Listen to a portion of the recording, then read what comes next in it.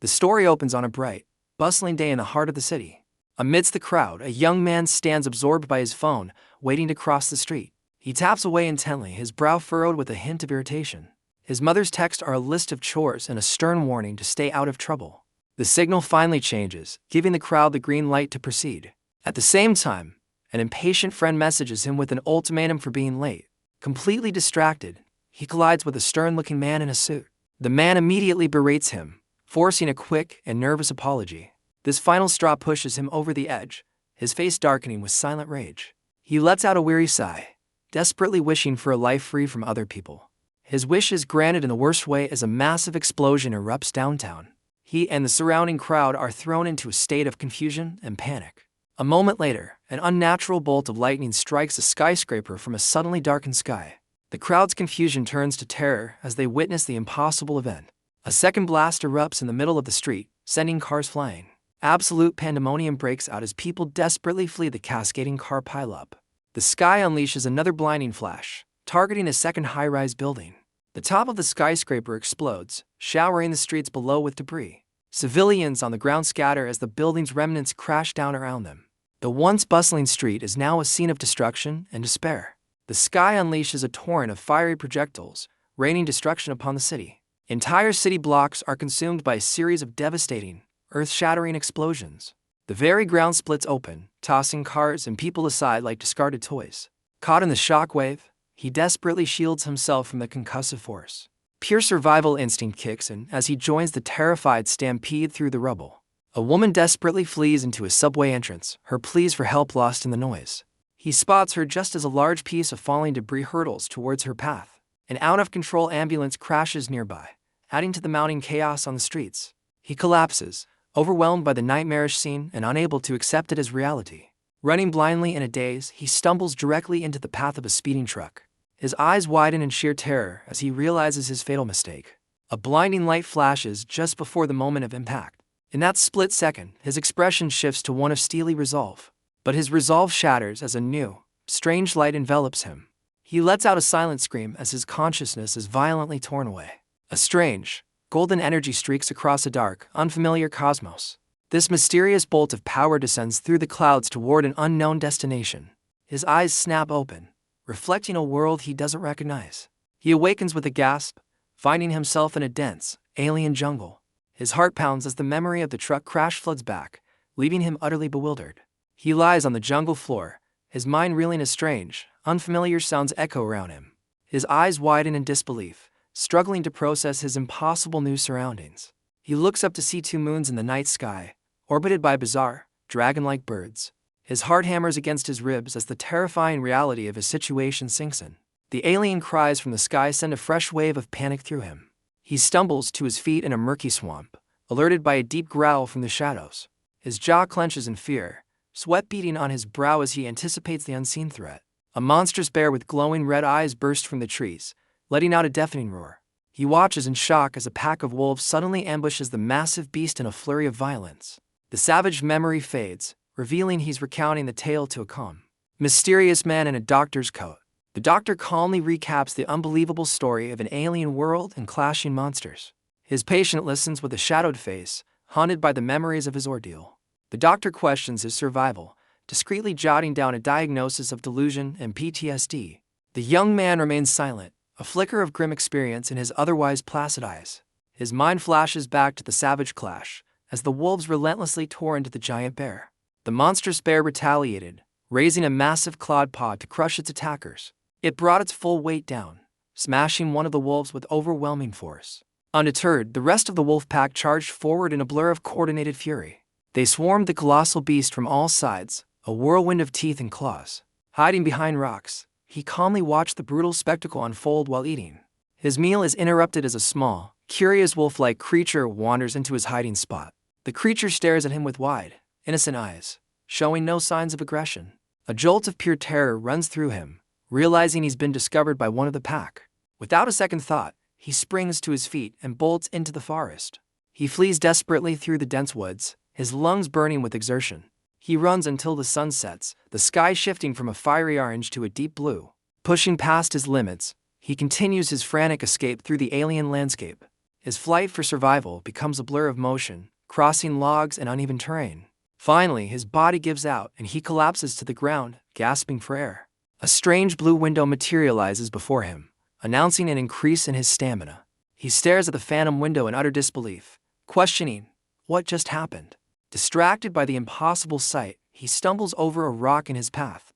His exhausted body tumbles forward, crashing down a steep, grassy embankment. He lets out a cry as he plummets uncontrollably toward the bottom of the slope.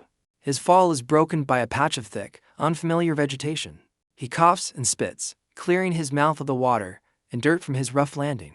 Catching his breath, he wonders if the voice he heard was just a hallucination. A bead of sweat rolls down his face as his confusion deepens, unsure of what is real. Pushing himself up, he finds himself standing in a field of strange, glowing red plants. He focuses on one of the large, perfectly round fruits unlike anything he's ever seen. Overcome by hunger, he desperately wonders if the strange red fruit is safe to eat. He spots a group of large ants feasting on one of the fruits, seemingly unharmed. Taking the ant's survival as a good sign, he decides to take the risk. He throws caution to the wind and begins ravenously devouring the alien fruit. Mid-bite, he suddenly freezes, a strange sensation stopping him cold. A subtle movement in the dense foliage nearby catches his undivided attention. He hears a distinct slithering sound from the tall grass, sending a chill down his spine. The reeds part slightly, confirming something large is moving stealthily toward him. His eyes widen in sheer terror as he realizes he stumbled into another predator's territory. A massive, reptilian eye peers through the grass, locking onto its newfound prey. A sudden, violent hiccup racks his body, his eyes wide with shock as he clutches the fruit. A colossal blue serpent burst from the water, soaring directly over his head in a terrifying arc. He can only stare up in stunned silence, his mind struggling to comprehend the new threat. But the serpent isn't after him, instead sinking its fangs into a giant amphibian beast. The impact of their clash sends a massive wall of water splashing towards the shore. Still hiccuping, he watches the brutal monster fight unfold with a dazed expression. He nonchalantly takes another bite of the fruit, unfazed by the life-or-death struggle before him. His body suddenly goes limp, and he collapses to the ground, realizing something is terribly wrong. As he loses consciousness, a heavy rain begins to fall, drenching the alien jungle. The downpour washes over the forest, creating a somber mood as he lies motionless on the ground. Rainwater gathers on a large leaf, a single drop poised to fall. The precious water trickles into his open mouth, a small mercy in this hostile world. He awakens tied to a makeshift shelter, marking his 67th day of survival. His stomach growls with a ferocious hunger, a constant gnawing pain. From a high vantage point, he spots the wolf pack still roaming the area, relentlessly hunting him. He remains on high alert, aware that the slightest lapse in focus could be his last. Knowing the forest is full of dangers beyond just the wolves, he decides he must find a safer place. The seasons change under the watchful eyes of two alien moons in the night sky. After a full year stranded, he discovers a strange, banana-like fruit hanging from a vine. He seizes the fruit with a firm grip, his survival instincts taking over completely. A blue window materializes, announcing his strength has increased by 1. With a surge of newfound power, he rips the enormous fruit from its vine. The massive fruit lands with a heavy thud on a tree branch, the sound echoing through the forest. He collapses onto his prize and begins to eat, feeling a sense of adaptation to his new life. His thoughts drift to the small wolf cub that has become his unlikely, persistent shadow. He's grown so fond of the cub that he now feels a strange sense of loneliness without it. While he eats, a strange white substance drips from above, landing squarely on his back. The unexpected sensation makes him pause, a flicker of confusion crossing his face. His confusion instantly turns to dread as he realizes the grave mistake he's just made. An enraged, gorilla-like monster crashes through the trees, roaring at the thief who stole its meal. The monster lets out a furious roar, its glowing eyes locked on the food thief. He braces himself, overwhelmed by the sheer force of the creature's deafening cry. With immense power, the beast smashes its fist onto the tree, shaking the entire canopy. Thinking on his feet, he swings away on a vine, narrowly escaping the monster's grasp with his prize.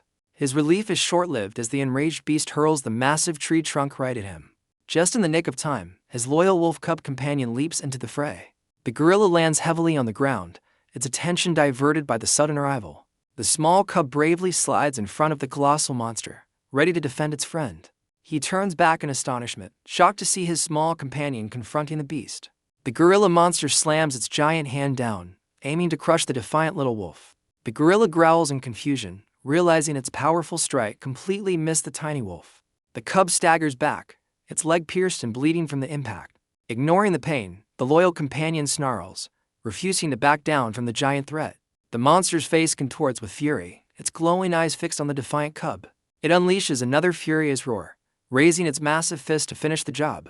The cub barely dodges the devastating blow as the ground shatters beneath the monster's fist. Seizing the opportunity, he launches himself from the trees, a makeshift whip ready in his hands. He lands a vicious strike directly into the monster's eye, turning the tables in an instant. The beast bellows in excruciating pain from the unexpected and precise attack. Enraged and blinded, the gorilla grabs him with a crushing grip, tearing at his clothes. The monster uses its immense strength to hurl him away like a ragdoll.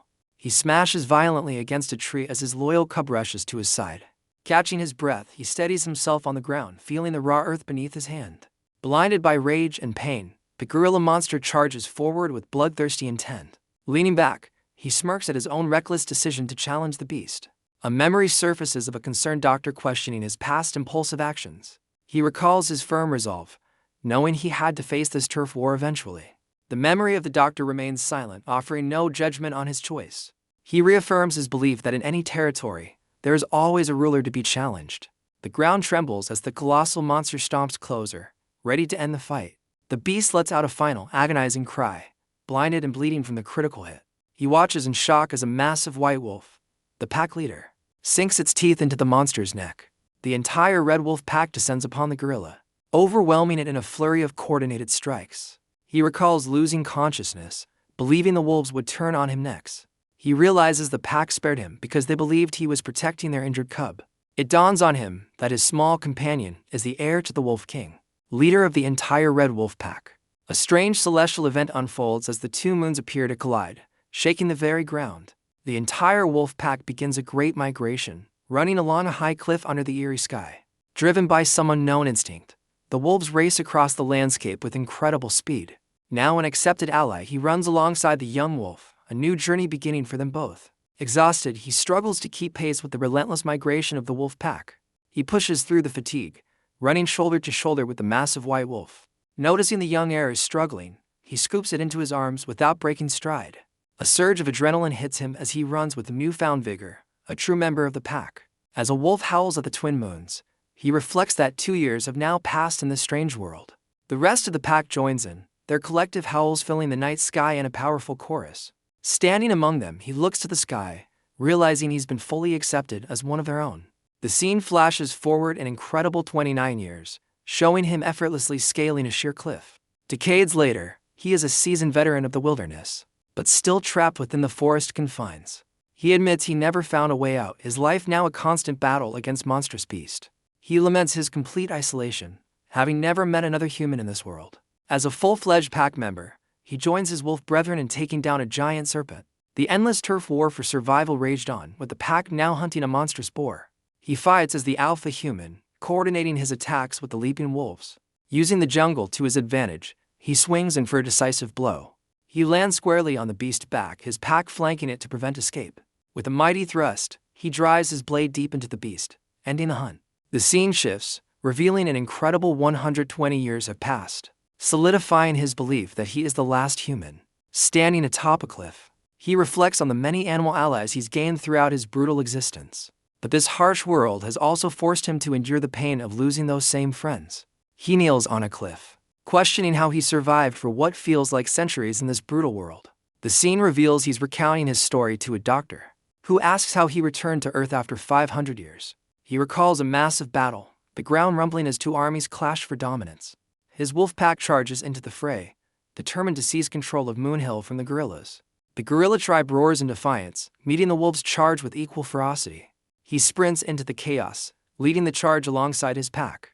The battlefield erupts into a maelstrom of claws and fists as the two sides collide.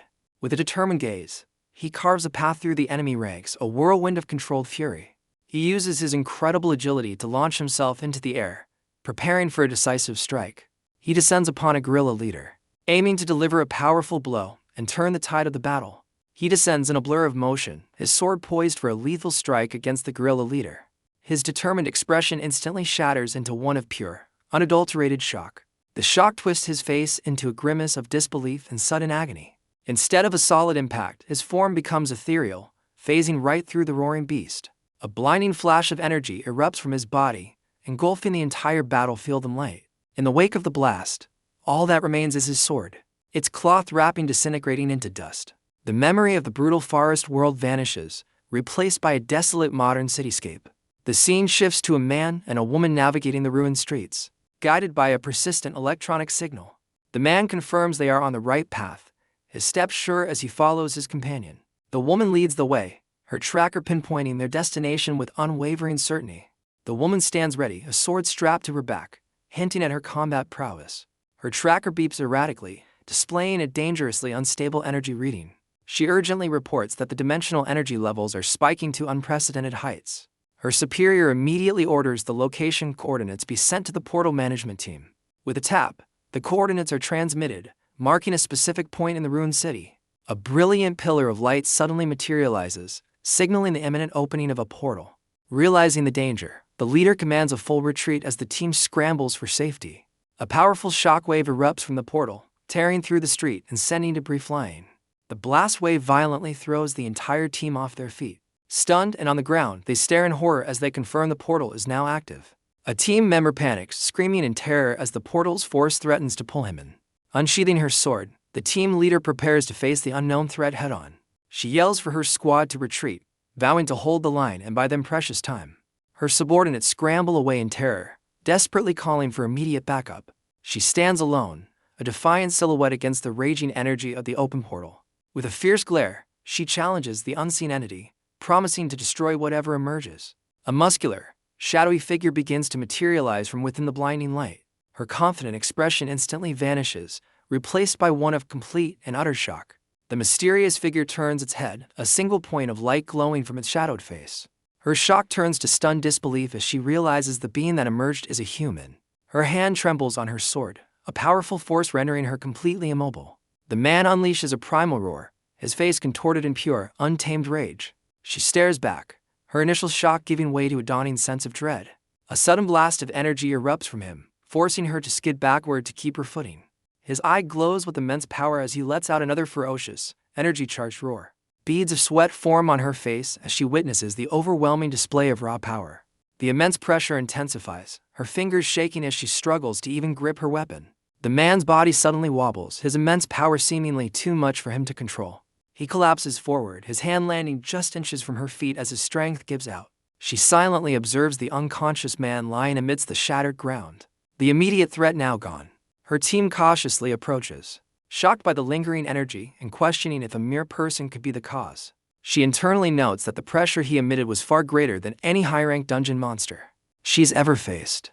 With his overwhelming power now dormant, the mysterious man lies peacefully on the shattered concrete. The team leader stares, utterly bewildered as she tries to comprehend who this impossibly powerful individual could be. She reports to her superiors that the threat is neutralized, identifying the figure as a returnee and requesting immediate medical aid. The scene returns to the present, where the doctor concludes the interview, turning off his recording device.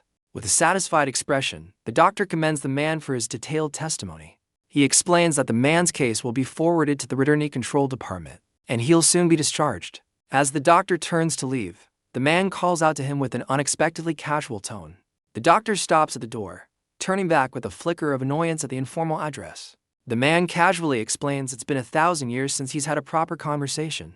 The doctor internally acknowledges the man's incredible tale, labeling him a warrior who survived the millennium. As the doctor departs, the man's eyes sharpen with a sudden, knowing glint. The door clicks shut, leaving the warrior alone in the quiet room.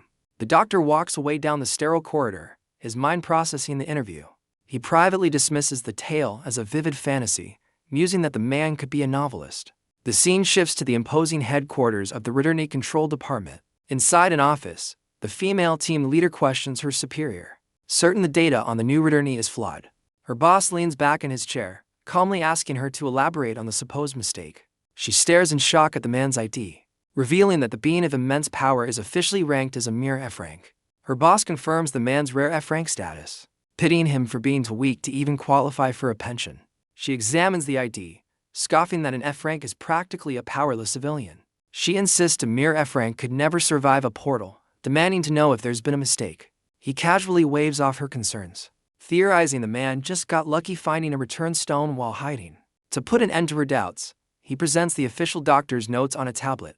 The medical file lists PTSD and delusions, dismissing his story as a trauma response common in F ranks. As she reads, her eyes narrow, fixating on the doctor's note about wolfish behavior.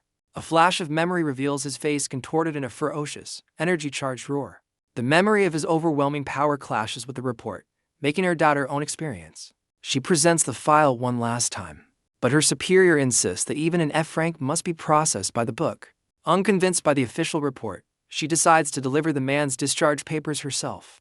Her superior is baffled by her decision, questioning her unusual interest in a low-rank returnee. She insists on confirming the truth with her own eyes, leaving her boss to ponder her motives. The scene shifts to the hospital, where the warrior has been recovering for 2 weeks after his millennium-long ordeal. He lies motionless on the bed, reflecting on how alien his own world now feels despite his desperate wish to return. Staring blankly at the ceiling, he contemplates his uncertain future in this strange new era.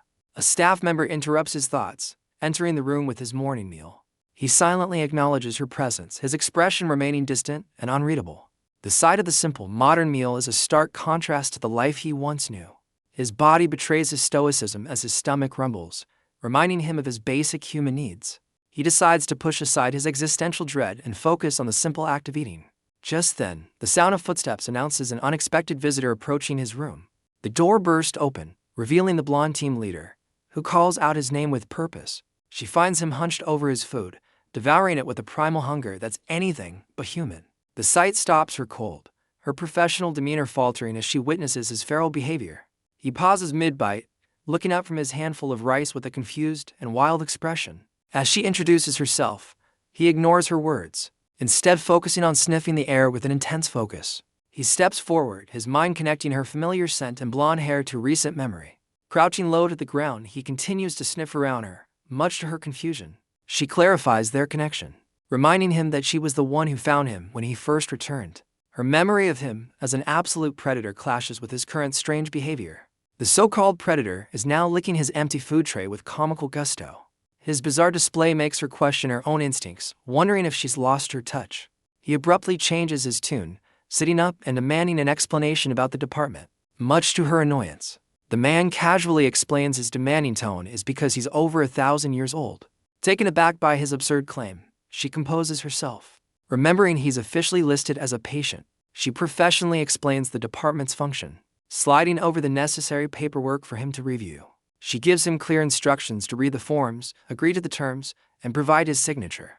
He ignores her instructions, his attention completely captured by the modern pen in his hand. To her exasperation, he begins sniffing the pen, remarking on how familiar yet ancient it feels to him. She demands he stop doodling, but he explains it's been 1,000 years since he's even seen a pen. Losing her patience, she points directly to the signature line, internally dismissing him as a complete fool. A vein throbs on her forehead as she seethes, barely containing her rage at his childish behavior.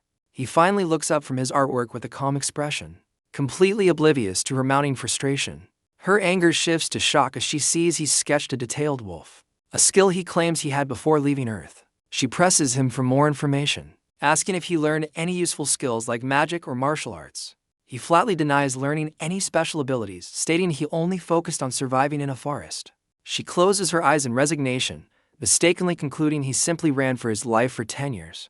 He tilts his head in confusion, her 10 years comment clearly not matching his own experience. His eye sharpens as the vast gap in their understanding of his timeline becomes chillingly clear to him. She internally concludes she was mistaken, believing he just survived a peaceful dimension instead of fighting monsters. He calmly corrects her, stating he was trapped in that jungle for 1,000 years, not 10. She closes her eyes in annoyance, dismissing his claim and insisting it was only 10 years. He stares back, completely baffled by her insistence on the 10-year timeline. She points emphatically at the file, stating his record clearly shows he was gone from 2015 to 2025. He stares at the document in shock, the realization that only a decade has passed on Earth dawning on him. She cuts through his shock by slapping his new returnee identification card down on the table. He picks up the card, numbly processing his new official status as a returnee. Turning to leave, she explains the card will cover his hospital bills and instructs him to review the documents thoroughly. Her duty done, she advises him to return to his family after recovery and promptly leaves the room. He watches the door click shut, leaving him alone with the documents and his turbulent thoughts. Her final words about his family finally register, striking him with the force of a revelation.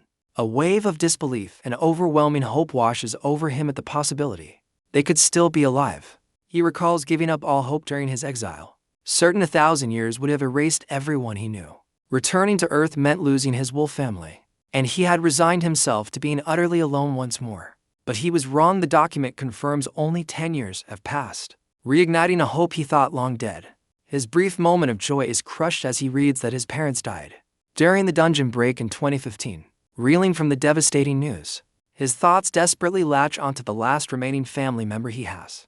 His eyes lock onto the page, a spark of life returning as he finds the information he was searching for. Fueled by the knowledge that his brother is alive, he bursts out of the room with a newfound purpose. He sprints down the hospital hallway, shoving past staff while desperately searching for the doctor. Ignoring the staff's protest, he forcefully throws open the doctor's office door. He bursts in, his wild eyes fixed on the man he's looking for. The bald doctor looks up, unfazed by the chaotic entrance, while a nurse trails behind an apology.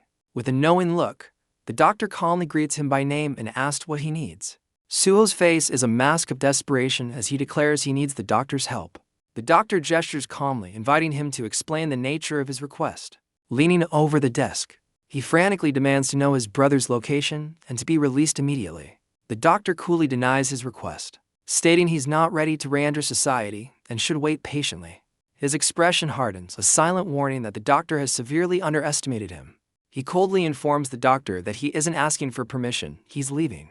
The doctor simply smiles, unfazed by the blatant disrespect. To Suho's surprise, the doctor calmly taps his leg and agrees to the demand. However, his expression turns serious as he reveals there's a catch. Suho eyes him suspiciously, demanding to know the doctor's condition. Now in a taxi, Suho gratefully thanks the doctor for his help. The doctor and nurse watch from the curb as the taxi prepares to depart. Leaning in, the doctor reminds the driver that his passenger is still recovering and needs care. The taxi speeds off down the road, leaving the hospital staff behind. The nurse turns to the doctor, questioning his extraordinary generosity towards the patient. The doctor explains that frank returnees are often ignored, and he was amused by the patient's insults. He smiles wistfully, with the nurse looking on, still not understanding his motives. With a sly look, he admits he's curious to hear more of the young man's seemingly unbelievable stories. The nurse reacts with disbelief, questioning why he'd want to listen to such obvious fabrications. Changing the subject, the doctor calmly asks her to arrange for the broken office door to be repaired. She points to the grotesquely twisted handle, noting that a repair request has already been submitted. A flashback reveals Suho's hand effortlessly crushing the doorknob as he burst into the room. The memory continues, showing his hand pressing down on the desk, causing the wood to strain under immense pressure. The doctor sits down, internally noting this is the second time a handle has been destroyed in such a specific way. With a knowing expression, he realizes it's been a long time since he's encountered a powerful irregular like Suho. As the taxi navigates the bustling city, a breaking news report interrupts the radio. A dungeon break has occurred due to a time miscalculation, unleashing a flood of monsters into an unprotected area. The news broadcast displays a horrifying image of one of the escaped creatures. It's grotesque. Multi-ton drilled maw fills the screen as the report details the military's urgent response. Tanks and helicopters are shown blasting the monster, managing to subdue the threat in under an hour. Despite the victory, the aftermath reveals destroyed tanks and reports 12 casualties among hunters and soldiers. The grim news report abruptly cuts to a flashy advertisement for a fighting tournament between superhumans. The taxi driver excitedly listens to the promotion for a match featuring the world's 34th ranked hero. The ad showcases the upcoming battle between the top-tier heroes vying for a shot at the #1 spot. Suho silently observes the broadcast, absorbing the strange and chaotic nature of this new world. Back at the hospital, the doctor reflects on how the world has been irrevocably altered since the catastrophe. The radio ad continues, calling for new hunters to rise and join the fight. It's a recruitment drive for the Shilla Guild, Korea's 4th-ranked guild, promising huge rewards.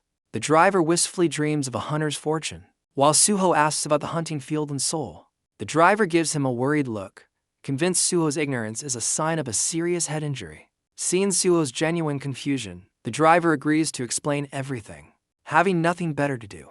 He starts his story 10 years ago, on the day portals to other worlds open across the globe, an event known as the catastrophe.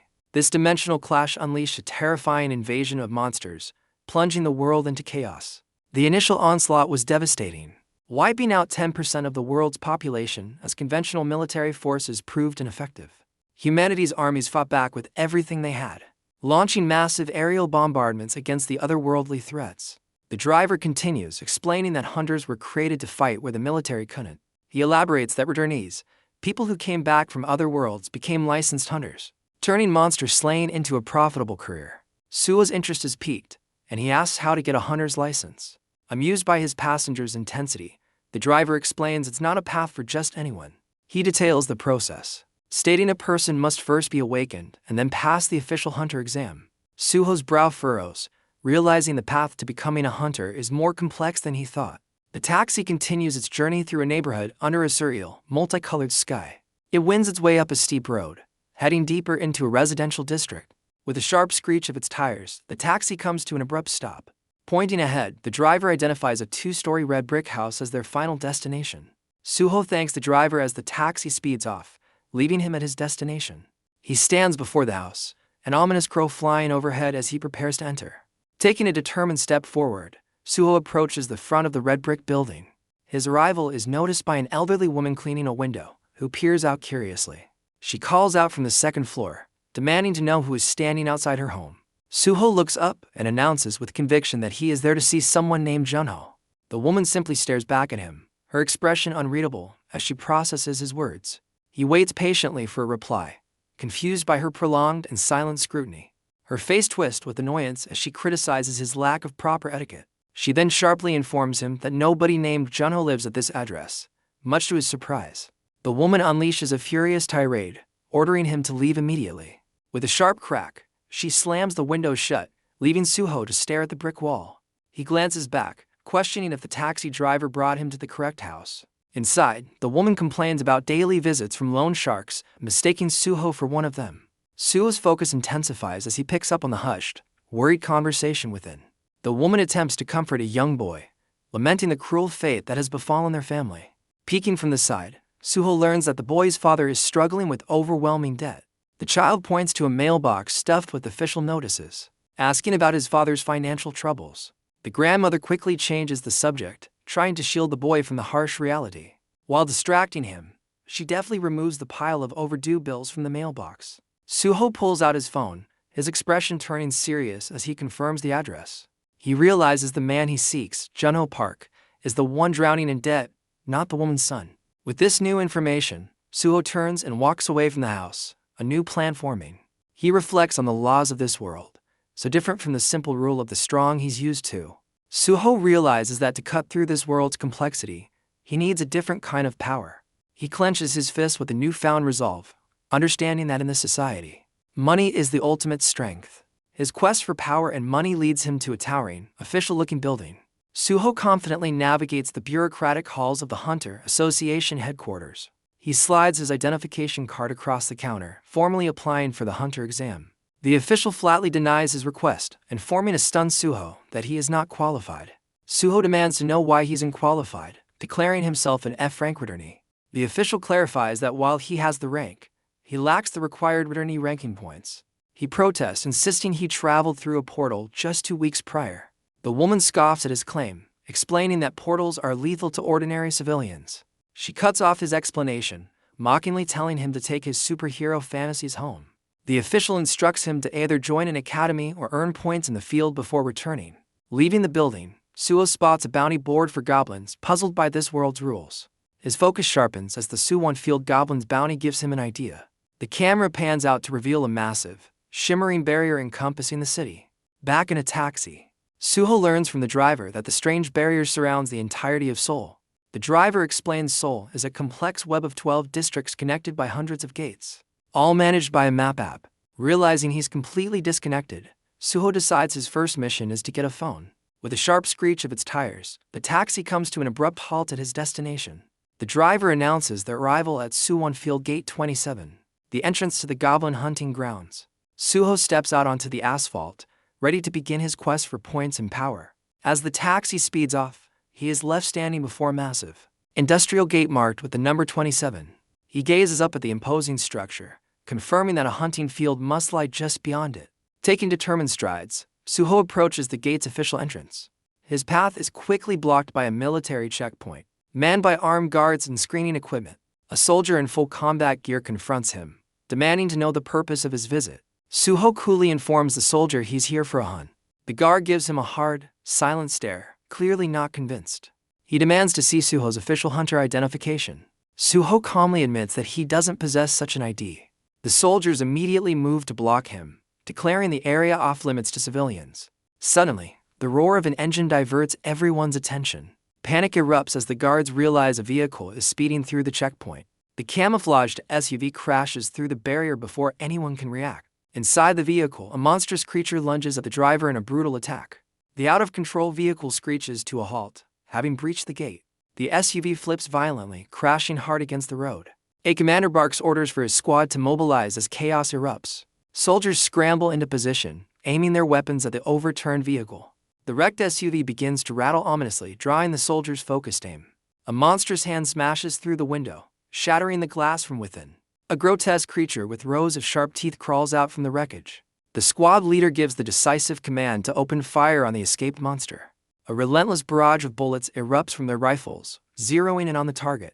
The creature is torn apart by the intense gunfire, letting out a final, silent shriek. With the monster neutralized, the commander raises his fist and signals for a ceasefire.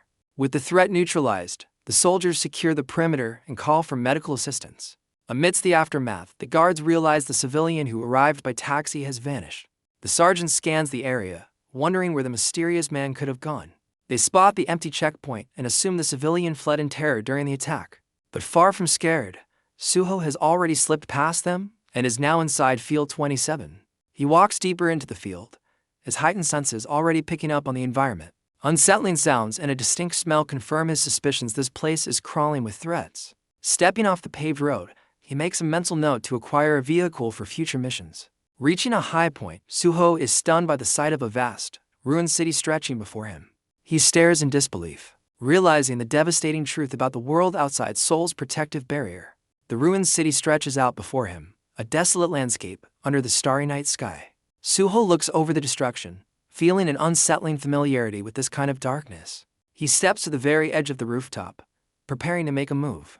With his mind made up, he resolves that it is finally time to begin the hunt.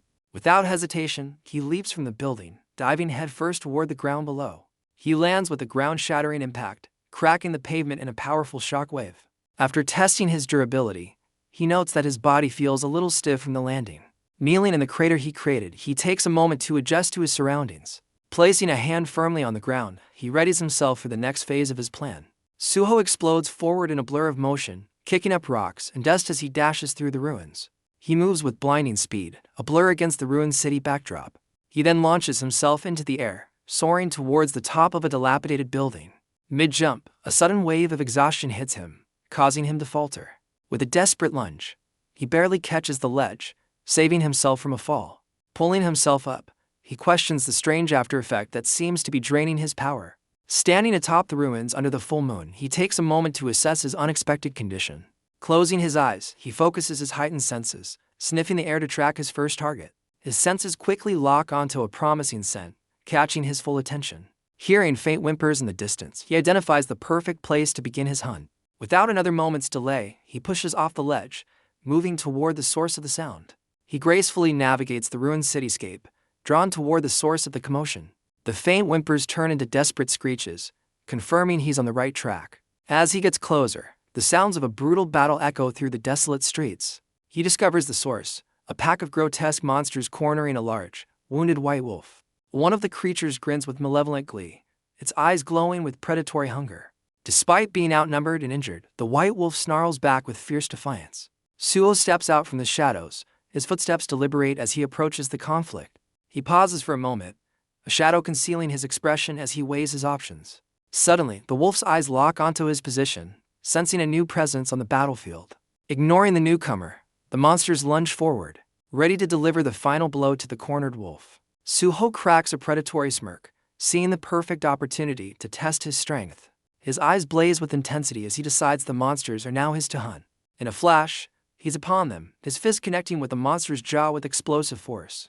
The monster is utterly obliterated by the single strike, letting out a final, unheard cry. A mysterious system notification suddenly appears before him, announcing it's searching for a class. but the search is immediately overridden by a barrage of error messages, all declaring his class already exists. Stunned, he tries to comprehend the bizarre system error flashing before his eyes. His confusion mounts as the nonsensical error messages refuse to disappear. Losing his patience, he angrily waves his hand through the intangible screens, demanding they vanish. The remaining creatures exploit his moment of distraction, closing in for a coordinated attack. A monster shrieks as it lunges forward, its massive jaws aiming to tear him apart. Unfazed, Suho meets the attack with a powerful fist straight into the creature's maw. The blow lands with bone-shattering force, completely crushing the monster's skull. With a brutal twist, he snaps the creature's neck, ending its assault instantly. Another monster screeches in fury, digging its claws into the pavement as it charges. Suho intercepts the attack, grabbing the beast and slamming it headfirst into the concrete. The last remaining creature hesitates, its predatory confidence replaced by sudden fear. Wasting no time, Suho closes the distance and seizes the final monster by its face. He effortlessly lifts the struggling beast and spins, preparing for a final, decisive throw. With a mighty heave, he smashes the monster into the ground, causing a devastating impact. He stands over the last monster, its form broken beneath his feet. Just as the battle ends, more system errors flash, mentioning a druid class and failed stats. The screen declares a critical error, confirming his failure to obtain a class skill. A sudden realization dawns on him as he connects the persistent error to his current state. He recalls his past, remembering how stat increases became rare after he reached his maximum strength. Suho now suspects the system error is the very reason for his diminished power back on Earth. The glitching screens are suddenly replaced by a new notification. The performance store is now open. He stares in disbelief at the unfamiliar message, a feature he has never encountered before. He touches the screen, wondering if this unexpected development is his long-awaited awakening. The store interface reveals he has 7 points to spend on basic recovery items. He scoffs at the meager selection of items available for his 7 points. After making his purchase, a bottle of water and a piece of bread magically appear before him.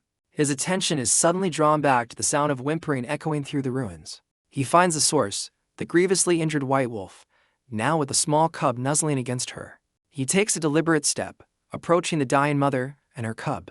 Kneeling beside them, he assesses the dire situation with a somber expression. He gently touches the wolf, realizing its life is fading faster than its wounds would suggest. The great wolf pants weakly under his touch, its strength clearly failing. With a final, faint whine, the wolf's breathing grows shallow as its life slips away. In its last moments, the wolf seems to convey a final plea, directing his attention to its cub. He tries to deny any responsibility for the cub, but its soft whimper cuts him short. The small wolf looks up at him with pleading eyes, its innocent gaze making him hesitate. He stares down at the orphan, wondering if their meeting was a twist of fate. Giving in, he reaches into his jacket for the provisions he just purchased. He offers the bread to the hungry cub, a temporary solution to its immediate problem. Leaving the cub to eat, he walks away from the carnage he created. He takes a moment to count the fallen monsters, confirming he defeated all 7.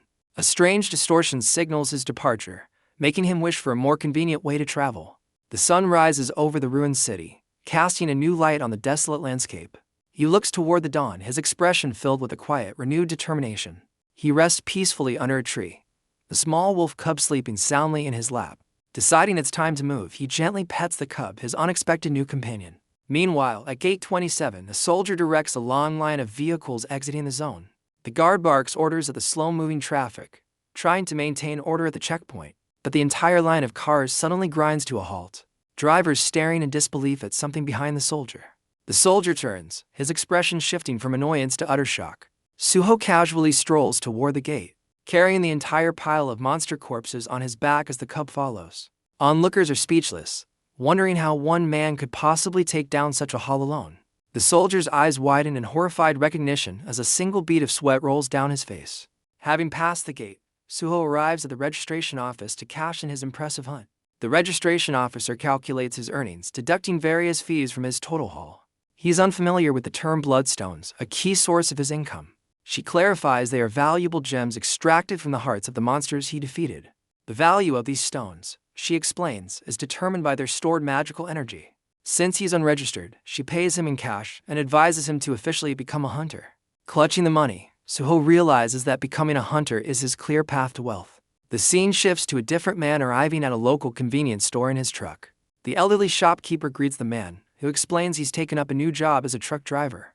The driver admits his new route into the field is dangerous. but the superior pay makes it worthwhile. As a kind gesture, the shopkeeper offers him a snack for his son before the man also buys a bottle of soju. After his purchase, the truck driver pulls away from the curb, heading off on his route. Junho hums a tune, the bottle of soju rattling beside him as he drives contentedly. Just as he leaves, a taxi speeds recklessly past the convenience store, kicking up dust. His journey is cut short when the taxi swerves, blocking his truck and forcing him to a sudden stop. A man steps out of the taxi, calling out to the driver by name as he approaches. Junho turns with a wary look, recognizing the unwelcome visitor. Without warning, the man and his crew ambush Junho, sending him crashing to the ground. The lead assailant smirks, baton in hand, making a chilling comment about Junho's family. Bleeding and stunned, Junho raises a hand in a desperate, defensive gesture. The sounds of a brutal confrontation echo through the quiet residential streets. The assailant taps the baton against Junho's neck, taunting him about his recent good fortune. He slams Junho's head down, furious about how many times he had to track him down. On his knees, Junho desperately offers a stack of cash, pleading for forgiveness. The leader casually counts the money, while listing off a series of absurd additional fees. Surrounded by his crew, he declares that the payment is still not enough to cover the debt. Junho's bloodied hand trembles, clenching his pants in a mix of fury and helplessness. Tears stream down his face as he promises to deliver the remaining balance within 3 days. Enraged by the delay, the man strikes Junho again, reminding him of the compounding interest. He raises his weapon for another blow, but a voice suddenly calls out Junho's name, stopping him mid-swing. The leader pauses, looking up with a puzzled expression as the unexpected interruption hangs in the air. The voice belongs to Suho, who has arrived on the scene with his small wolf companion.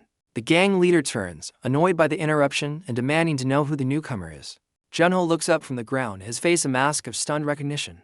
Suho stands over them, his eyes glowing with the dangerous red light as Junho utters his name. Both the victim and the assailant are shocked, questioning if this is the same Suho they know. Taking a confident step forward, Suho's intimidating presence fills the alley. To everyone's surprise, Suho kneels down next to the injured Junho, ignoring the gang. He addresses the beaten man by name, confirming their past acquaintance. A small, confident smile plays on Suho's lips as he asks if the man is indeed Junho. A tear of relief escapes Junho's eye as he looks at his unexpected savior. The scene flashes back to their school days, showing a younger Junho being assaulted by bullies. His attackers search his pockets, threatening to punish him for every coin they find. Lying on the ground, Junho looks up in pained surprise, recognizing an onlooker. A younger Suho stands nearby, witnessing the entire confrontation while holding trash bags. Junho desperately calls out for help, causing the bullies to turn their attention to the newcomer. However, Suho simply continues on his way to dispose of the trash, ignoring the plea. He walks away without a single glance back, leaving Junho to his fate. The memory shifts to the bullies confronting Suho, striking him while lecturing him about friendship.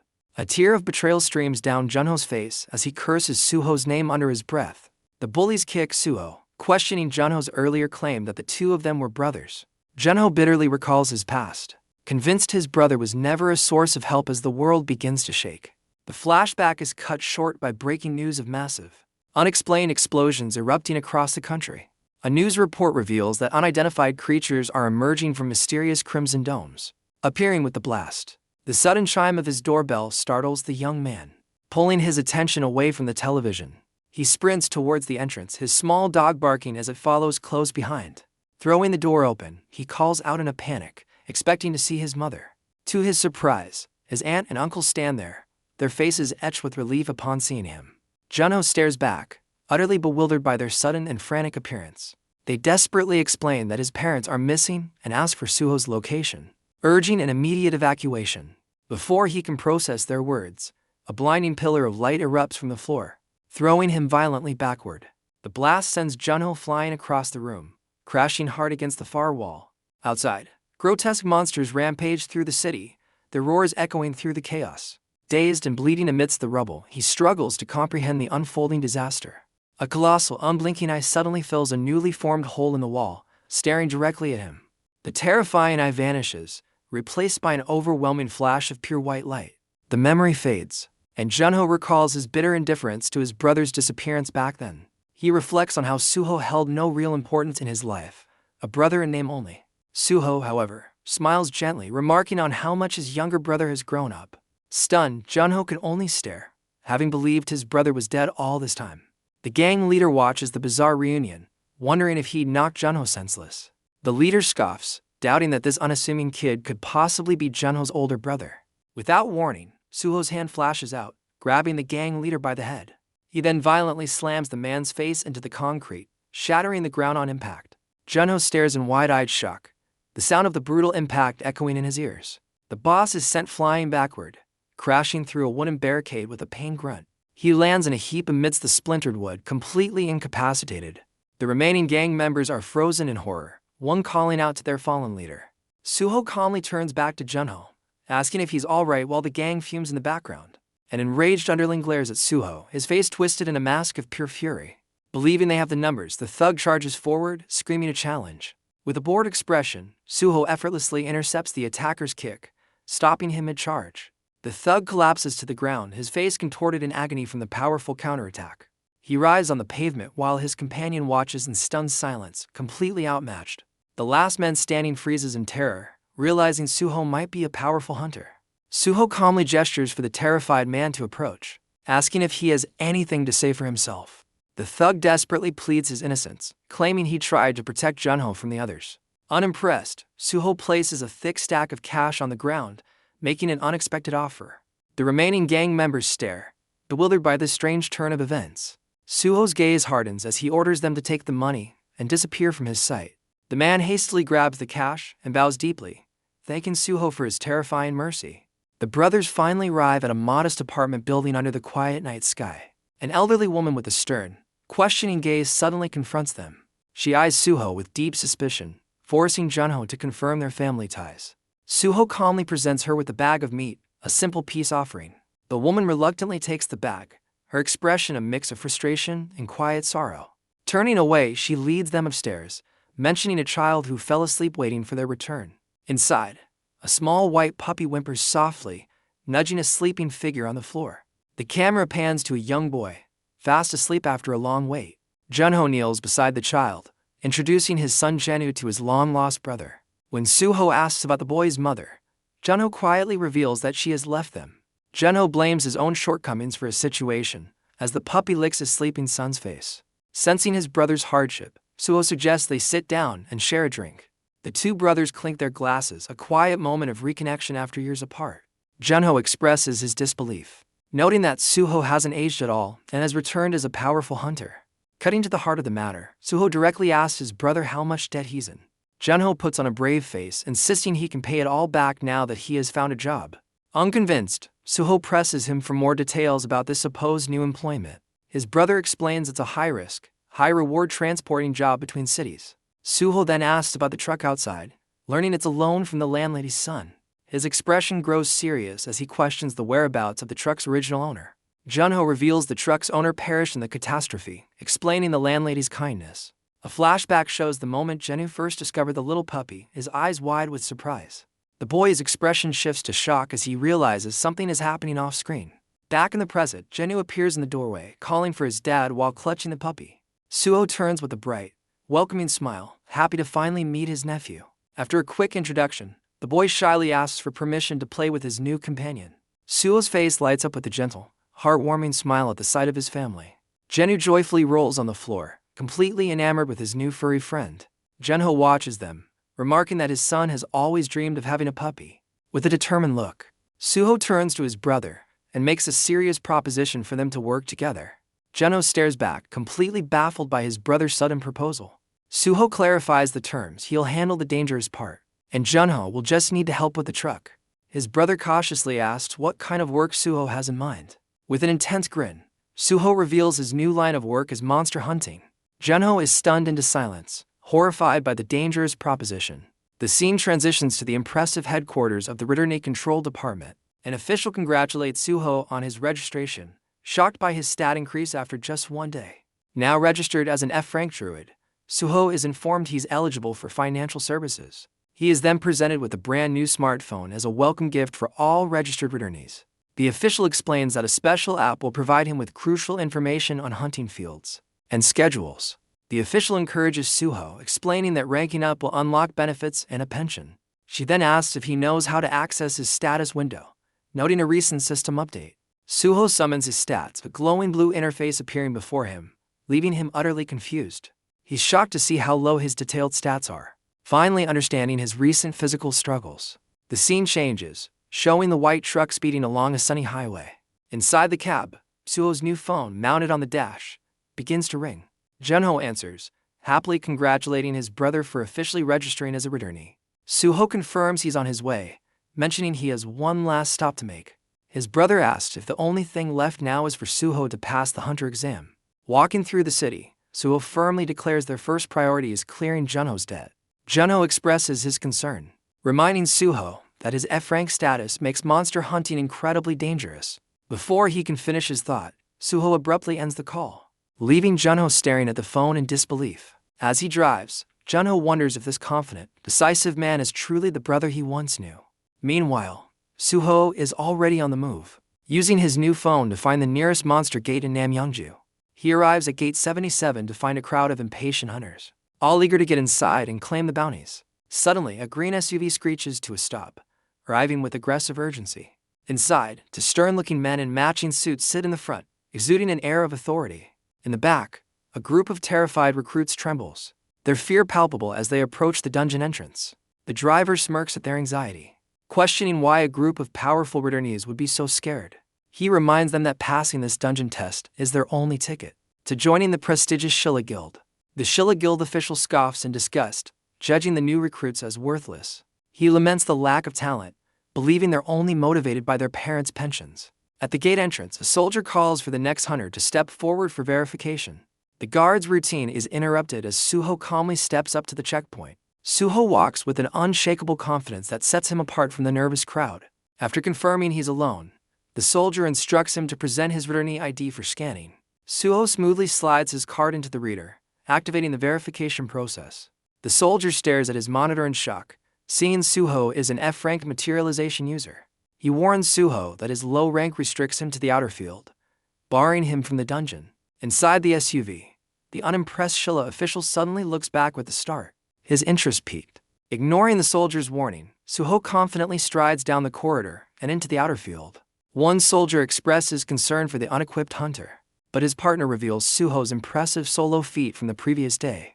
With a newly informed perspective, the guard watches Suho's determined back as he disappears into the light. The Shilla Guild official's disdain turns to intense curiosity, demanding to know who the mysterious hunter is. His subordinate can only stare in disbelief, remarking on the sheer nerve of entering a monster field completely unarmed. A guard approaches their vehicle to apologize for the delay, but the guild members are now focused on a different matter. The senior official barks an order at his driver, his eyes locked on the disappearing figure. He urgently commands his subordinate to follow Suho into the field immediately. The driver snaps to attention, flooring the accelerator to chase after their new person of interest. The green SUV barrels down the entrance tunnel, determined not to let the mysterious F-ranker out of its sight. The green SUV screeches to a sudden, jarring halt in a cloud of dust. Inside, the guild members are thrown into confusion, shocked by their target's disappearance. The driver stares at the empty path ahead, bewildered that he lost Suho in an instant. He desperately scans the area, questioning how the hunter could have vanished so quickly. The senior official, however, smirks, sensing an extraordinary power in the mysterious man. Meanwhile, Suho blazes through the dense forest at an impossible speed. He moves like a blur, leaving the Shilla Guild members far behind in his wake. Each powerful step cracks the ground beneath his feet, propelling him forward. After a short burst, Suho is forced to stop, gasping for air from the sudden exertion. He grimly assesses his physical state, realizing his body can't yet keep up with his abilities. Staring at his dismal stats, Suho concludes he's grown weaker and must start training immediately. His thoughts are cut short by the sharp, echoing sound of clashing metal nearby. With a sharp gaze, he tries to pinpoint the source of the commotion. An aggressive voice rings out, daring an unseen opponent to a fight. Listening intently, he deduces that the sounds belong to a duel between swordsmen. The clash of steel is followed by an explosive impact and an enraged roar from one of the combatants. His eyes lock onto a specific spot in the forest, having finally located the battle. A wicked grin spreads across his face, a spark of dangerous interest in his eyes. The prospect of witnessing a clash between so-called civilized returnees is far too tempting to ignore. In a flash of movement, the duel comes to a brutal and decisive end for one of the fighters. A blood-splattered fighter digs his heels in, defiantly daring his attackers to do their worst. From a nearby rooftop, Suho watches a swordsman threaten to dismember his next opponent. Suho remains impassive as the man below demands the aggressors stand down. Below, a small group of 3 is cornered by a much larger mob of armed thugs in a ruined lot. Suho calmly assesses the scene, deducing that the cornered men have no intention of fighting back. A thug impatiently exits his truck, clearly fed up with the prolonged standoff. He stomps forward, annoyed that his crew is taking so long to handle the seemingly weak trio. One of the cornered men's eyes widen in alarm as a new, hooded enemy appears behind him. An imposing figure with a mohawk steps up, wondering why his men are struggling against only 3 opponents. His sinister grin widens as he's identified as Gusik Choi, a notorious figure with a hefty bounty. Suho calmly descends from his perch, stepping in to halt the confrontation. He processes the information, surprised to learn of the 4,000-point bounty on the man's head. The cornered swordsmen panic, recognizing their opponent as the infamous C-ranked vandal, Gusik Choi.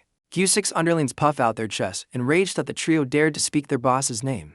Cracking his knuckles, Gusik confirms his identity with a menacing grin, daring anyone to challenge him. The 3 swordsmen are paralyzed with fear, cursing their terrible luck for encountering such a notorious figure. Their leader desperately tries to bargain, offering to surrender all their possessions in exchange for their lives. Gusik rejects the offer with a sadistic expression, finding more fun in the thrill of the fight as he charges forward. The leader's face contorts in terror, screaming for the charging thug to stop. As he questions the senseless aggression, Suho suddenly drops from above, crashing the party. Suho makes a dramatic entrance, landing with enough force to send a shockwave through the thugs. The sudden arrival catches Gusik's attention, his expression shifting to one of curiosity. The cornered swordsman can only stare in disbelief, stunned by the sudden turn of events. Gusik's thugs are thrown into confusion, bewildered by the mysterious interloper. Suho takes a confident step forward, the ground cracking under the pressure of his presence. He stands before the notorious vandal, unfazed by the crowd of enemies. A dangerous smile forms on Suho's face as he remembers the lucrative bounty on Gusik's head. Gusik sizes up the newcomer, demanding to know who dares to interrupt his fun. Suho coolly reveals his motivation, stating he's simply a man in need of some cash. The 2 men face off, the air thick with tension as a new battle is about to begin. Gusik's thugs mock the newcomer, wondering if the lone challenger has a death wish. The notorious vandal erupts in a fit of mocking laughter at Suho's bold declaration. The cornered swordsman can only watch in stunned silence, completely bewildered by the scene. Gusik's amusement fades as he notes Suho doesn't seem to be an official hunter. Suho remains completely impassive, his calm gaze meeting the thug's intense scrutiny. A menacing red light gleams in Gusik's eyes as he warns Suho about his fatal mistake. Suddenly, Suho is struck by a disorienting flash, his perception of reality warping around him. A strange red energy envelops his legs as he questions what's happening to his body. The swordsman leader watches in utter confusion, unable to comprehend the bizarre turn of events. Gusik reveals his trap, explaining that Suho triggered a skill by looking at him for too long. With a cruel grin, Gusik gloats that his opponent is now completely immobilized. Suho simply glances up, his calm expression betraying no sign of panic.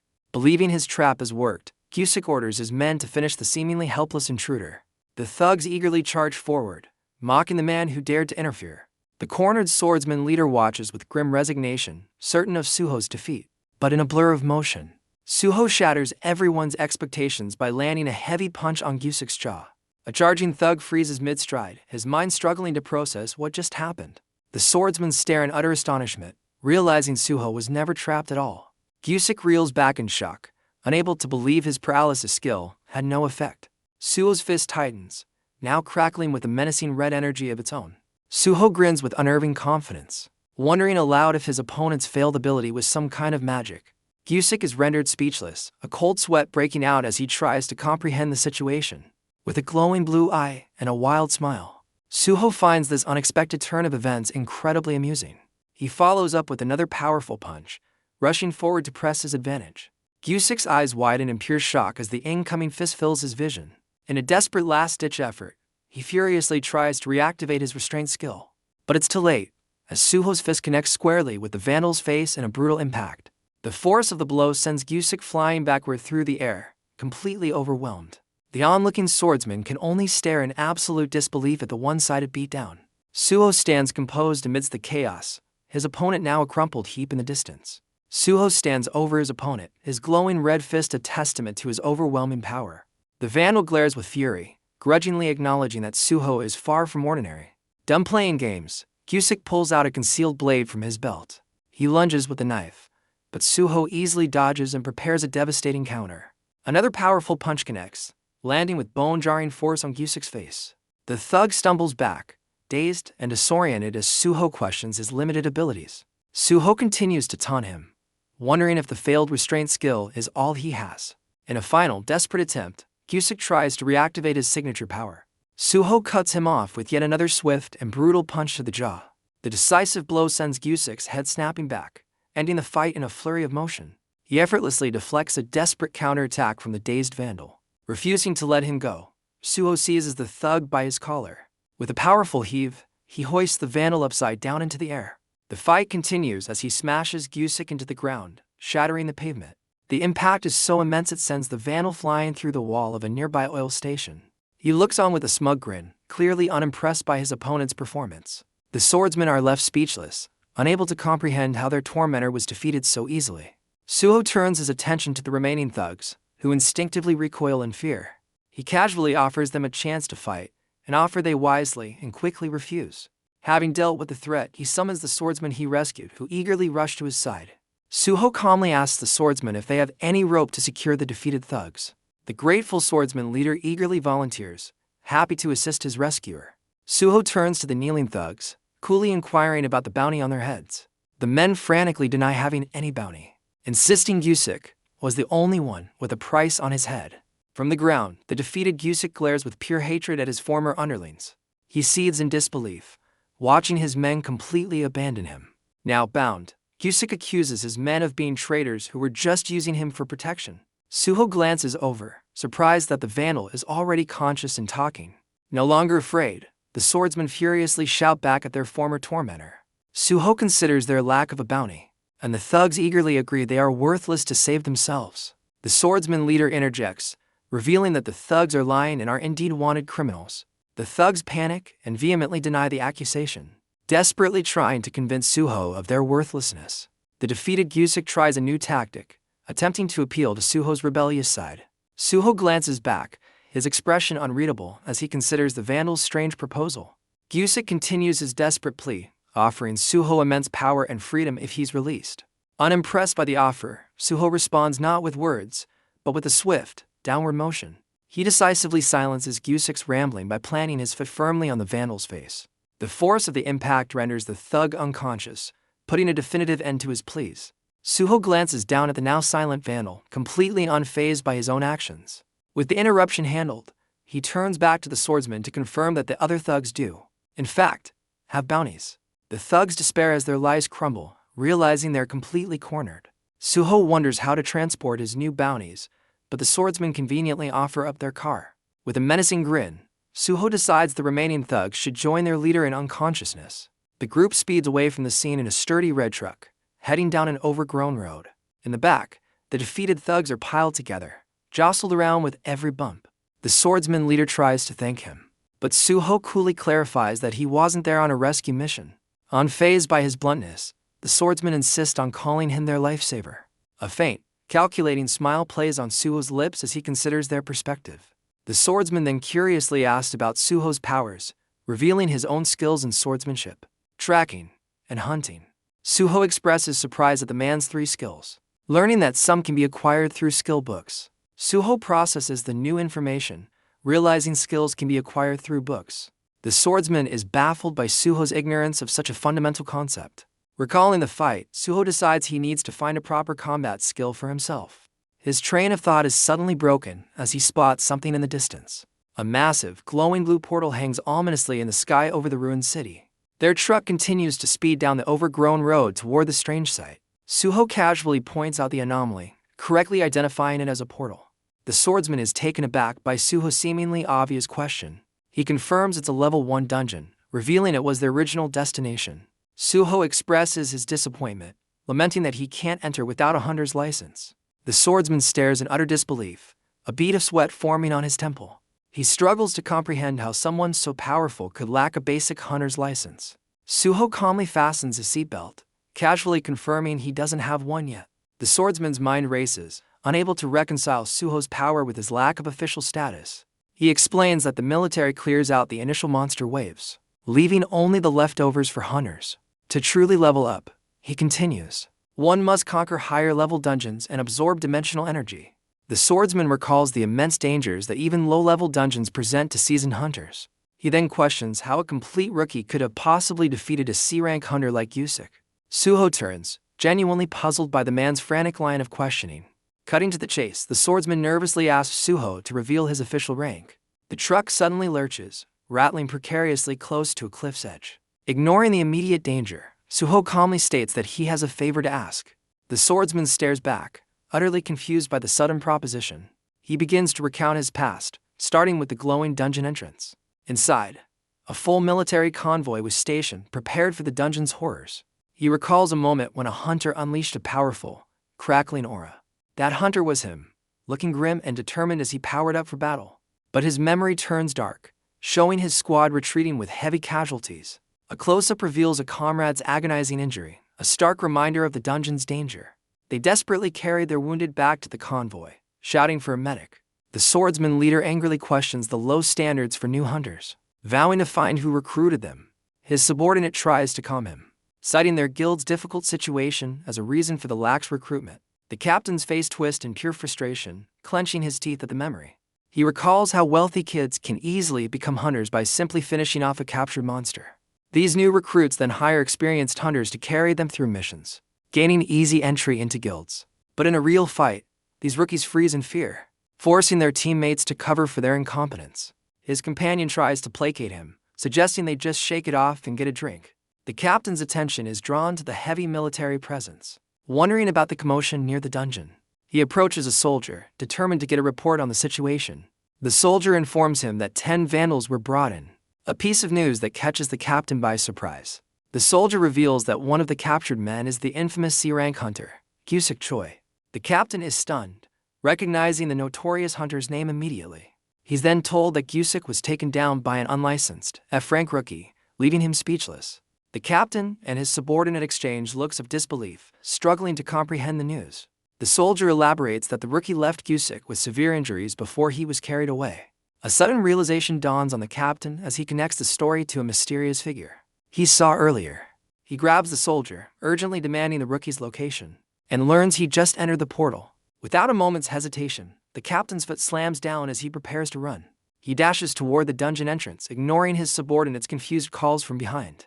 A look of fierce determination crosses his face, realizing this rookie could be a game-changer. The captain's subordinate desperately calls out, chasing after his leader who is sprinting away. Captain Kang ignores him, dashing past a confused soldier with a look of fierce urgency. A communications officer watches the captain's frantic approach, completely baffled by his behavior. The captain urgently questions the officer, demanding to know which door the rookie who captured Gyusik entered. Meanwhile, Suho and the swordsman emerge on the other side of the crackling dungeon portal. Suho is amazed to find himself and his clothes completely unscathed by the dimensional passage. The swordsman explains that only their expensive, dungeon-forged gear allows them to pass through unharmed. Suho's attention is suddenly drawn to a strange phenomenon just ahead of them.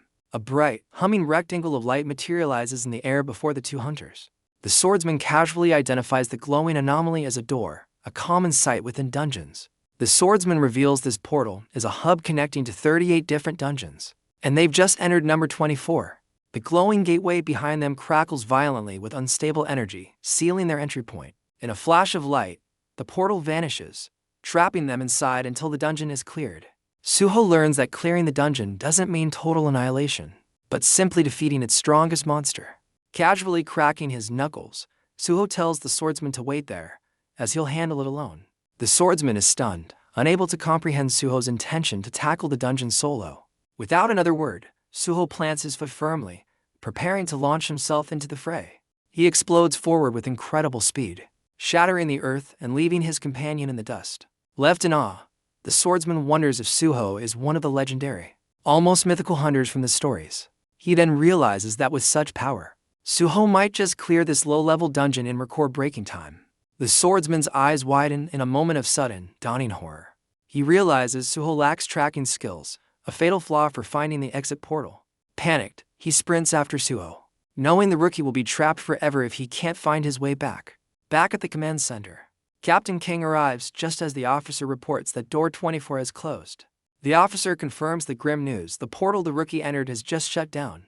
The captain grits his teeth in pure frustration, realizing he was too late to stop him. Meanwhile, deep within the dungeon's misty forest, monster sounds echo through the trees. Clawed feet stomp through the undergrowth, heralding the approach of the dungeon's inhabitants. A trio of grotesque, spear-wielding goblins snarls as they patrol their territory. Suddenly, a much larger, shark-toothed beast senses a powerful tremor.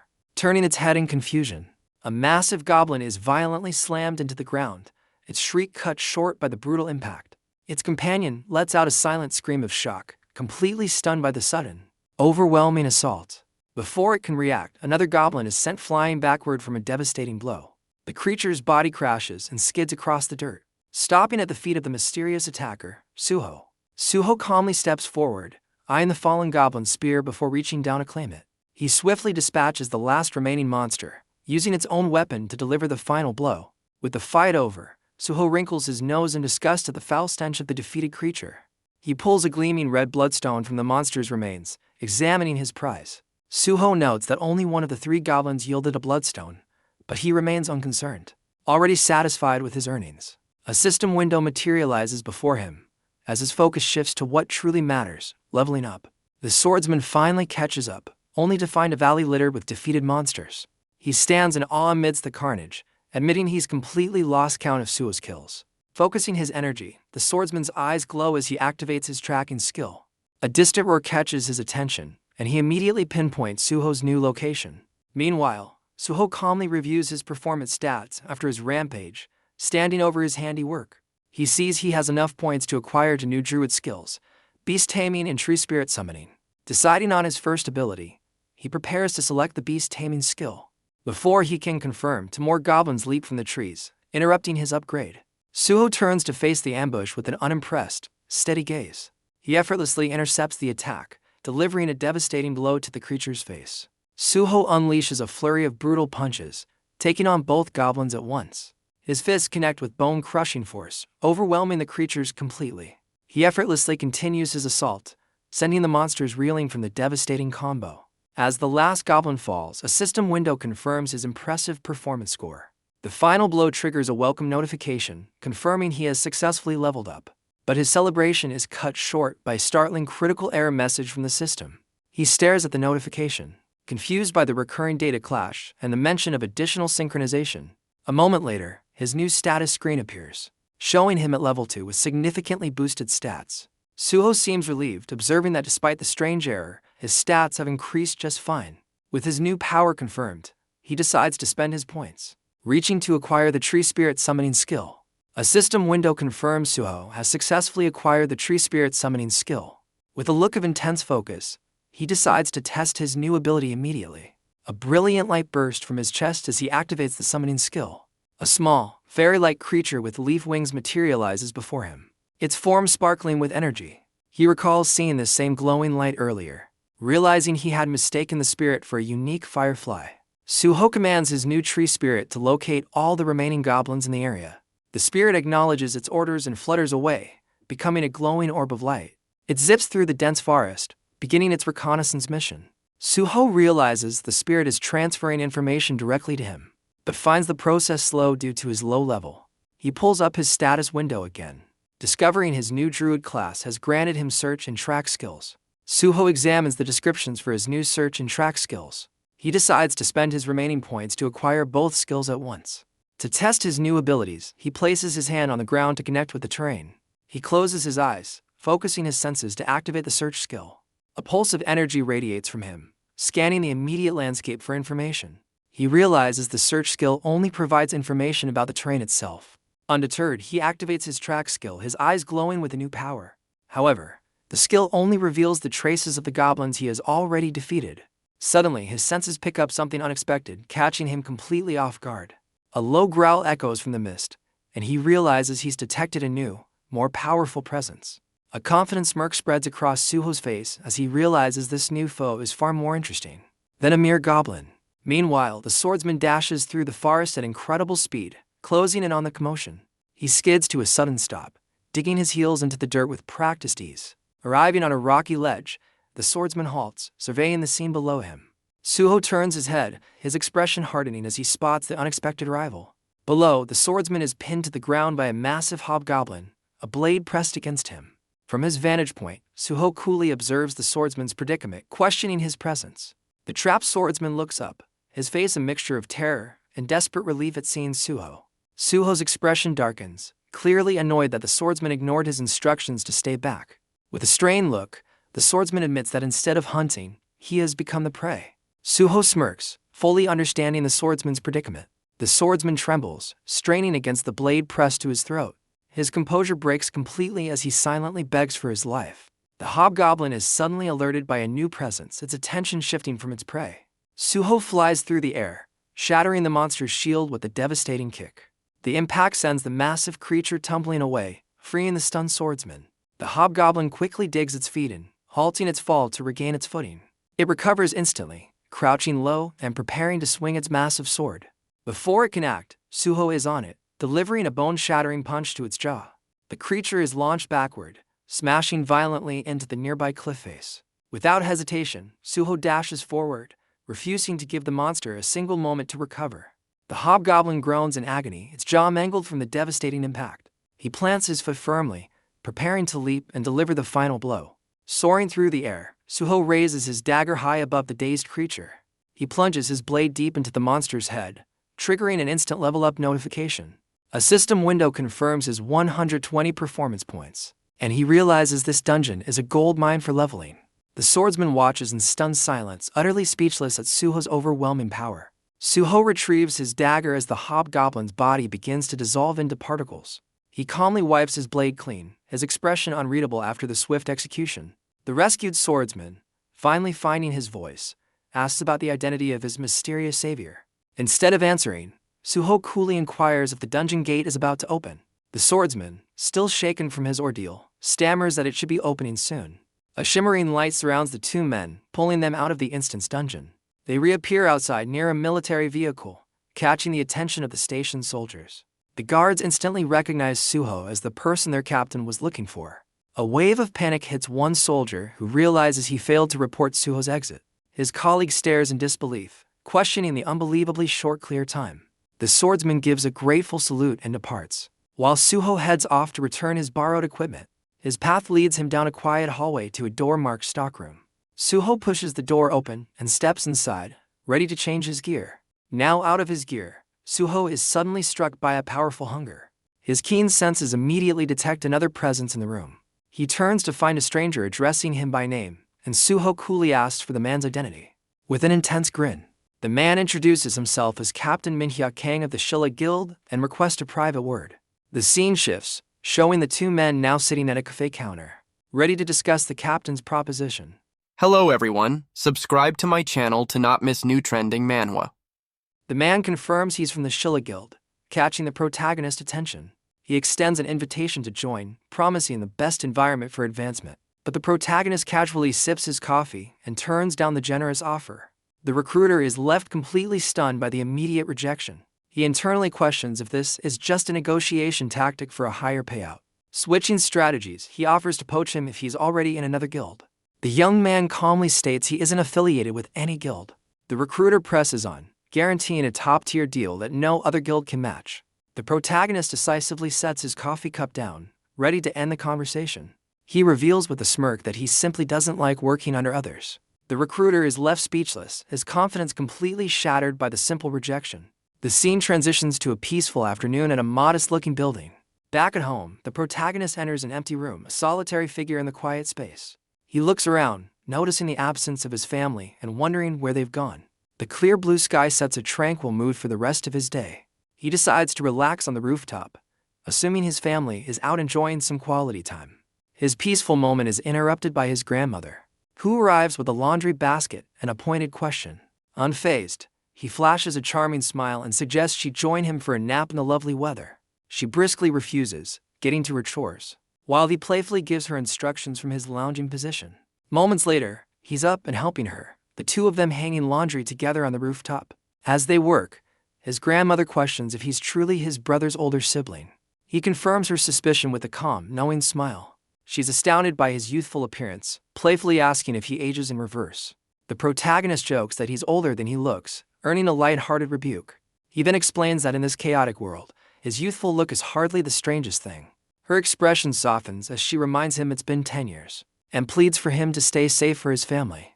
He listens to her heartfelt words with a confident, reassuring expression. He boasts that he's not easy to kill, but she scolds him, saying such foolish confidence gets people killed. Just then, his brother and nephew arrive, asking the grandmother for his whereabouts. The family, plus a small dog, reunites on the rooftop with his nephew excitedly calling out to him. An envelope appears on the table, drawing the attention of the family's small dog. The protagonist's brother gestures to the mysterious envelope, asking what it is. He coolly reveals it's 50 million won, a gift to clear his brother's debts. His brother is left utterly stunned by the life-changing amount of money. Holding the envelope, he nervously questions the origin of such a large sum. The protagonist dismisses his concerns, urging him to settle the debt before dinner. Overwhelmed with gratitude, his brother struggles to find the words to thank him. With a confident smirk, he tells his brother to stop wasting time and get going. His brother, overcome with emotion, wipes away a tear and agrees to leave immediately. The protagonist calls out his brother's name, his expression unreadable but firm. His brother glances back, still processing the life-altering gift. The protagonist adds a final request: bring back meat and soju for a family feast. Overjoyed, his brother promises to return quickly, entrusting his son to the protagonist's care. While his nephew and the dog play, a system window appears before the protagonist. The system prompts him to assign a name to his new canine follower. Turning to his nephew, he lets the boy decide on a name for their new pet. He warmly accepts his nephew's enthusiastic suggestion of Beku. A system notification confirms the name, revealing the dog's stats as it barks excitedly. He tests the dog's abilities by throwing a ball, which Beku chases with incredible speed, amazing the young boy. The protagonist shares a laugh with his nephew, calling the energetic dog back to them. As evening falls, the sun sets over the quiet neighborhood. Back on the rooftop, his nephew complains of hunger, impatiently waiting for his father's return. The protagonist hears an engine roar and assumes his brother has finally arrived. A white truck screeches to a halt just outside their building. He decides to head down and meet him, taking a step towards the exit. The nephew and Beku rush down the stairs ahead of him, eager for the reunion. But the man who emerges is his brother, battered and covered in blood. The boy's excitement turns to horror as his father weakly utters the protagonist's name. The injured man stumbles forward, barely able to stay on his feet. He collapses to the ground in front of his horrified son. The protagonist's calm demeanor shatters, replaced by a cold, murderous fury as his family cries out in shock. The scene cuts to a shady loan office, the likely source of his brother's predicament. Inside, a group of gangsters casually play cards, oblivious to the storm about to hit them. At a nearby desk, two men discuss the betting rewards for an upcoming match. They chat about the next big fight, noting how the public is betting heavily on one contender. A man with a scar complains bitterly about losing all his money on a previous bad bet. A sudden, violent noise from the outer office interrupts their idle chatter. The scarred man looks up in alarm, demanding to know what the commotion is. He angrily orders his underlings to check out the disturbance immediately. The office door slowly creaks open, heralding an unwelcome arrival. A dark, imposing figure blocks the doorway, his presence radiating pure menace. The gangsters inside fall silent, their expressions shifting from arrogance to alarm. A bloodied underling stumbles into the room, desperately trying to warn his boss of the danger. The protagonist grabs the terrified man by his hair, his grip unyielding. He effortlessly hurls the man back through the doorway with tremendous force. The remaining thugs stare in disbelief, stunned by the sudden and brutal display of power. Enraged, the scarred man leads the charge, determined to confront the mysterious intruder. The protagonist meets their rush with a devastating kick, sending one of the men flying backward. The gangster crashes into his comrade, and both are sent tumbling through a glass table. Undeterred, the remaining two gangsters draw a knife, their faces contorted with rage as they prepare to attack. A swirling vortex of dark energy fills the doorway, halting the gangsters' charge. Piercing blue eyes emerge from the shadows, radiating pure, unadulterated rage. The two thugs scream with fury, brandishing their knife as they prepare to attack the figure. The dark presence remains unmoving, a silent challenge to their aggression. Those glowing eyes seem to promise nothing but pain, causing a moment of hesitation. The protagonist breaks the standoff, taking a single, deliberate step into the room. He instantly grabs the lead attacker by the face, his grip crushing and absolute. With shocking ease, he lifts the full-grown man completely off the ground. Dark energy crackles around his arm as he holds the gangster suspended in the air with one hand. The other thugs are left speechless, their minds unable to process the impossible feat before them. He slams the gangster into a table, sending the other men flying in a chaotic crash. The force of the impact shatters a nearby window, sending glass flying everywhere. Bodies and furniture collide, adding to the destruction as the office is torn apart. Without pausing, he slams another gangster face first into the unforgiving floor. A remaining thug can only watch in terror as his comrade is thrown past him like a ragdoll. The thrown man crashes through yet another glass surface, his fall ending abruptly. The protagonist pins the defeated man's head to the ground with his foot, asserting total dominance. The scarred boss breaks into a cold sweat, his previous arrogance completely gone. He calmly walks through the carnage he created, stepping over the bodies of the fallen gangsters. The last two men back away from their desk, utterly terrified as the protagonist closes in. The subordinate frantically asks his boss if he recognizes the terrifying intruder. A horrifying realization dawns on him as he speculates the man might be a powerful returnee. Without a word, the protagonist sends a heavy desk flying towards them with a single kick. The desk slams into the gangsters, pinning them against the wall in a painful trap. Office equipment shatters into pieces from the force of the impact. He takes another calm, deliberate step forward, his presence overwhelming the room. He looms over the trapped boss and calmly asks for his name, seeking a man named Jong Soo-kim. The boss, drenched in a cold sweat, reluctantly confirms he is the man the protagonist is looking for. Fear finally breaks his composure as he demands to know the identity of his assailant. The protagonist places an envelope on the desk, declaring he's there to settle Junho's debt. The boss sweats, grudgingly admitting the protagonist is on a completely different level. He desperately questions the legality of a returnee attacking a citizen and destroying his office. The gangster glances sideways in confusion, not understanding the protagonist's cold logic. A swift, brutal strike from the protagonist shatters the boss's composure and his teeth. The protagonist counters, asking why they would harm someone who came peacefully to settle a debt.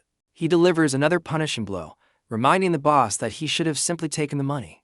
The gangster's head is rocked back and forth by a relentless series of powerful strikes. Blood splatters violently as the boss chokes from the brutal assault. Completely broken, the gangster pleads for his life, his tough exterior utterly shattered.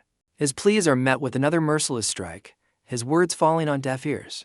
He offers the gangster a choice: clear the debt now or suffer the consequences.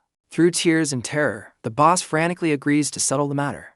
The protagonist takes a seat on the desk, now addressing all the defeated gangsters. He forces the battered boss and his men to announce that the debt is officially cleared. Unsatisfied with their volume, he demands they repeat their declaration with more conviction. The gangsters scream in unison, confirming that Junho Park's loan has been completely settled. He delivers a final cold warning, promising severe repercussions if he ever sees them again. In a display of total submission, the entire group bows deeply on the floor before him. The gangsters shuffle backward on their knees, not daring to rise as he prepares to leave. The boss remains prostrate, sweating in silent, utter defeat. The boss's eyes narrow with cold fury, a single bead of sweat tracing a path down his bruised face.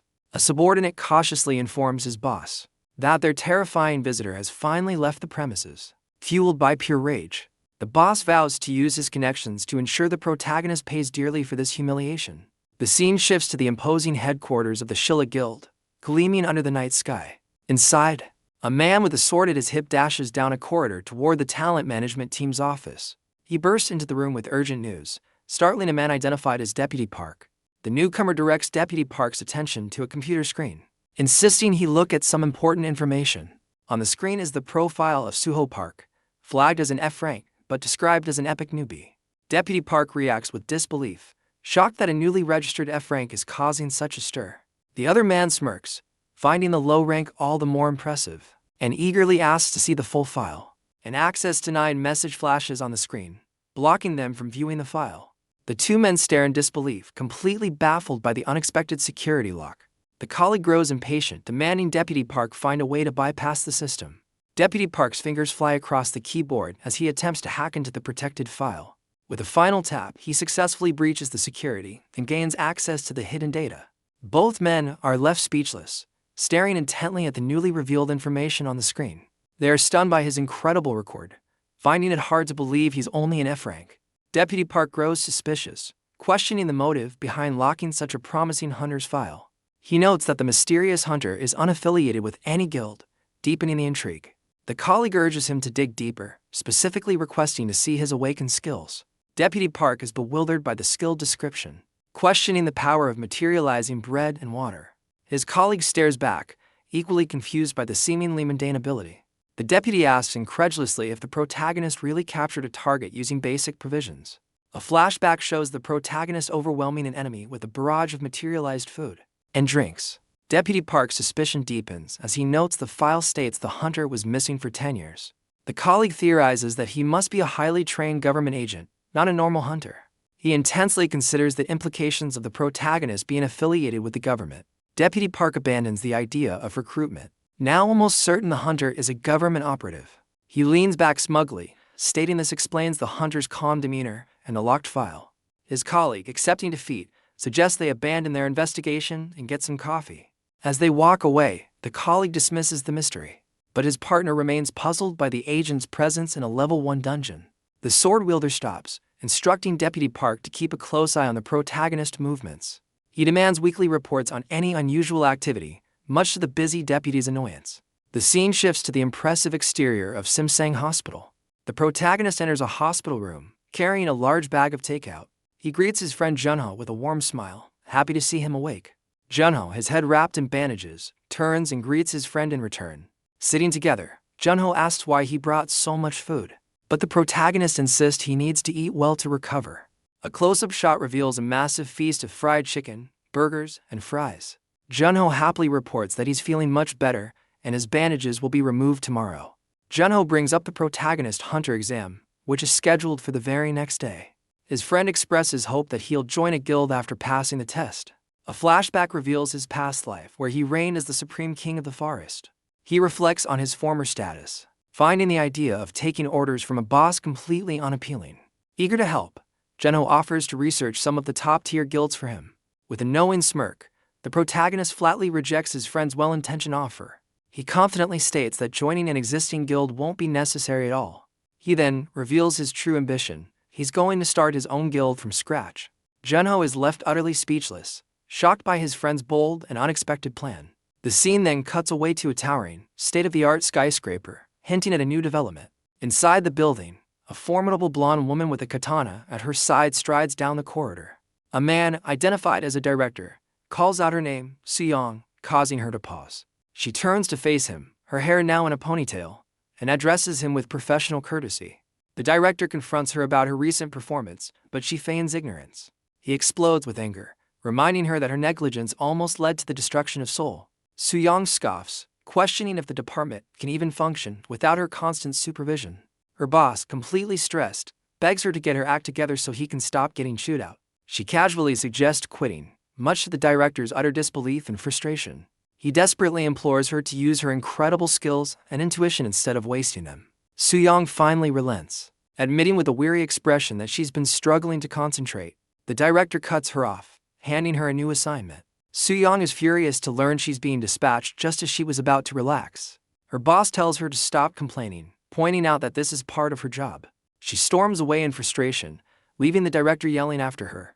He desperately reminds her they're short-staffed and need her to approve as many new hunters as possible.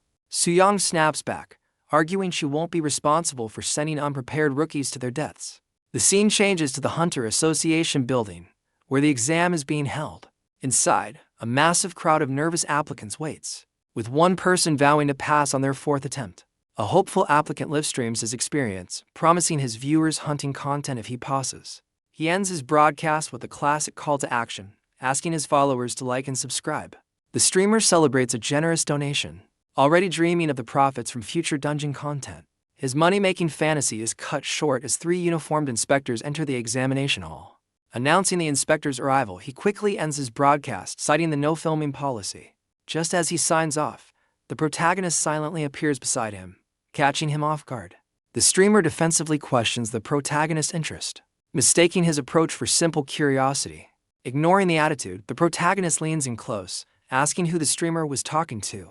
Annoyed by the personal space invasion, the streamer questions the protagonist's strange behavior.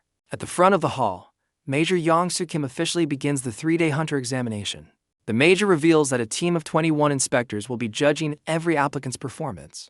Hopefuls in the crowd begin whispering, identifying the lenient Captain Park and the notoriously strict witch. The major explains that inspectors will be assigned by a random raffle, sealing each applicant's fate.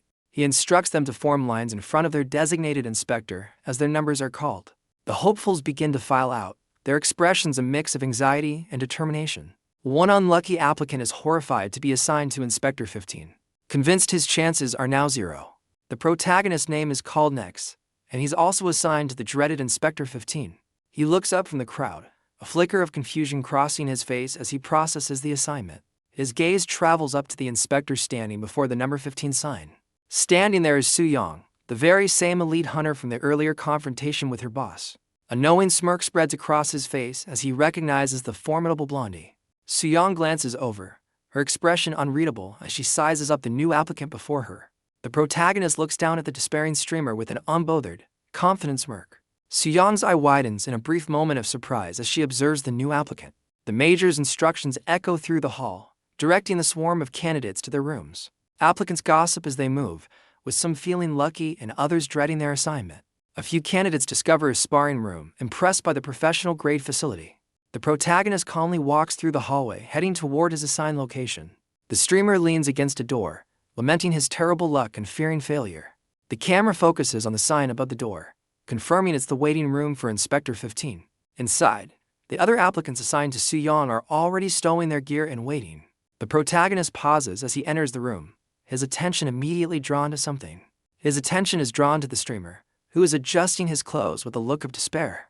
The protagonist sits down and coolly reminds the streamer of his earlier, more cheerful demeanor. The streamer looks up, annoyed and confused by the sudden confrontation.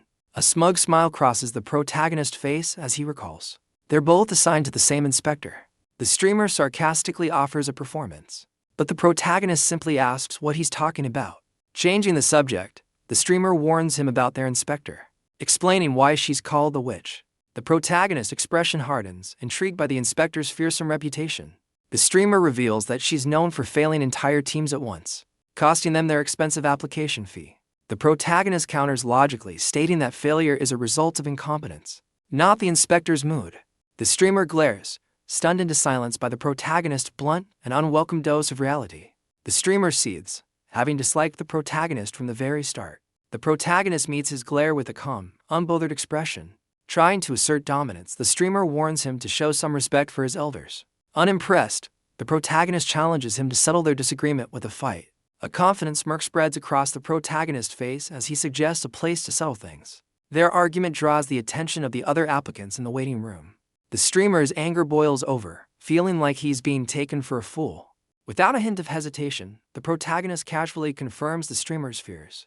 Pushed to his limit, the streamer's face contorts with rage. He rips off his jacket, accepting the challenge as the protagonist calmly observes. The protagonist takes a confident step forward, leading the way out of the room. At the same time, Inspector Soo-young rushes down the hallway, sensing trouble. She enters the waiting room for Group 15, only to find it completely deserted. Her expression sours with annoyance as she wonders where her assigned applicants have disappeared.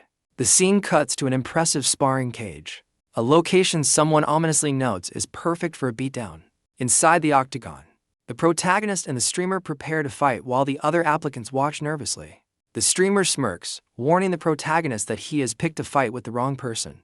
Cracking his knuckles, he boasts about his identity as a popular combat streamer to intimidate his opponent. The protagonist appears genuinely confused, asking if a YouTuber is some kind of noodle dish. The streamer's face twists in utter disbelief, infuriated by the protagonist's clueless response. The other applicants eagerly watch, hoping to see the protagonist get put in his place. The streamer warms up, boasting that he enjoys teaching lessons to people like the protagonist. Unfazed, the protagonist grins, clearly looking forward to the confrontation. The streamer warns him that he won't be holding back in the slightest. He lunges forward, launching the first attack of their unsanctioned duel. Before a punch can land, a sudden force sends both men reeling backward. A powerful stomp cracks the ground, bringing the fight to an abrupt halt. The spectators are stunned to see Inspector Soo-young standing between the two fighters. The streamer freezes in sheer terror, recognizing their inspector, the infamous blonde witch. Soo-young's face is a mask of fury as she orders all of them back to the waiting room. The terrified applicants sprint down the hall, certain they're all doomed. Soo-young calmly approaches the two fighters, noting their apparent desire to be eliminated.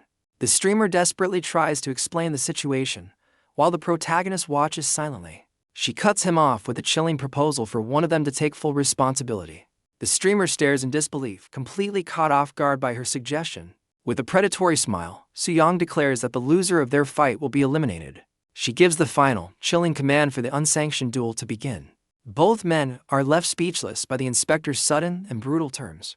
The streamer breaks into a cold sweat, realizing their inspector is even more unhinged than the rumors suggested. A single, determined step is taken, signaling an immediate acceptance of the challenge. The protagonist's expression is resolute, showing no hesitation to accept the brutal terms. He calmly closes the distance, stepping toward his stunned opponent. The streamer raises his fist, desperately trying to regain his bravado by taunting his opponent. With a confident smirk, the protagonist offers a mock apology for what's about to happen. Enraged by the condescending attitude, the streamer lunges forward with a furious shout. But the protagonist is faster, landing a single, decisive blow that connects squarely with his opponent's face. The streamer's legs give out from under him, his balance completely shattered by the impact. He collapses onto the hard floor, the fight over in an instant. The protagonist stands over his unconscious opponent, the undisputed winner of the duel. Inspector Suyong stares in disbelief, utterly shocked by the swift and brutal conclusion. A faint, satisfied smile plays on the protagonist's lips as he looks down at his handiwork.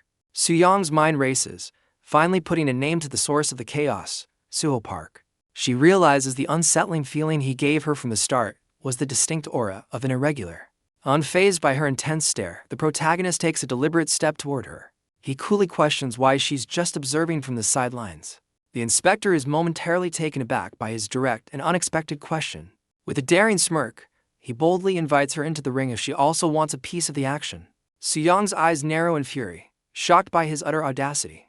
He then offers a surprising deal, suggesting a way for the defeated streamer to avoid elimination.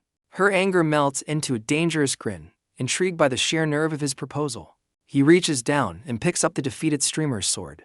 With a casual flick, he tosses the weapon out of the ring entirely. Suyong's expression hardens as she directly asks if he is an irregular.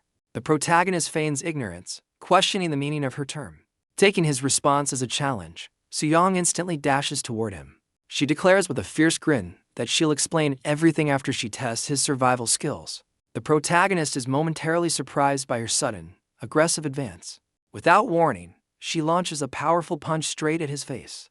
He narrowly dodges the attack, leaning back just in time to avoid the blow.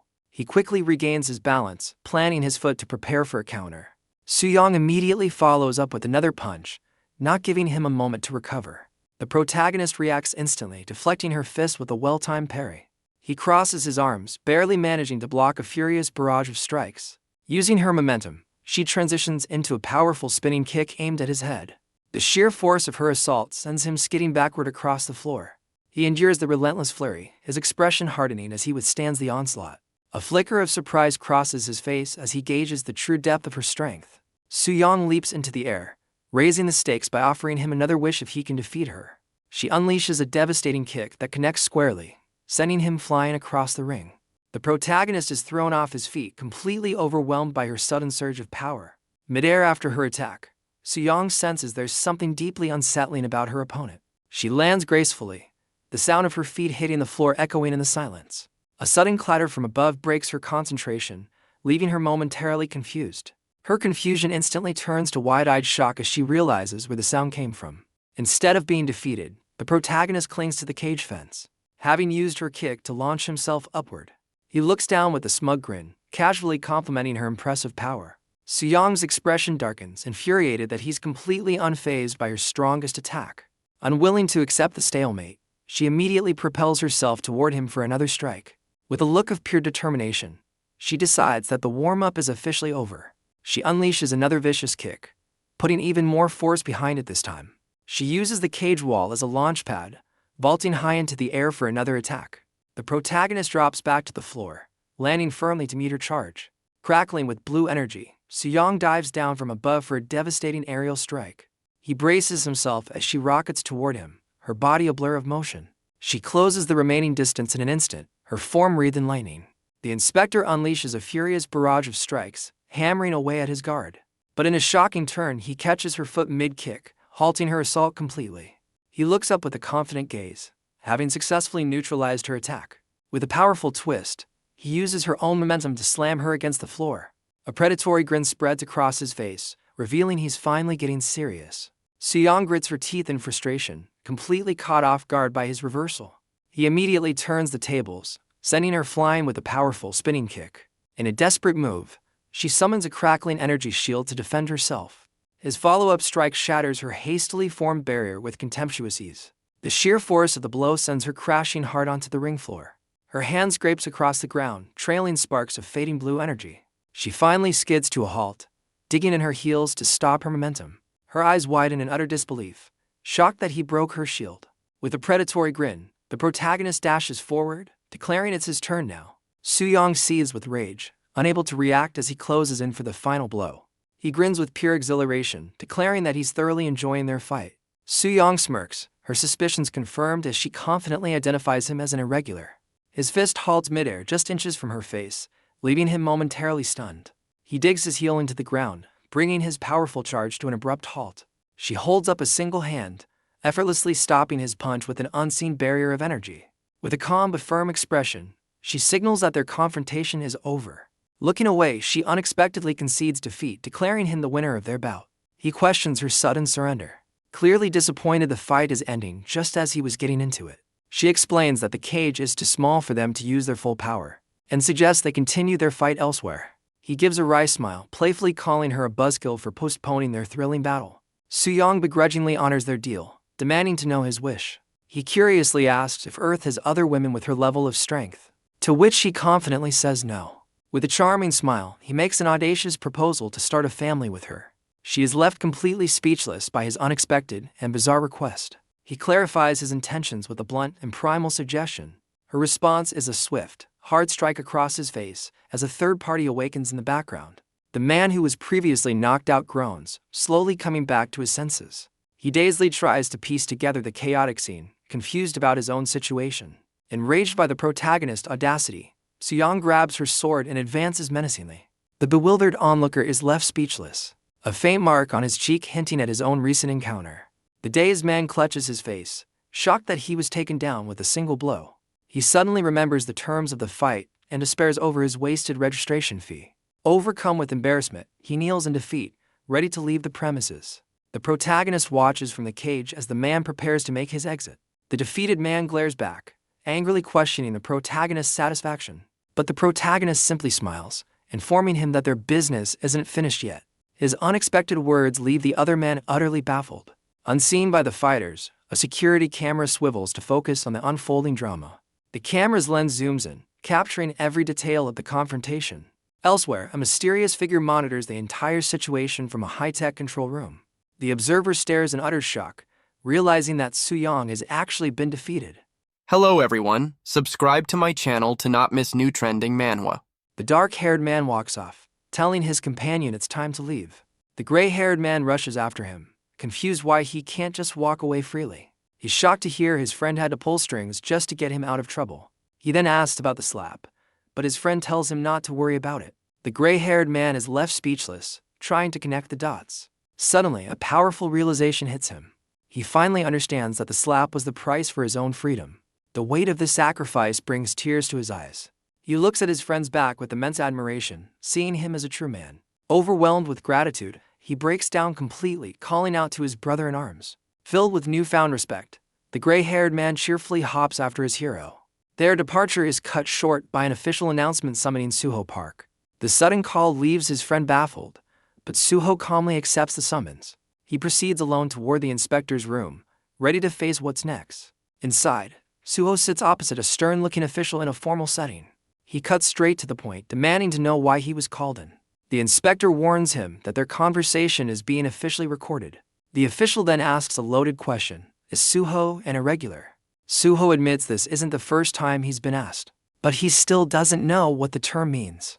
His apparent ignorance gives the inspector pause, who considers his next move carefully. The inspector realizes Suho is completely in the dark about the nature of bridge portals. He lays out the cosmic map, revealing Earth's connection to 3 distinct planets. The first planet, Aruka, is home to elves and dwarves, with whom humanity maintains peaceful relations. Returnees from this world are masters of magic and artifact creation. Next is Hades, a chaotic realm where humanity's relationship with its monster tribes teeters between trade and war. Finally, there's Midder, a hostile world of giants and ogres where conflict is inevitable. The inspector explains that those who return from these planets with unclassifiable powers are deemed irregulars. Suho finds the interdimensional politics a bit much to take in. He then calmly informs the official that he's not from any of those places. The inspector is left utterly baffled, his line of questioning hitting a dead end. The inspector's mind races, dismissing the idea that a mere F-rank returning could defeat a B-rank. Desperate for an answer, the official demands to know which planet Suho hails from. Suho calmly reveals his unbelievable past, 1,000 years spent running with wolves. The inspector's face darkens, utterly floored by the sheer absurdity of Suho's story. Seeing the conversation has reached its end, Suho asks to be dismissed, and the official numbly agrees. Regaining a semblance of composure, the inspector formally dismisses Suho back to his duties. Suho exits the room, leaving the inspector alone with his bewildering thoughts. The official grapples with the interview, finding Suho's tale too outlandish to accept as truth. His contemplation is interrupted by the arrival of Sergeant Sang-sik Kim, who reports for duty. The inspector confirms the summons, preparing to give the sergeant his next set of orders. The inspector unexpectedly orders Sergeant Kim to take over as the new inspector for Group 15. The sergeant questions the order, recalling that another inspector was already assigned to that post. With a frustrated sigh, the official reveals the original inspector has abandoned her duties. Sergeant Kim is taken aback, unable to comprehend how an inspector could simply walk away. Changing the subject, the official gives Kim a critical mission to surveil Suho Park and report his every action. An announcement suddenly crackles to life over the facility's PA system. All examinees are instructed to change into their uniforms and assemble on the track. For the next test, the candidates gather on the field, lining up in front of their designated group numbers. A new, stoic-looking inspector now stands watch over Group 15. Suho's companions quickly notice the change, realizing their previous inspector has been replaced. The new inspector, Sergeant Sang-sik Kim, confidently introduces himself as the man in charge of Group 15. He lays out the grueling physical test, sarcastically calling the near-impossible standards a piece of cake. The gray-haired man nervously complains that the one-size-fits-all test is unfair. To those with non-physical abilities, the first candidate fails miserably, crossing the finish line far too late and getting immediately cut. She protests that healers deserve special consideration, but the inspector coldly dismisses her appeal with a harsh dose of reality. Next up is number 45, Dong-soo Han, who eagerly steps forward when his name is called. Dong-soo confidently boasts about his speed, while Suho quietly worries if he can even pass the first part of the test. Flashing a peace sign, Dong-soo gives Suho a cheerful and brotherly send-off before his run. Suho returns the gesture with a subtle, knowing smile of his own. At the sound of the whistle, Dong-soo explodes from the starting block, leaving a trail of dust in his wake. Dong-soo smashes the record, crossing the finish line in a blazing 8 seconds and easily passing the test. Without missing a beat, the inspector calls out the next name on his list, Suho Park. Suho approaches the starting line, locking his foot into the block with a firm click. He crouches low, his fingertips grazing the track as he gets into position. Coiled like a spring, Suho waits for the signal, his form perfectly balanced. His expression is one of pure, unwavering focus, ready for the challenge ahead. From the sidelines, Dong-soo enthusiastically cheers for his new friend. The inspector adjusts his glasses, his thumb hovering over the stopwatch, ready to judge Suho's performance. As the whistle blows, Suho explodes from the starting block with immense force. He launches down the track in a blur, leaving a cloud of dust in his wake. Dong-soo stares in disbelief, his earlier confidence completely forgotten. The inspector is equally stunned, his mouth agape at the impossible speed he just witnessed. The rest of the candidates are left gawking, utterly floored by Suho's inhuman display. Back in his office, the previous inspector, Major Kim, is interrupted by a ringing phone. He picks up to hear Sergeant Kim's urgent voice on the other end of the line. The sergeant breathlessly reports Suho's unbelievable exam results, mentioning he's sent video proof. The major's immediate concern is damage control, asking about the reporters present at the test. On the track, Sergeant Kim observes the media frenzy unfolding in the stands. The reporters are in a state of excitement, snapping photos and marveling at the epic display. As the chaos mounts, the major's phone begins to ring yet again. The call connects to Miso Kim, an official in the Returning Control Department. On the other end, Major Kim urgently instructs her to view the videos he sent of Suho Park. Miso Kim reacts with stunned disbelief at the major's frantic tone. A colleague explains that since Major Kim is a lie detection expert, his assessment of Suho must be true.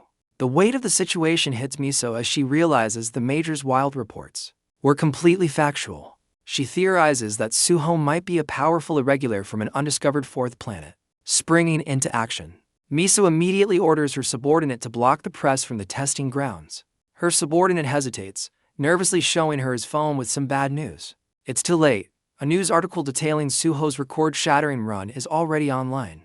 Enraged, Miso furiously commands her team to take down the articles and enforce a media blackout. Her subordinate confirms it's too late, showing her the viral article detailing Suho's impossible records. Miso furiously orders her team to scrub the internet and enforce a complete media embargo. Back at the track, the press erupts into a frenzy, their camera flashes illuminating the scene. Reporters swarm Suho as he tries to leave, desperately trying to get a statement. Suho glances back at the clamoring media with a cool, unbothered expression. Miso racks her brain, trying to reconcile Suho's F-rank classification with his awakened abilities. Suho's calm gaze suggests he's fully aware of the storm he has just unleashed. A shocking theory dawns on Miso. Suho might be a returnee from an undiscovered fourth planet. On Miso's command, a unit of security guards mobilizes to block the press and contain the chaos. Her initial panic turns to ambition as she realizes the immense opportunity this discovery represents for Korea. Security forms a human wall, struggling to contain the frenzied reporters desperate for a statement from Suho. Inside the cafeteria, other candidates murmur about the media swarm, all pointing to Suho as the cause. While reporters press against the glass, Suho and Dongsu eat their lunch, seemingly in their own world. Dongsu watches his new friend with a mix of awe and calculation, the media frenzy buzzing in the background. Completely unfazed, Suho heartily digs into his meal, refueling after his explosive performance.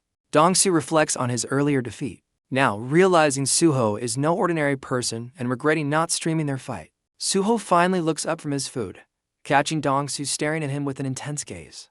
Caught off guard, Dongsu quickly changes the subject, nervously offering to get Suho some water. As Suho chugs water straight from the pitcher, Dongsu becomes certain that he's witnessing the rise of a legend. The focus shifts to the doorway marked with the number 15, signaling the next stage for the candidates. Inside the barracks, Suho casually rests on the floor while Dongsu sits on a bunk, contemplating their situation. Dongsu observes the rows of empty lockers, grimly noting that the other candidates didn't pass the test. Suho remains perfectly calm, resting with his eyes closed as if he doesn't have a care in the world. Dongsu's expression shifts to one of concern, believing their small team size is a major disadvantage. Suho opens his eyes, questioning Dongsu's anxiety with a look of genuine curiosity. Dongsu voices his strategic concerns, explaining that a dungeon raid is better with more people and diverse skills.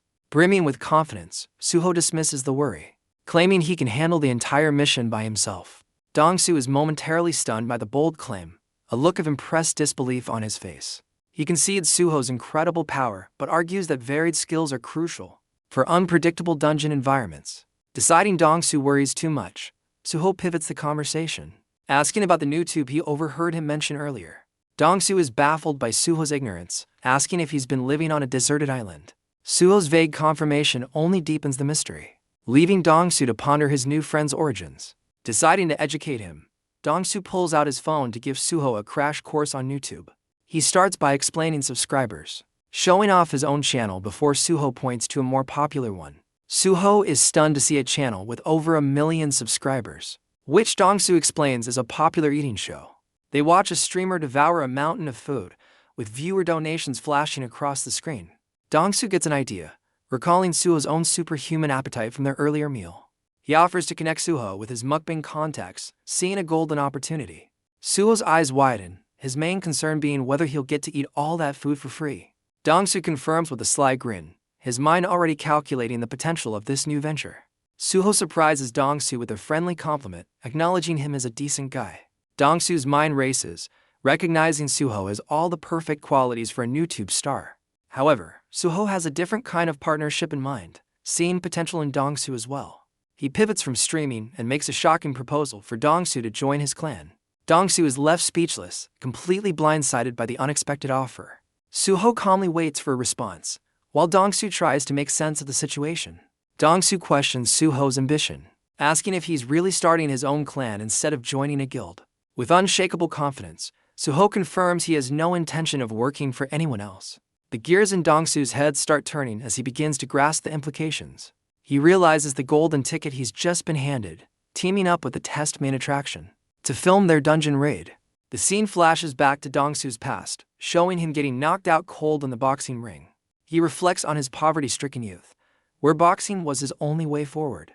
Despite his fierce determination, he continuously failed to secure his professional license. The catastrophe shattered his boxing dreams, leaving him to face a new reality where only hunters made real money. Seeing it as his last chance, he turned to combat streaming, only to be told he needed amazing content to make it. A brilliant realization dawns on him. Suho is the epic, once-in-a-lifetime content he's been searching for. Clenching his fist with newfound purpose, he eagerly accepts Suho's offer. Completely on board with their partnership, Suho expresses his approval and playfully holds him to the mukbang promise, causing an emotional Dongsu to sniffle.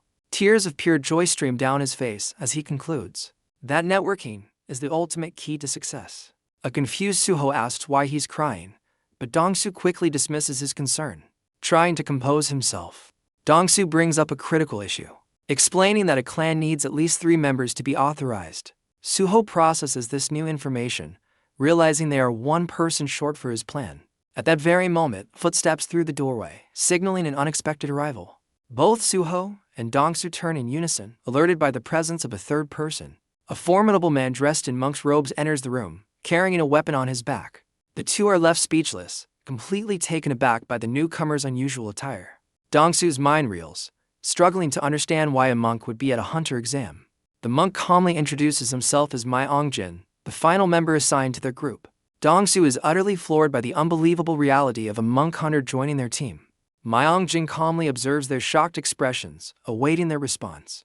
A sudden screech from an intercom startles Dongsu and Suho, interrupting their conversation.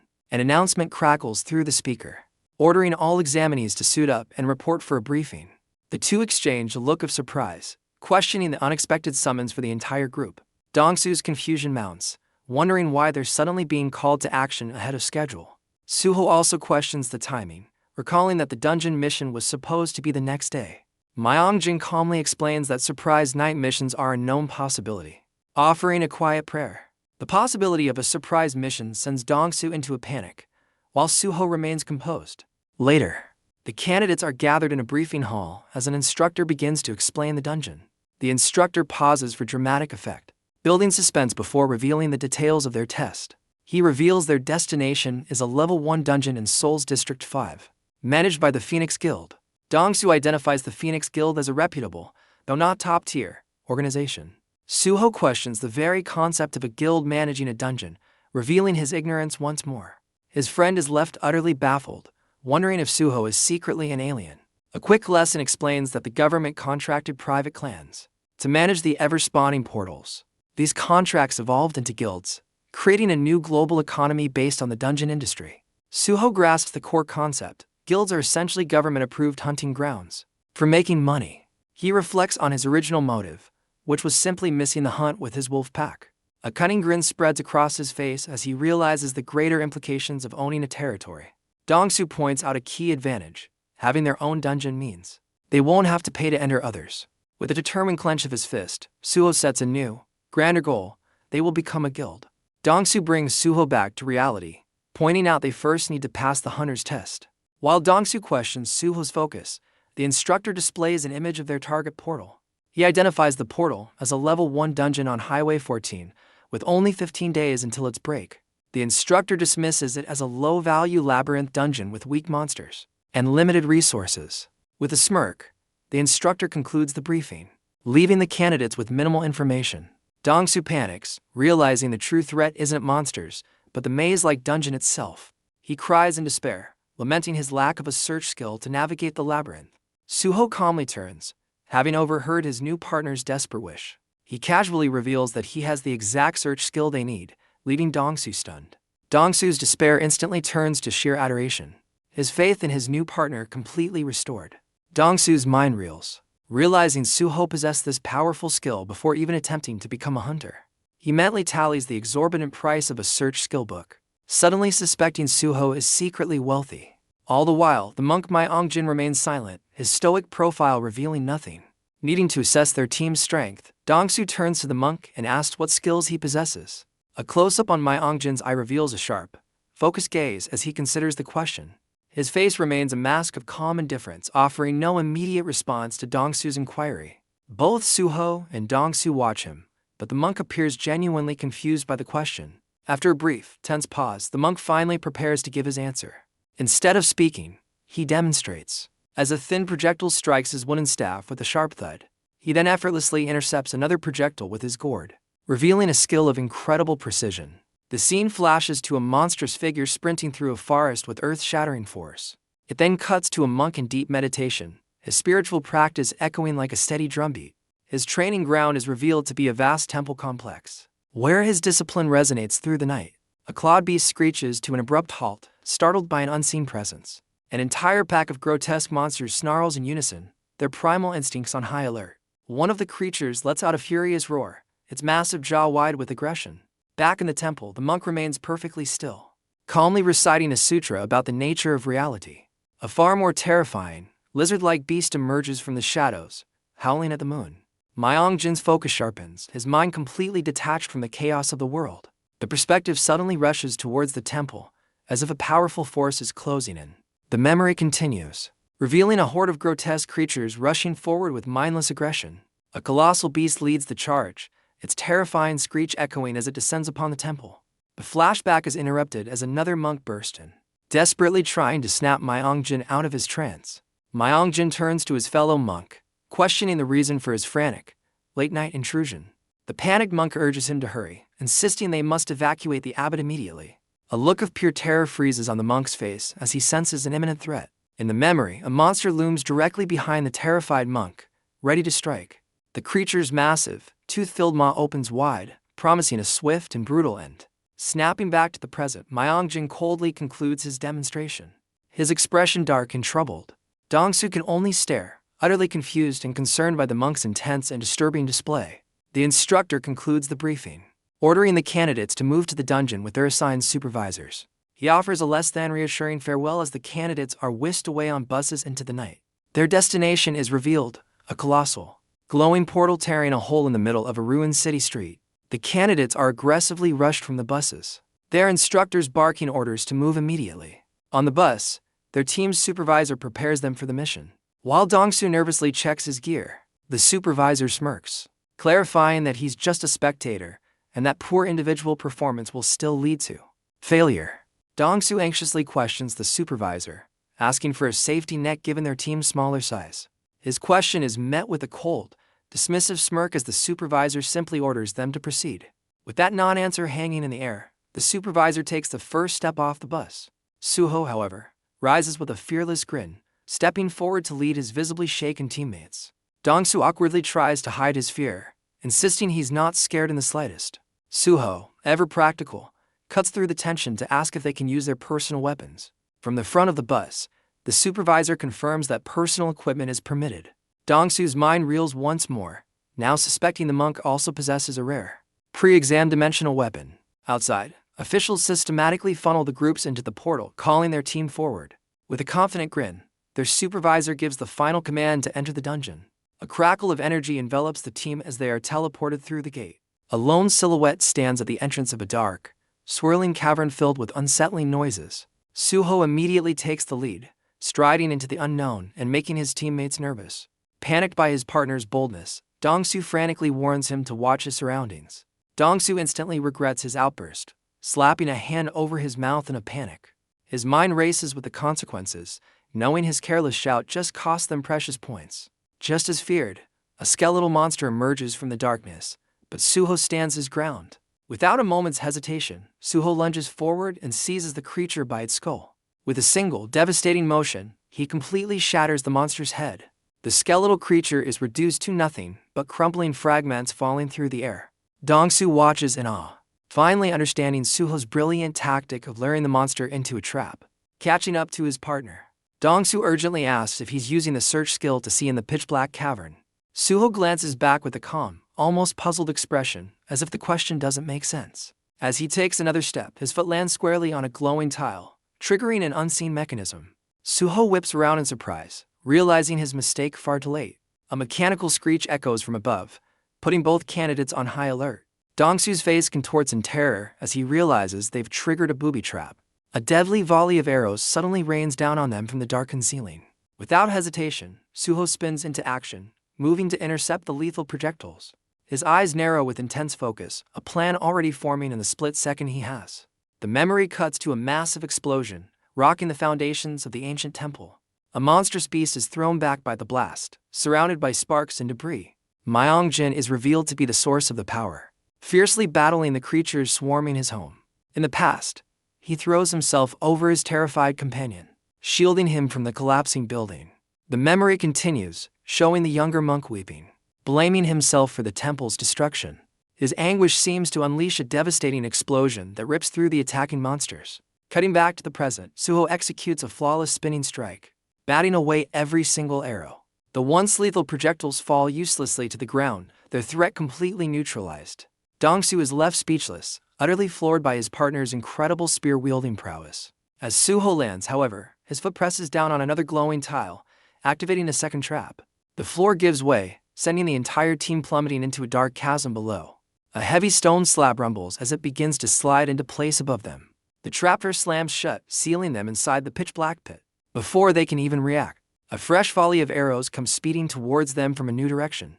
The team lands hard at the bottom of the pit, with Dongsu audibly wincing from the impact. Sprawled on the rocky floor, Dongsu sarcastically laments their great predicament. He spirals into despair, questioning if this is where his lifelong dream comes to an end. As the pit rumbles, the arrows from the previous trap stand as a grim reminder of their peril. A sudden flash from a nearby tunnel snaps Dongsu's attention, his eyes widening in alarm.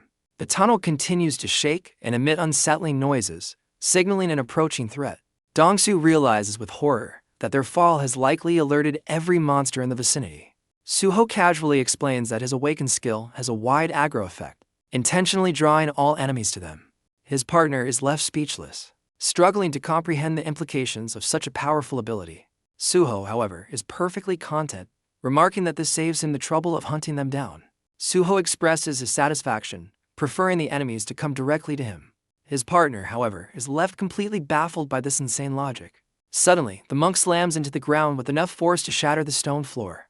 Dongsu stares in disbelief, shocked by the monk's explosive entrance. Another teammate watches in awe, impressed by the monk's incredible power. The monk lands with a solid thud, perfectly balanced after his powerful descent. Acknowledging his skill, Suho casually extends an invitation for the monk to join his clan. The monk is taken aback, flustered by the completely unexpected recruitment offer. Their conversation is cut short as a massive horde of skeletal monsters charges out of the tunnel. Suho turns his gaze towards the approaching army, his expression hardening for the fight ahead. Suho's eyes glow an intense blue as he activates his search ability. His vision transforms into a digital grid, locking onto the approaching horde of monsters. The skeletal army lets out a silent, terrifying roar as they surge forward to attack. Without a word, Suho plants his foot and prepares to meet the enemy head-on. He explodes into motion, blurring past his teammates as he charges directly into the undead swarm. Dongsu can only watch in terror, convinced that this reckless charge is a death sentence. Suddenly, a long staff slams into the ground right before him, offering an unexpected lifeline. The monk calls down from above, urging his panicked teammate to grab hold of the staff. Dongsu steals his nerves and grabs on, convincing himself this is all part of Suho's master strategy. The monk uses the staff like a lever, swinging Dongsu through the air and smashing the weapon into the ground with immense power.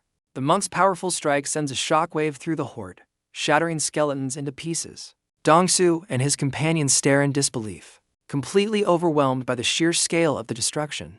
The monk effortlessly dispatches a straggler, ordering his new allies to mop up and advance. Inspired by his power, the two candidates rush to follow, with Dongsu marveling at the monk's incredible fighting prowess. With fluid grace, the monk becomes a whirlwind of destruction, his staff obliterating every monster in his path.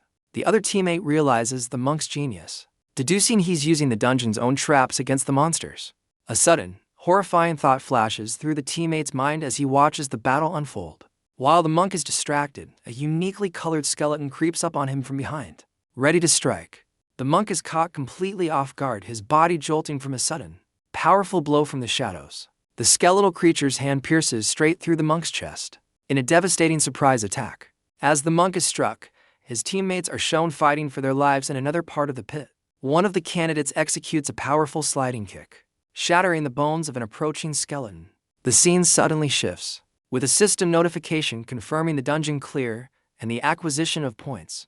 Back at the monitoring station, officials are stunned to learn a team is returning after only 30 minutes. A senior officer expresses his disbelief, noting the dungeon's average clear time is 5 hours and suspecting an accident. The operator confirms the impossible, it's Suho's team emerging from the dungeon gate.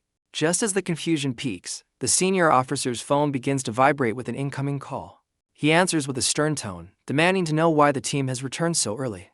Suho calmly reports from the other end of the line that the mission is already complete, leaving the officer speechless. His teammate smirks, confident that his own one-of-a-kind performance will be legendary once the footage is reviewed. The scene shifts to a bustling city street, where one of Suho's teammates walks with purpose. He turns to the camera, revealing he's filming a vlog to document the Suho clan's daily life. The vlogger teases his audience with a glimpse into the clan's recent housewarming party.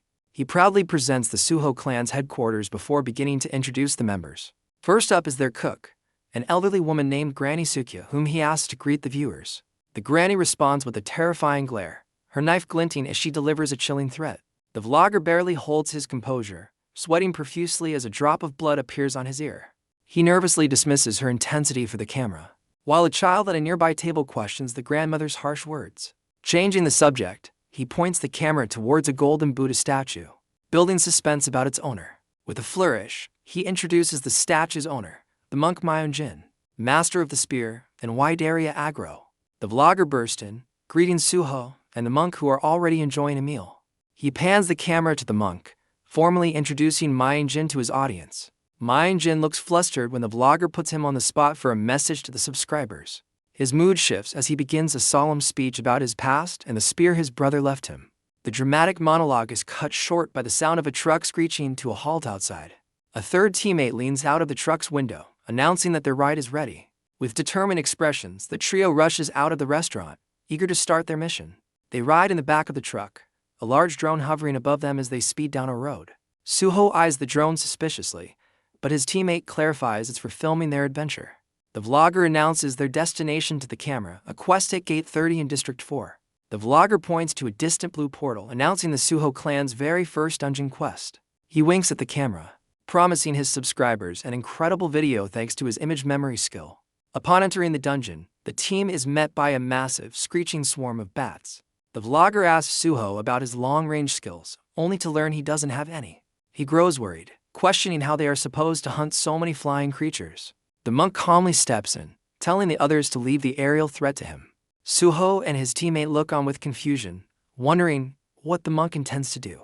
Myunjin begins his plan by striking a large, drum-like object with his staff. He then kneels and repeatedly slams his staff into the ground, unleashing a powerful, resonating energy. The shockwaves create a massive vortex in the sky, pulling the entire bat swarm into its powerful grip. The vlogger is stunned as the monk's rhythmic drumming pulls the entire bat swarm into a swirling vortex. Agitated by the resonating sound, the monstrous bats screech in a disoriented frenzy. The entire swarm coalesces into a single, terrifying mass and hurtles directly towards the team. With unwavering focus, the monk braces himself for the incoming aerial assault. He stands as a lone beacon, successfully drawing the full, undivided attention of the bat horde. A particularly fearsome bat with glowing red eyes leads the charge, its shriek echoing through the cavern. Myunjin counters by unleashing a spinning wheel of fire, incinerating the front lines of the swarm. From the inferno, the dungeon's massive bat boss finally reveals itself, spreading its enormous wings. Suho suddenly launches himself forward, delivering a devastating longsword strike to the giant beast. With a final, triumphant blow, the vlogger finishes off a straggler, confirming the mission is complete. After the battle, the team sits atop a mountain of defeated bats, diligently harvesting their valuable bloodstones. Meanwhile, the vlogger's livestream explodes with comments from astonished viewers praising the team's record-breaking speed. In a sterile office, an unseen official clicks through the footage of the Suho clan's exploits. A female officer lets out a weary sigh as her colleague approaches her desk to discuss the team's sudden fame. He reports that the trio is tearing through dungeons at an unprecedented rate, clearing up to 20 a day. The vlogger's channel has blown up, with a video about Suho's rise attracting thousands of comments and subscribers. The female officer expresses her frustration, revealing she tried to keep their activities quiet but didn't account for a vlogger in the group. Her colleague warns that Suho's videos are trending and they need a strategy before the situation escalates further. She agrees, her expression shifting as something on her monitor catches her eye. A news alert about a fighter named Hero challenging a champion named Jorbas gives her a sudden idea. The news report details fighter Mikhail Jorbas' latest victory and his public challenge to Japan's champion, Okita Hero. The officer's thoughts connect the champion Hero to another formidable individual named Seung-Lee. She recalls the overwhelming power of Seonu Lee, an SS-ranked irregular from Korea, wreathed in destructive energy. Her colleague expresses concern, fearing a repeat of a past catastrophe if they approach Suho incorrectly. Undeterred, she walks away with firm resolve, ordering her subordinate to set up a meeting with Suho. She then declares her intention to handle the meeting personally, her expression filled with determination. Meanwhile, the Suho clan's headquarters is transformed into a popular local spot, drawing a massive crowd. Inside, the remaining team members notice that the monk, Myeonjin, is absent for the day. Suho looks puzzled, wondering where the monk could have gone, as he believed Myeonjin had no temple to return to. The vlogger explains Myeonjin is visiting other surviving monks, causing the team to worry about hunting without his skills. His teammate suggests Suho also take a break, assuring him the clan has qualified for a level update. The vlogger is stunned to learn they've earned a massive sum, enough to start tackling level 2 dungeons. He grins greedily, already dreaming of the even greater riches that await them in higher level dungeons. Suho quietly processes this news, a thoughtful and slightly confused expression on his face. The vlogger marvels at his new wealth, as a strange status window reveals his identity and class. Suho realizes his new skills have unlocked an ability to see these status windows on people. Agreeing to a day off, Suho's decision is met with cheers from his excited teammates. As his teammate plans a family outing, Suho's vision reveals a startling detail: his record can't be found. His eyes narrow with suspicion as he realizes this anomaly isn't a one-off occurrence. Back at home, he discovers his grandmother and even her dog also have no records. Deepening the mystery, Suho seriously contemplates whether animals like his dog can also be awakened. He shifts his focus to his teammate, Junho, who approaches him in the office. Suho asks about his friend's truck, and Junho complains about the exhausting repairs. With a confident grin, Suho offers to buy him a brand new, top-of-the-line truck. Junho is absolutely floored, his face lighting up with pure, unadulterated joy. Suho calmly confirms the offer, his newfound wealth making it an easy promise to keep. He decides to bring Beku along for the shopping trip, and the little dog barks in excitement. At a dealership, a salesman presents a massive blue truck, a model Junho recognizes as a hunter's ultimate dream car. The salesman pitches the vehicle, highlighting its bloodstone-powered engine and cost-effective price. With Suho smiling behind him, Junho enthusiastically confirms that he absolutely loves it. Suho coolly informs the salesman they're paying in cash and driving the truck out today. They immediately take their new ride for a spin, tearing through a desolate, overgrown city. Junho is overjoyed at the wheel, exclaiming how the new truck is a massive upgrade as Beku barks in agreement. Suho calmly agrees from the passenger seat, noting they should have bought one much earlier. As they drive, Junho grows curious, questioning why they're heading towards a restricted area. Suho turns to his friend, pointedly reminding him that money was the only thing holding him back from awakening. Confused, Junho listens as Suho reveals his plan to get him awakened that very day. A look of quiet resolve settles on Suho's face as he commits to helping his friend. Junho is left utterly speechless, his mind reeling from the sudden, life-changing offer. The truck screeches to a halt, arriving at their mysterious destination in the abandoned district. A low rumble echoes from a nearby derelict building, hinting at the danger within. Junho nervously swallows, his fear palpable as he stares at the ominous structure. Even the small dog, Beku, senses the threat, letting out a low, menacing growl. Suho, however, remains composed, calmly identifying the distinct scent of goblins in the air. Overcome with terror, Junho pleads with his friend to turn back and abandon the risky plan. Ignoring the plea, Suho's hand reaches for the door handle, ready to exit the truck. He steps out onto the cracked pavement, instructing Junho to stay put with Beku. A panicked Junho reaches out, desperately trying to stop his friend from facing the danger alone. In a blur of motion, Suho vanishes from sight, leaving only a cloud of dust in his wake. Junho is left utterly speechless, staring in awe at the spot where his friend just stood. In another part of the city, a sinister-looking loan company operates out of a dreary building. Inside, the company's boss and his men watch a video of Suho, identifying him as a recent internet sensation. The underlings grow nervous, realizing that as an irregular, Suho's power is immeasurable, making him an impossible target. Refusing to be deterred, one of the men insists they must find a way to act against the rising hunter. The boss changes tactics, demanding a list of indebted guilds under his control in District 4. The mention of a certain Mr. Choi sparks a devious idea in the boss's mind. They recall this Mr. Choi as a ruthless mercenary, notorious for his efficiency and for handling difficult jobs. A sinister grin spreads across the boss's face as he orders his men to hire the mercenary, sparing no expense. As the plot is set in motion, a storm breaks and thunder cracks across the sky. The thunder is followed by a sudden, heavy downpour that drenches the urban landscape.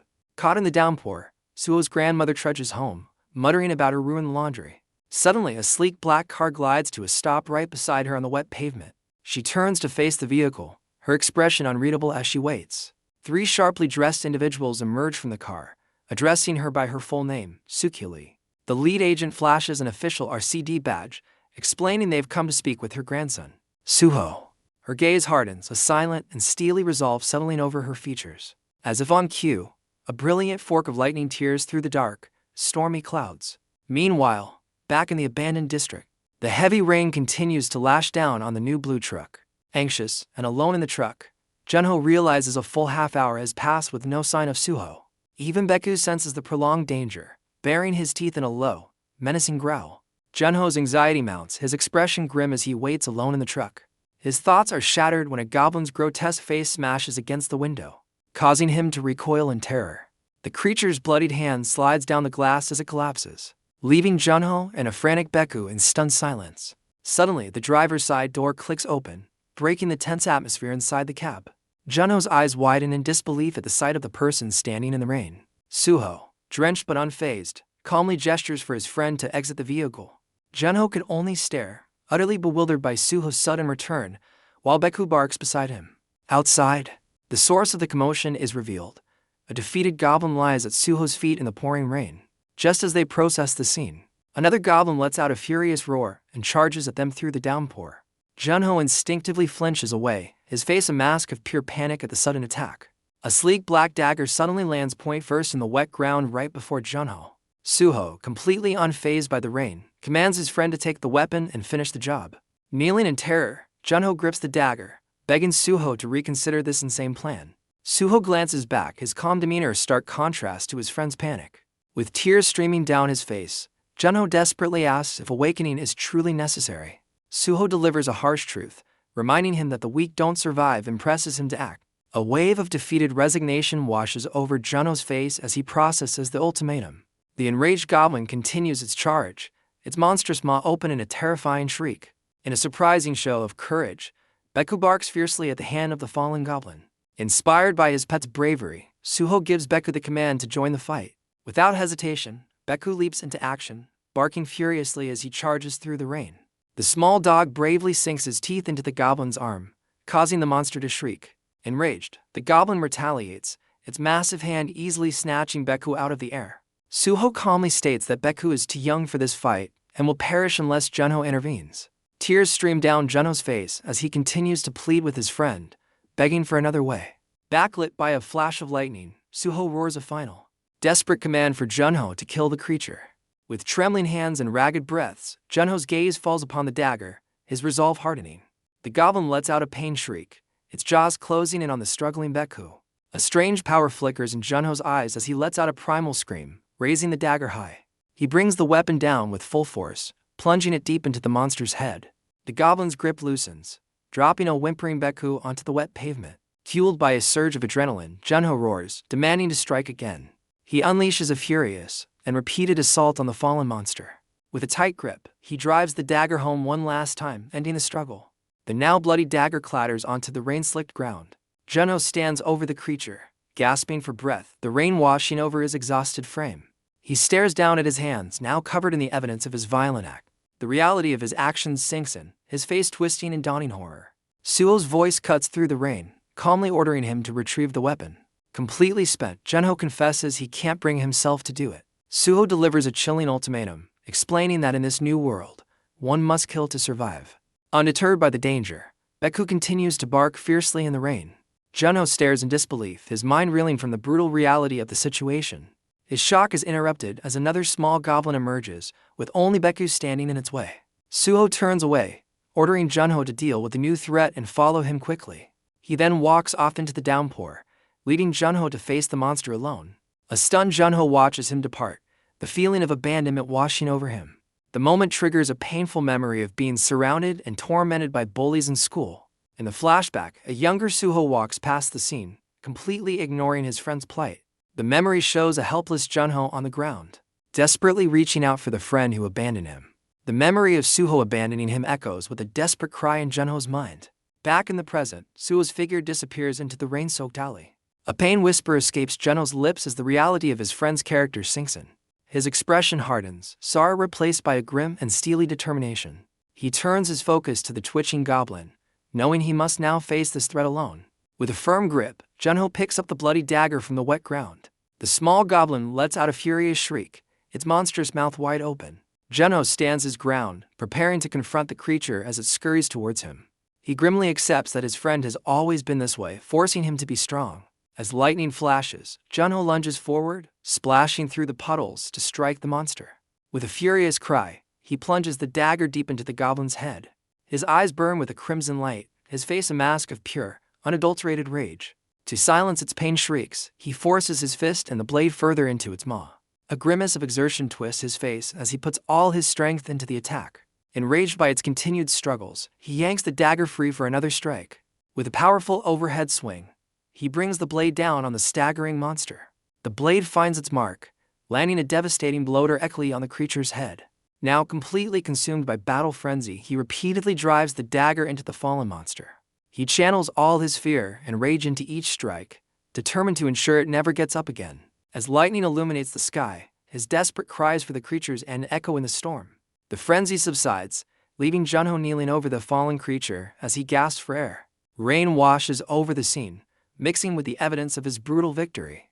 A shadow falls across his face, but a dark, unsettling smirk begins to form. As lightning flashes, it illuminates his crazed and triumphant expression. Reveling in his newfound power, his moment is cut short as another small goblin dashes through the rain towards him.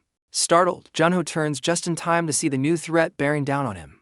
The creature screeches and lunges, forcing him to raise his dagger in a desperate defense. He stumbles backward from the impact, losing his footing and crashing into a puddle. Suddenly, a colossal, shadowy monster looms over them both, dwarfing the smaller goblin. A close-up reveals the massive creature's eye, gleaming with a terrifying and predatory grin. The colossal monster instantly dispatches the smaller goblin in a shower of gore. Junho could only watch in stunned silence, his mind screaming at the sheer brutality. With a final, decisive move, Suho finishes off the creature that had attacked Junho. He calmly steps away from the scene, unfazed by the carnage he just created. Suho walks through the rain, reflecting on the grim sensation of his blade meeting flesh. A flash of lightning reveals his cold expression as he recalls the monster's desperate pleas. His attention is suddenly drawn to a mysterious figure observing him from a nearby rooftop. A holographic window materializes before Junho, officially classifying him as a level F1 butcher. The figure on the roof smirks, clearly entertained by Junho's new, grisly title. From his perch, the stranger mockingly asks if Junho has prior experience in a slaughterhouse. Junho glares up, his face streaked with rain and gore, silently refuting the stranger's taunt. Unfazed, the man on the roof, revealed to be Suho, beckons for Junho to join him. A dark, unsettling smile spreads across Junho's face as he agrees to the invitation. Suho turns to leave the rooftop, overlooking the rain-soaked alley now filled with fallen creatures. The scene shifts to a large, imposing building, a safe haven from the storm outside. Inside, a clean Suho and a disheveled Junho stand before an official-looking desk. A woman in a uniform eyes them nervously, cautiously offering her assistance. Suho calmly informs her that his companion has just recently awakened his powers. The receptionist directs Junho to wash up before proceeding to a screening and grading room. While heading up the stairs, Junho questions Suho about the meaning of this grading. Suho explains that a score of 100 on the dimensional energy test is the bare minimum to become a hunter. He then admits his own score was a paltry 96, casting doubt on Junho's chances as they walk. They arrive at the grading lab, where an official instructs Junho to get on the machine. Now in a specialized suit, Junho lies down as the device powers up, crackling with energy. A brilliant flash reveals his score, a surprising 111, well above the required threshold. Having passed, Junho is directed to the next room while Suho observes with a thoughtful expression. A lab technician then offers Suho a chance to retake the test himself. Suho confidently takes his place on the machine, ready for his own evaluation. A subtle, knowing smirk plays on his lips as the machine whirs to life around him. As the test begins, a mysterious entity with countless eyes observes him, its system recording his data. A brilliant flash of energy erupts from the machine, enveloping Suho completely. The test concludes with a final surge of power, signaling the measurement is complete. The screen blazes to life, displaying an astonishing score of 189. Even Suho seems taken aback, his body tense with the residual energy of the test. The technician marvels at his incredible growth, predicting a swift promotion to E rank. With a knowing look, Suho inquires about the origins of the powerful testing device. The technician casually dismisses his question, attributing the machine's creation to scientist. Suho's expression grows serious, his mind clearly doubting her simple explanation. Later, Junho is presented with his official Awaken ID card and a new phone. The receptionist congratulates him, explaining he is now eligible for the Hunter exam. Suho offers a simple congratulations, which Junho accepts with a weary thanks. Suho then probes, asking if Junho experienced anything strange during the test. But Junho felt nothing. Suho muses that he might just be more sensitive, prompting Junho to ask about his own awakened skill. With a grim look, Junho reveals his ominous-sounding skill, execution. As they walk on, a squad of elite-looking hunters passes by, led by a woman with striking blonde hair. Suho's expression suddenly shifts to one of confusion. He suddenly dashes after the group, shouting for the attention of the blonde woman. The woman turns around, her gaze cool and questioning as she acknowledges his call. Her subordinates are visibly annoyed, questioning if this newcomer has a death wish for addressing their captain so casually. Suddenly, one of the men recognizes him, his shock revealing that the newcomer is the infamous Suho Park. Suho offers a charming apology, admitting he's not used to civilized conversation. The captain coldly dismisses him, making it clear she never wants to see him again. As she walks off, her subordinates mock her for shutting down the infamous Suho Park. Suho simply watches her go, wondering if her rejection is just an act. Annoyed, the captain glances back, while her team questions the reason for his apology. Junho senses a history between the two as the squad continues to tease their captain. The blonde captain's patience snaps, and she furiously orders her men to move out. Suho smirks, remarking that her fierce temper suits her reputation as the pack's leader. Later that night, a car pulls up to a building marked as the headquarters of the Suho clan. Inside, two individuals share a toast, clinking their cups in a silent agreement. A woman with a black bow in her hair savors a cup of strawberry liquor, praising its amazing taste. An elderly woman notes her guest's tolerance, revealing the drink was a final creation of her late husband. Taking another sip, the younger woman curses the monsters, believing they deserve their fate. The older woman smiles warmly, appreciating her companion's blunt and fierce attitude. They enjoy a delicious fish cake soup, the perfect accompaniment to their drinks. Just as the woman wonders about Suho's tardiness, the sound of a bell announces a new arrival. Suho and Junho step inside, with Suho looking slightly puzzled by the scene. A young boy excitedly rushes forward, calling out for his father and a small white dog. The boy, Jenu, happily greets Junho, who asks if he enjoyed his day. The woman with the bow turns to greet Suho, who stands before her without a word. Suho cautiously asks the woman to identify herself. The woman is revealed to be Miso Kim, a high-ranking level 8 individual. She confirms her identity as Captain Miso Kim of the RCD Return management team. Miso calmly explains her purpose. She's here to offer him a contract. Suho is taken aback by the unexpected offer of a contract. Miso tests his knowledge, asking if he knows the official designation for a returnee. Suho admits his ignorance with a straightforward denial. She reveals their official title is Coordinate Human. The strange term leaves Suho completely baffled. She explains that returning through a crimson portal fulfilled a crucial requirement, marking his success. Suho remains unimpressed, questioning the significance of this revelation. Miso explains the portal will become a bridge between worlds, prompting Suho to ask where it will appear. A single finger extends, pointing with absolute certainty. She aims her finger directly at Suho, identifying him as the portal's anchor. Suho is left completely baffled by her cryptic gesture. Miso clarifies that the portal will manifest near the coordinate, which is Suho himself. He thoughtfully considers the implications of being a living beacon. A memory flashes through his mind, sparking hope that he can reunite with his wolf pack. Miso drops another bombshell, revealing the RCD theorizes his world is the fourth new planet. She concludes that if they're right, Korea will hold the sole gateway to this uncharted territory. With a serious expression, Suho cuts straight to the point, asking when the portal will appear. Miso calmly informs him that they have a strict deadline, within 99 days. Suho's gaze intensifies as he demands to know what the RCD truly wants from him. She issues a firm command, forbidding him from leaving Korea until the portal manifests. Suho immediately challenges her authority, demanding to know the reason for this restriction. Miso reveals their primary concern is preventing him from becoming the next Sinuli. The name means nothing to Suho, who asks for the identity of this mysterious person. Miso realizes he's completely in the dark about the infamous Sinuli incident. She reveals that the world's #1 ranker, Okita Hero, is actually a Korean named Sang-woo Lee. Suho is stunned by the revelation that the most powerful hunter in the world is Korean. She recounts how the government initially detained returnees, hiding their imprisonment behind the lie of protection. Though only a D rank, Seong's power was too great for the facility, and his disappointment led him to accept an offer from Japan. She declares that Seong-woo is the very reason the gate to planet Hades now looms over Tokyo. Miso connects this event to the birth of the dimensional energy industry, a massive economic powerhouse. Bringing the point home, she warns that if his portal appears abroad, Korea will suffer a catastrophic economic loss. Now understanding his leverage, Suho confidently asks what he stands to gain from this deal. Playing his game, Miso returns a sly smile and challenges him to name his terms. As they negotiate, an unseen listener quietly approaches from the stairs. Suho lays out his ambitious demands: elevate the Suho clan to an official guild, and grant them exclusive territory. The listener is revealed to be a stunned Junho, crouching in disbelief at Suho's bold negotiation tactics. Miso asks for any final conditions, but Suho has one last crucial question. Unfazed by his demands, she confidently invites him to ask away. Suho wants to know if there will be any warning signs before the portal appears. Miso assures him the RCD will send their best agent, a specialist in detecting dimensional fissures. He remains skeptical, questioning the caliber of this supposed best agent. The scene cuts to a flashback of a smug man making a highly inappropriate proposition. His words trigger a memory of pure fury in the eyes of a blonde woman. That same woman, a powerful fighter, unleashes her rage with a devastating kick in a training room.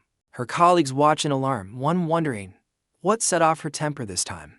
Channeling electrical energy, she furiously regrets not having the man arrested for his unacceptable behavior. A colleague in a suit interrupts her training, questioning the source of her anger. The blonde agent dismisses her, clearly not in the mood to talk, but her colleague presses on. Losing her patience, she demands to know the reason for the interruption, only to be told she's needed for a trip. The agent's expression shifts, her curiosity piqued by the unexpected assignment. A man in a blue suit plummets from a cliff, a horde of monsters swarming right behind him. He is not alone, carrying a shocked blonde woman who thinks his plan is absolutely insane. With incredible speed, he flips them both midair, positioning himself beneath her. A confident grin flashes across his face as he braces for the brutal impact. They crash into the ground, unleashing a massive shockwave that shatters the earth. He takes the full force of the landing, acting as a human shield to protect his companion. The impact's force instantly neutralizes the entire mob of pursuing monsters. Still in his arms, the woman looks around in disbelief, questioning how she's even alive. He sets her down, clutching his side in pain as a shadowy object falls from his grasp. Brushing it off as a close call, he calmly walks away, leaving her in the crater he created. The woman stares after him, completely speechless at the impossible feat she just witnessed. She glances back at the towering cliff, still struggling to comprehend how they survived the fall. Finding refuge in a nearby cave, they're met with more monstrous screeches from the darkness. Inside, he rests against a wall, clearly irritated by the incessant cries of the creatures outside. Composing herself, she addresses the mysterious man, demanding to know his next move. He reveals a surprisingly simple plan: defeat for more monsters to level up, and then go back for more. His reckless strategy earns him an exasperated sigh, as she clearly doubts his logic. She tries to explain that leveling up isn't a direct power boost, but he claims it's different for him. Her confusion deepens, not understanding how his case could be an exception to the rule. With a chilling grin, he explains that for him, removing his limits is the ultimate power-up. His chilling words sink in, leaving her to ponder the true nature of his power. The story cuts away to emergency vehicles speeding through the night, sirens blaring. They arrive at the dungeon entrance, now a chaotic scene swarming with media and officials. A reporter broadcasts live, revealing a scandalous incident occurred at this very dungeon 2 days prior. The broadcast shows a man breaking down in front of the press, calling out the hero's name in despair. The news reveals the captured suspect initially lied, but later confessed to his crime after an investigation. As he's escorted through a media storm, reporters hound him for answers about the hero's last words. The suspect internally seethes, regretting his actions now that he knows his victim's powerful affiliation. Meanwhile, a man in an office watches the news speculate on whether the hero, a rumored returnee, can possibly survive. His thoughts are interrupted as a woman bursts into the office, urgently addressing him as chief. She storms in, angrily demanding an explanation for his apparent inaction. With a furious expression, she insists they need to apprehend everyone responsible for the crime. The chief reveals they've already acted, but the main gang leader is now a wanted fugitive. She counters that this is just a smokescreen, as one manager taking the fall for a level 5 dungeon incident isn't sufficient. He questions the wisdom of dismantling a whole guild, asking if it would truly solve anything. His dismissive tone regarding the severity of the situation leaves her absolutely livid. The chief then raises doubts about the hero's true origin, questioning if he's as powerful as rumored. Completely exasperated by his logic, she shouts his title in sheer frustration. While a news report calls for stricter guild management, the chief quietly expresses his annoyance. He reveals his cynical plan to use the public outcry to launch profitable inspections of the guilds. Overcome with guilt, she confesses that she was the one who sent the hero into the dungeon. The chief remains silent, his expression unreadable as he listens to her breakdown. He feigns concern, suggesting they can only wait, even as news reports declare the mission a likely failure. Devastated by the grim reality, she collapses to the floor in utter despair. Tears stream down her face as she grieves for the man she sent to his apparent doom. The scene shifts back to the eerie forest within the dungeon's depths. Suddenly, a hulking, axe-wielding monster emerges from the misty undergrowth. The creature's attention is abruptly caught by a faint, fluttering sound nearby. A tiny, glowing fairy appears in a brilliant flash of light, looking slightly panicked. The massive monster stares in confusion at the small, magical being hovering before it. The monster snatches the glowing fairy right out of the air. It lets out a furious roar, realizing it's been tricked. The beast swings its weapon wildly, trying to hit the elusive light now zipping around it. The glowing orb easily evades the clumsy attack, leading the monster on a chase. With a final zip, the light disappears into the nearby foliage, its mission complete. The hulking creature stands baffled, wondering where its tiny target went. Its attention is suddenly caught by a pair of leaves sliced clean from a tree above. Before it can react, a figure plummets from the treetops with blinding speed. The hero delivers a devastating strike to the monster's head, earning a reward of performance points. He crashes down with immense force, completely overwhelming the creature in a single decisive move. He grins through the blood, now only 3 monsters away from his goal. The eerie sounds of unseen creatures fill the forest as they move stealthily through the undergrowth. Hiding in the bushes, the woman activates her glowing eye, using a skill to gain insight into their surroundings. Her ability reveals the heat signature of a lone figure moving through the misty woods. She pinpoints their next target, an orc warrior lurking just a short distance away.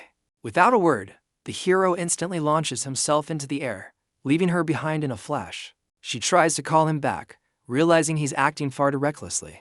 He soars towards the unsuspecting orc, knife raised for a surprise attack from above. The orc warrior suddenly turns, sensing an approaching threat at the last second. The woman screams in alarm, realizing he's just jumped headfirst into a trap. Instead of landing a blow, the hero's foot slams down directly onto a hidden spike trap. The ground erupts with explosive force, violently launching him into the air. He tumbles helplessly, his sword knocked from his grip as he crashes back to the ground. His companion watches in sheer horror, realizing the devastating consequences of his recklessness. The orc warrior triumphantly blows a horn, signaling its comrades that the prey is caught. In the distance, other orcs hear the call to arms and immediately respond. A particularly menacing orc with glowing eyes narrows its gaze, ready for the hunt. From the surrounding bushes, a monstrous hand suddenly bursts through the leaves. Another orc warrior crawls out from its hiding spot, axe in hand and ready for battle. The hero finds himself completely surrounded as an entire horde of orcs emerges from the forest. His companion desperately screams for him to get back on his feet. The hero's eyes snap open with renewed focus, despite his weakened state. With a furious roar, the orc horde charges forward, led by their glowing-eyed commander. The ground trembles as the overwhelming number of monsters stampedes towards the lone, injured hero. He staggers upright, confused and disoriented from the explosion and the trap's effects. A wave of dizziness washes over him, his body feeling paralyzed and his senses failing. The relentless orcs howl as they close the distance, ready to overwhelm their cornered prey. His partner reveals the critical reason for his condition. He hasn't eaten in 2 days. Thinking fast, she throws several defense bombs, which detonate in a massive chain reaction. A blinding flash of light engulfs the charging orcs, momentarily stopping their assault. The powerful explosion sends the front line of orcs flying in every direction. His companion is caught in the shockwave, crashing painfully to the ground. He uses the chaos to make a break for it, leaving her to recover on her own. Enraged, the surviving orcs regroup in the smoke, their growls echoing through the forest. The hero wastes no time, snatching his fallen sword from the scorched earth. He immediately turns the tables, cutting down 2 of the pursuing monsters in a swift counterattack. With renewed vigor, he sprints forward, closing the distance to his next target. A blood-splattered grin spreads across his face with only one monster left to defeat. He leaps into the air for the final blow, anticipating the level up that awaits him. His focus is absolute, knowing this last kill is all that stands between him and his goal. He soars through the air, axe raised high, ready to claim his level up. But a massive spike club swings out of nowhere to meet his charge. The orc commander intercepts his attack with a bone-shattering block. The sheer force of the blow sends both the hero and his target flying. His partner can only watch in disbelief as his final attack is thwarted. The glowing-eyed commander bellows in rage, radiating immense power. She glares with frustration, angered by the formidable orc leader. Undeterred, the hero uses the other orc's body as a stepping stone for another strike. He slams his foe into the ground, using the impact to regain his footing. In the chaos of the landing, his axe is sent spinning from his grasp. The dislodged axe hurtles through the air, spinning towards an unseen target. It finds its mark, finishing the last orc and triggering his long-awaited level up. A system notification floods his vision, offering to unlock a beast transformation skill. He stares in disbelief, shocked by the unexpected and powerful new ability. Meanwhile, the orc commander stomps menacingly towards his fallen partner. She struggles against her injuries, realizing she's too weak to even stand properly. Despite her condition, she rises to meet the monster's charge, her sword crackling with power. The scene abruptly cuts to a city building at night, where someone calls out for a dog named Beku. An elderly woman appears with a bowl of food, calling for her pet to come eat. A small white puppy excitedly runs towards the sound of its name, barking happily. The woman sadly notes that while the puppy's owner has been missing for 2 days, the little one seems fine. The small white puppy, Beku, eagerly runs towards its food bowl, full of energy. Back in the other world, his partner desperately blocks a powerful blow from the orc commander. With a look of grim determination, the hero decides to activate his new beast transformation skill. At that exact moment, Beku begins to float in the air, crackling with an unnatural energy. The elderly woman stares in shock as the puppy is enveloped in a bright blue aura. Her face twists in confusion and fear, unable to process what she has seen. In the game, the hero is racked with pain as a dark, shadowy power bursts from his body. The orc commander's immense strength sends his partner flying backward, disarmed and vulnerable. The hero's form is consumed by a hissing, black mist as the transformation takes hold. She screams in agony as the force of the blow sends her flying. The orc commander stands firm, his weapon still resonating from the powerful impact. From within the swirling shadows, a monstrous, clawed hand emerges. His human form violently tears apart, reshaping into something bestial. Menacing, clawed feet slam onto the ground, accompanied by a low growl. The commander takes advantage of the chaos, delivering another crushing blow to his partner. Her sword is sent flying, clattering uselessly on the rocky ground. He lunges forward, moving in to finish off his helpless opponent. A massive, clawed foot stomps down, cracking the earth with raw power. The transformation is complete, revealing a ferocious beast with glowing eyes, ready for battle. The orc commander's glowing eye widens, sensing the new, overwhelming threat. Before the commander can react, the transformed hero blitzes forward in a flash of white fur. The monster's eye reflects the terrifying speed of the approaching beast. He intercepts the orc commander's lunge with a devastating kick, planting him firmly into the ground. His partner stares in disbelief, struggling to comprehend his new, monstrous form. The beast follows up, smashing the commander into the earth with enough force to knock his partner off balance. He raises a powerful armored fist, preparing to unleash a merciless beatdown. A brutal flurry of punches rains down upon the helpless orc leader. The werewolf becomes a blur of savage fury, relentlessly pummeling his opponent into the dirt. The assault culminates in a single, bone-shattering punch that deforms the commander's face. His partner's eyes widen in horror, unable to look away from the brutal display.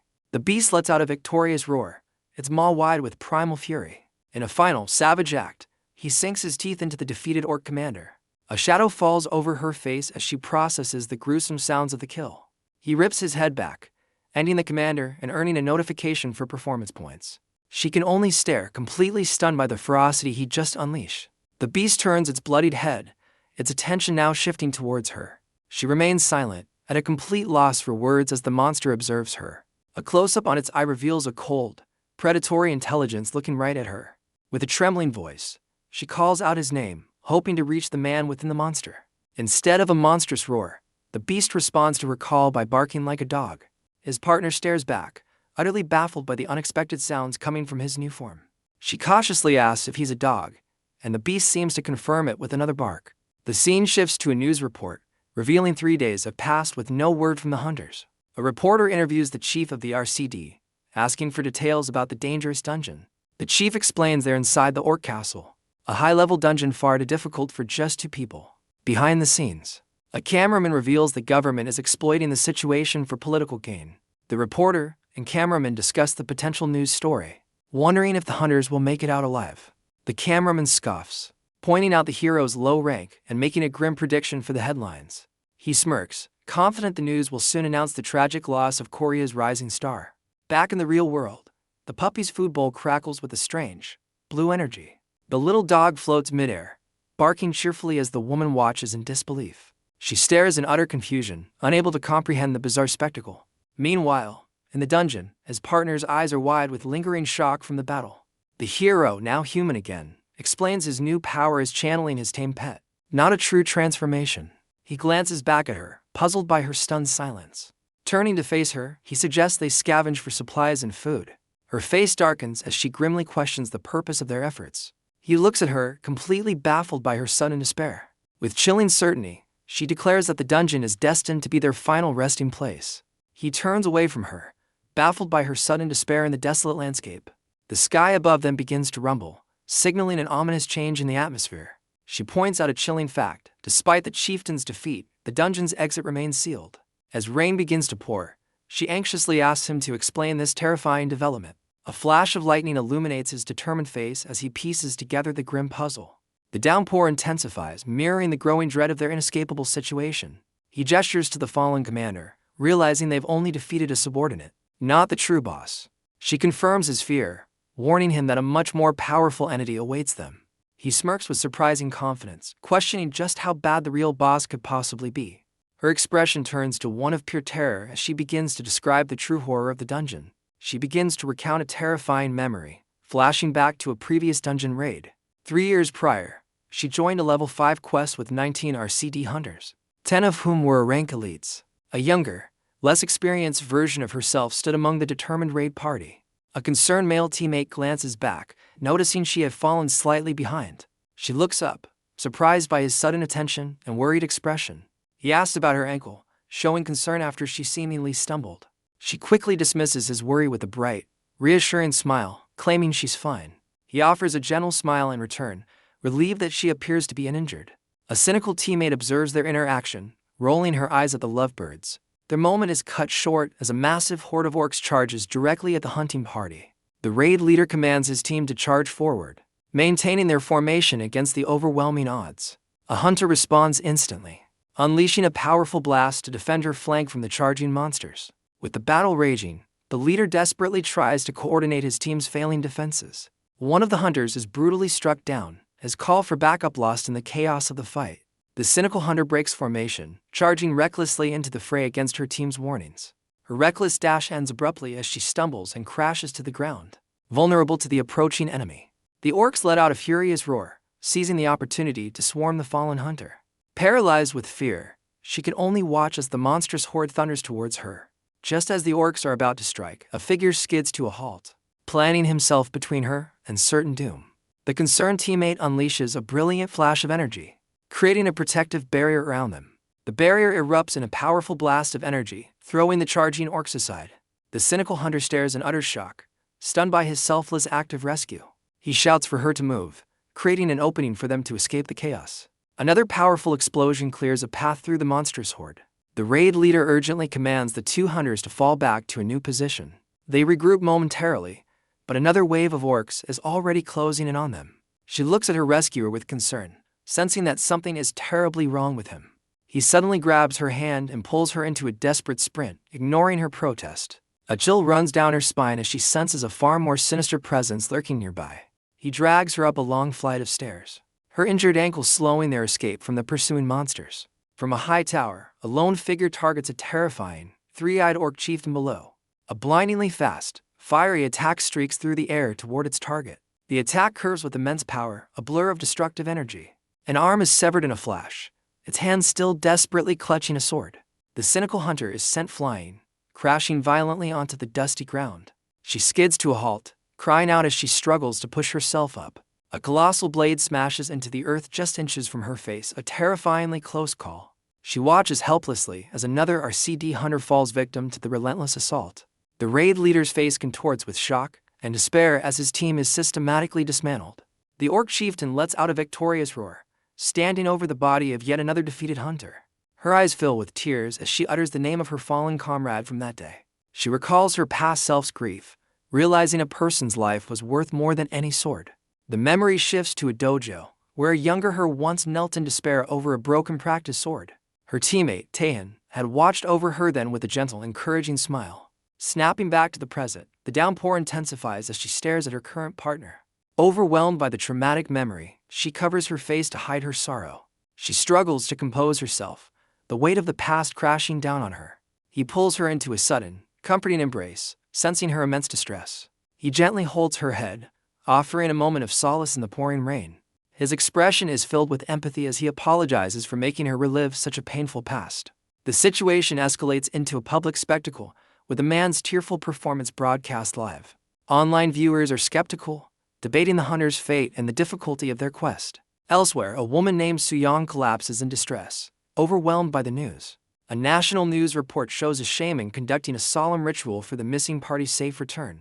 In response to the crisis, elite hunters from various guilds arrive, ready for a revenge mission. A powerful guild leader watches the gathering, privately blaming the government for the disaster. The scene cuts to the same guild leader being embraced by a woman in a private setting. She looks over his shoulder, inquiring about the news broadcast they are watching. On the screen, a passionate crowd cheers, showing their support for the assembled hunters. The guild leader and his companion watch the unfolding events together, their private moment contrasting with the public outcry. As the rain pours down, the two hunters find shelter inside a dimly lit cave. He reveals a surprisingly lavish spread of food, from pizza to sandwiches. She watches him eat with an enormous appetite, realizing he's quite the foodie. Holding a burger, she wonders if she might have ordered a bit too much for herself. After finishing her meal, she taps the remaining food, declaring she's completely full. He, on the other hand, is still eating, casually revealing he's on his 22nd burger. A genuine smile crosses her face as she sincerely thanks him for his care. Their small campfire illuminates the cave entrance, a beacon of safety in the dark woods. He then asks the critical question, if she managed to kill the orc lord with her powerful sword. She looks down with regret, admitting that she fainted on the spot right after her attack.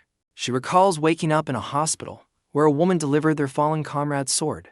The narrative explains the terrifying power of an orc lord, a monster far beyond any chieftain. He realizes an orc lord must be nearby and presses her for its location. She confirms the creature is likely in its castle, but is not within their immediate range. She details the typical layout of an orc fortress with the lord in a central spire. A tiny, winged fairy suddenly materializes from a sphere of light next to his head. The magical creature seems to communicate with him before darting away into the cave. He smiles confidently, announcing that his fairy has successfully located the orc castle. She looks up in surprise at how quickly he found their target, and he confirms it. With a determined expression, he declares it's time for them to make their move. Surrounded by glowing motes of light, she skeptically asks if he has a plan. He turns with a steely gaze, revealing his brutally simple strategy is to find and kill their target. She face-bombs in exasperation, frustrated by his bluntness but admitting she has no better ideas. Meanwhile, deep within the orc fortress, a heavy gate begins to unlock with a loud clunk. The castle's massive drawbridge creaks as it is slowly lowered by heavy chains. It slams down with a deafening crash, creating a path out of the stone stronghold. The ground rumbles ominously as a massive force prepares to exit from the dark gateway. A horde of orcs riding monstrous wolves charges out, letting loose a furious battle cry. An aerial view reveals the colossal scale of the orc castle as its army pours out. The entire forest trembles as the vast orc army mobilizes, their war horns echoing across the land. From her hiding spot in the bushes, she gives the signal to advance. He leaps from the high ground in his beast form, carrying her swiftly through the forest. They tear across the open ground, a streak of white and blue against the landscape. Their charge carries them straight towards the imposing gates of the orc fortress. The sudden appearance of the duo startles the orc guards patrolling the fortress walls. Her expression hardens with resolve as she anticipates the coming battle. The ground trembles as they realize the horde of orc riders is closing in from behind. A protective barrier instantly forms around them, deflecting a deadly volley of arrows. He digs his powerful claws into the drawbridge, bringing their high-speed charge to an abrupt halt. Their path forward is blocked as they find themselves trapped on the drawbridge, surrounded by the enemy. With a fierce cry, she unleashes a powerful defensive ability to clear their path. A blinding flash of light erupts from their position, engulfing the entire drawbridge. The concussive force sends the surrounding orcs flying, creating a momentary opening. He instructs her to hold on tight as they break through the enemy line, heading for the center. She braces herself, leaning into the turn as they accelerate with incredible speed. Their charge creates a powerful shockwave, blasting the horde of orcs away from them. He lets out a ferocious howl that stuns the pursuing enemies, buying them precious seconds. She looks back in surprise, realizing the sheer chaos they are leaving in their wake. From above, more orcs leap from the fortress walls, attempting to intercept their advance. He defies gravity by running straight up the wall, kicking the ambushing orcs away. The force of his charge sends her tumbling off the wall along with the stunned orcs. He glances back in alarm, realizing his partner is now in freefall. Despite the danger, she urges him to press on, putting the mission above her own safety. Using the wall as a springboard, she kicks off with incredible agility to change her direction. Her quick thinking pays off as she successfully grabs onto his stone battlement, halting her descent. She pulls herself over the edge, securing her position high on the fortress wall. With a determined leap, she vaults over the parapet and onto the main walkway. She lands silently on the stone path, ready to continue her solo infiltration. Dashing into a corridor, she's immediately confronted by hulking orc guards blocking her way. Without hesitation, she summons her crackling energy sword, preparing to carve a path through them. He plummets from the sky, a living missile aimed at the orcs below. Meanwhile, she unsheathes her blade, ready to cut down the guards blocking her path. Her partner continues his rampage, scaling another wall with unstoppable momentum. The chaos finally reaches the throne room, where a powerful figure is alerted to the intrusion. Massive hands tighten on the stone throne as the fortress's master senses the disturbance. A flash reveals the horrifying face of the Orc Lord, his 3 glowing eyes burning with rage. Seated in his high tower, the monstrous ruler glares down upon his domain, exuding pure menace. With a deliberate motion, the Orc Lord pushes himself up, deciding to deal with this personally. His heavy, armored boots slam against the stone floor, shaking the very foundations of the spire. The formidable creature strides purposefully towards the balcony, ready to confront the source of the commotion. The Orc Lord steps onto his balcony, a confident smirk on his face as he surveys the chaos. His arrogance turns to confusion as he spots an unexpected blur rocketing towards him. The ruler's third eye narrows, focusing on the rapidly approaching threat. In a flash, the beast form hero appears before him, letting loose a savage roar. He sinks his fangs directly into the Orc Lord's throat, initiating a point-blank assault. Their struggle shatters the balcony, sending them both plummeting from the high tower. Locked in a deadly embrace, the 2 combatants fall through the open air. The Orc Lord's eye burns with rage, refusing to accept his sudden turn of fortune. His fall ends abruptly as he is impaled on a massive spire, and a system notification confirms his defeat. The force of the impact sends the hero tumbling away. As the Orc Lord's reign comes to a definitive end, the spire crumbles under the Orc Lord's weight, showering the courtyard in stone and debris. The collapsing tower crashes down, scattering the panicked orcs below. A massive explosion rocks the fortress as the entire structure gives way in a fiery blast.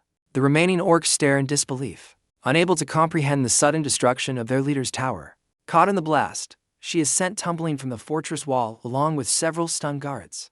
The chaos intensifies as bodies and rubble rain down, sending the horde below into a frenzy. Helplessly, she plummets towards the ground, her mission seemingly at an end.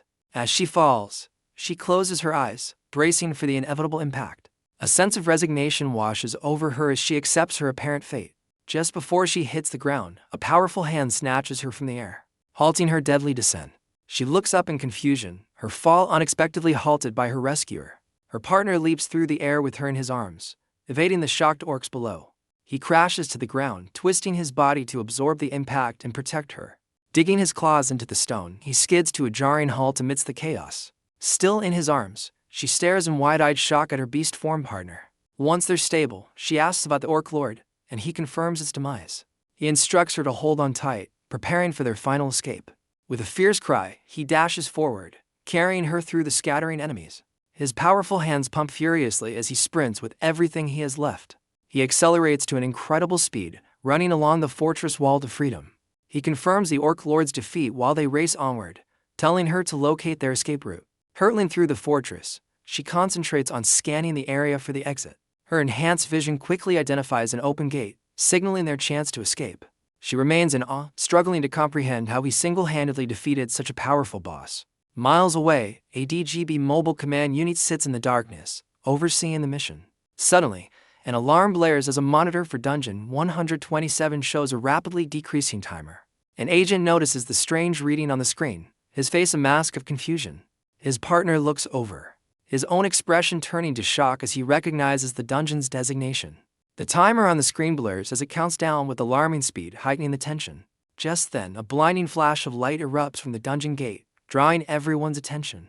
The agents gathered outside the gate stare in utter confusion at the unexpected development. One agent's shock turns to disbelief as he begins to recognize the figures emerging from the light.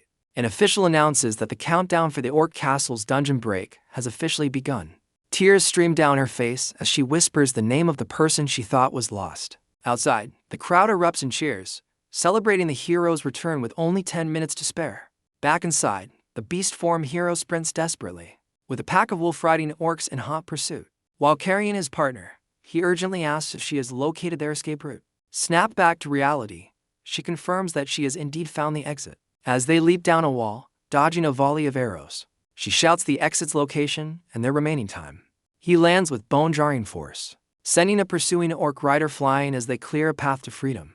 He suddenly skids to a halt, his claws digging into the stone as he catches a familiar scent. Abruptly changing course, he dashes away from the exit, much to his partner's confusion. She anxiously questions his new direction, reminding him that their time is almost up.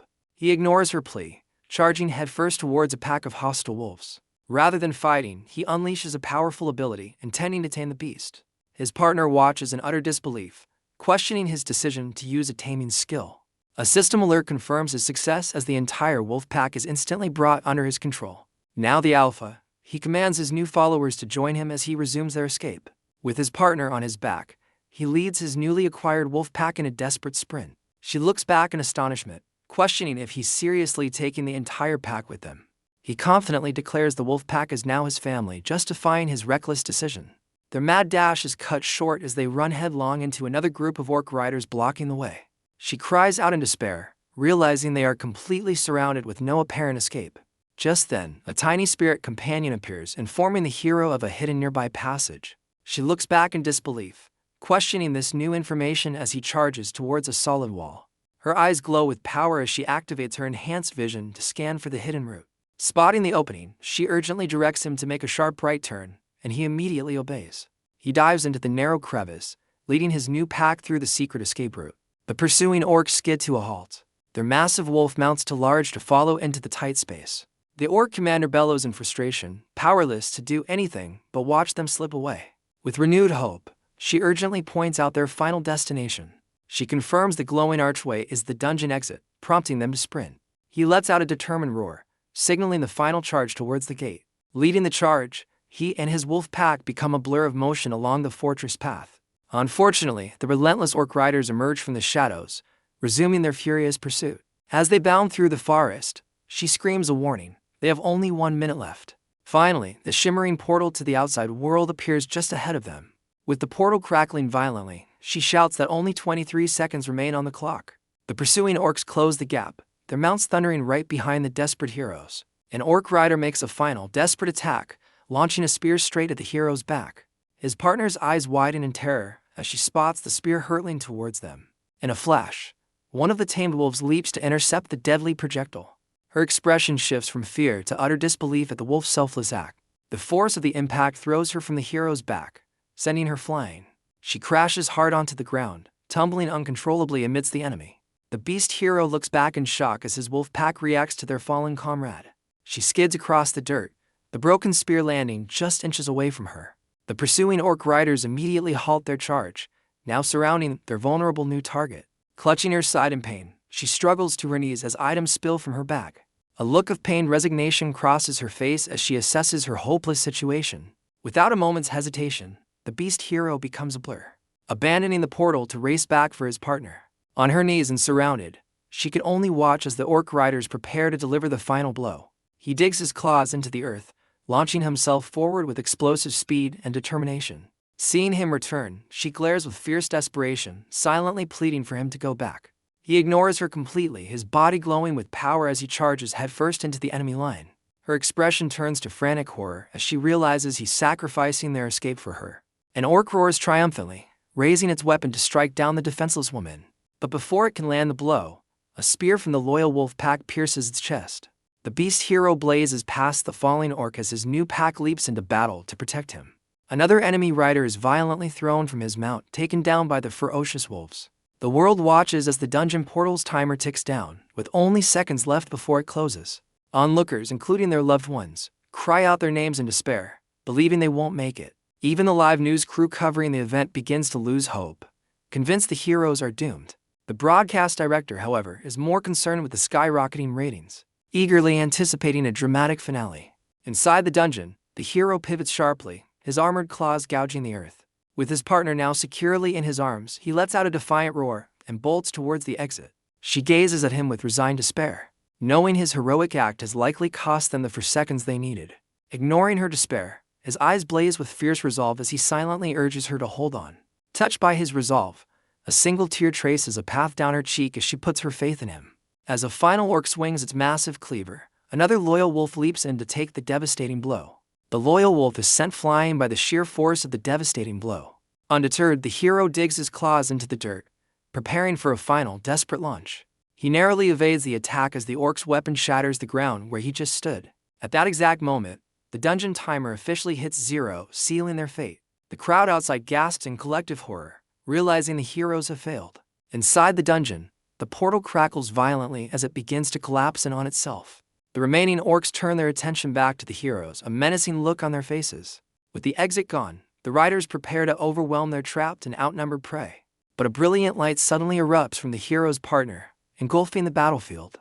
The light culminates in a massive explosion that erupts from the dungeon's entrance. The resulting shockwave blasts the surrounding orcs away, clearing a path through the chaos. A searing beam of light then disintegrates another orc, leaving nothing behind.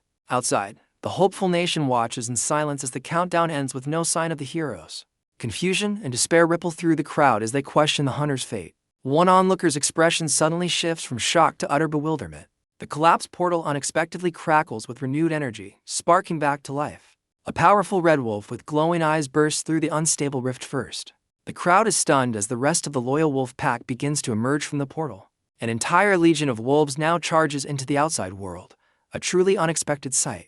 Onlookers can only stare in wide-eyed disbelief at the impossible scene unfolding before them. Following the wolves, the hero's partner is launched from the portal, soaring over the stunned crowd. Seconds later, the hero himself makes a thunderous landing, shattering the ground upon impact. The bewildered crowd struggles to comprehend what they just witnessed, with some believing they saw a person fly by. An official immediately orders his team to rush towards the impact site and investigate the commotion. As the dust begins to settle, the first responders realize with shock that people have emerged from the chaos. The rescue team freezes in place, their faces etched with disbelief at what they find in the crater. There, amidst the rubble, they find the hero cradling his partner, shielding her from the fall. The responders officially identify the two figures as the very hunters everyone had presumed lost. The realization that the heroes are alive and have returned sends a wave of euphoric cheers through the crowd. As the celebration erupts, the loyal wolf pack lets out a triumphant howl under the full moon. Medics rush to the scene as news outlets declare the hunter's survival a miracle. After 4 days trapped inside, a photo from the scene shows the hero still cradling his partner protectively amidst the crater's rubble. During a high-level briefing, officials question the peculiar position the two were discovered in.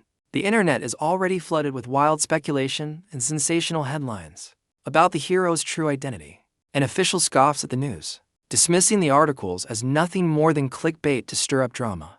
His colleague gives him a pointed look, suggesting the information was intentionally leaked from their side. The man quickly deflects, urging the room to focus on countermeasures rather than pointing fingers. The presentation reveals that the hero's newfound fame has attracted intelligence agents from numerous countries. He grits his teeth in frustration, angered by the arrival of these opportunistic foreign recruiters. Among the new arrivals is a notorious KGB agent from Russia, indicating the gravity of the situation. An agent from Israel's Mossad, Eli Gorenstein, is also confirmed to have arrived. The presentation then identifies Nakamura Kauji, the vice president of Tokyo's Returning Association. The official erupts in fury, recognizing Nakamura as a troublesome rival from the past.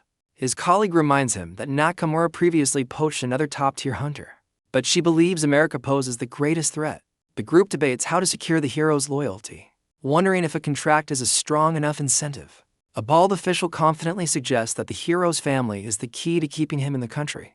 The first man is baffled, unable to comprehend that someone would prioritize family over wealth. A flashback reveals the hero spent a millennium with his wolf pack, all while longing for his human family. The officials realize that upon returning to Earth, he now also misses his wolf family, making him a complicated individual. The bald man concludes that the hero's core desire is simple: to be with those he considers family. The bald official proposes a simple solution: give the hero a private domain for his family, to ensure his loyalty. His colleague agrees, but worries about foreign agents, prompting a new plan involving a deserted lodge. An agent points to an isolated property on a digital map, a perfect location for the hero's new base. The official listens intently, considering the strategic value of the proposed location. The plan is to gift the land to the hero's guild, creating a restricted, safe zone far from the city. Satisfied with the location, the official inquires if Agent Suyang will remain assigned to monitor the hero. Her superior confirms she is the best for the job before asking about her current condition. Agent Suyang reports that she is recovering from her ordeal inside the dungeon. The official smirks, eager to read her highly anticipated report on the hero. The report's title flashes across the screen, bluntly labeling the hero as the dog-like man. Agent Suyang confidently presents her report, defining the hero with the simple, yet fitting, title of dog-like man. The entire briefing room is rendered speechless by her incredibly blunt and unusual assessment. With a grim expression, the lead official composes himself and orders her to begin the full report. The scene suddenly shifts to a massive stadium, where the roar of the crowd announces a major global event. An announcer hypes up the audience, welcoming them to the world's greatest combat tournament. The crowd erupts into a thunderous cheer, their energy palpable throughout the arena. A dark silhouette of a long-haired fighter appears, introduced as the legendary champion, Hero. The entire stadium chants his name in unison, their voices echoing with adoration for their hero. Under the bright stage lights, the announcer prepares to make the grand introduction. He gestures to the screen, officially presenting the silhouette of the world's #1 ranked fighter. The announcer boasts of the champion's incredible record: 21 title defenses and 45 undefeated matches. He is praised as the strongest primate in history and a symbol of hope for all of humanity. The fighter is officially introduced as an SS-grade irregular and Japan's ultimate weapon, the Dark Swordsman. A shadowy figure makes a dramatic entrance, stepping out from a brightly lit gateway onto the stage. The legendary champion, Hiro Okita, is revealed, a sinister dark energy swirling around his hands. The crowd erupts in a frenzy, their ecstatic cheers filling the entire stadium. A close-up shows the ominous dark aura intensifying and swirling around the champion, as if feeding on the crowd's energy. Hiro's twin swords become wreathed in crackling obsidian flames. Yet, among the cheering masses, one woman stands perfectly still with her arms crossed, unimpressed. A close-up reveals her calm and serious expression, observing the champion with a focused gaze. The announcer declares that Hiro has taken to the air, soaring above the arena with his dark power. He descends like a shadowy meteor, his dark aura expanding as the crowd's excitement reaches a fever pitch. Spectators are in awe, wondering if he'll end the fight with his energy alone. Despite facing a formidable opponent, the champion touches down with explosive force, shattering the arena floor beneath his feet. With an air of absolute confidence, Hiro surveys the stadium as broadcast drones circle above him. From his opponent's perspective, Hiro stands on the ruined field, his infamous phoenix flame marking his territory. The announcer dramatically shifts the focus, preparing to introduce the challenger to the roaring crowd. The Jumbotron introduces the challenger, Mikhail Jorvas, an undefeated S-grade weapon ranked 32nd in the world. A massive silhouette emerges from another gateway, introduced as the fearsome brown bear of Russia. With a final, booming announcement, the announcer presents the challenger, Mikhail Jorvas, to the world. The challenger, Mikhail Jorvas, launches himself from the gateway into the arena. A savage grin spreads across his face, his eyes locked on his target with predatory focus. He lands with the force of a meteor, cracking the stadium floor and announcing his arrival. Wasting no time, the Russian powerhouse charges head-on towards the seemingly unfazed champion. Mikhail's expression hardens with conviction, certain he will be the one to end Hiro's winning streak. He unleashes a ferocious, energy-charged punch, aiming to overwhelm the champion with brute force. Hiro calmly turns his head, his expression betraying no concern for the devastating attack. The challenger's fist collides with the ground, sending shockwaves and debris flying everywhere. Hiro is blown back by the sheer power of the impact, narrowly avoiding the direct hit. Frustrated by the dodge, Mikhail clenches his jaw, angered by the champion's evasive maneuver. Jorvas retaliates, unleashing a relentless spray from his mana-powered Gatling arm. The champion moves like a blur, the energy rounds harmlessly deflecting off his protective aura. Seeing his Gatling gun fail, Jorvas quickly switches tactics, aiming a massive bazooka at his target. He fires a devastating explosive round, engulfing the area in a massive blast. But Hero is already in motion, leaping through the cloud of debris with his dark energy swirling around him. The challenger looks on in disbelief as the champion emerges from the smoke to launch a counterattack. Hero's shadowy sword energy relentlessly strikes Jorvas, forcing him onto the defensive. Pushback, Jorvas fires his Gatling gun once more, trying to create some distance. The dark swordsman closes the gap instantly, but Jorvas manages to block the powerful sword strike with his gauntlet.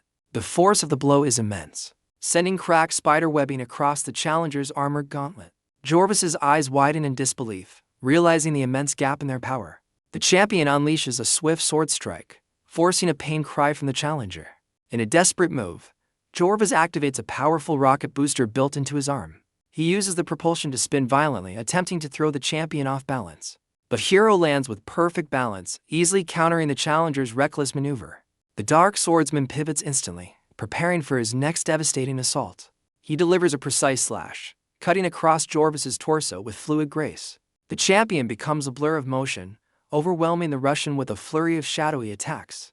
Jorvas reveals a hidden weapon, launching a heavy chain flail at his opponent. With startling ease, Hero catches the chain midair, effortlessly halting the surprise attack.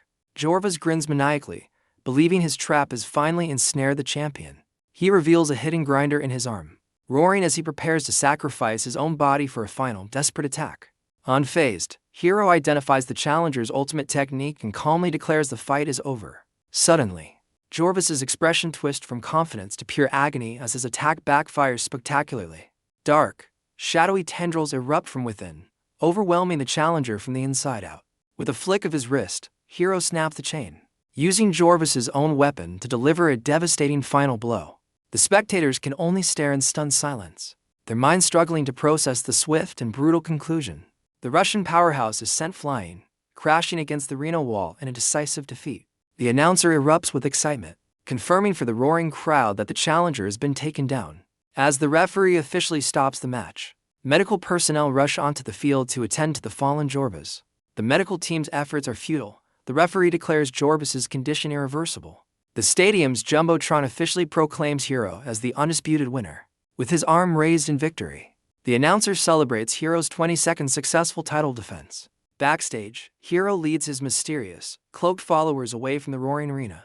His team questions his new technique, and he casually explains how he detonated his energy from within Jorvas. The champion calmly congratulates his crew, suggesting a celebratory drink as if nothing happened. He quietly enters a private room, leaving the chaos of his victory behind him.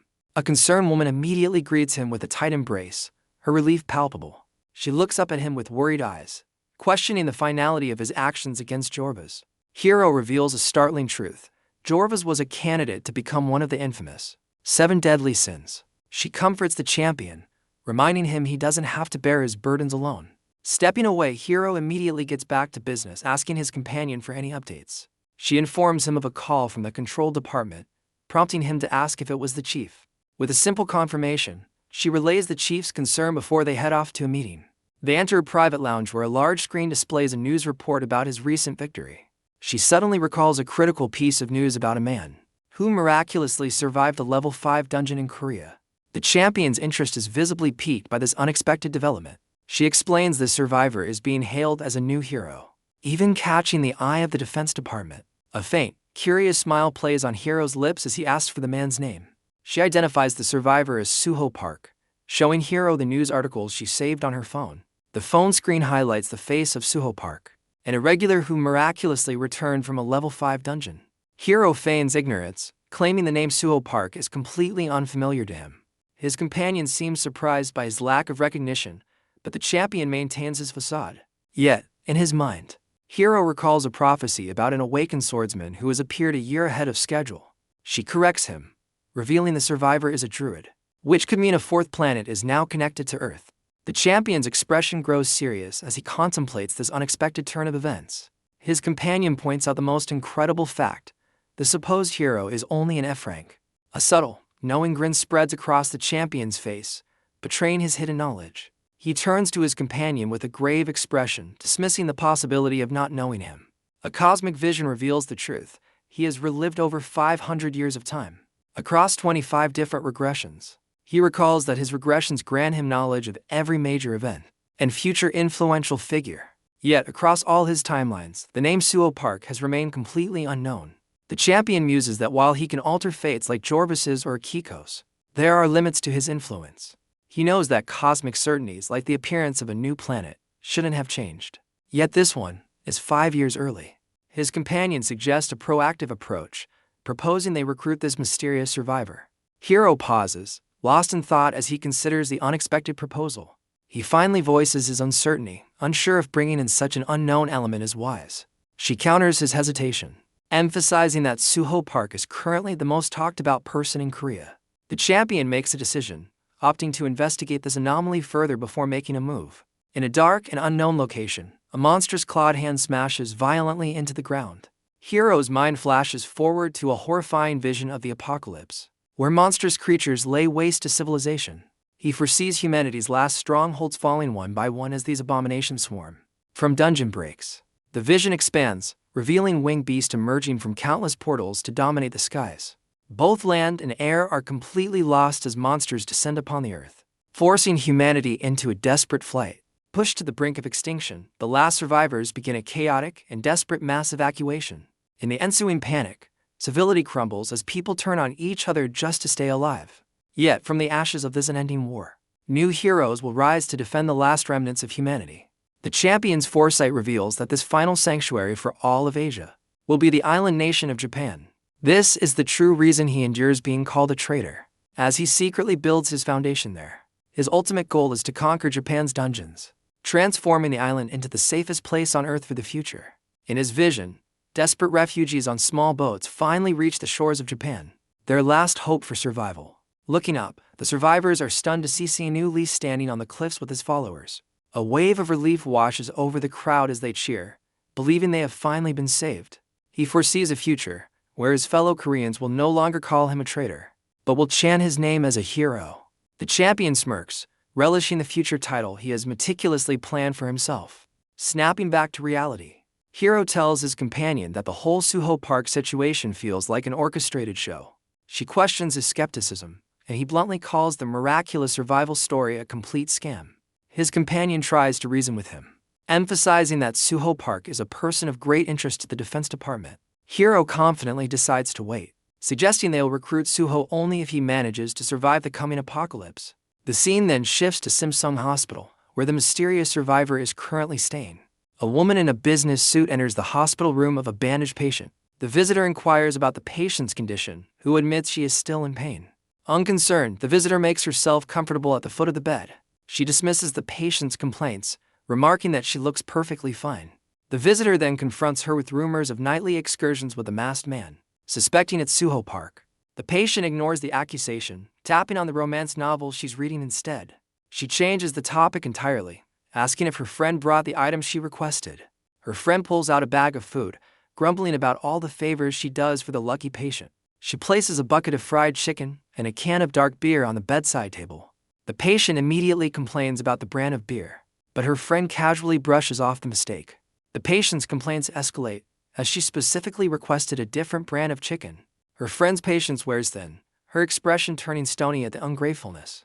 Her hand glows with a threatening aura, delivering a non-negotiable order to eat the food. The patient sullenly gives in, realizing she has no choice in the matter.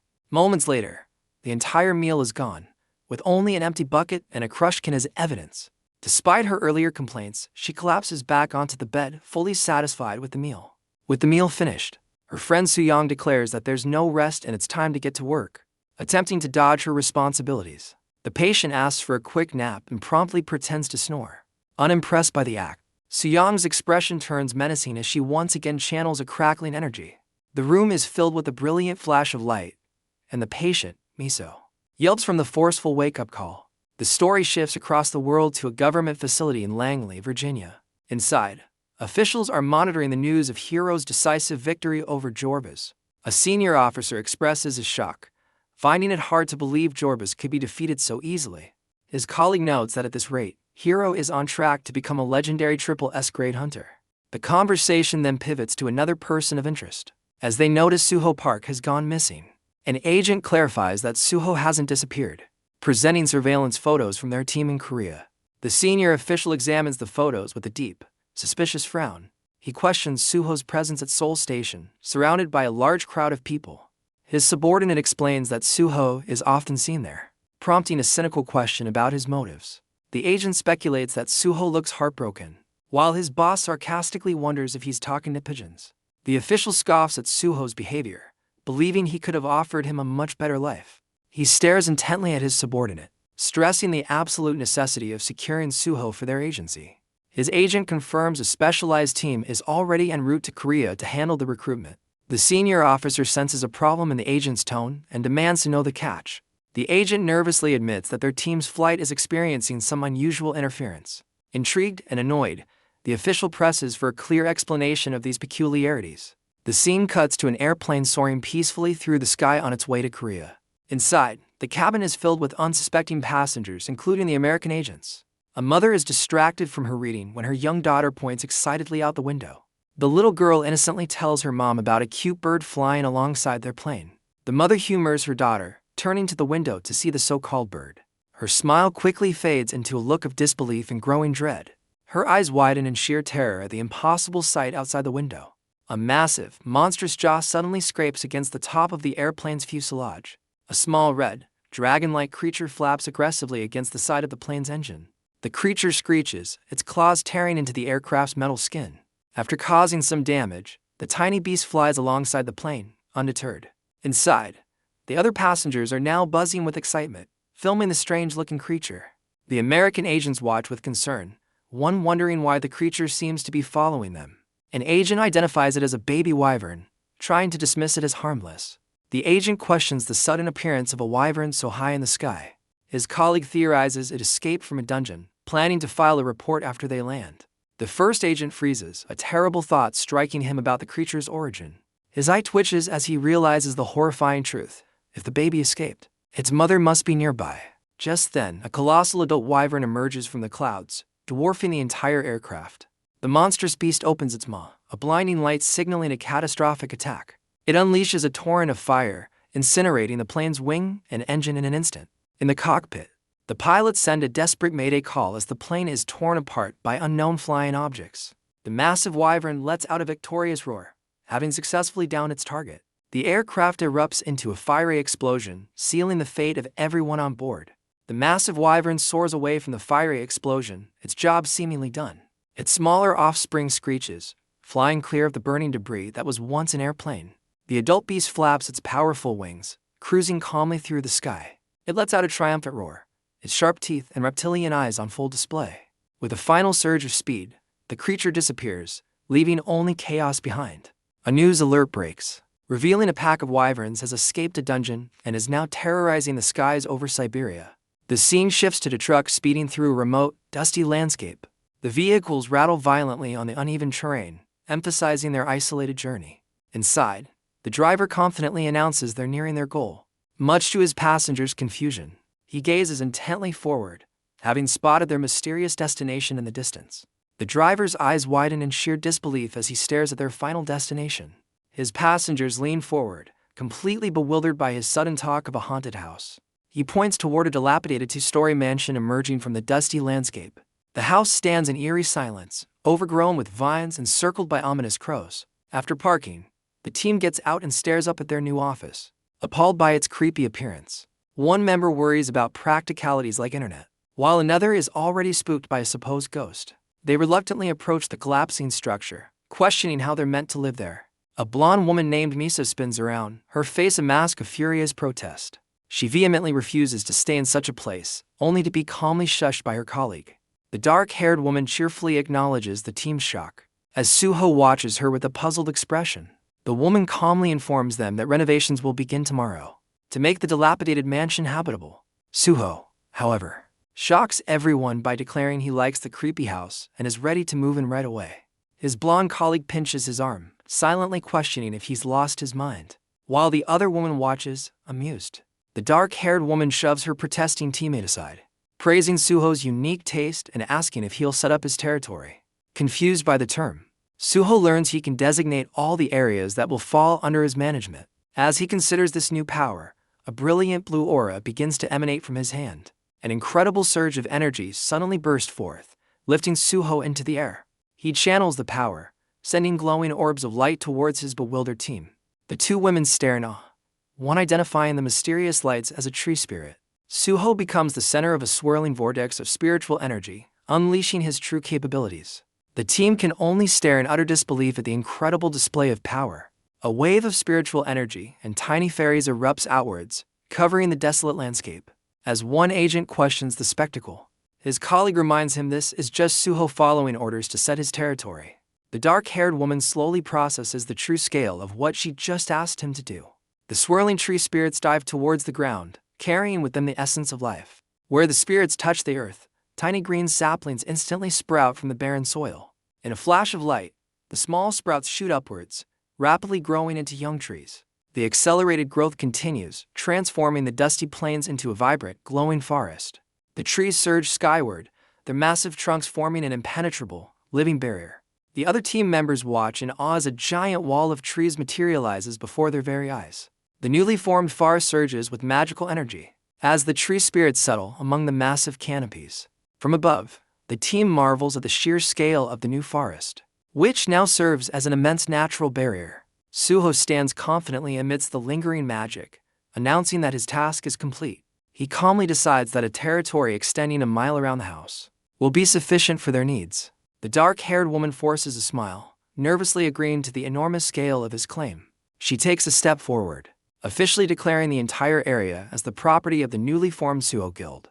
The woman explains that this generous territory is his reward for taking on this long-term assignment. She adds that the RCD now considers him a valued member of their family. Though her blonde colleague seems unconvinced, Suho accepts her words with a knowing smile, pleased with the new arrangement. To finalize the deal, she presents him with a contract, which he readily agrees to sign. The blonde agent desperately urges Suho to read the contract thoroughly before signing.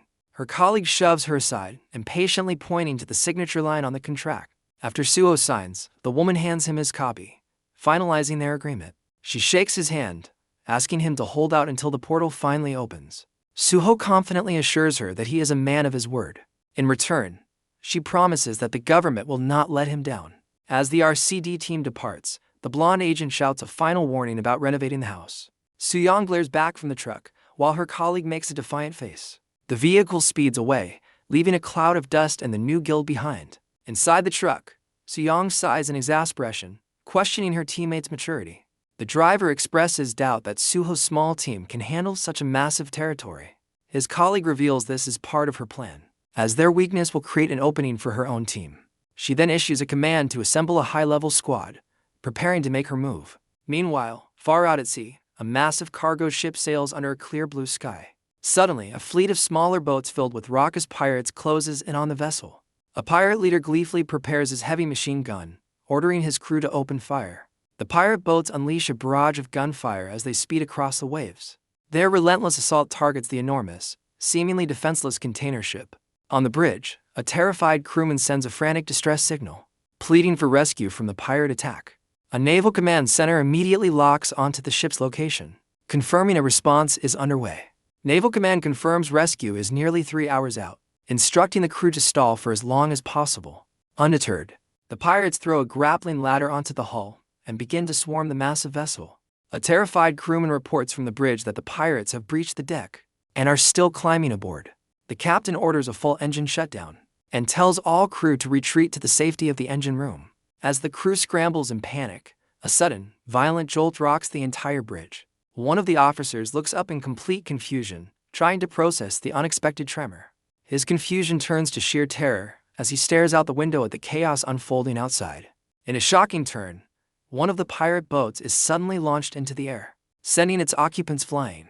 The crewman's eyes widen in absolute disbelief, unable to comprehend the impossible sight before him. A monstrous purple tentacle erupts from the depths, revealing the unexpected source of the commotion. The officer's eyes tremble in pure horror at the impossible sight.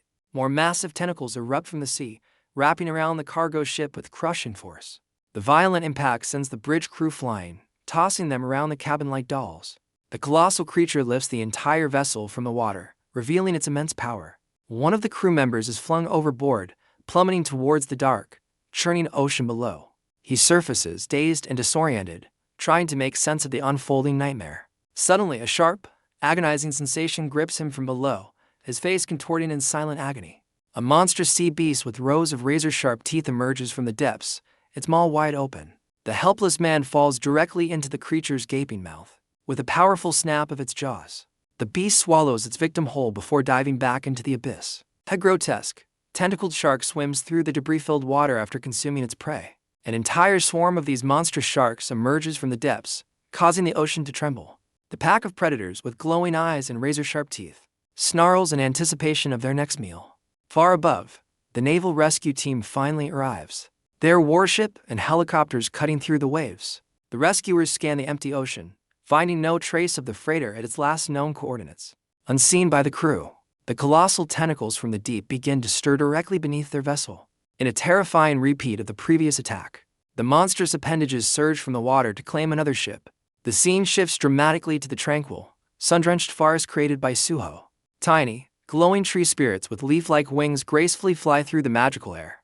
The spirits gather, swirling in a vortex of energy around the base of a colossal, ancient tree. The magical melody of the forest drifts over Suho's newly acquired mansion. A closer view reveals the impressive scale of the vine-covered estate. Inside, the peaceful morning is interrupted by the sound of a ringing phone. The call is from a contact ominously labeled witch, buzzing next to a sleeping Suyong. Suyong lies fast asleep in one of the mansion's rooms, oblivious to the persistent ringing. Still groggy, she clumsily reaches for the phone to silence the noise. She tiredly answers the call, her eyes still closed in slumber. On the other end, her colleague smirks from her office, sarcastically asking about Suyong's leisurely life. Suyong defensively insists that she is, in fact, on the job. Her colleague's expression turns sharp, questioning if Suyong is actually with Suho. Suyong groggily evades her colleague's question, feigning ignorance. Her boss explodes with rage, berating Suyong for her unprofessionalism. The call ends abruptly, leaving the colleague fuming at Suyong's insolence. Meanwhile, Suyong calmly prepares a fresh cup of coffee. She steps out onto the balcony, tying up her hair as she gazes at the colossal tree. Holding her warm mug, she takes a moment to appreciate the morning view. She sips her coffee, wryly noting the immense scale of Suo's overnight work. The camera pans up the ancient tree, its branches shimmering with countless points of light. Deep within the forest, a pack of spectral wolves races through the undergrowth. Suho watches them pass, silently observing the ecosystem he has brought to life. Suho pulls up a status window, revealing his wolves have been comically named Stirfry, Sausage, and Porky. He promptly renames one of the wolves, settling on the much more dignified Rice Cake. The wolf's news status screen displays a concerning warning about a potential loss of reason. He thoughtfully considers the risk, realizing he must limit how much he levels up his new companions. His solitary observation is interrupted by the soft sound of footsteps approaching on the grass. Suyong casually approaches from behind, asking what he's doing, to which he calmly greets the sleepyhead. Suho explains he was naming his family, gesturing towards the spectral wolves as Suyong questions his choice of words. With a tired yawn, she chides him for not waking her and questions why he's out here all alone.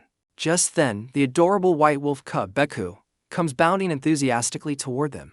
She kneels to greet the energetic cub, noting its impressive growth and asking where the rest of its pack is. Suho casually explains the rest of the pack is already making their rounds in the dungeon. Suyong remarks on their dedication, working so hard under the hot sun. He then invites her on a walk to cool down, gesturing towards his shimmering forest. She questions his idea of a simple walk as a sudden breeze sweeps past her. In a flash of magical energy, Suho's hand morphs into a monstrous, clawed paw. Now a towering werewolf, he crouches down and invites her to climb onto his back. Suyong playfully grabs a handful of his fur, asking if his landscaping work is finished. She confidently mounts him, ready for the tour he promised to show her. With a knowing smirk, she realizes he was just eager to show off his handiwork. The werewolf sign arrows with focus, silently telling her to brace herself for the ride. With a powerful leap, the werewolf launches them forward, kicking up a trail of green energy. They soar through the air, Suyong holding on tight as they fly over the treetops. Her eyes widen in shock, completely unprepared for the sheer velocity of their takeoff. As they race across the plains, she desperately pleads with him to slow down. The ride gets so wild that she slips, losing a shoe as the wolf pack joyfully keeps pace. The scene cuts to a group of frustrated reporters camped at the edge of the foreboding forest. They complain about the heat and lack of news, standing right next to a Beware of Wolves sign. One reporter vents his frustration, unable to find any leads for his boss for over a month. A colleague naively asks if anyone has dared to venture beyond the forest edge. He's quickly shut down, reminded of the military police cameras and the deadly wolves guarding the perimeter. The reporters deduce the military is also present to block foreign recruiters from poaching Suho. Their conversation is cut short as a black truck suddenly bursts from the tree line. They recognize it as a Suho clan vehicle, but confirm Suho himself isn't driving. The truck speeds past the press, kicking up dust as it leaves the restricted zone. An aerial shot follows the vehicle as it drives away from the enchanted forest. Inside, two men from Dongsu TV comment on the feudal reporters and their channel's new focus on Suho. A glance at their laptop reveals a video of Suho with millions of views in a fiery comment section. The passenger's jaw drops in shock, startling the driver who asked what's wrong. He quickly composes himself, brushing off the question with a nervous smile. A bead of sweat rolls down his face as he stares at his screen, deeply troubled by what he saw. The passenger stares in disbelief at the screen, revealing donations have surpassed 4 billion won. He suspects the money is from foreign recruiters and contemplates whether he should tell Suho. Their conversation is cut short as Suho, in his werewolf form with Suyong, sprints past their vehicle. The monstrous wolf dashes across the plains with incredible force and agility. Suyong, now enjoying the ride, confidently waves as they speed along. The passenger excitedly waves back, confusing the driver by calling her family. Suyong clenches her fist with a determined expression upon seeing the familiar truck. The man cheekily explains that since she lives with Suho, she's part of the family now. He then grumbles about the unfairness of Suho never giving them such an exhilarating ride. Suho effortlessly outpaces their truck, demonstrating his astonishing speed. The passenger from Dongsu TV eagerly urges his driver to accelerate, accepting the challenge. The driver shifts the truck into sport mode, ready to push the vehicle to its limits. He slams his foot on the gas pedal, determined to keep up with the supernatural beast. The truck surges forward, kicking up dirt as it races alongside the sprinting werewolf. Suyong playfully turns their run into a race to the house, with the loser buying dinner. Suddenly, Suyong's joyful expression vanishes as a strange sound catches her attention. She urgently calls out to Suho, sensing that something is terribly wrong. Suho confirms he also felt the unusual disturbance as they continue their high-speed dash. Her eyes glow with power as she uses her perception skill, pinpointing a dimensional fissure nearby. A somber flashback reveals Suho standing vigil over his mother's hospital bed. In the flashback, his mother weakly asked about the world he was trapped in. Suho somberly reveals he was in the kingdom of animals. She questions the nature of this kingdom, wondering if it was just a world of beasts. He reminisces about the hostile land, where every creature had an energy rating over 700. His mother's eyes widen in terror at the thought of such overwhelmingly powerful beings. The memory reveals a savage world of endless conflict, where only your-rank beast could lead a pack.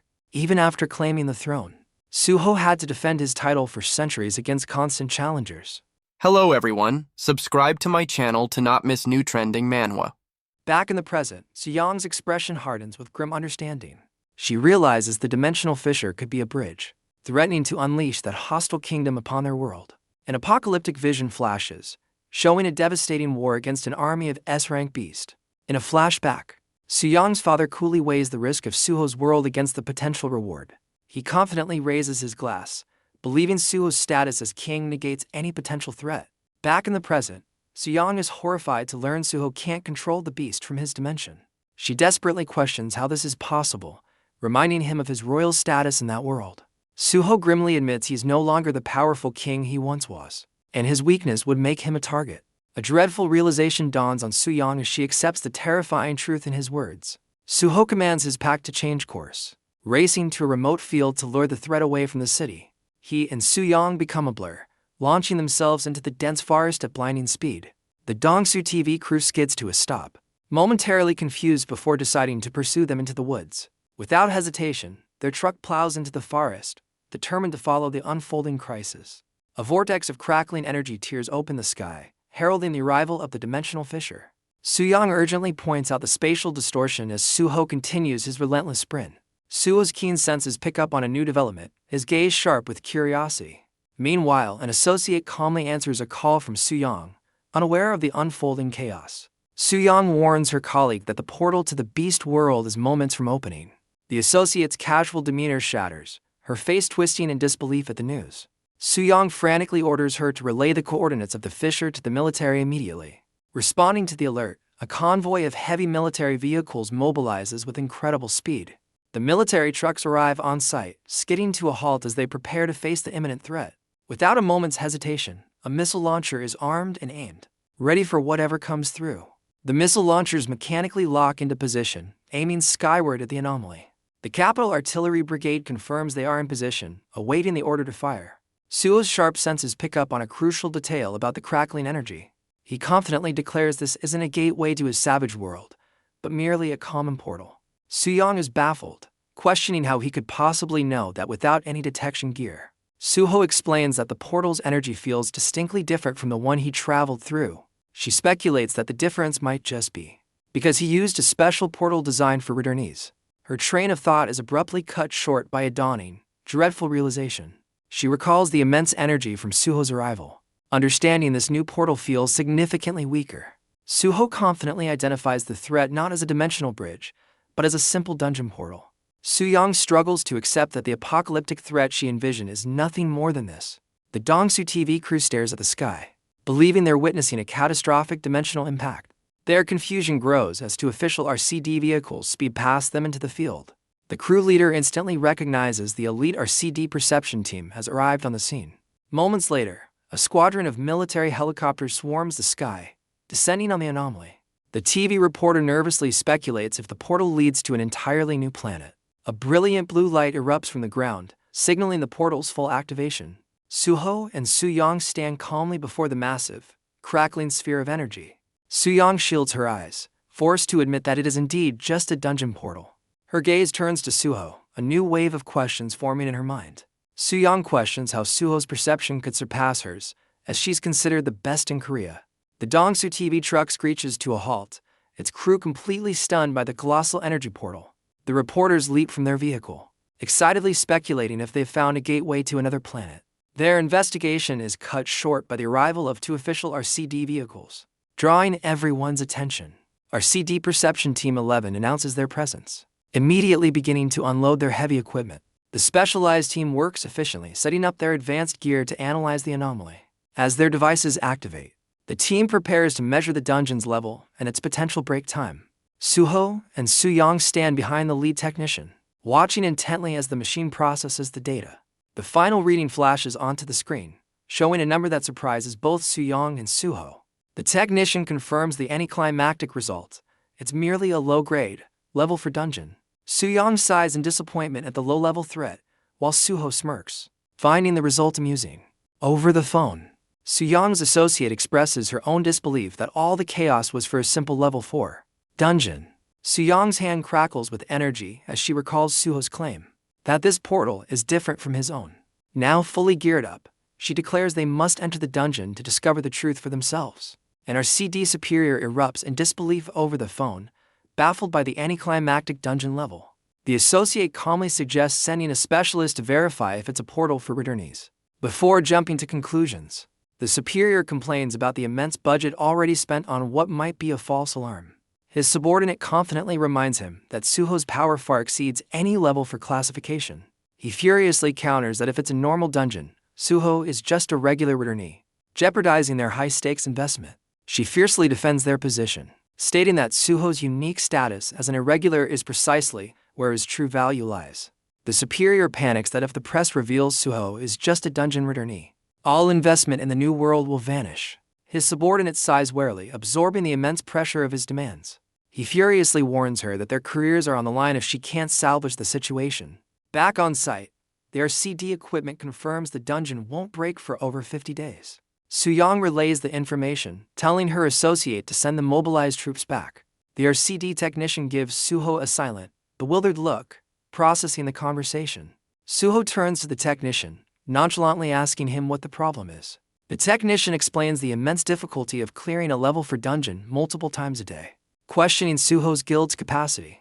Suho dismisses the concern with unnerving confidence, leaving the technician speechless. He then casually admires their gear, asking about the price of the advanced dungeon measuring rig. The technician reveals that while top guilds own these devices, the latest model cost a staggering $3 million. Suho acknowledges the hefty price tag, a fact the RCD agent readily confirms. In a surprising twist, the agent presents a contract offering the expensive rig to Suho as a permanent signing bonus. Suho grows suspicious, questioning the government's sudden and overwhelming generosity. The technician can only offer a slightly strained smile in response to Suho's skepticism. He explains the government's motive. They know foreign powers are interested and want to secure Suho's loyalty. Leaning in with a persuasive grin, the agent insists that the Korean government considers Suho one of their own. He dramatically concludes his pitch, calling Suho a national treasure. While a nearby reporter gets sick from the portal's energy, Suho bluntly shatters the agent's premise, stating he's received no such calls from foreign agencies. Before the flustered agent can respond, the Dongsu TV crew leader interrupts, needing a word with Suho. The reporter reveals that foreign entities are flooding his channel with donations to get Suho's attention. Suho's interest is piqued as he inquires about the total sum of these generous offers. The crew leader nervously stammers out a staggering figure, at least $500,000. Suho places a firm hand on the reporter's shoulder, creating a moment of tense anticipation. He then offers a profound lesson, warning against being a slave to money and valuing community more. Humbled by the advice, the reporter bows his head and promises to take the words to heart. Dongsu then nervously confesses he has about 3 foreign proposals he was supposed to pass along. Suho gives him an unimpressed look, silently prompting him to get to the point.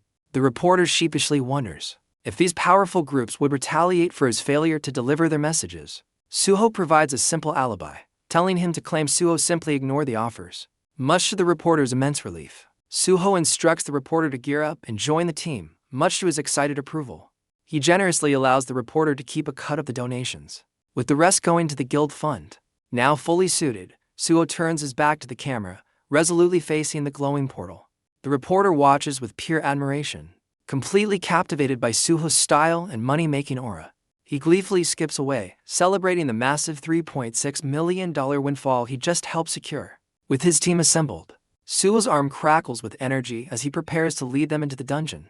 An RCD agent dashes forward, desperately trying to halt their entry until an official assault team arrives. Already inside the portal's threshold, Suho gives a one-word refusal that stuns both Suyong and the agent. He coldly reminds them of the contract, stating only 2 observers are permitted, and they are forbidden from fighting.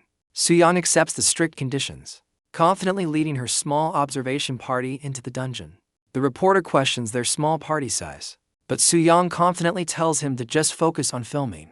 An energetic white puppy suddenly appears, barking excitedly to join the expedition. Suho casually invites the unexpected companion, offering it a chance to level up with the team. With his crew assembled, Suho's expression hardens as he rallies them to begin the raid. A brilliant surge of blue energy erupts as the team fully enters the dungeon's mysterious interior. Lightning crackles around Suho's feet, a clear sign of the immense power he's channeling. Suho gives a final glance back before leading his entire party deeper into the unknown. They find themselves in a bizarre, alien forest, prompting Suyong to question if this is the special portal. Suho scans the eerie landscape, admitting that he can't confirm its true nature just yet. Suyong's eyes suddenly flare with a blue glow as she senses a powerful presence nearby. Suyong senses something strangely familiar about the hissing, misty landscape. The nervous reporter questions their casual approach, suggesting they establish a defensive perimeter. His companion dismisses his concerns, telling him to simply trust Suho's leadership. Suddenly, Suyong's eyes glow intensely as she throws up a hand, halting the party's advance. Her abrupt command startles the reporter and his associate, who look ahead in alarm. She pinpoints the threat, announcing 3 monsters are lurking just ahead in the mist. The reporter's more experienced companion unsheathes his knife, preparing for a fight. The reporter reluctantly draws his own blade, looking utterly unconvinced of its usefulness. Through the fog, the twisted, menacing shapes of the forest monstrous inhabitants become visible. Unfazed, Suho grips his sword as crackling blue lightning begins to envelop the blade. One of Suho's companions strides forward with a disturbing grin, his sword glowing as the RCD agent looks on in shock. The agent panics at the man's reckless advance, while his partner remains stoically focused on the situation. Ignoring everyone, the berserk hunter dashes forward with a manic expression, clearly out of control. Suho moves in a flash, delivering a sharp, precise blow to the back of his rampaging teammate's neck. The hunter immediately collapses to the ground, completely neutralized by Suho's swift intervention. The RCD agent and his partner rush towards the scene, one panicked and the other with grim resolve. Suho calmly orders his team to sedate the fallen hunter, an instruction his companion quickly follows. Suyong explains to the bewildered agent that the hunter has a unique condition. That makes him go berserk with the sword. The companion gently administers a sedative to the now unconscious hunter, calming him down. Suho watches with a cool, detached expression, having effortlessly handled the unexpected internal crisis. A sleek black tendril whips through the dense foliage, signaling an unseen enemy's approach. Suho takes a protective stance, ordering his team to stay behind him as he prepares to face the threat. The forest canopy erupts in a violent rustle as the hidden creature moves closer. A monstrous, purple-skinned beast with a gaping maw lets out a ferocious roar from the shadows. Suho reiterates his command, his expression hardening as he stands guard before his party. The sound of movement intensifies, shaking the leaves and heightening the tension. The terrifying creature opens its mouth wide, revealing rows of sharp teeth in a threatening display. 3 reptilian monsters armed with spears finally burst from the trees, charging with a unified shriek. The reporter identifies the creatures as lizardmen while Suyong's fist crackles with power, calling for his own defense. Suho ignores the defensive call, leaping forward with lightning crackling around his feet to meet the enemy head-on. The reporter's eyes glow with focus as he commences video recording, ready to capture the unfolding battle. Suho expertly weaves between the 3 lizardmen, their spear tips unable to touch him. One of the monsters lets out a piercing shriek, its long tongue lashing out in a vicious attack. With a blur of motion, Suho dodges the assault and delivers a devastating slash to the creature. He pivots midair, his sword cutting through a second monster as the first one collapses. Without hesitation, Suho drives his blade into the final lizardman, silencing it instantly. A single, precise strike completely dispatches the creature in a brutal display of efficiency. He lands perfectly, skidding to a halt as the dust settles from his lightning-fast assault. A system notification appears, awarding him performance points as the last monster trembles and falls. Suho calmly stands over the defeated creatures, his entire party watching in stunned silence from a distance. The reporter stares in disbelief, unable to comprehend Suho's impossible reflexes. Suho immediately orders his 2 companions to start harvesting the monster remains. The 2 hunters, Dongsu and Junho, eagerly move forward, with Junho flashing a menacing grin. They begin messily extracting loot from the fallen creatures as Suyong complains about the splatter. The reporter notes Junho's startling transformation with a weapon, while Suyong urges him to stay focused. Suho warns his party to prepare themselves, as he intends to bring them live targets next. His 2 companions eagerly consume the glowing magic cores they've just collected from the monsters. The reporter internally panics at the thought of the rookie and the unstable hunter facing C-grade monsters. The small white puppy looks up at Suho, barking expectantly for its own command. Suho sends the eager puppy into the forest with a new mission, to lure out more enemies.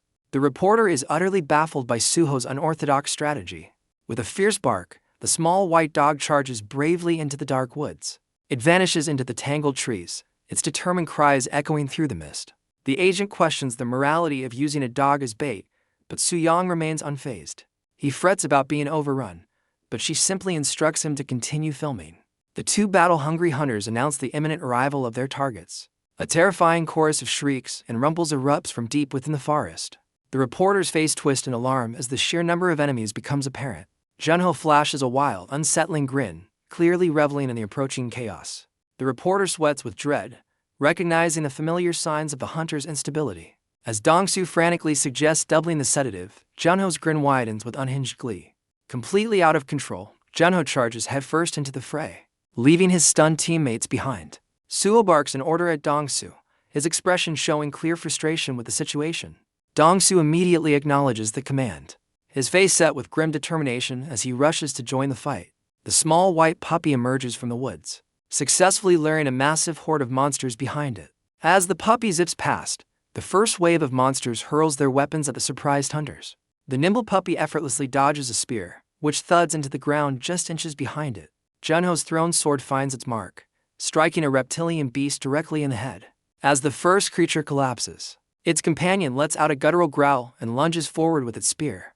Crackling with power and wielding 2 daggers, Junho grins with pure battle lust, ready to unleash his fury. A purple beast unleashes a terrifying roar, its maw filled with rows of razor-sharp teeth. Lost in a battle frenzy, Junho leaps through the air, bringing his blades down on the creature. As Dongsu joins the fray, a monster shrieks and grabs his arm, halting his attack. Dongsu retaliates with a powerful slash, freeing himself as the small puppy watches from the sidelines. The puppy, Beku, lunges forward, sinking its teeth into a monster's leg with surprising force. The reporter screams a desperate warning as he spots a new threat emerging from the chaos. Distracted by the fight, Dongsu is caught off guard as a monster lunges at him from behind. A sudden blast of energy strikes the creature just before it reaches Dongsu, saving him at the last second. Suyang reveals a massive crossbow, channeling a powerful skill called Absol Flare. She unleashes a rapid-fire barrage of glowing bolts, providing covering fire from the backlines. Suyang's glowing bolts pierce the monster mid-lunge, saving Dongsu from a fatal blow.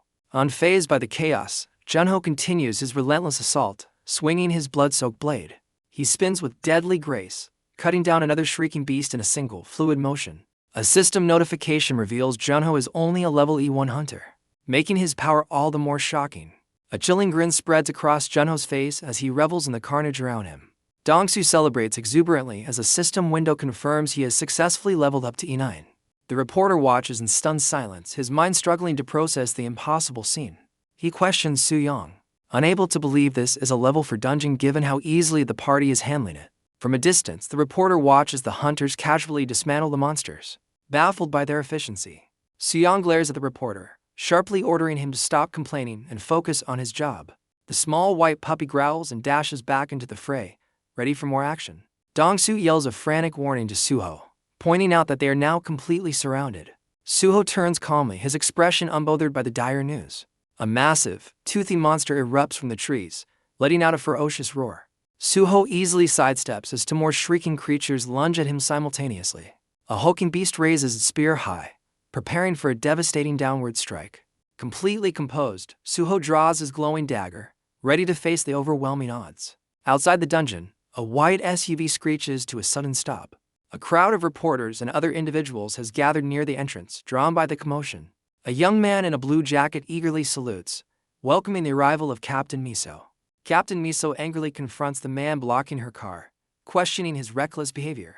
The man, Taisik, calmly refuses to move until she answers a single question.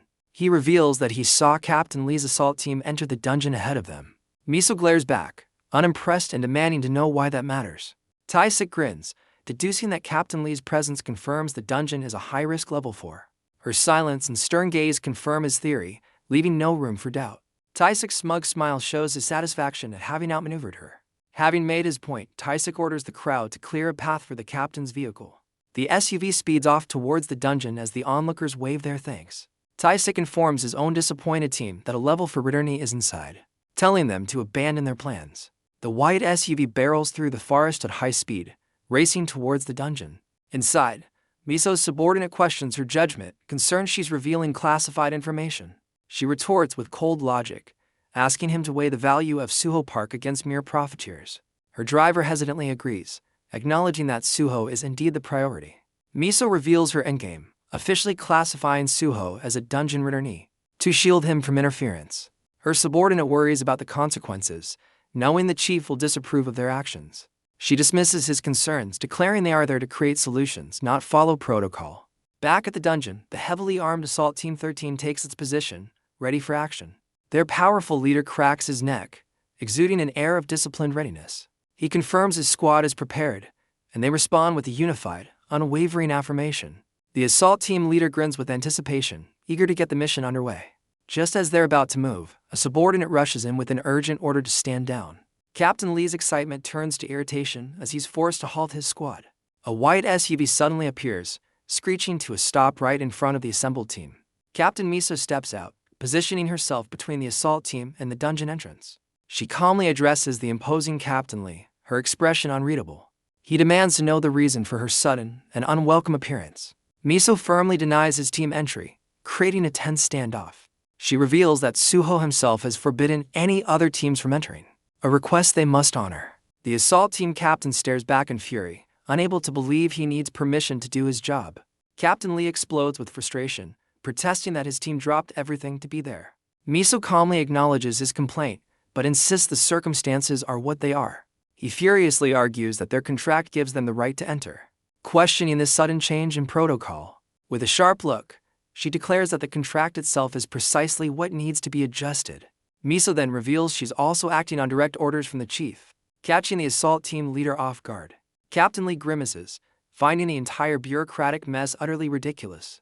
She smirks, inviting him into her car for a more private and persuasive conversation. Meanwhile, news of Suho's status as a level for fraternity breaks online, sending shockwaves through the financial world. An official is swamped with calls, desperately trying to manage the fallout from the unexpected reveal. The relentless ringing of his office phone highlights the widespread chaos Miso has just unleashed. The overwhelmed official groans in frustration, unable to handle the relentless calls. He explodes in anger, demanding his team get Captain Miso on the phone immediately. Elsewhere in the city, the news of Suho's return continues to spread. A researcher in a lab coat calmly clicks his mouse, accessing the latest information. His screen displays an article officially identifying Suho Park as a level for dungeon fraternity. The man ponders this new twist, intrigued by the mention of a level for dungeon. He muses to himself that Suho's life seems to be one surprise after another. A sudden realization dawns on him as he stares intently at the screen. His mind flashes back to Suho's own story about his time on the other planet. He remembers Suho describing his early days surviving by the sea, before realizing it was unsustainable. The researcher recalls Suho's story, remembering his early days surviving by the water. He vividly pictures Suho's account of a vast ocean teeming with monstrous creatures. A crucial inconsistency clicks into place. Level for dungeons are far too small to contain an ocean. He wonders how such a massive, world-like environment could have possibly become a dungeon. The researcher theorizes that the planet Suho was on may have fractured, turning a piece of it into the dungeon. His mind flashes back to a desperate plea from Suho's brother, asking for help to find him. The researcher calmly agreed to help, but his assistance came with a condition. Suho's brother listened intently, waiting to hear the researcher's terms. The price for his help was the full, unabridged story of Suho's 500-year saga. Back in the present, the once chaotic office phone sits silently on his desk. The researcher recalls the deal he made, waiting for the full story as promised. He reflects on his initial skepticism, finding the claim of an F-rank king utterly unbelievable at the time. Full of regret, he realizes his own preconceptions made him miss out on an incredible story. Inside the dungeon, Suho leaps into the fray, a whirlwind of blades against a swarm of creatures. His blade flashes, slicing through the monstrous ranks with brutal efficiency. Defeated monsters rain down around him, their forms collapsing in a heap. Landing with immense power, he shatters the ground in a devastating impact. His support team watches in awe, completely stunned that he cleared the horde in one decisive strike. Looking over his shoulder, a blood-splattered Suho calmly orders his team to collect the loot. A small, shadowy familiar immediately springs into action, excitedly swinging through the dungeon's foliage. The support team ventures deeper into the dungeon, taking in the alien, yet beautiful scenery. One member notes the sparkling rocks, finding them strangely pretty but clashing with the environment. Suho, however, is struck by an odd sense of déjà vu, feeling like he's been here before. The team's attention is suddenly drawn to a large boulder with Korean writing carved into it. The crude inscription serves as a warning, declaring the area leopard territory and a place to never return to. Suho gazes at the familiar-looking message, a hint of realization dawning on his face. The blonde woman jokingly asks a teammate if he was the one who left the desperate message. She quickly drops the joke with a weary expression, deciding it's not worth pursuing.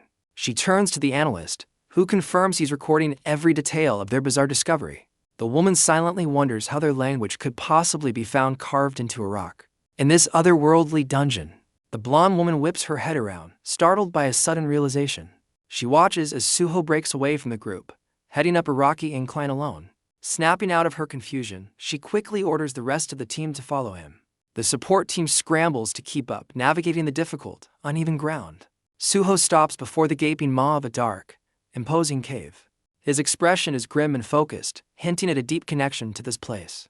His team finally catches up, bewildered by the cave's sudden appearance and feeling a sense of dread. As they approach, a brilliant, ethereal light suddenly bursts from the cave's entrance. The team members recoil in astonishment, completely unprepared for the sight before them. Suho stands before a breathtaking spectacle. The cave walls are covered in glowing Korean script, a testament to countless stories left behind. The team is stunned to find the cave walls covered in glowing Korean script, questioning who could have left it. One member reads a desperate plea for home and chicken, dryly dubbing the author a Dungeon Crusoe. The analyst spots a more somber message, a simple yet profound carving about missing other people. His confusion mounts as he and his teammate continue to decipher the bizarre and personal entries. Their eyes land on a particularly desperate and unfiltered carving, revealing the author's rawest urges. The analyst recoils in disgust at the crude thoughts immortalized on the wall, while his partner remains oblivious. They find another message accompanied by a childish doodle, mocking the author's immaturity. The team chuckles at the strange drawings, including what looks like flaming mushrooms, finding the whole diary increasingly surreal. The mood shifts as they read a heartbreaking entry about missing family, even those the author once disliked. A team member freezes, his eyes widening in shock as he recognizes the name Junho carved into the stone. The team member reads the most damning evidence yet, a carving that simply states, Suho Park was here. His teammates are left speechless, sweating as the impossible truth finally dawns on them. The blonde woman turns with a sharp, knowing look, her focus shifting entirely to Suho. She watches him stand alone amidst the glowing script, a man confronting his own 500-year-old diary. The others, oblivious, find a crude mural cursing a leopard, bizarrely appraising it as valuable art. The team leader approaches Suho, cautiously asking if this cave was truly his home for all those years. His intense gaze, filled with the weight of centuries, confirms her question without a single word. A memory surfaces of a hand-drawn map, marking his territory and a long-standing truce with a rival named Kuro. He vividly recalls a savage battle from his past, clashing with the monstrous beastman Kuro. The flashback ends on the piercing, predatory stare of his ancient, glowing-eyed foe. His memory reveals a feral, determined grin, the face of a man ready for a fight to the death. The team leader's concerned voice snaps him back to the present, his hardened expression melting into surprise. His gaze falls upon another carving, a historical record detailing the Moonhill battle against a guerrilla tribe. The memory intensifies, the very ground seeming to rumble as the epic battle from his past begins to unfold. A chilling inscription on the wall declares the battle's grim stakes. One of the leaders was fated to die. He recalls his younger self, a wild warrior charging into a brutal clash with a monstrous ape. A sudden flash of light yanks him from the memory, leaving him standing stunned in the present day. His wide eyes reflect the raw shock of reliving such a violent and pivotal moment from his long history. A teammate's discovery interrupts the tension, pointing out a cache of half-finished knives hidden in the wall. The team realizes with astonishment that the blades are forged from the dungeon's sparkling stone, making them priceless artifacts. Without warning, Suho plants his foot and prepares to bolt from the cave. He suddenly sprints away from the group, disappearing into a blinding light at the exit. His teammates shout in confusion, completely caught off guard by his abrupt departure. The team leader immediately gives chase, determined not to let him get away. She calls out his name, her voice filled with urgency as she sprints after him. The remaining members bicker, blaming each other for potentially upsetting Suho with their jokes. Meanwhile, Suho moves with inhuman speed, leaving everyone far behind. He lands with tremendous force, propelling himself forward with each powerful stride. In a flash, he launches himself skyward, ascending with impossible speed. He comes to a stop atop a towering peak, surveying the vast, familiar territory below. His face, spattered with blood, contorts in shock as he questions what has become of this place. The team leader finally catches up to him on the rocky peak, calling out his name. She takes a firm step forward, closing the distance between them on the narrow ledge.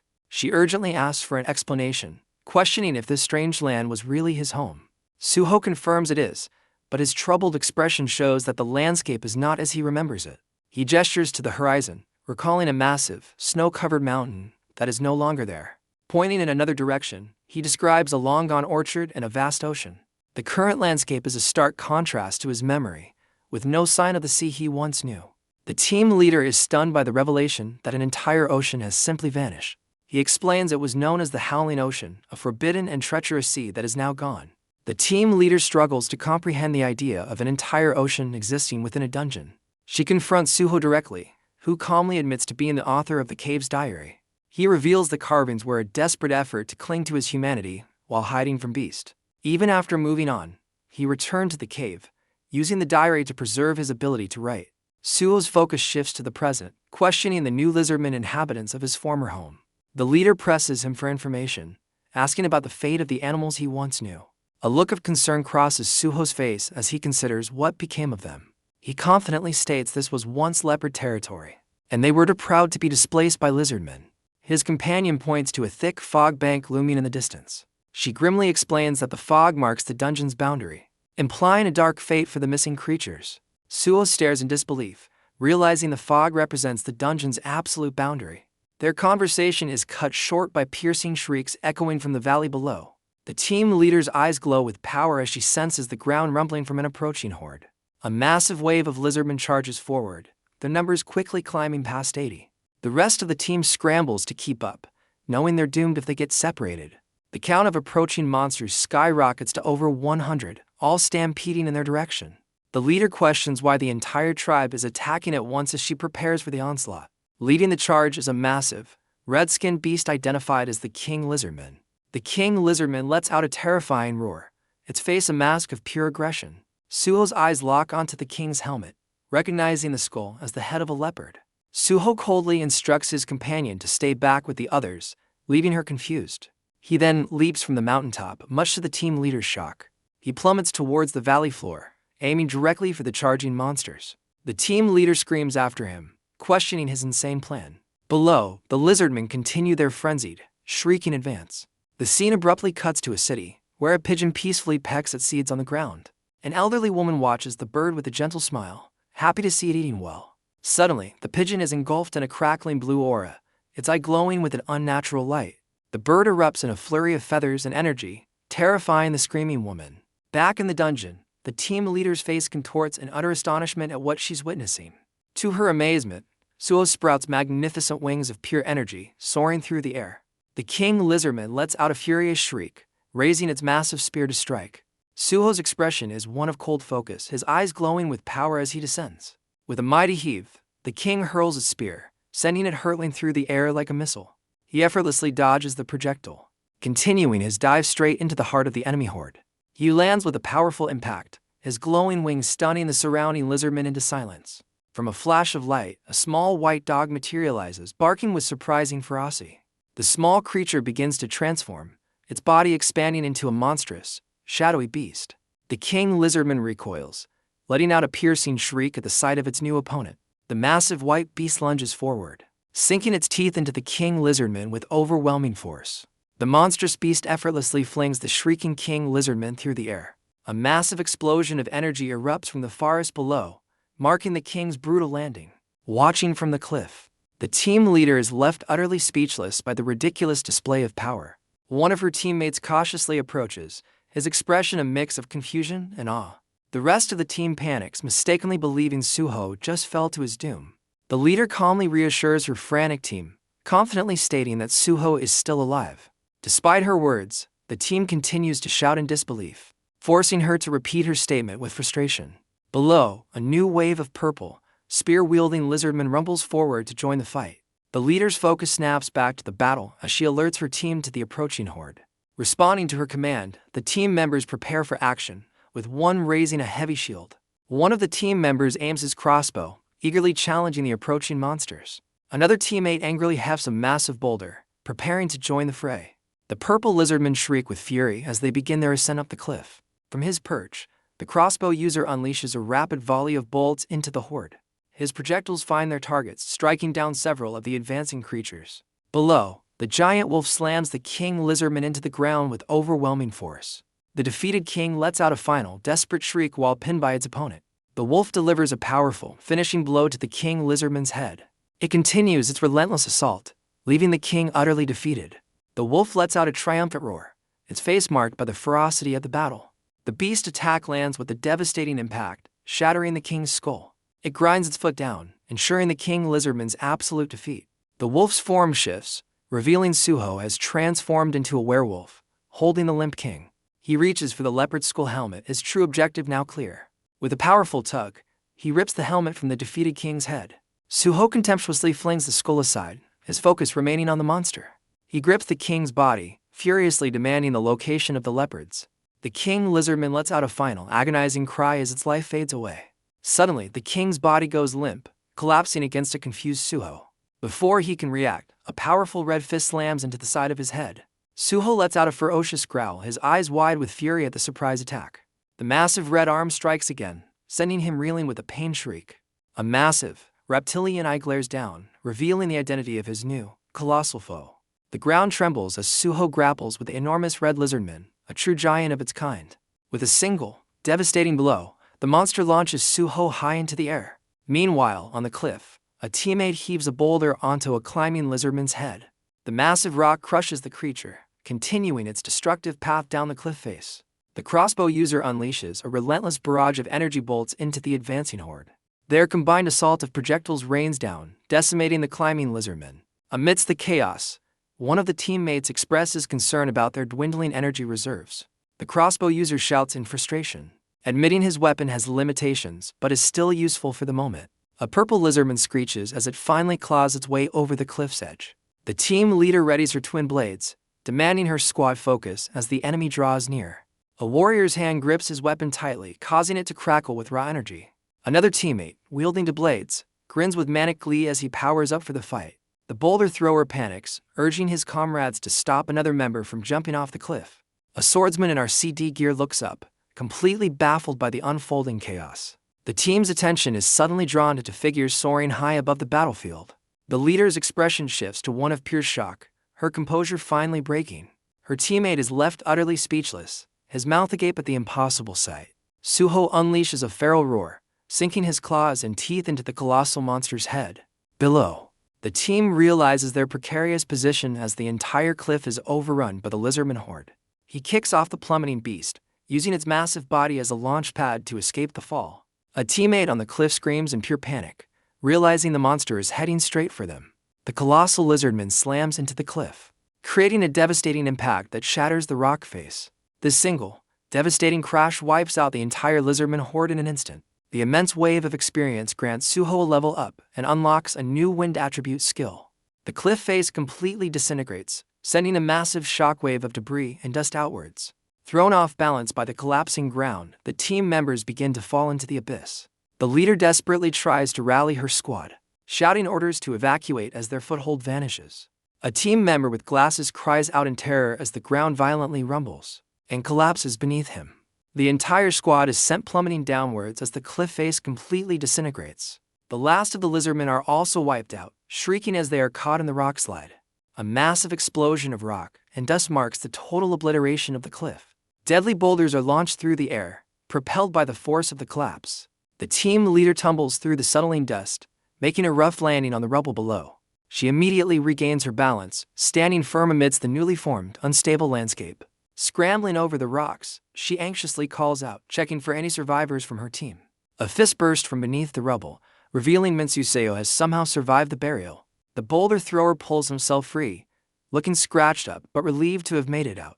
A small white wolf discovers another teammate, injured but alive amidst the debris. Suo stands before the glowing dungeon exit, declaring their path is now open. The team leader turns in astonishment, her gaze fixed on the unscathed young hunter. Minsuseo stares in wide-eyed shock, completely baffled by this turn of events. The relieved survivors, accompanied by the wolf, hurry towards Suho. The RCD swordsman follows, looking utterly exhausted and confused by the ordeal. He struggles to comprehend the sheer scale of destruction that just occurred. Outside, a sphere of blue energy crackles violently, signaling the dungeon break. A waiting party of government agents and elite hunters watches the portal with keen interest. Suho and the surviving team members emerge, surrounded by crackling blue energy. A woman in a suit calmly announces the arrival of the survivors. Her stoic, helmeted companion watches the emerging group in silence. The team walks out of the unstable portal, met by a line of waiting officials. Suho stands at the forefront, his expression unreadable and calm. A veteran hunter sizes up Suho, finding his appearance surprisingly unassuming. The woman in the suit calls out to Suho, attempting to make contact. Suho ignores her, taking a deliberate step forward with a focused gaze. A strange energy buzzes as the woman tries to speak to him again. A massive, winged creature made of pure white feathers suddenly appears, shocking the officials. The majestic bird takes flight with a powerful flap of its wings, leaving the crowd in awe. The official stares blankly, struggling to process whether she just saw a common pigeon. The elite hunters are equally dumbfounded, questioning if the young man actually transformed and flew away. As the squad tries to make sense of the absurdity, their leader jokes about the bird making a good meal. The official turns to the raid leader, recalling a report that mentioned a dog transformation, not a bird. The raid leader, exhausted from the ordeal, curtly tells the official that it's a bad time for business. Undeterred, the official presses the raid leader for the video evidence she was supposed to collect. She then turns her attention to Minsuseo, ordering him to report back to headquarters with his captain. The official adds that the raid leader, Captain Miso, must also return for a debriefing.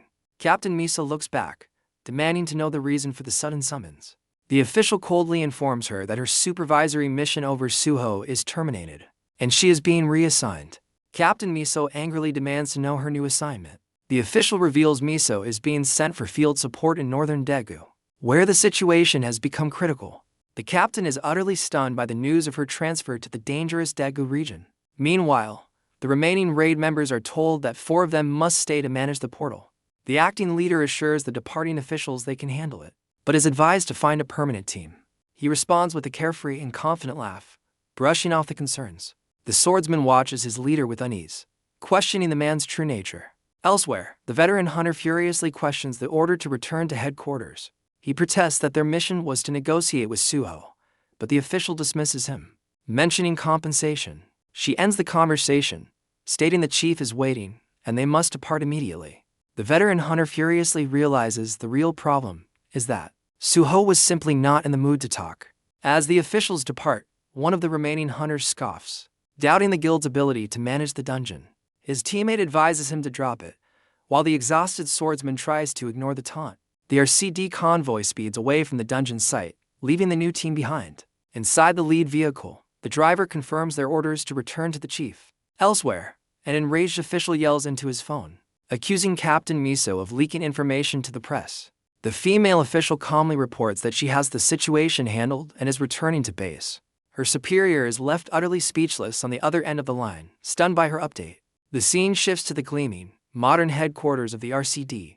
An image reveals a diary Suho carved into a cave wall, filled with personal thoughts and bizarre anecdotes. An official presents footage, showing Suho effortlessly launching the massive lizardman king into the air. He then shows a clip of Suho's bird form, explaining the hunter can channel the power of any creature he tames. The presentation concludes, leaving the RCD leadership in a stunned, contemplative silence. The veteran hunter breaks the silence, visibly impressed by the sheer power displayed in the recording. The chief speculates that the Lizardman King must have been a B-grade monster at best. The presenter nervously corrects him, confirming the beast was a grade and still completely outmatched. Leaning forward, the chief processes this, concluding Suho's power must be far beyond S-grade. The female official provides a detailed analysis, estimating Suho's combat potential as S with no apparent growth limit. The veteran hunter grimly questions if all irregulars possess such terrifying, boundless potential. The official can only offer a look of uncertainty, admitting she has no definitive answer. The chief struggles to comprehend the sheer power Suho must have possessed before his return. The veteran hunter imagines the nation's overwhelming power if more returnees were as strong as Suho. The presenter dismisses this hope, explaining that portals are lethal to the unprepared, making Suho an anomaly. The chief seeks confirmation, asking if their official conclusion is that Suho is a level for dungeon returnee. The female official sharply disagrees, insisting they cannot jump to conclusions just yet. The veteran hunter concedes the truth is hard to swallow, but steers the conversation toward the most critical point. The chief deduces the dungeon itself holds the key to Suho's abilities and seeks verification. The female official calmly affirms his theory is correct. The chief then questions Suho's motives, wondering why he blocked their investigation despite their contract. The veteran hunter scoffs, concluding Suho is simply a greedy man trying to hoard the secret to his power. The presenter tries to correct the veteran hunter, insisting Suho's motives aren't so simple. The senior official interrupts, suggesting Suho is merely posturing to renegotiate his contract. The chief is incensed, complaining they've already bent over backwards for the young hunter. Unfazed by his anger, the official calmly addresses the chief, ready to elaborate. The chief impatiently demands she get to the point, clearly tired of the complications. Elsewhere, the junior official storms off, muttering about the foolishness of their speculation. Back in the meeting, the veteran hunter seems to mock the senior official's assessment. He then proposes a new plan, requesting 80 elite hunters to take the dungeon by force. The chief's demeanor instantly changes, his greed sparked by the thought of the dungeon's valuable loot. The veteran hunter reminds him of the high cost, but the chief grins, seeing it as a worthwhile investment. The chief turns to Captain Miso, asking what they can offer Suho for access to the dungeon. She calmly suggests they give him something they have more than enough of. Intrigued, the chief presses her to reveal what this abundant resource is. The scene cuts to a serene farmhouse in the countryside, bathed in sunlight. A group of young men happily follow their leader to harvest vegetables from the fields. The leader listens with a gentle smile as the youths boast about their gardening achievements. He enters a dark storeroom filled with sacks of fertilizer and farming supplies. Outside, the boys continue to cheerfully plan their harvest and the meal that will follow. The leader instructs them to grab their tools from the shed before heading back out. A sudden, ominous shot reveals a jagged, broken hole in the wall of the dark shed. A monstrous, bloodshot eye stares out from the darkness of the shed wall. Elsewhere, and our CD convoy prepares for a major operation, with 10 minutes until departure. An officer issues final orders, demanding a head count and equipment check from his units. The security team immediately confirms they are fully prepared for deployment. Detection Team 7 follows, reporting that they are also ready to move out. The commanding officer waits, a hint of confusion on his face as one team remains silent. He calls out directly to Team 11, whose members stand waiting for their leader. The team's captain is momentarily distracted until a subordinate gets her attention. Snapping back to reality, she quickly confirms that her team is also set for the mission. With all units accounted for, the commander gives the final order to commence the operation. The RCD convoy thunders out of the base, kicking up dust as the operation gets underway. Inside an armored transport, the captain of Team 11 sighs. Looking at her phone with a weary expression, a subordinate voices his concern, questioning why their detection team is being deployed to a dangerous front line. The captain responds with grim humor, advising her team to settle their affairs before they lose contact. Her subordinate is taken aback by her morbid joke as the convoy speeds toward its destination. Elsewhere, at a peaceful mansion, children play cheerfully in the sun-drenched yard. Nearby, a phone buzzes insistently, displaying an incoming call from Blondie. The phone belongs to Suho, who lies completely still on a bed of herbs, oblivious to the call. He appears to be in a deep, peaceful slumber, a slight smile gracing his lips. Watching over him, the junior official observes with growing concern that Suho's sleep seems unusually long. The junior official worries that public donations will cease now that Suho's true power is known. He suddenly pauses, his attention caught by an unexpected notification on his laptop. His jaw drops as he stares at an unbelievably large sum of money flooding his account. He's startled from his shock by his colleague, Junho, who enters the room unannounced. The junior official complains about the lack of a knock, prompting a teasing remark from Junho. He defensively points to his innocuous video files, denying any suspicious activity. Junho gets serious, asking if there's been any word from their associate, Ma In-jin. Looking at his phone, Junho expresses his growing unease, as Ma In-jin is completely unreachable. The junior official dismisses the worry, assuming Ma In-jin is simply enjoying his time at the farmhouse. His casual demeanor shifts to curiosity as he spots an object in Junho's hand. Junho reveals he brought medicine for an old woman who claims to be seeing things, amusing his colleague. A comical flashback shows the boy and his dog outrunning the frantic old woman. Junho then voices his concern about how long Suho has been asleep, prompting the official to agree. The scene shifts to Suho, now awake and sitting silently on the patch of grass, gazing out the window. His gaze is fixed on a vision of a colossal, radiant tree from another world. He recalls his disappointment when the portal only brought back a small piece of his former home. Instead of his allies, the land swarmed with unfamiliar, hostile red lizardmen. A flashback reveals a fiercer Suho in battle, remembering the fate of his red wolf pack. He recalls a desperate struggle against his own wolf companion, Kuro. The vision continues, showing him locked in combat with one of Zaki's ferocious gorillas. A bitter grin crosses his face as he remembers his so-called allies.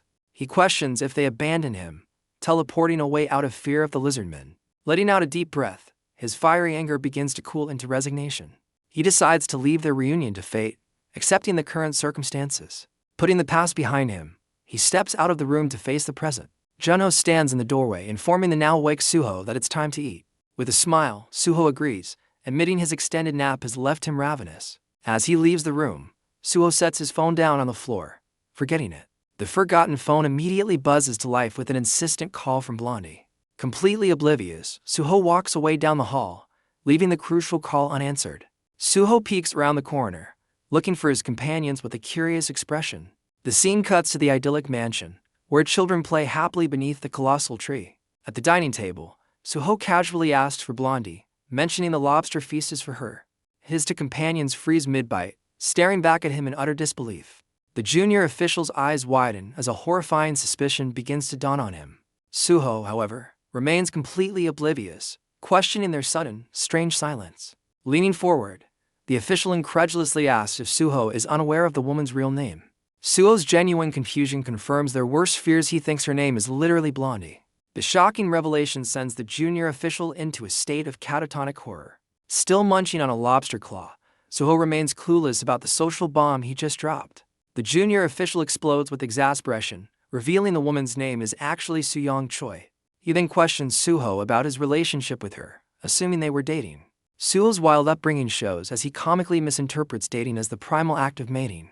His companion sighs, utterly defeated by Suho's singular focus on hunting and survival instincts. Junho calmly interjects, informing Suho that Suyong has been dispatched to the countryside.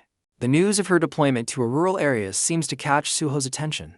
Junho explains that Suyong called him after failing to reach Suho, then brings up the need to hire a new guild member. Suho seems surprised, questioning why their small group would need to expand. Junho emphasizes their dire need for someone to manage portal detection equipment, as they are dangerously short-staffed. He then turns to Suho, asking if he knows anyone who could fill the vital position. The junior official suggests recruiting from his old boxing friends or his online fanbase. He then turns the question to Suho, asking if he has anyone to recommend. The official quickly realizes Suho's long absence from Earth means he likely knows no one. While eating, Suho suddenly brings up their missing associate, Myeon-jin, wondering where he's been. Junho's expression darkens, confirming Myeon-jin is unreachable and recalling his life with monks and orphans in Seoul. The junior official's concern grows as his calls to Myeon-jin go unanswered, noting it's highly unusual. The scene shifts dramatically to armored vehicles moving through a desolate, war-torn city. Inside a transport, Suyong Choi is ordered to power down all devices as they enter the Necrobill Red Zone. A monstrous hand reaches for a phone as its owner questions the unexpected and dangerous detour. Suyong lets out a soul sigh, having just managed to switch off her phone in time. The monstrous hand slides its finger across the screen, initiating the shutdown sequence. With the phone now powering off, the mysterious figure goes completely dark. Meanwhile, the military convoy rattles deeper into the treacherous, misty woods. Back at the mansion, the junior official notices to miss calls from Suyong on his own phone. A wave of unease washes over him as he stares at the notification, realizing the danger. Suho, now aware of the situation, tries to call Suyong himself. His call fails, met only by an automated message that the number cannot be reached. Unbeknownst to them, Suyong's convoy rumbles further into the isolated and dangerous territory. The ground begins to tremble as they approach a colossal, shadowy tree at the heart of the zone. From the darkness, a horde of grotesque, undead creatures emerges, their dead eyes turning towards the approaching noise. The military convoy's wheels tear through the treacherous, undead-infested territory. From the shadows, a monstrous, bloodshot eye glares with terrifying focus at the intruders. Back at the mansion, Suho continues his desperate attempts to reach Suyong, his expression grim. Amidst the carnage of the ambush, a cracked and blood-spattered phone begins to ring. The screen flickers to life, showing Suho's name as the caller, a plea that will go unanswered. Suho lowers his phone in defeat, confirming to the others that his calls are failing. Suddenly, a sleek white SUV screeches to a halt in front of the mansion, signaling an unexpected arrival. A woman and a man emerge, the woman on the phone with Junho, urgently asking to meet Suho. Her white-haired companion has a flash of recognition, muttering about someone known as the Dog Man. The woman on the phone pauses, momentarily confused by her partner's cryptic remark. Suho sits alone beneath the colossal tree, lost in thought as he waits for his unexpected visitors. The white-haired man cuts straight to the point, asking if Suho is there to discuss the upcoming expedition. Suho questions their intense focus on the new planet, pointing out it's not the utopia everyone had hoped for.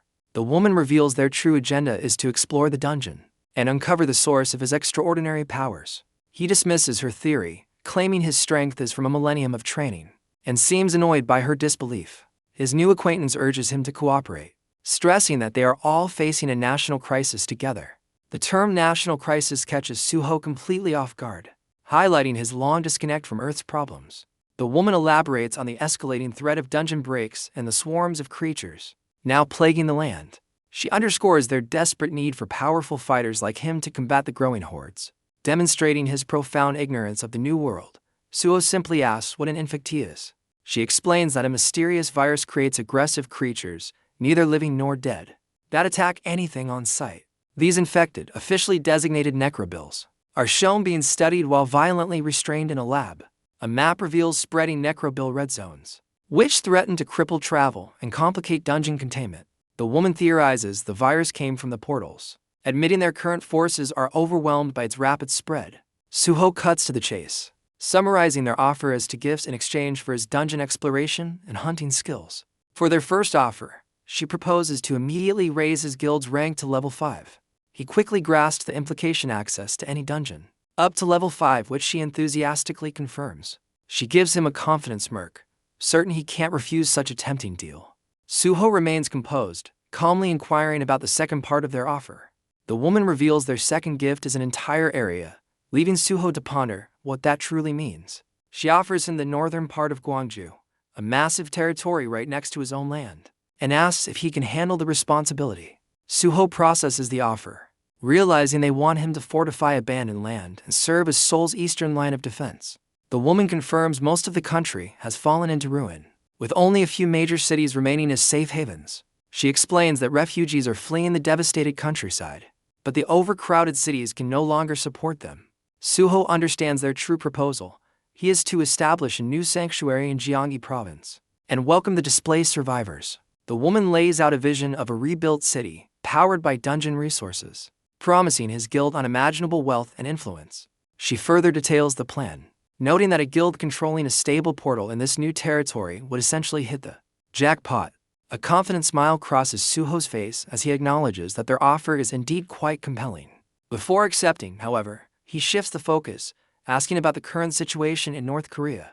She explains that North Korea's command system was obliterated at the start of the catastrophe, leaving it completely overrun by monsters. The white-haired man elaborates that a coup shattered North Korea's leadership, forcing survivors into scattered groups. He warns that without dungeon management, breaks are rampant, and it's only a matter of time before refugees flee south. Suho smirks, privately wondering who is truly getting the better end of this seemingly one-sided deal. With a confident expression, he formally accepts their offer and suggests they proceed with the contract. The woman beams, certain he's made the right choice as she readies the digital agreement. Before signing, Suho confirms that his 100-day travel restriction within Korea is now officially lifted. He then tables the contract, announcing he has 2 favors to ask as part of their agreement. The woman pauses, intrigued, and asks him to state his conditions. Suho's first demand is a meeting with the scientist who invented the dimensional energy measuring instrument. Her curiosity piqued by his unusual request, the woman asked what his second favor is. Suho reveals his second favor is for them to track down Mayan Jin's cell phone. He explains that Mayan Jin is currently unreachable, adding a layer of urgency to his request. The woman confidently agrees, considering both of his requests simple enough to fulfill. With the terms set, the white-haired man declares he's ready to begin his part of the mission. The scene shifts to the impressive, towering headquarters of the renowned Shilla Guild.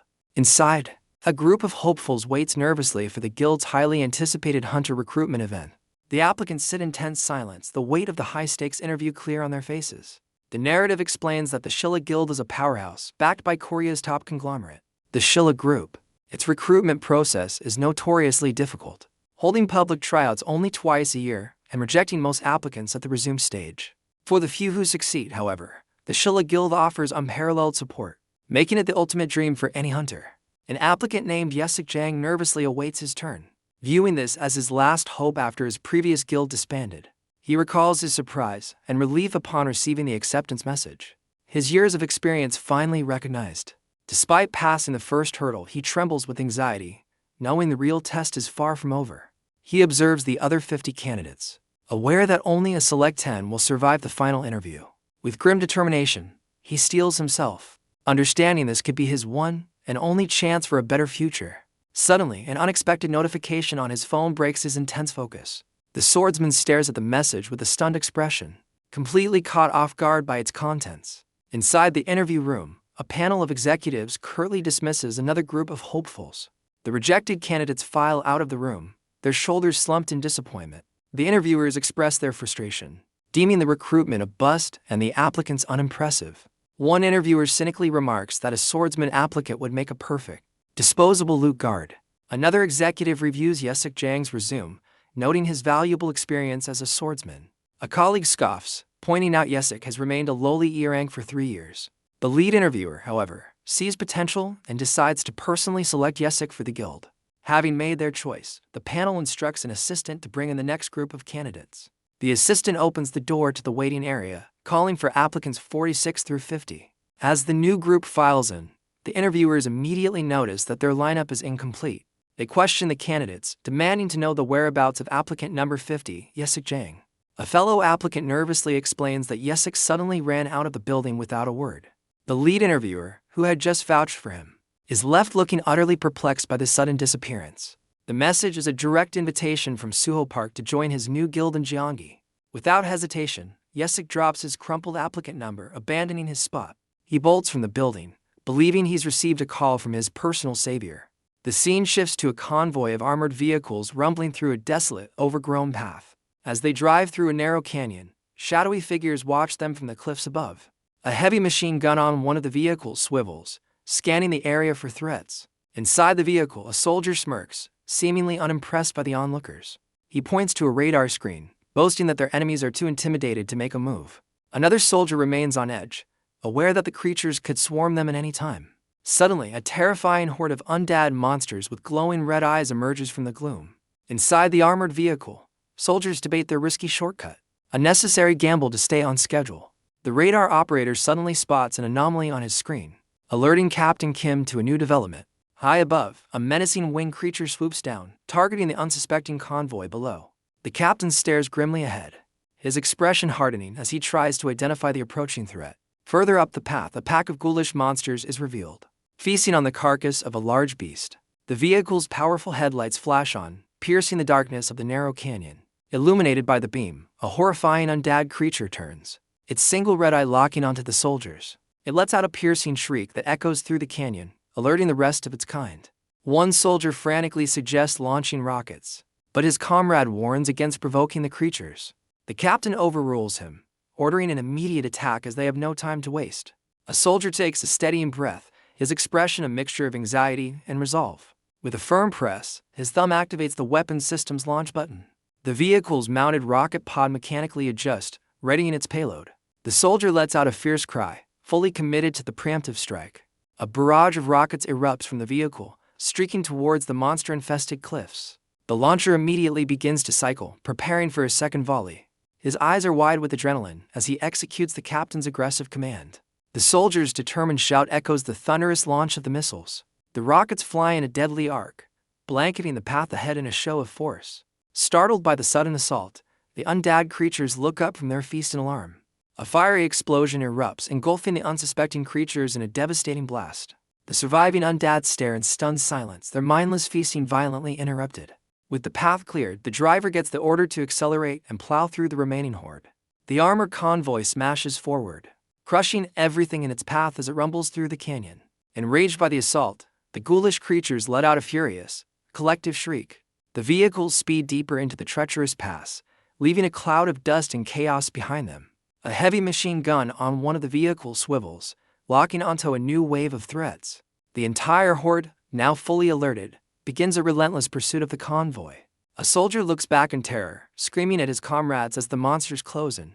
The rear turret erupts, unleashing a torrent of gunfire to hold back the charging swarm. The undead horde relentlessly swarms the armored vehicle, clawing desperately at the metal hull. The story cuts away, zooming into the isolated and overgrown region of Gapyeong. Here, a simple white van rattles precariously down a secluded forest trail.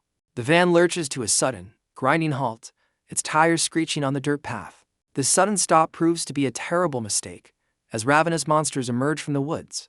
A blinking dashboard light reveals their dire predicament. The fuel tank is empty. The driver, refusing to give up, decides they must risk it all and push toward the nearby campgrounds. The van lurches forward again, speeding past a weathered sign for the Gapyeong forest path. An overhead view shows the van is not alone, as a shadowy horde closes in on the road. As the monsters give chase, the driver spots their goal, announcing the campground office is just ahead. The driver apologizes for his decision, shocked that monsters have reached this far out. His companion, Jin, reassures him, sharing his own desire to cook a fresh meal for the kids. The driver is moved by his brother's words, his expression a mix of gratitude and anxiety. Jin outlines their plan to gather food and hide before returning to the children. His brother agrees, his thoughts turning to the hungry kids waiting for them. Outside, the ground trembles as a horde of ravenous monsters closes in on their position. The van barrels toward the office building, its open door their only hope for survival. Now inside, Jin peers out a window, a strange energy emanating from his hand. A woman at a barred window urges everyone to be ready to run the second the van arrives. Huddled in the dark, a group of terrified children and their caretakers await rescue. Jin's expression hardens, his resolve to protect the children becoming absolute. The van screeches to a violent halt right in front of the campground office. Wasting no time, a lone monster breaks from the pack, dashing towards the vehicle. The ground trembles as the entire monstrous horde follows suit, swarming the area. One of the creatures lets out a terrifying shriek, its mutated face contorted in rage. With the van's doors flung open, The survivors make a desperate sprint for the building. His brother screams a warning as a monster closes in on an unsuspecting Myeon-jin from behind. The brother glances back in terror, his face pale with fear for Myeon-jin's safety. The creature lets out a piercing cry as it lunges forward, claws outstretched. The group frantically races toward the safety of the building, the monster hot on their heels. Myeon-jin tells his terrified companions to keep running as a monster bears down on them. Despite the immense pressure, his expression remains one of steely resolve. He tightens his grip on his staff, readying himself for a counterattack. In a blur of motion, he spins around and lands a crushing blow on the creature's head. With the first pursuer dispatched, he briefly stands over its defeated form. He then unleashes a powerful series of strikes, fending off multiple attackers at once. His relentless assault comes to a sudden stop as he digs his heels into the ground. A new, larger wave of monsters cast a dawning shadow over him. He realizes with dread that his special ability is still minutes away from being ready. Just then, his eyes widen as he spots something completely unexpected. Myeon-jin is caught off guard as a brilliant blue light flashes before him. Suddenly, a powerful energy erupts, engulfing the charging horde in a chaotic whirlwind. He stares in shock as a tiny, glowing fairy-like being materializes in the air. The monsters are violently flung into the sky, caught in an unstoppable vortex of wind. Myeon-jin can only watch as the raging cyclone effortlessly sweeps the entire swarm away. Inside, his brother and the others look on, their faces a mixture of terror and utter confusion. Myeon-jin's expression is one of pure disbelief, surrounded by the lingering magical energy. His gaze shifts upward, spotting a mysterious figure standing atop a nearby building. The unknown savior casually observes the powerful whirlwind, finding the ability quite useful. From the rooftop, the stranger watches as the last of the monsters are slammed back down to the ground. Myeon-jin turns, his face a mask of utter astonishment at the whirlwind's power. Inside, his brother and the children can only gape in disbelief at the impossible event. The mysterious figure stands casually on the roof, surveying the chaos he created. Myeon-jin's shock turns to recognition as he identifies the powerful stranger. The man on the roof gives a cool warning, telling him to keep his distance from the vortex. Undeterred, another group of monsters foolishly charges toward the building.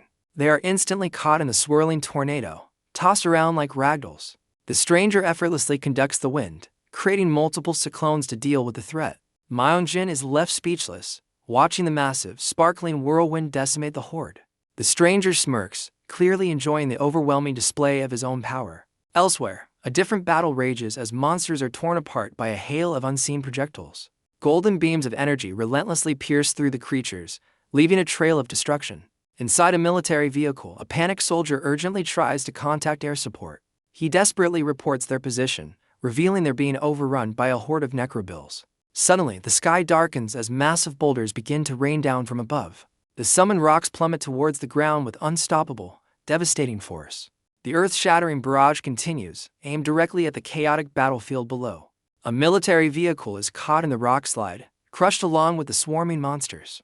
The soldier stares in horror, his call for backup cut short by the unexpected assault. His comrades and their vehicle are completely buried under an avalanche of stone. A soldier frantically urges his driver to accelerate, their faces pale with fear. A military vehicle is violently overturned, swarmed by a shrieking mass of monsters. The ground trembles as another summoned boulder smashes into the earth with immense force. Two soldiers are flung from their vehicle, their expressions frozen in terror as they plummet. An armored transport is launched into the air amidst the chaotic rock slide, sending monsters flying. The chaos intensifies as another tank overturns, forcing the convoy into disarray. Amidst the panic, a blonde-haired or CD agent sits calmly, her weapon glowing with a serene blue aura. The remaining soldiers are stunned as their vehicle grinds to a halt. Learning of their comrade's fate, one of the men turns to his captain, his voice trembling as he declares their situation hopeless. Outside, the horde continues its relentless assault, completely overwhelming another military transport. The blonde agent calmly glances at a monitor, her hand already glowing with the cool blue energy. Outside, a monster's bloodshot eye glares with mindless hunger, a sign of the horrors to come. The agent's own eyes widen in alarm as the sounds of the horde intensify. The creatures swarm their transport, their desperate growls echoing as they try to break in. Frustrated by the delay, she orders the door open, lamenting that her nightmare has become a reality. A terrified soldier sees the monstrous faces pressed against the rear window, and reluctantly agrees to open it. With a trembling finger, he presses the button to unseal the rear hatch. The door slowly whirs open, revealing the shrieking mob waiting just outside. Stepping forward with grim determination, the agent tells her panicked comrade to get behind her. A flood of grasping claws and contorted bodies immediately pours through the opening. The soldiers behind her look on with disgust, questioning how they'll ever get past the grotesque horde. The agent issues a clear command: run for Team 7's vehicle and eliminate any threats in their path. Outside, the ravenous mob of monsters shrieks under the moonlight, ready to pounce. With a furious cry, she unleashes a blinding sphere of golden energy from her hands. The powerful energy beam shoots forward, carving a path directly through the swarming creatures. A massive explosion erupts, violently throwing the monsters back from the transport. The soldiers watch in awe as the blast clears every last monster that was clinging to their vehicle. She urgently orders her team to move, spotting yet another wave of monsters approaching. Through the dust and chaos, the silhouettes of more creatures can be seen charging toward them. A fresh horde emerges from the nearby woods, their dead eyes fixed on the soldiers. The agent makes a decisive call, ordering everyone to abandon the compromised vehicle.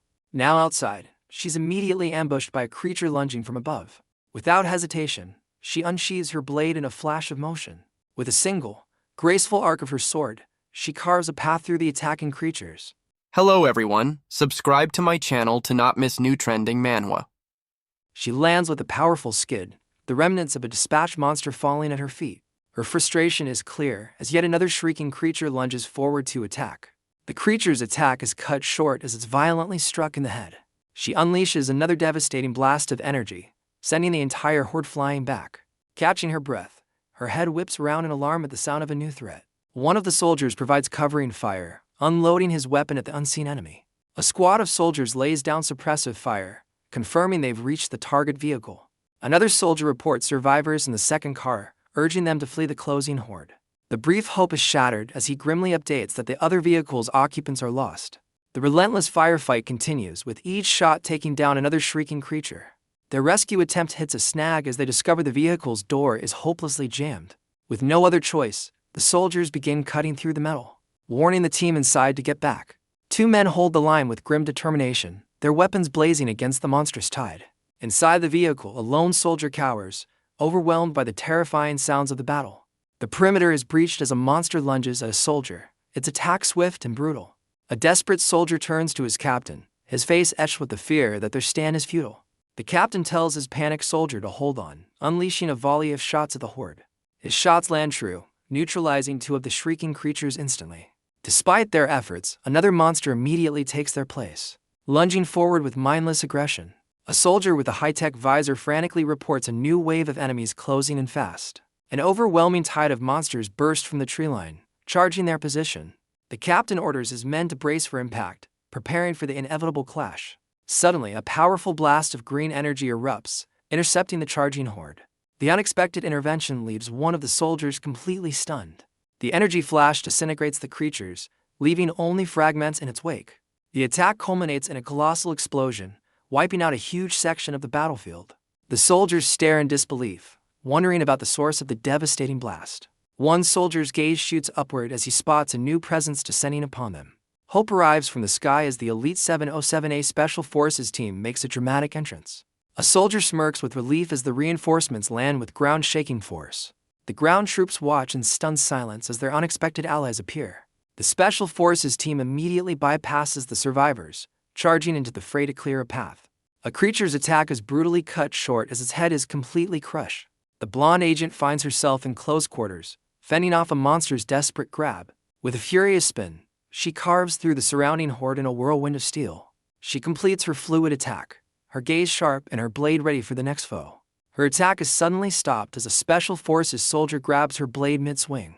The agent stares back, her expression a mix of confusion and silent tension. With a confident smirk, the soldier reveals he knows her, addressing her by a familiar name. Unconcerned by their reunion, the relentless horde continues its monstrous advance.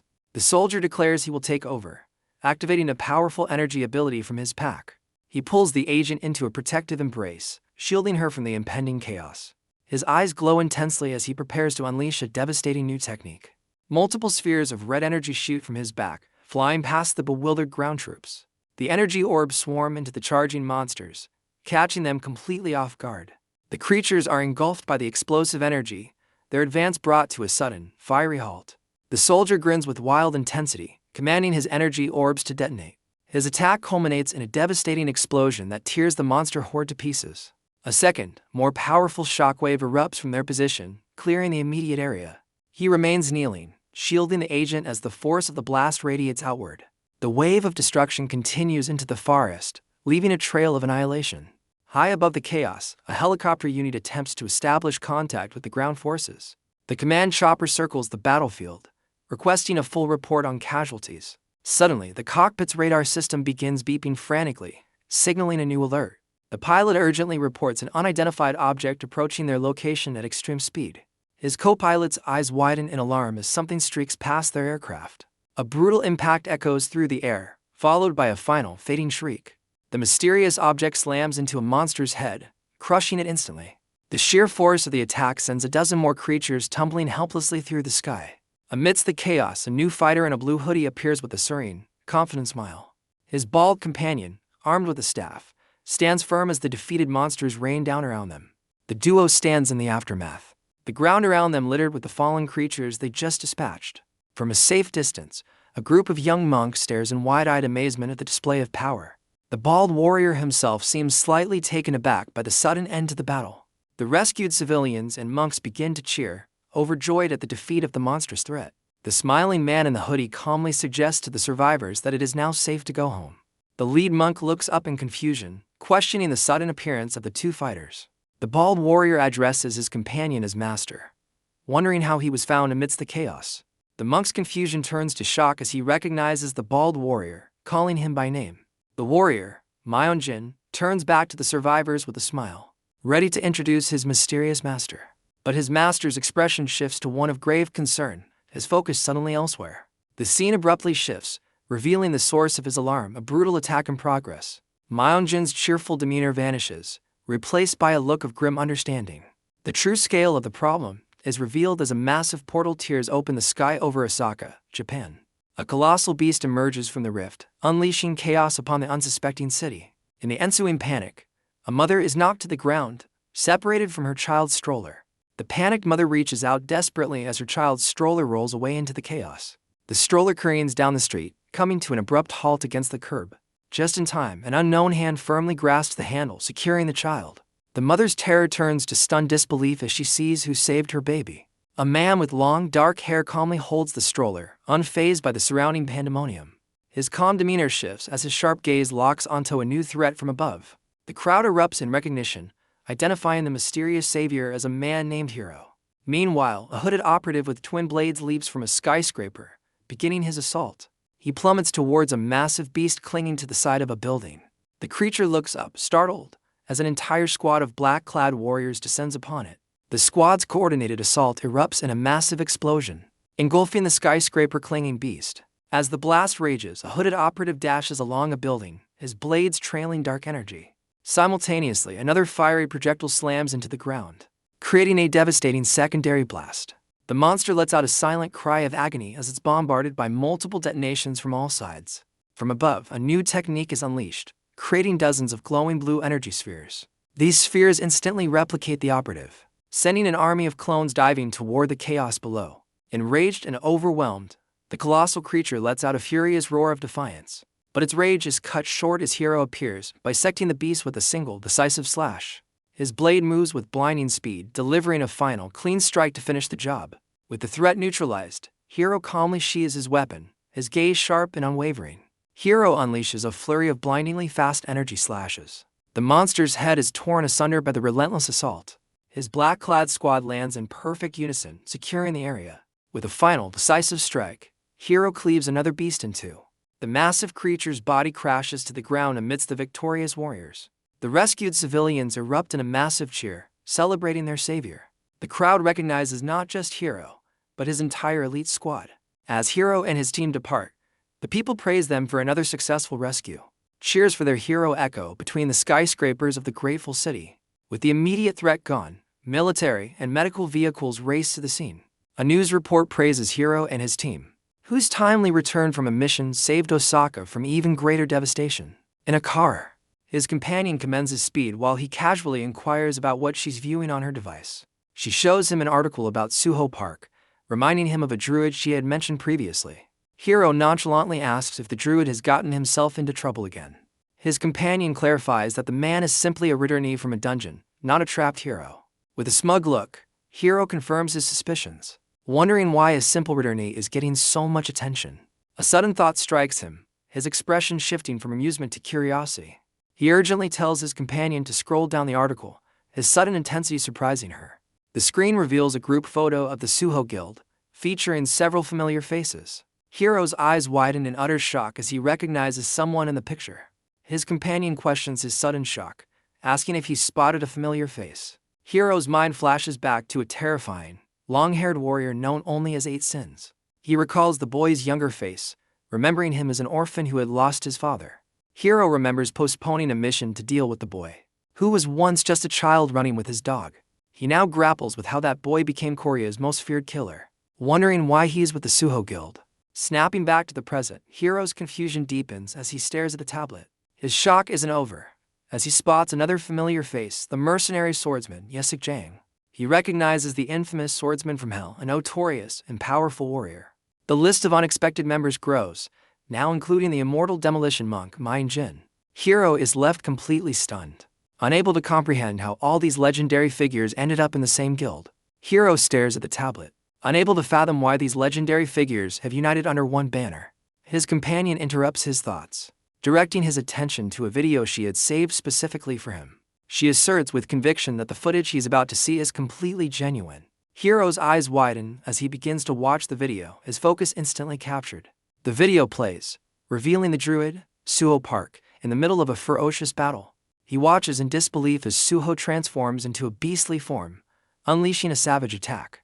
The footage continues, showing Suho delivering a blow so powerful it creates a massive shockwave. Hero is left utterly speechless, the incredible display of power on the screen defying all his expectations. His companion challenges his initial assessment, pointing out that Suho's strength far exceeds that of a typical F-grade returnee. She concludes that the article must be right, suggesting Suho is an irregular, a rare and powerful being just like Hero himself. Hero processes the term irregular, realizing an unrecorded powerhouse has suddenly emerged. A shocking possibility crosses his mind, that Suho might also be a regressor from the future. He questions why Suho would travel back in time just to gather notorious future villains. A single blink brings a horrifying realization into focus. He furiously concludes that Suho is building an army of talents to change the future, just like him. The thought terrifies him. His own plan, perfected over 500 years of repeating life, is now at risk. His companion senses his sudden, intense distress and looks over with confusion. She voices her concern, noting that he suddenly looks extremely unwell. Taking a deep breath, he internally accepts that his original plans have been completely upended. With grim determination, he calls out to his companion, Akiko, who turns to him expectantly. Hero declares with grim resolve that they must make a visit to Korea. Akiko is taken aback by his sudden and unexpected command. His eyes narrow with intensity as he reveals his goal, to personally meet this druid. She immediately protests, insisting they cannot go, which catches Hero completely off guard. Meanwhile, at the Suho Guild's base, a magical howl resounds from a colossal, shimmering tree. A stampede of summoned animals, led by a massive elephant, charges across the vibrant landscape. Myeongjin and a group of children watch in awe as the magnificent creatures appear before them. The children then race through a garden that has miraculously sprouted full-grown vegetables. In moments, they joyfully discover trees laden with ripe apples, eager to taste the magical bounty. Even Myeongjin is astounded, discussing the sudden appearance of a pond and countless fruit trees with a bewildered worker. The children continue to marvel at the magical bounty, spotting grapevines and other exotic fruits. Meanwhile, a brilliant flash of light emanates from a high-tech dungeon monitoring facility. An agent inside confirms an order, his attention fixed on the glowing portal. A monitor reports a stark contrast. A standard team has been inside for 28 hours, while Suho's party's first clear was under 3. An official is left speechless upon hearing their 8th clear time has been reduced to an astonishing 11 minutes. She quickly calculates the terrifying implication: they could clear a level for dungeon in just 4 days. In frustration, she realizes she's been completely outplayed, regretting the lack of a daily limit in their contract. Back inside the dungeon, a brilliant light signals the appearance of a powerful reward. Yesik Jang holds up a legendary weapon, the Hell Blade, as his teammates look on in awe. Suho casually reveals the priceless sword is simply a welcoming gift for Yesik joining the guild. Yesik is overjoyed, declaring his love for the new sword and how desperately he needed a replacement. A teammate points out the weapon is for B rankers. but Suho explains its power will unlock as Yesik grows stronger. Brimming with new resolve, Yesik gratefully promises to rank up as fast as he can. Seeing an opportunity, Myunjin respectfully steps forward to make a request of his own. Suho turns his attention to the monk, calmly asking what he needs. Myunjin explains his staff lacks destructive force and he requires a weapon with more power. The other teammates whisper in confusion, questioning the monk's surprisingly aggressive request. Unbothered by the odd request, Suho simply asks what specific weapon Myunjin has in mind. Myunjin admits he desires a winged spear, a weapon he currently can't afford. Suho summons a holographic display of the spear, confirming its staggering price and a rank upgrade capabilities. Suho casually materializes the legendary winged spear, asking if it's the correct one. Myunjin confirms with unrestrained excitement as his teammates stare in disbelief at the priceless weapon. The monk takes the spear, feeling its immense power with a swift, impressive swing. He gratefully accepts the gift, vowing to repay Suho's generosity with dark and destructive methods. As Yesik reels from the ominous promise, Dongsu nervously clarifies that the monk specializes in debuffs. Unfazed by the monk's strange vow, Suho turns his attention to Dongsu, offering to buy him a weapon as well. Dongsu cheerfully declines, showing off the high-tech crossbow Suho already provided him. The team discusses the mysterious elephant at their base, but Suho plays dumb, feigning ignorance. Yesik reflects on the absurdity of their relaxed F-rank party, resolving to adapt to their new, powerful reality. Their conversation is interrupted by the sudden appearance of a man in a suit, who calls out to Suho. Suho's teammates whisper about the strange man, questioning his sanity. The man's aura flares violently, crackling with an immense, dark energy. Yesik stares in stunned silence, sweating at the overwhelming display of power. A crazed grin spreads across the man's face as he declares his readiness for a fight. Back in Japan, Akiko firmly tells Hiro they cannot travel to Korea at the moment. She reveals the shocking reason: all air travel has been completely blocked. A confused Hiro demands to know what could possibly ground every flight. Akiko pulls up a news feed on her tablet, her expression grim. The headline reveals a global catastrophe. A wyvern nest break has occurred, unleashing monsters into the sky. Further reports show the devastating consequences, including a downed aircraft and wyverns attacking cities worldwide. Hiro stares in disbelief, the global chaos completely derailing his plans. Akiko reveals the situation is even worse, with the oceans now just as dangerous as the skies. He struggles to comprehend the timing, realizing this catastrophic event is happening sooner than expected. Just as he processes the news, an urgent call interrupts his troubled thoughts. He answers his commander, who cuts straight to the point with news of an emergency. Hiro's expression hardens as he listens to the dire update from his superior. An official orders his team to Hokkaido, where a terrifying level 7 dungeon has just materialized. The news hits him like a physical blow, leaving him momentarily speechless. Akiko points out the alarming discrepancy, as his own prophecy predicted this event was months away. With grim certainty, Hiro concludes that the prophesied date has been moved up, changing everything. Hiro reviews his prophetic timeline, confirming the wyvern nest break is happening 3 months ahead of schedule. He foresees the early appearance of the level 7 dungeons plunging the world into total chaos. With events spiraling out of control, he fears his ability to influence the future is slipping away. He identifies Suho Park as the key variable, suspecting he's another time traveler with a team of future powerhouses. Hiro questions everything, wondering if Suho came from an even more distant future and knows all his plans. Realizing he can no longer wait, he resolves to confront Suho immediately. He makes a grim decision: if their goals don't align, he will have to eliminate Suho for the good of mankind. Putting his new plan into action, Hiro tells Akiko they are heading to Hokkaido first. Akiko agrees to the new destination, vowing to continue her investigation into Suho. A convoy of vehicles speeds off into the night, carrying them toward the new crisis. Back with Suho's team, he orders Myunjin to unleash a wide area taunt to draw their enemies in. The monk's bell is struck with force, sending a powerful vibration through the air. Myunjin begins a rhythmic chant, repeatedly striking the bell to amplify his skill. Dongsu shouts encouragement, pushing the monk to channel more power into his incantation. The spell takes hold, warping the perception of the surrounding forest with a mystical energy. Yesik draws his new sword, feeling the resonance of the monk's reality-bending chant. The illusion twists the environment into a dark, unsettling landscape to confuse their foes. With his eyes glowing intensely, Dongsu takes aim with his crossbow and signals the enemy's approach.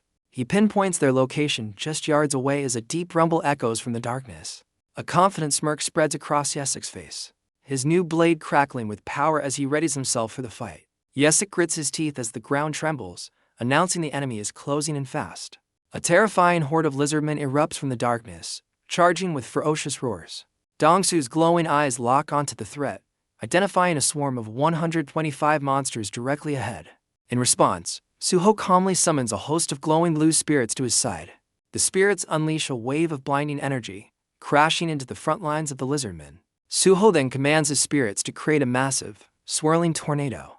The magical vortex tears through the enemy ranks, throwing the monsters into chaos. A panicked cry warns of a single lizardman breaking through the whirlwind, charging straight at them. Unfazed, Dongsu coolly takes aim and begins racking up points with his crossbow. His precise shots find their mark, neutralizing the incoming threat before it can reach the team. A monstrous shriek echoes as the lizardman horde continues its relentless charge. Dongsu's confidence wavers as he realizes the sheer, overwhelming number of their foes. Yesik unleashes a devastating dragon dash, carving a path of blue energy through the monster ranks. The powerful attack sends bodies tumbling through the air before they crash heavily to the ground. With a wild laugh, Yesik recklessly sprints past his teammates and deeper into the fray. Dongsu yells in disbelief, questioning Yesik's impulsive decision to break formation for the hunt. Suho watches with a stunned expression, caught off guard by his teammates' sudden battle frenzy. The remaining lizardmen screech in fury, their glowing eyes fixed on the advancing hunters. Dongsu quickly regains his composure, unleashing a precise, energy-charged arrow into the horde. Fueled by adrenaline, Yesik roars as he savagely cuts down another monster in his path. A lizardman lunges at Dongsu, whose crossbow clicks empty in a moment of panic. Lying on his back, Dongsu realizes his dire situation as the monster descends upon him. In a flash, Yesik intercepts the attack, his blade slicing through the creature to save his teammate. The monster collapses, swiftly dispatched by Yesik's timely intervention. Dongsu expresses his gratitude, explaining he has reached his current ammunition limit. Ignoring the thanks, Yesik lets out a battle cry and continues his frenzied assault on another monster. Another lizardman lets out a final shriek as it meets the edge of Yesik's blade. With a powerful swing, Yesik carves through the next enemy in his path. Dongsu watches in awe, stunned by the overwhelming power of Yesik's hell blade. Yesik continues his relentless rampage, cutting down yet another monster with a decisive slash. Dongsu reflects on his own limitations, realizing Yesik's power is far beyond that of a typical mercenary. Yesik continues his brutal assault, cutting down another screeching lizardman. Dongsu knows that no other guild would ever let an E-rank like him into such a dangerous dungeon. He smirks with newfound resolve, realizing Suho's guild is his one chance to become powerful. His determination is cut short as his eyes widen in shock at a new presence. A colossal red lizardman towers over the battlefield, letting out a deafening roar. The team identifies the creature by its skull helm as the fearsome king lizardman. In a blur of motion, Suho dashes past his team to intercept the boss monster. He lands a powerful slash against the king's arm, causing the beast to recoil in pain. Yesik grits his teeth, stunned and annoyed that Suho just intercepted his prize. Enraged, Yesik unleashes a powerful battle cry and charges the king lizardman. With a furious barrage, he carves through the boss monster, determined to claim the kill. His eyes widen in disbelief as his blade slices cleanly through the massive creature. The defeated boss collapses into pieces around him, its reign officially over. Suho observes the aftermath with a calm, unreadable expression. Dongsu glances back at his leader, utterly bewildered by the sudden turn of events. The boss monster's remains begin to twitch and dissolve into nothingness. A look of dawning horror crosses Yesik's face as he realizes he just landed the final blow. Dongsu angrily confronts Yesik, questioning his reckless decision to kill the boss so quickly. He laments that Yesik's impulsiveness means they've lost their chance to harvest the valuable bloodstones. Yesik's face pales as the full weight of his blunder finally sinks in. The team stands in silence, surveying the field of defeated monsters and lost opportunities. With a nervous smile, Yesik sheepishly admits his battle frenzy got the better of him.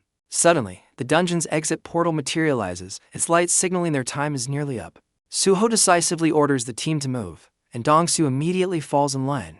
As they sprint for the exit, Dongsu can't help but mourn the fortune they're leaving behind. Suho remains unbothered, casually suggesting they can simply return for the loot another time.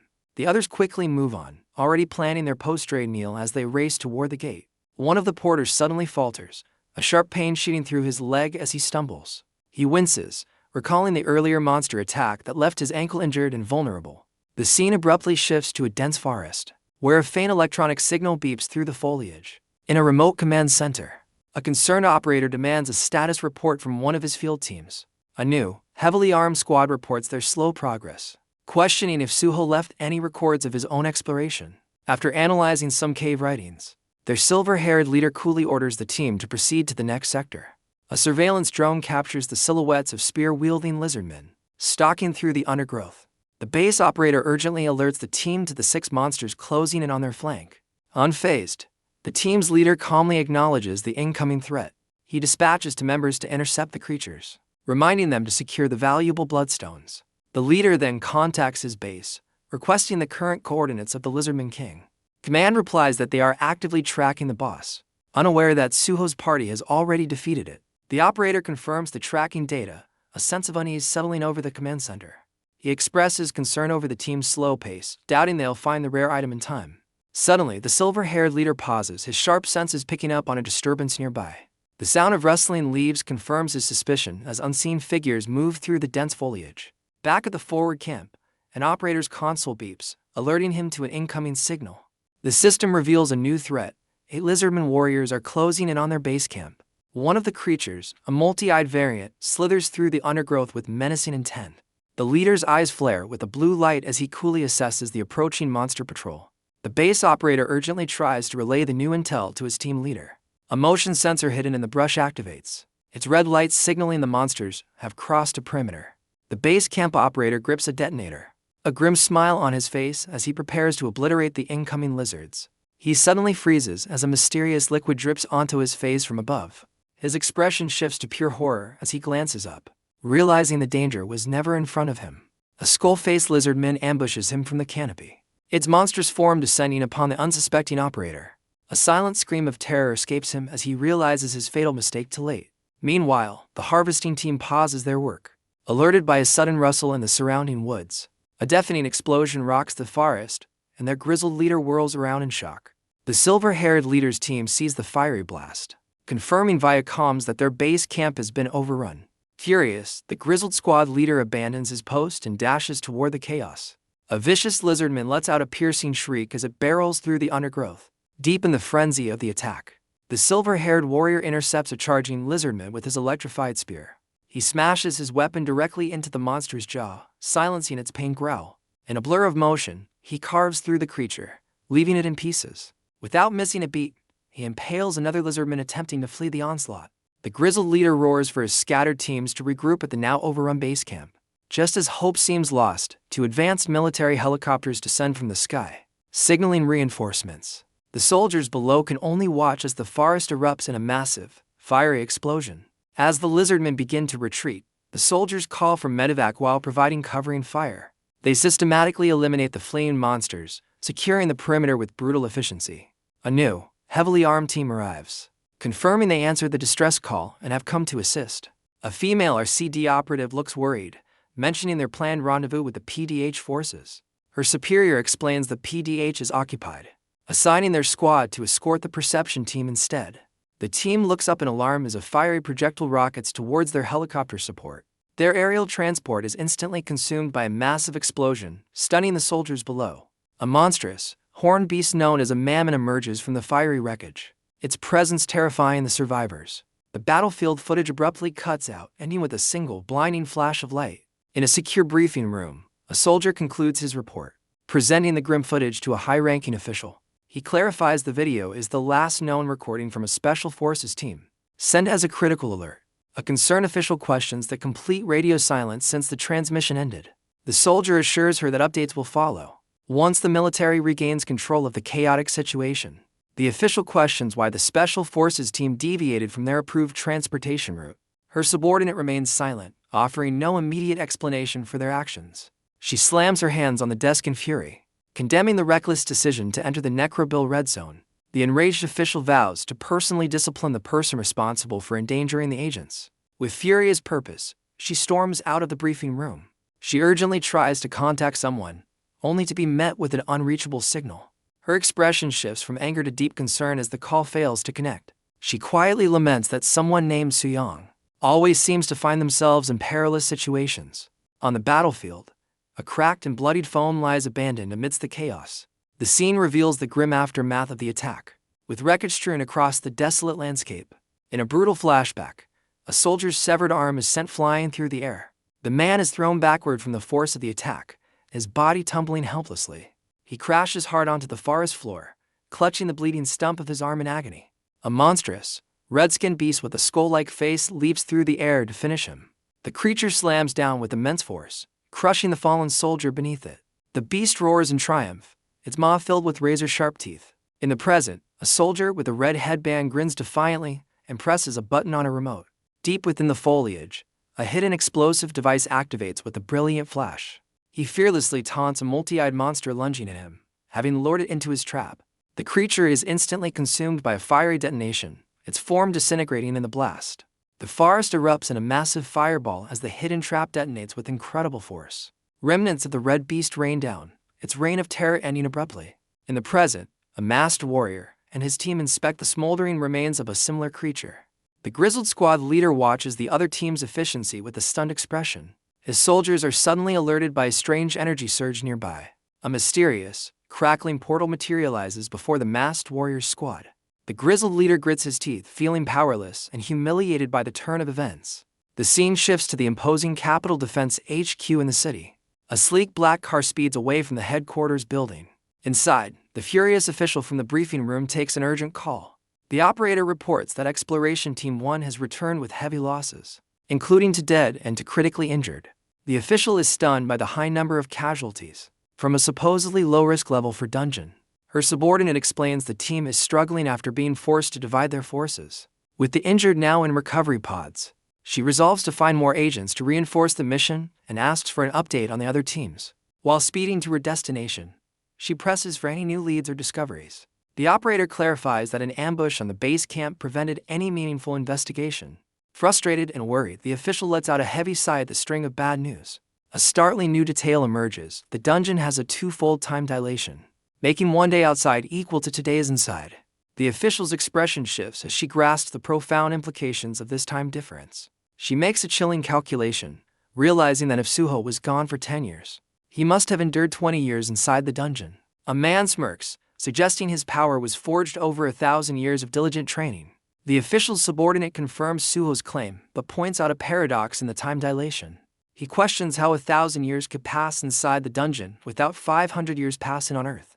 The official grips the wheel, determined to deploy more agents to match the Suho Guild's incredible pace. Her subordinate reports that Suho's team has already cleared 50 dungeons in a mere 7 hours. He adds that the team is now en route to the control department to renew their hunter cards. The official is left completely stunned by the news of their impossibly fast progress. Meanwhile, a blue car carrying the victorious hunters speeds through the city. The driver's stats are displayed, showing his rank as an E-level hunter. In the back, his exhausted teammates rest, their own impressive D-level and E-level stats glowing beside them. The driver turns to his teammate in the back, checking if he's exhausted after their marathon run. The spiky-haired hunter admits the day's events feel completely unreal to him. His leader looks back, asking him to clarify what feels so unbelievable. The hunter reiterates his sentiment, still processing the incredible events of the day. The driver presses him for details, wanting to understand what he means. The hunter closes his eyes, lost in thought as he begins to recount his experience. He flashes back to the grueling 14-hour marathon, relentlessly slicing through monstrous foes. He recalls the impossible feat of clearing 50 level for dungeons, after never even attempting a level 3.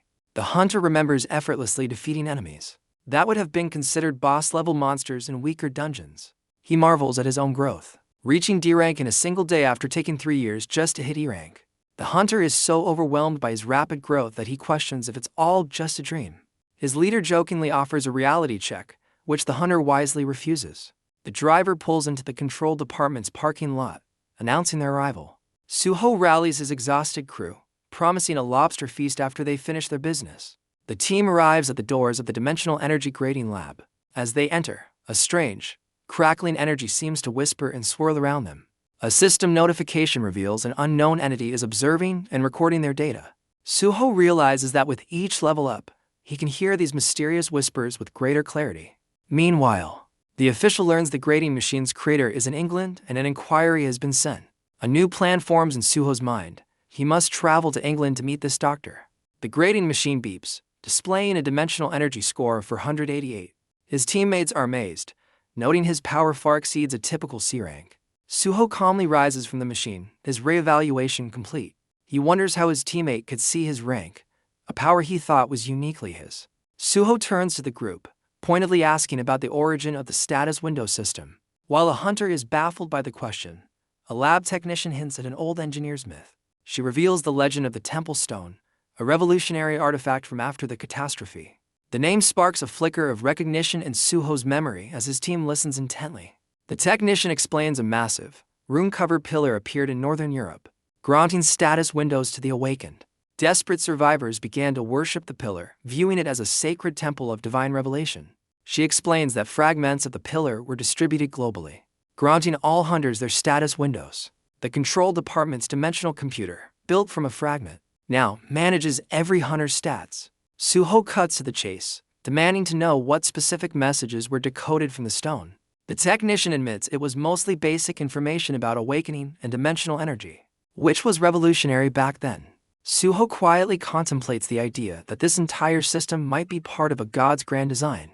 As the team leaves, they debate how one might meet this god, with one suggesting death as a possible path. The discussion turns to the mechanics of awakening, clarifying it requires dimensional matter, not conventional weapons. Suho congratulates his team on their progress, while they joke about their unbelievable day. Walking away, the hunters overhear talk of a new zero rank, sparking curiosity about changes to the system.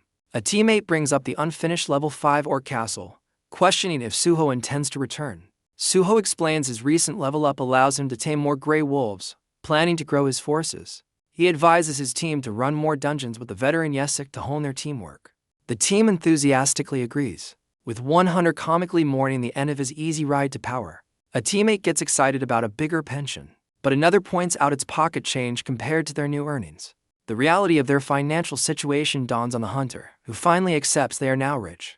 The calmest member of the group reveals they earn over 5 billion won, an amount that requires a moment of prayer. A hunter scratches his head in giddy disbelief, marveling at their massive profit even after expending resources.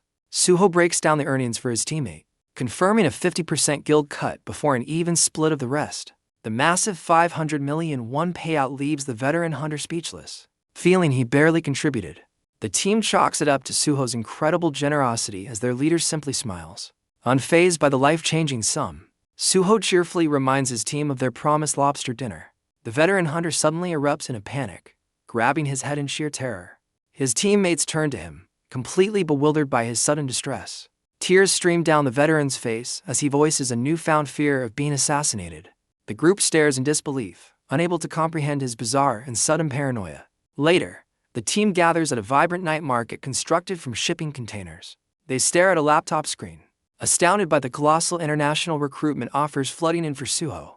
The veteran, still terrified, concludes the enormous Japanese offer must be from the Yakuza, prompting him to pray. A teammate questions the continued interest in Suho, and another reveals it's because of his unique plant-controlling abilities. The explanation clarifies that with dwindling farmland, Suho's power represents a solution to global food shortages. A teammate showers Suho with praise, realizing their future is secure as long as they follow him. Suho, however, is still confused about the veteran's sudden fear of assassination. The terrified veteran explains that he's received death threats from Suho's would-be recruiters for not getting a response. Suho looks annoyed, reminding the man that he already made his decision not to go.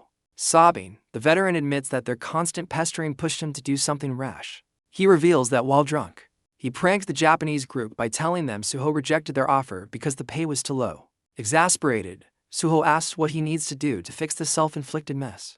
The veteran begs for a video message, fearing he'll be branded a con artist or worse if he can't deliver. Seeing no other choice, Suho reluctantly agrees to help his panicked teammate. Overjoyed, the veteran bows deeply and promises to transfer all related profits to the guild's account as thanks. The veteran tearfully pledges his channel's future to the Suho Guild, overwhelmed with gratitude.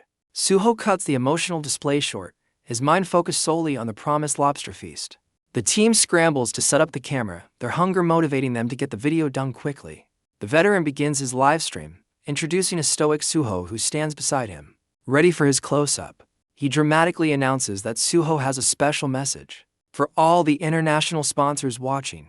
The camera pans to Suho as the team waits for his carefully crafted response to the lucrative offers. Suho looks into the lens and delivers a blunt, 3-word message: he's not going. With his part done, Suho declares it's time to eat, leaving the veteran frozen in disbelief. The veteran's face contorts in sheer panic, realizing the short, harsh message was not what he'd hoped for. The rest of the team, however, sees no issue with Suho's directness and agrees it's time to leave. Just as they're about to leave, a new email notification pings on the laptop, catching the veteran's attention. He leaps up, frantically explaining that the international recruiters have a counter-offer. They'll come to Suho. Instead, the team turns back in surprise, questioning if these powerful groups really intend to visit them here. The veteran confirms they'll come if invited for a personal chat, to which Suho nonchalantly agrees. With a resolute expression, Suho decides to face these persistent recruiters head-on. His teammate is stunned by his casual acceptance of such a high-stakes meeting. Suho coolly states he has no reason to stop them, and his guild members can only agree with his confidence. When asked who is coming, the veteran specifies it's the group from Japan, raising the tension. Elsewhere, a serious-looking man in a suit glares intently, clearly the one leading the delegation. A fleet of sleek, black cars speeds through the city streets, signaling the Japanese representatives are already on the move. The Japanese representative confirms he's en route, his driver remaining stoic at the wheel. After the call, he complains about his grumpy boss, revealing his own frustrations. He suddenly changes plans, ordering his driver to a club to relieve some stress. His detour is cut short by an incoming call from a mysterious contact labeled MIB. He answers the phone with clear irritation, his brief moment of rebellion over. Elsewhere, another agent at the night market spots Suho and reports his location. The agent reveals Suho is heading alone to the dangerous Level 5 dungeon. Energized by this new intel, the Japanese representative orders his agent to tail Suho.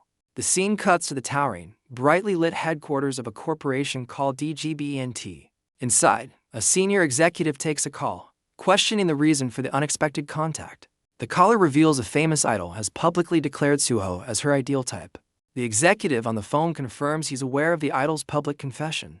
The Japanese representative on the other end of the line slyly proposes a publicity stunt. The executive is taken aback by the audacious suggestion of using a scandal for marketing. The Japanese representative, now on a new mission, orders his driver to pick up a special guest.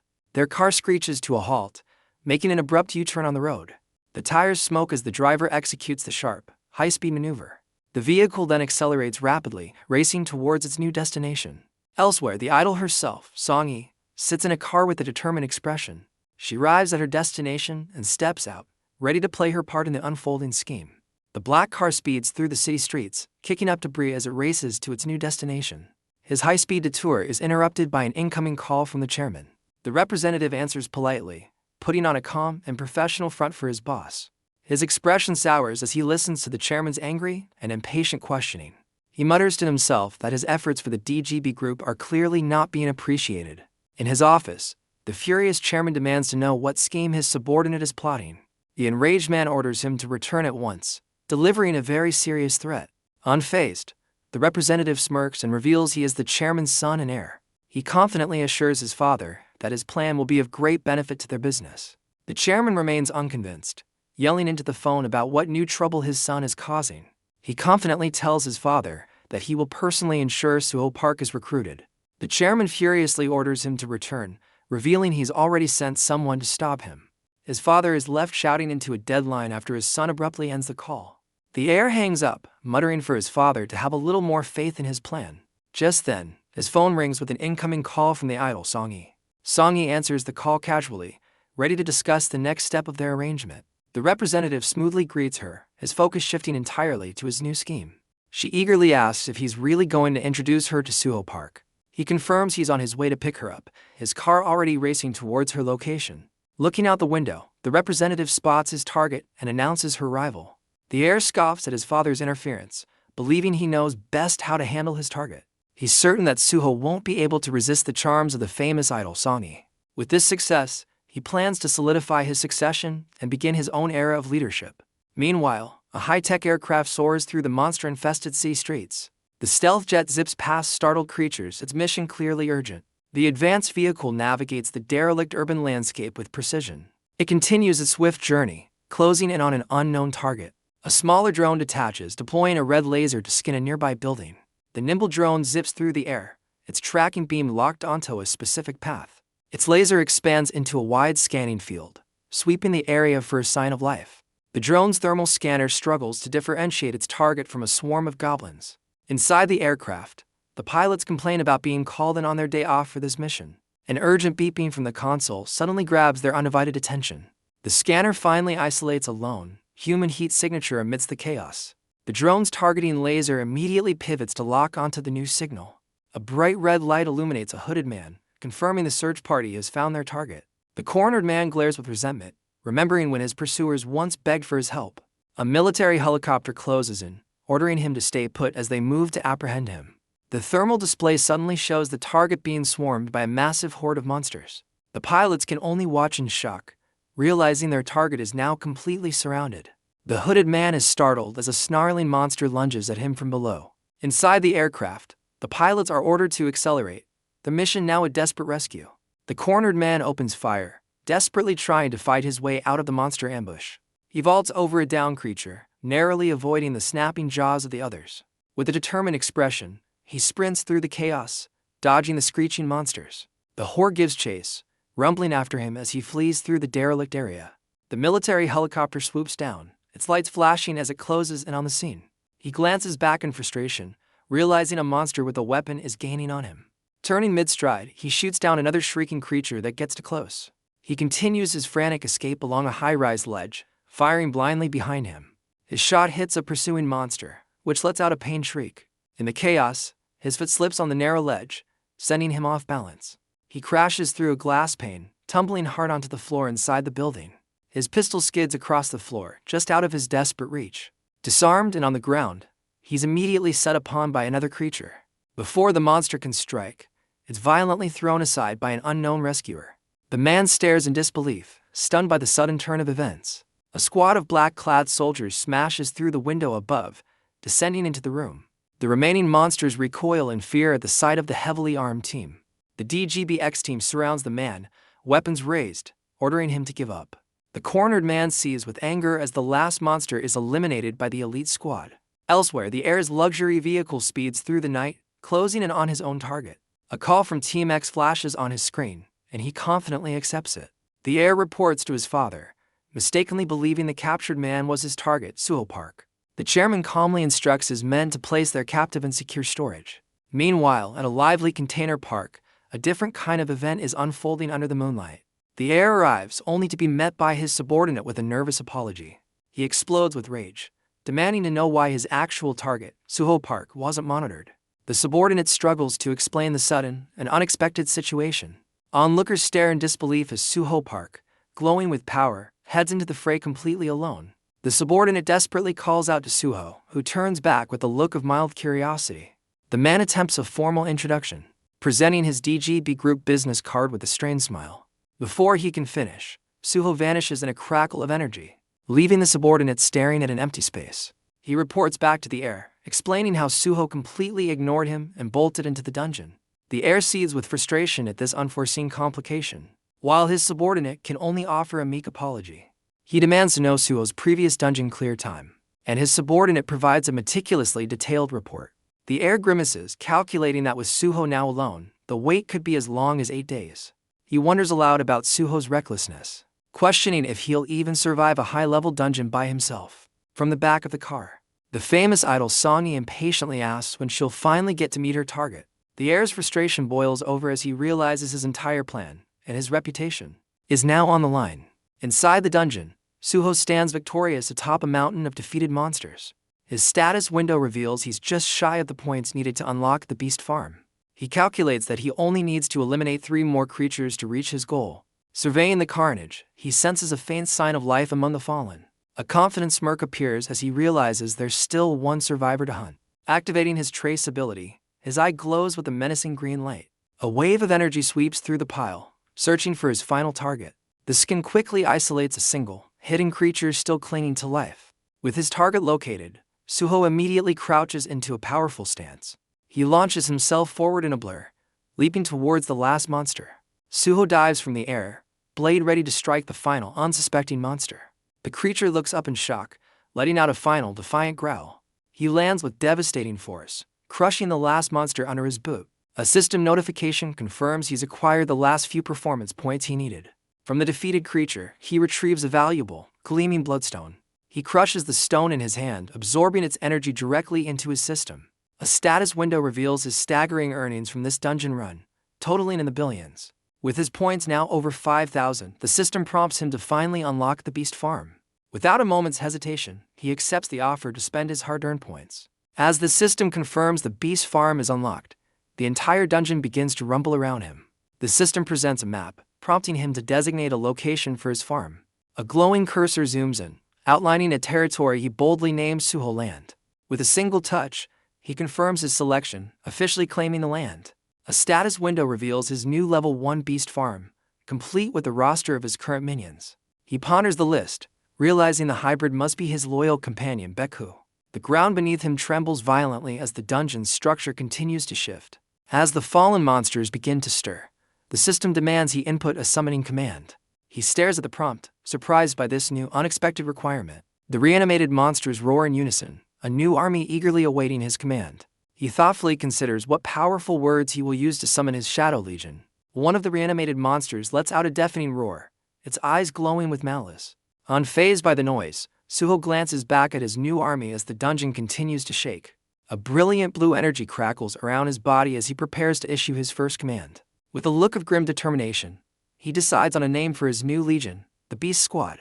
He unleashes a massive wave of power, sending the command surging through the very air of the dungeon. In response, his newly formed Beast Squad charges forward, a unified force of monstrous power. The reanimated creatures' bodies appear even more powerful and resilient than before. His loyal companion, Beku, leads the charge with a ferocious battle cry.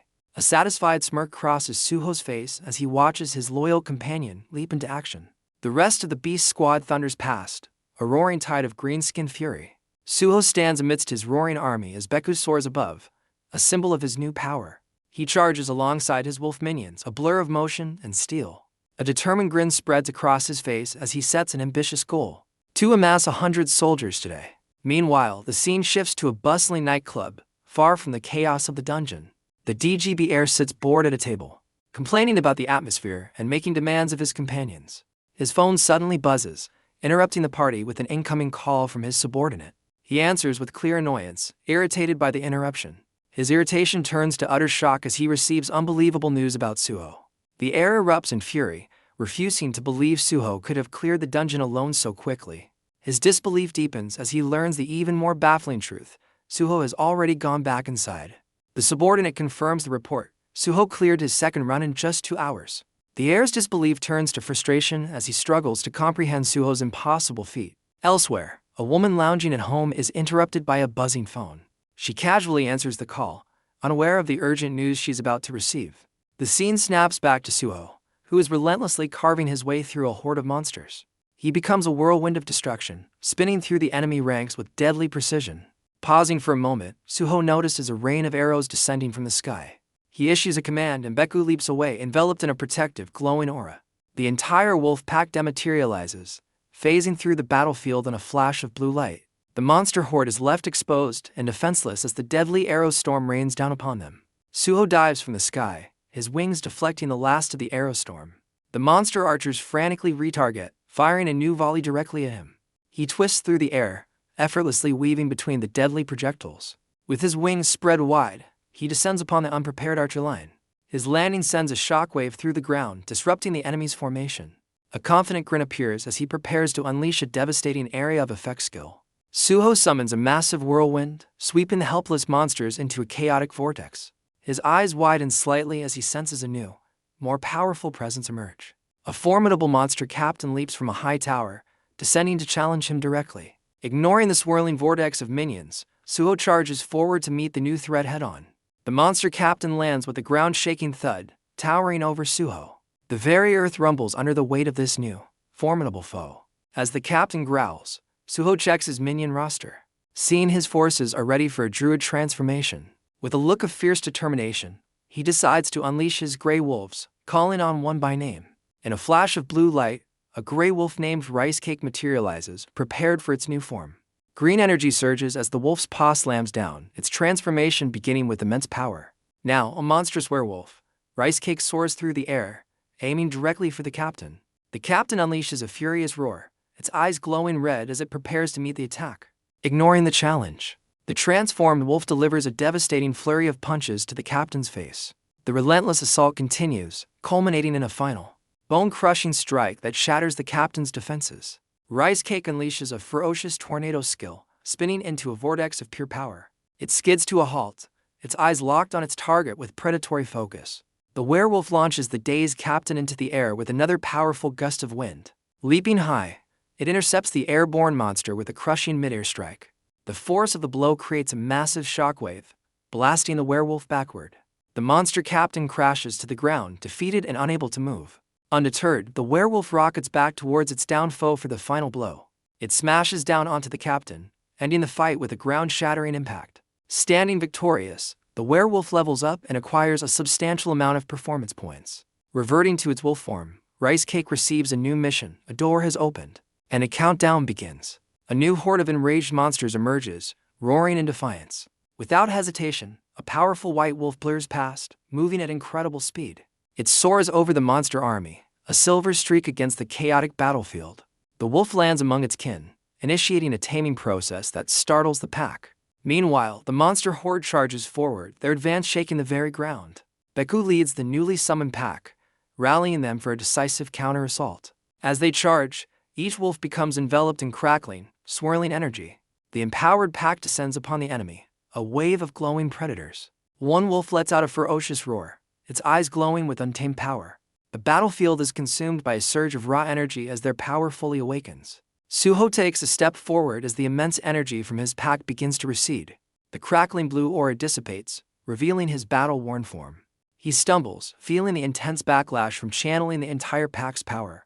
Suho checks his status, calculating that one more run will level up his farm. His focus is broken by the sudden sound of a murmuring crowd nearby. He turns, bewildered, to find a mysterious woman standing directly behind him. The woman smiles, casually confirming his identity as Suho Park. She stands with a knowing confidence, unfazed by the battlefield or his battered state. Suho questions the stranger, who is then identified as the renowned hunter, Songi. The crowd's whispers grow louder as they recognize the two famous hunters together. The crowd erupts in speculation, wondering if the two powerful hunters are romantically involved. Onlookers cheer enthusiastically, openly encouraging a relationship between the two. Elsewhere, a man in a suit urgently reports over the phone that the two have finally met. A sleek black car speeds through the streets as the person on the phone demands to know if Suho has been secured. Songi boldly points at Suho, whose surprised reaction confirms he's not indifferent to her. The man on the phone smirks, confidently explaining that Suho's reaction is only natural. The pair walks off together, much to the crowd's surprise, apparently heading towards a nearby cafe. The man on the phone gives an order to keep them under surveillance, pleased with this development. Responding to the command, the driver floors the accelerator, racing through the city. The scene shifts to a vibrant, bustling cityscape at night, alive with energy and light. Outside a lively venue, a man expresses his utter confusion at the recent events. The man from the car frantically realizes he's lost track of his target, Suho. Meanwhile, inside a private room, Songi is overcome with tears. Her associate explains that Suho only came in for a drink before leaving her behind. The man in charge grows frustrated, demanding to know why Suho would just leave. Songi tearfully confesses that Suho rejected her because he found her to be weak. Enraged by this failure, the man slams the table, questioning her composure. Songi springs to her feet, vehemently denying that she showed any weakness. She storms off, declaring her intent to become an awakened hunter to earn his respect. The subordinate calmly explains to his boss that Suho's standard is simple: his woman must be strong. The man in charge finds the entire situation utterly outrageous. His subordinate calmly proposes they have a hunter who perfectly fits Suho's description. He presents Mahjong Kim, a battle-hardened class ranker with immense physical strength. The boss is horrified by Suho's apparent taste in women and urgently asks for his whereabouts. Learning Suho went straight into a dungeon, the man panics at the lost opportunity. His associate suddenly spots their target, pointing him out with a shocked expression. Suho stands alone in a brightly lit hall, having apparently cleared the dungeon in record time. A confident smirk graces his face, unfazed by his recent battle. Both men are dumbfounded, as he was supposed to be deep inside the dungeon. The boss gives chase, determined that they absolutely must secure him now. The two men sprint towards Suho, desperately calling out his name. Suho turns, looking completely unimpressed by their frantic approach. The boss struggles to catch his breath, barely managing to ask for a moment to talk. He quickly composes himself, reaching out with a practiced smile to make his pitch. Before he can speak, A brilliant blue energy crackles at Suho's feet, startling him. The man looks up in utter shock, finding that Suho has completely vanished. He turns to his subordinate, bewildered that Suho just left in the middle of his sentence. The boss erupts in a fit of rage, humiliated by the blatant dismissal in front of a crowd. He continues to fume, demanding his subordinate acknowledge the disrespect he just suffered. A new figure steps forward, calmly suggesting the man has already made enough of a scene. The enraged boss demands to know who dares to interrupt him now. An imposing group of men in suits, led by a stern-looking figure, makes their entrance. The subordinate immediately bows in deference, respectfully addressing the leader as Mr. Chien. Mr. Chien calmly advises the man to cease his tantrum, pointing out the many watching eyes. Onlookers identify the fuming man as the DGB president's son, realizing his anger stems from Suho's dismissal. Other hunters in the crowd smirk, recognizing the man's reputation as a troublemaker. The boss grits his teeth, worried that this public spectacle will tarnish his image. His subordinate attempts to salvage the situation, suggesting his boss leave while he cleans up the mess. The boss internally fumes at being undermined, reminding himself that he is the one in command here. Mr. Chien smoothly dismisses the boss, telling him he can try to approach Suho another day. The boss hesitantly seeks confirmation, while Mr. Chien's man firmly agrees with his superior's assessment. Accepting defeat for now, the boss concedes the field to Mr. Chien's team. He turns and walks away, leaving the more professional group to handle the situation. Internally, the boss seethes, calling Mr. Chien a sly fox for so smoothly taking over. Mr. Chien immediately gets on the phone, reporting that his team is now on standby.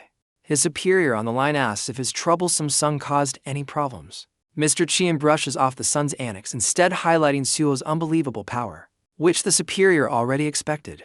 Meanwhile, Suho materializes in a flash of blue lightning, having teleported to a new location. Back at the dungeon entrance, Mr. Chien is suddenly shocked by an unexpected development. Suho, now in his combat gear, calculates his next move, needing to expand his beast army to level up his farm. After his intense battle, Suho considers calling it a day and grabbing a bite to eat. His plans are suddenly interrupted as he finds himself face to face with an unfamiliar man. He's confronted by an entire entourage of men in suits. Noting the sudden increase in his reception committee, the leader introduces himself as Damyong Chien, the chief secretary of DGB, leaving Suho momentarily confused. Suho quickly connects the name to the guild that manages the very dungeon he just cleared. Mr. Chien states he has come to offer a sincere apology for a previous accident. Suho looks back, trying to recall which specific incident the man is referring to. The secretary clarifies he means the perilous level 5 dungeon incident from before. When Suho questions the timing, Mr. Chien explains they wanted to prepare a meaningful apology, not just empty words. Suho's expression turns skeptical, clearly doubting the sincerity of their sudden gesture. Mr. Chien shifts from apology to gratitude, his glasses glinting as Suho listens with a questioning gaze.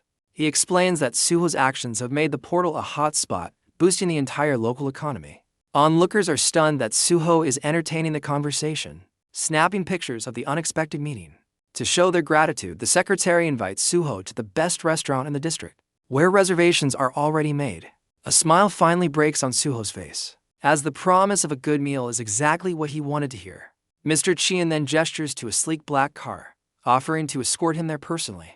In a sudden cut, a car races through a magical, starlit forest toward a massive mansion. The vehicle comes to a sharp, screeching halt before the impressive estate. The scene changes again, revealing Suho's friends exiting their own car, buzzing about their fantastic day. One of them laments that their friend had to stay sober to drive them all home safely. His friends agree they need to expand their crew, starting with a dedicated driver. One of them suddenly gasps, realizing they completely forgot about a meeting with potential guild recruits. He sheepishly admits that the delicious food made him forget all his responsibilities. The designated driver realizes he also missed an important appointment at the construction office. Another friend scrolls through angry online comments, telling the driver to pick a better meal next time. The group turns to Junho, suggesting he should be the one handling recruit interviews. Junho reminds them he's still unlicensed, officially serving only as a porter for the team. His friends are shocked, having forgotten this crucial detail, and urge him to register immediately. They realize their schedule is packed, with the hunter's exam registration and dungeon raids leaving no free time. As Junho worries, his friends confidently state that at times like these, their leader Suho will handle everything. A young boy dashes out of a house, excitedly calling for his father as an older woman follows. The driver warmly embraces his son while his friends greet the woman with a gift of lobster. She questions their boisterous arrival, but the group is already eager for another round of drinks. The scene transitions to the sleek, modern exterior of the restaurant under a starry night sky. Inside, a satisfied Suho finishes his meal across from a pleased Mr. Chien. Suho's expression turns serious, questioning if the lavish meal and 5 trucks are an over-the-top apology. Mr. Chien insists it's not enough for someone who nearly died, promising even more gifts are on the way. In a dark, undisclosed location, a man screams in agony near DGB shipping containers, begging for his ordeal to end. The tormented individual glares defiantly at his captors, his face a mask of pure rage and pain. Back at the restaurant, Suho dismisses the offer as a desperate attempt to buy his silence with money. Suho cuts through the pleasantries, demanding to know what Mr. Chien truly wants from him. The secretary gets straight to the point, proposing an official partnership between the DGB group and Suho Guild. He reveals DGB's failure to join Seoul's top 12 guilds, admitting their immense wealth can't buy a level 6 attack force. Suho correctly guesses this failure is a major blow to their pride, which the secretary confirms has greatly upset his president. With a confident smirk, Suho states he has no interest in joining the top 12. But Mr. Chien reveals that's not his plan either. When pressed for his true motive, the secretary declares DGB will pave the way for Suho Guild to establish Seoul's 13th district. The unexpected proposal leaves Suho momentarily stunned, questioning the meaning of a 13th district. Mr. Chien explains that a new district forms around a level 6 guild, but Seoul's current 12 are stretched thin by constant high-level threats. He paints a picture of a new, powerful 13th guild emerging to handle the overflow and restore public confidence. The secretary concludes that this new district would trigger a massive economic boom, and he's certain Suho Guild is the key to achieving it. Mr. Chien reveals there's one major problem Suho's guild can't overcome on its own. He points out that Suho Guild lacks the money, manpower, and experience to build and manage a city. The secretary lists the endless logistical hurdles, from city planning to corporate negotiations. Suho quickly deduces their plan. DGB wants to use his guild's power to build a city they can't create themselves. Mr. Chien frames it as an investment in Suho's potential, challenging whether his small team can handle the immense task. Thinking of his small crew, Suho quietly admits to himself that they are completely unprepared for such a venture. The secretary drives his point home, asserting that DGB is the perfect partner to handle the complexities of such a project. Suho sees their true motive is to monopolize the new district's construction and commercial areas. Despite recognizing their greed, Suho concedes that his guild is unprepared for the administrative side of things. Suho decides to stall for time, stating he needs to think about the offer since building a district isn't a rush job. Mr. Chien stammers his thanks, relieved that Suho is at least considering his grand proposal. Internally, the secretary panics as his analysis of Suho as a simple, gift-loving glutton proves to be completely wrong. Suho stands up to leave, deciding it's getting late and the meeting is over. The secretary quickly stops him, reminding Suho that he still has more gifts to present. His interest piqued, Suho turns back to see what else the DGB group has to offer. Taking a slow sip, Mr. Chien cryptically states that tracking down his next gift was no easy feat. Suho looks genuinely confused, asking who the secretary is even talking about.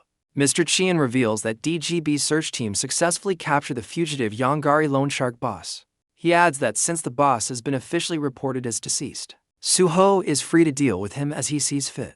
A sinister smile crosses Suho's face as he reflects on the loan shark's poor life choices, relishing the opportunity for justice. Suho coldly remarks that capturing the loan shark was a waste of time, as his fate was already sealed.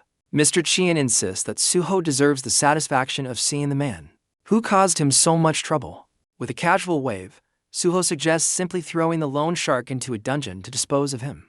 The secretary is left speechless, baffled by Suho's nonchalant approach to justice. Suho suddenly has a change of plans, pulling out his phone and telling Mr. Chien to hold on. Meanwhile, the guild's driver is at home, enjoying some quality time wrestling with his young son. His phone buzzes on the bed, displaying an incoming call from his bro. The driver answers the call mid-play fight, with his son playfully demanding his surrender. He looks puzzled, questioning why he's receiving a call at such a late hour. Suho declares the timing is perfect, as the driver, still wrestling his son, asks what the urgent matter is. The driver is stunned, asking who would possibly want to see him. Suho calmly tells him the address will be sent and gives a final instruction to take his medicine. Still wrestling his son, the driver questions the strange meeting place and the mystery guest's identity. Suho gets into the car provided by DGB, closing the door and bidding them farewell. With a confident smirk, Suho decides to delegate this particular task to his trusted friend. Mr. Chien accepts Suho's decision, extending an open invitation for future collaboration. The car speeds off into the night, leaving the DGB executives standing at the gate. The scene cuts to the brightly lit, towering DGB headquarters against the dark sky. Back in his lavish office, Mr. Chien makes a late-night call to his subordinate. The weary secretary answers, resigned to another late night, and wondering about the purpose of the call. Mr. Chien reports to his superior that the meeting with Suho concluded on a positive note. The man on the other end reveals this is repayment for an investment, predicting a massive influx of refugees to the new district. He lays out the next step, a pressing need for large-scale housing and infrastructure development. The superior frames this as a necessary alliance in a ruthless world, with Mr. Chien reluctantly agreeing. Meanwhile, Junho Park's truck speeds through a dimly lit container yard, following the address Suho sent. The vehicle comes to a screeching halt, kicking up dust in the isolated location. Junho steps out of his truck, immediately met by two of DGB's uniformed men. The guards confirm his identity before proceeding with their instructions. With a silent, determined look, Junho follows the guard deeper into the container maze. Inside, the captured loan shark boss sits bound and battered, shouting defiant threats at his captors. Junho hears the container door unlocking from the inside, heightening his confusion. The door creaks open as the loan shark inside immediately regrets his loud threats. Battered and bound, the boss feebly apologizes, blaming his outburst on hunger. Junho cautiously peers into the container, trying to make sense of the situation. The loan shark's eyes widen in disbelief as he recognizes the face in the doorway. Stepping inside, Junho comes face to face with the man who tormented him. A look of grim understanding slowly dawns on Junho's face. The loan shark sneers, mockingly confirming he remembers Junho. Junho quietly acknowledges his identity, his voice heavy with the weight of their history. With misplaced confidence, the captive boss questions what brings Junho to this place. Junho states he was told someone wanted to see him, his face a mask of grim determination. The loan shark lets out a broken, bloodied laugh, finding the reunion hilarious. He taunts Junho, asking if he's here to apologize for his unchanging appearance. The boss's real concern surfaces as he asks if Suho is anywhere nearby. Junho confirms he came alone, his expression unreadable. A cruel smirk plays on the captive's lips, sensing an opportunity. Unfazed, Junho calmly asks why the boss summoned him. The loan shark claims he wants to offer a sincere apology for their past. Junho remains silent, his eyes narrowing as he processes the blatant lie. The boss then attempts to justify his past violence, blaming it on Suho's actions. Junho calmly acknowledges the man's words, dismissing his past actions as irrelevant now. Mistaking this for forgiveness, the loan shark offers a grateful yet shaky thanks. The boss continues his lies, denying any involvement in the dungeon scam that targeted Junho's brother. Junho's gaze sharpens as he silently listens to the desperate attempt to shift blame. The captive insists he's just a small-time criminal incapable of orchestrating such a grand scheme. With a downward glance, Junho seems to ponder the new information, his true thoughts hidden. The loan shark reveals a shocking conspiracy, claiming they are CD and DGB framed Junho's brother for profit. Looking up with a cold expression, Junho remarks on the sheer unfairness of it all. The boss selfishly agrees, lamenting his own misfortune and the collapse of his business. Junho offers a final, cutting remark about the man's unfortunate fate before asking if their business is concluded. Panicked by Junho's departure, the loan shark desperately tries to negotiate his freedom. He attempts to leverage past favors, reminding Junho how he lent him money and found a job for his son's mother. The boss instantly regrets his slip of the tongue, realizing he's revealed something he shouldn't have. Junho's eye narrows into a cold, dangerous glare at the mention of his family. The shocking revelation about his son's mother and a supposed job leaves Junho reeling. The loan shark spins a tale of how she came to him for help, framing himself as a benevolent figure. A violent memory resurfaces, showing a door being broken down amidst terrified screams. The flashback reveals the loan shark and his thugs cornering a woman and her baby in their home. He cruelly taunts the woman, blaming her husband's incompetence for their dire situation and rising debt. Clutching her child, the terrified mother begs the intruders not to harm them. The loan shark makes a menacing comment about her appearance while she pleads for mercy. He cruelly points out her desperate situation, questioning her ability to even feed her child. With a sly grin, he offers her a job that he claims will quickly solve her debt problems. Overwhelmed with fear, the mother continues to plead for their safety.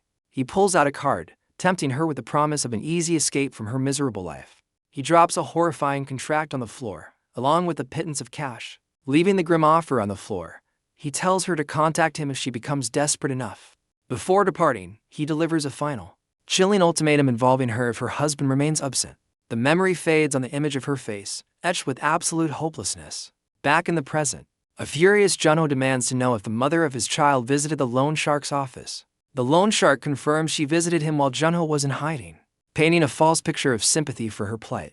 Junho's expression contorts with anguish as he absorbs the devastating revelation.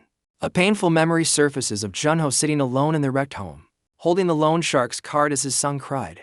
He remembers the crushing finality of her farewell note, telling him she was leaving and not to follow. Returning to the present, Junho's eyes burn with cold fury as he demands to know where she is now. The captive boss makes a desperate bargain, promising to lead Junho to her in exchange for his freedom. Junho stands in grim silence, his expression unreadable as he considers the manipulative offer.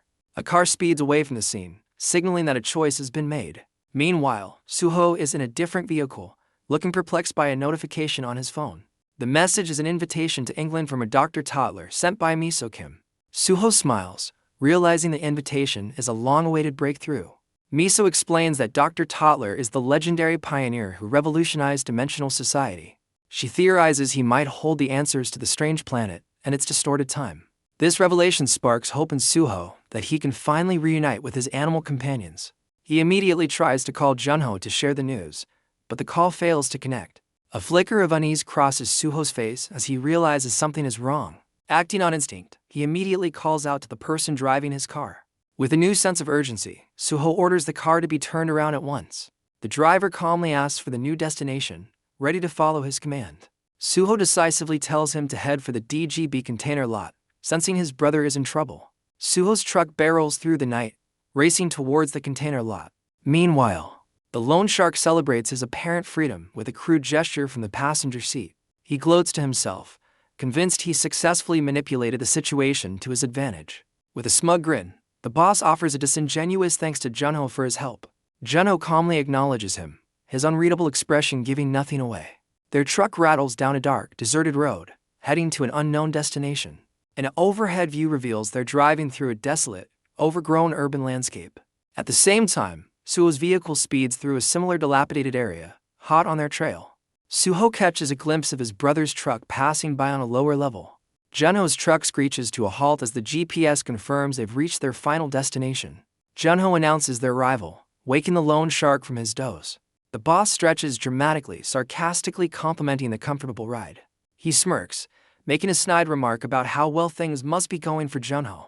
Junho cuts straight to the point, demanding to know if this is where Jenu's mother is. With a sinister grin, the boss confirms it, adding that his men will soon take Junho to her. He points to a group of armed men emerging from the shadows ahead. Junho's expression hardens as he silently takes in the unfolding trap. An overhead view shows their truck is now completely surrounded by a mob of thugs. The loan shark pops out of the sunroof, laughing and waving triumphantly at his crew. His men are shocked to see their boss alive, realizing the tables have turned. The boss's men express their shock, revealing they thought he was dead.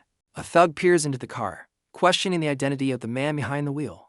A wave of angry recognition spreads as the men identify the driver as Junho. The entire mob now recognizes Junho, jealously commenting on his newfound status. The boss smugly informs his men of Junho's mission and orders them to guide him. A thug taunts Junho about his runaway wife, even callously dropping her name. He gestures towards a desolate building, claiming that's where Junho will find her. A metal shutter rattles open, revealing the dark silhouettes of more armed men waiting inside. Junho is escorted into the building, now completely surrounded by axe-wielding thugs. A thug shoves him forward, mockingly urging him deeper into the obvious trap. From above, a thug sneers, reminding Junho he came to see his wife. A hand struggles to flip a large, rusty switch to turn on the building's lights. The lights suddenly flash on, forcing Junho to shield his eyes from the blinding glare. As his vision clears, he's confronted with the horrifying sight of a massive, heavily stained industrial shredder. Junho's face hardens with a chilling realization as he stares at the gruesome machine. The loan shark smugly explains that this warehouse was once a distributor for these very shredders. His men casually discuss past victims, callously admitting they've disposed of too many people to remember any specific names. Junho's eyes twitch with barely contained fury upon hearing their sickening confession. With a cold glare, he finally snaps, launching a devastating blow at the nearest haunting thug. The man is sent crashing to the ground, neutralized in a single, brutal strike. A thug screams in fury, revealing they used the shredder on Jenu's mother. The loan shark boss stands over the fallen Junho, callously blaming the woman for her own demise. His men chime in, mocking the woman's supposed lack of gratitude and her unfortunate husband. The boss leans in close to the bloody Junho, telling him his own fate is now the only thing that matters. Enraged, the boss unleashes a savage beating on Junho, blaming him and Suho for his ruined business. The brutal assault continues, each blow landing with punishing force on the helpless Junho. As the other thugs watch, one expresses concern that the boss's frenzy might go too far. The boss, lost in his rage, furiously contemplates how to make both brothers suffer for what they've done. He brings his weapon down again, seeking a twisted satisfaction from Junho's pain. With a chilling smile, the boss reveals he spent many sleepless nights planning this very moment of revenge. A thug mockingly notes Junho's surprising entrance as he lies battered on the floor. As he struggles, Junho's mind flashes back, recalling his naive hope that life's hardships would end after high school. The flashback reveals his adult life, where he vented his frustrations by furiously playing video games in his small room. He remembers how his misery only deepened after graduation, with the end of his struggles nowhere in sight. Immersing himself in intense video games became his only way to cope with the bleakness of his reality. His thoughts drift to Migyeong, the one person who showed him kindness back when they were in school. The memory shifts to him screaming in frustration, completely lost in the virtual world of his computer. This outburst is revealed to be happening in the same small room where his wife and baby are trying to sleep. He continued his gaming obsession, oblivious to the disturbance he was causing his family just a few feet away. He's haunted by the memory of his wife's tears, realizing he only brought her poverty and his own escapist misery. A thug announces the gruesome shredder is now active and ready for use. The boss, exhausted from the beating, orders the bloody Junho to get up for his final meeting. Lying on the floor, Junho is filled with regret, wishing he could ask his wife for a second chance. The boss cruelly details his plan to injure Junho's ankles before feeding him into the machine. He then orders a thug armed with a sledgehammer to begin the horrific process. As the thug raises the heavy weapon, the others mock Junho, anticipating his agony. To their surprise, Junho calmly thanks them for helping him remember his past failures. The boss and his men are stunned into silence, completely baffled by Junho's strange words.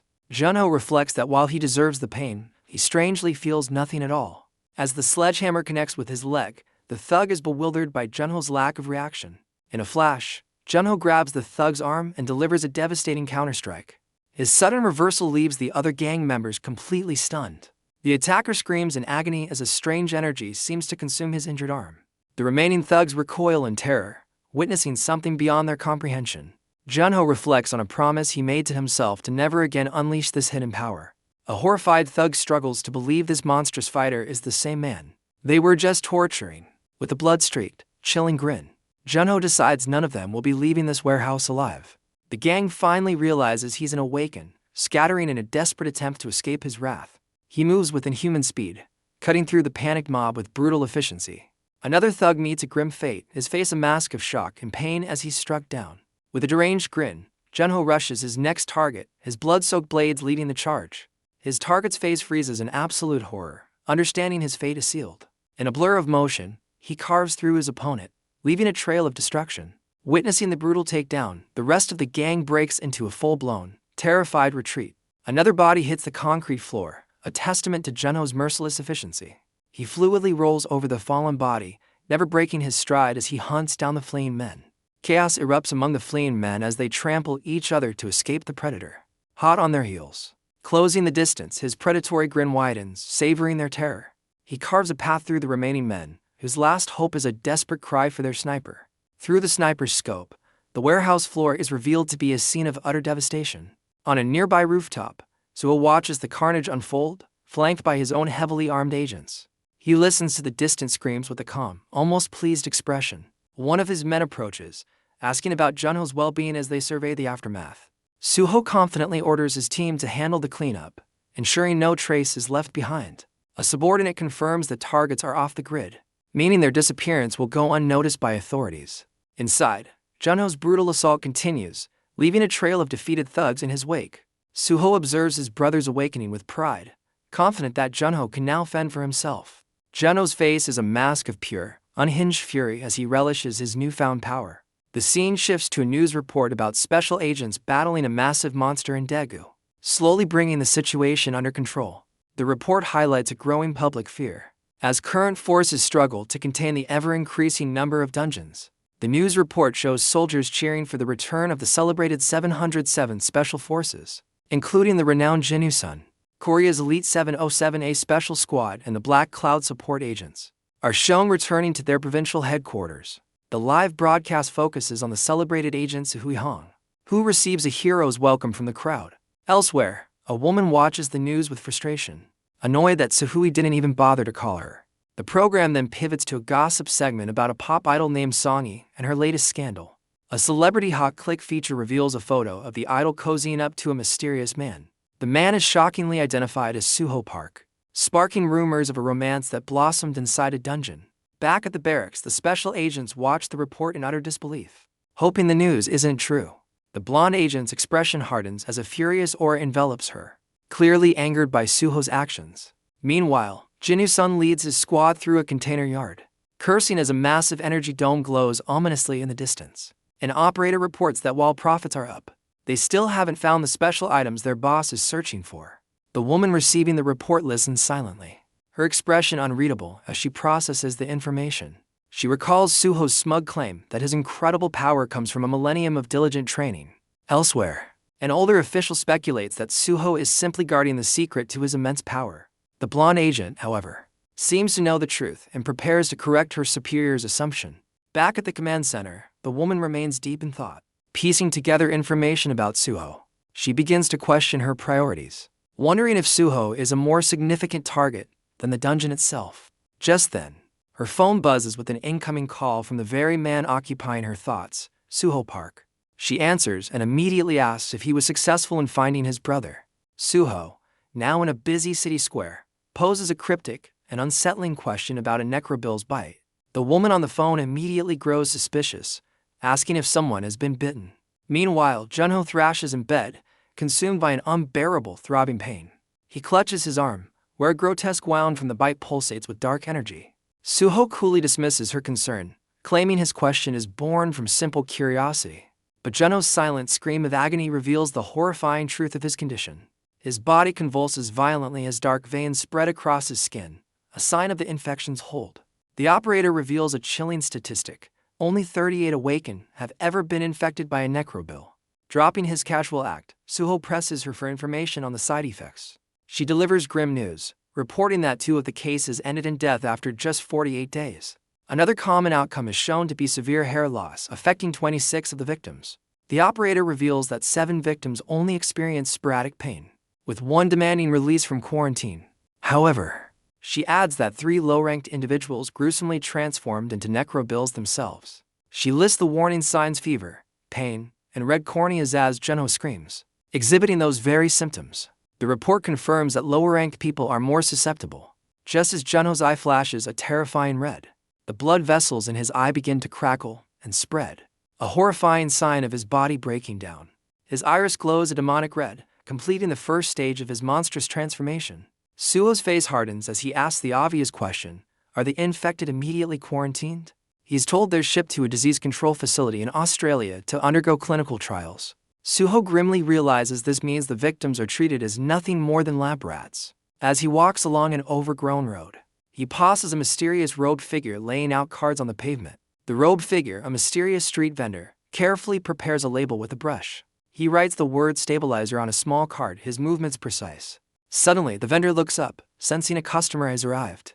Suho kneels before him, a massive pile of medicine boxes laid out between them on the cracked asphalt. Suho offers a polite greeting, his demeanor calm and collected. The vendor smirks, knowingly asking if Suho needs another batch of meds for his brother. Suho deflects, claiming he's asking for a friend who was bitten by an infected individual. The vendor's casual demeanor vanishes, replaced by a look of genuine concern. Suho presses for a cure, praising the effectiveness of the previous stabilizer he bought. The vendor rummages through his supplies, musing that he has a remedy for just about any ailment. The vendor reaches into his supplies and pulls out a small green tin. He confidently presents the container, certain it will solve the problem. Suho looks at the tin, perplexed by its mundane-sounding name, Antiplemin. The vendor provides simple instructions, promising noticeable results within a week. Holding the small remedy, Suho finally inquires about the price. The vendor offers a steep discount, giving Suho a special price as a repeat customer. Suho immediately requests 10 containers, a purchase the vendor happily agrees to. A grateful smile spreads across Suho's face as he thinks of his brother. The vendor gives one final, grim instruction for how to stop the infection during a seizure. With the cure secured, Suho confidently walks away, leaving the mysterious merchant behind. Just as Suho leaves, two officers arrive, ordering the mysterious vendor to shut down his illegal operation. With incredible agility, the vendor grabs his wares and leaps over the railing, making a swift escape. The officers peer over the edge, completely baffled, as the robed figure has vanished without a trace. A lone crow takes flight from below, leaving the two men staring at the sky in utter confusion. Back at the house, Junho's condition deteriorates, his body twisting in unbearable agony on the bed. Hearing the commotion, 3 of Suho's housemates cautiously approach the room, worried that he's running late. Peeking inside, they recoil in horror as the youngest boy wonders if Junho is turning into a monster. Junho lets out a silent, blood-curdling scream, his body racked with violent convulsions. Seeing the horrific transformation, one of the boys pulls out his phone and activates an emergency alert. As Junho's agonizing screams echo, the boy grimly suggests they may need to put him out of his misery. The youngest boy fears the alert will harm Junho, but his friend ominously calls it an ultimate booby trap. Ignoring the warning, the boy decisively presses the glowing red button on his phone. A blinding flash erupts from the device, causing the other to flinch in terror. The 3 of them stare into the room, waiting for the supposed trap to activate. Inside, Junho remains on the bed, his groans of pain the only sound in the room. The prankster laughs, revealing his threat was just a joke to scare his friends.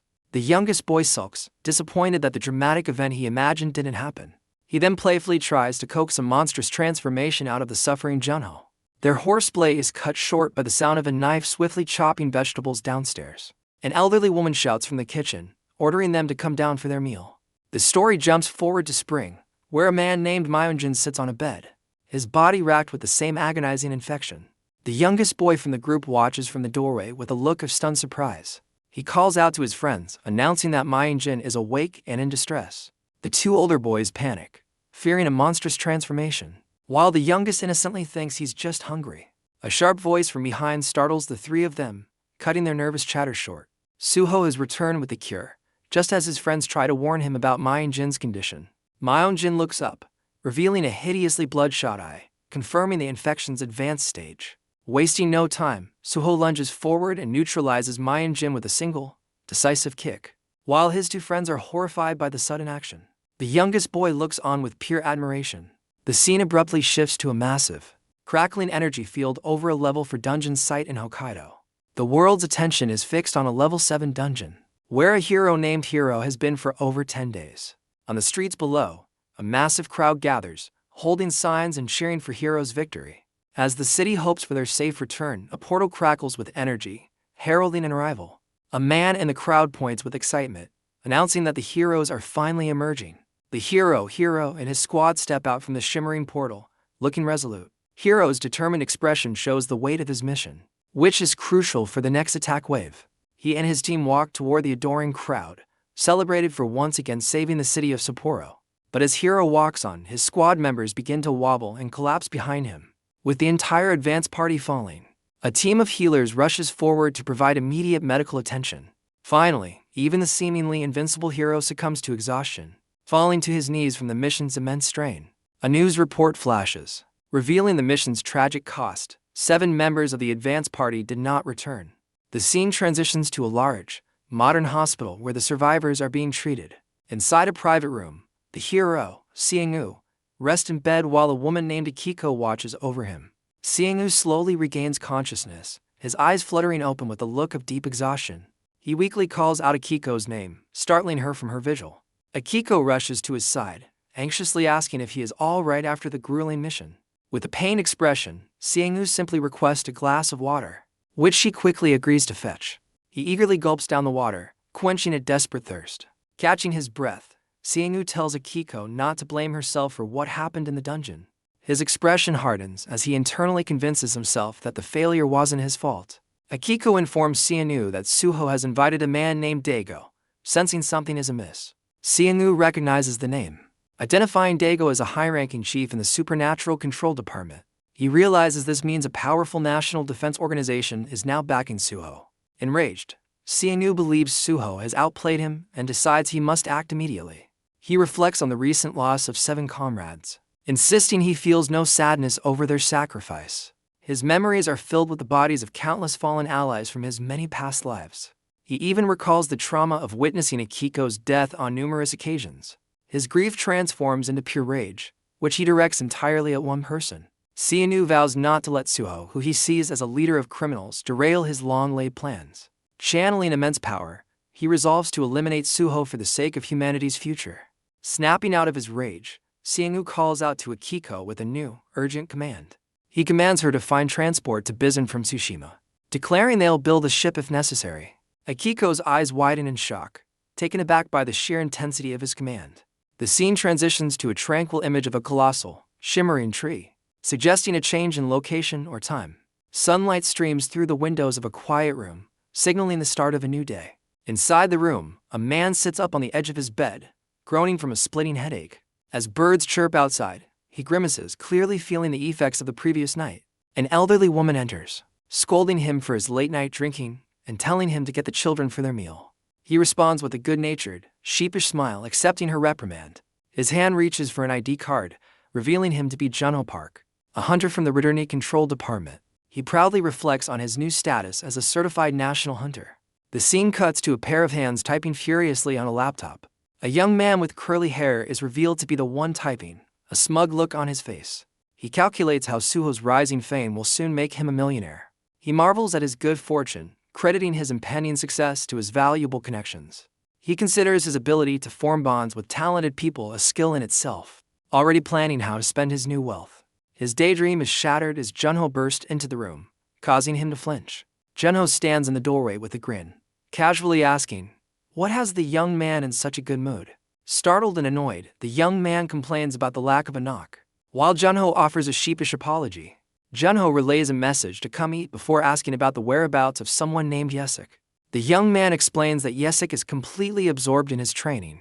The scene shifts to a forest where Yesik dashes between training logs with his sword drawn. He grips his blade with intense focus, preparing to unleash another powerful technique. A close-up reveals his sharp, determined eyes, locked onto his objective. Yesik executes a rapid series of complex sword maneuvers with flawless precision. He concludes the sequence with a mighty overhead strike, shattering a wooden post. After the powerful impact, he lands gracefully amidst the splintered wood. Hanging upside down from a branch, he calmly critiques his own speed as inadequate. He immediately resumes his training, moving so fast he becomes a blur of motion. With a look of fierce resolve, he pushes himself harder, driven by the fear of falling behind. Yesik unleashes another powerful sword technique, moving with incredible speed. He roars with determination, driven by a fierce resolve never to repeat the failures of his past. Suddenly, a deep rumbling shakes the forest, startling the wildlife. A deer sprints through the trees, fleeing from an unseen pursuer. The ground trembles under the paws of a massive beast as a voice urges it to run faster. The chase is revealed to be a wild race, with children riding a pack of wolves, all charging after the deer. A man clings to his wolf mount, determined to win their game and avoid the penalty of picking apples. The chaotic race is interrupted by the sudden appearance of a giant elephant, which charges at a small white creature.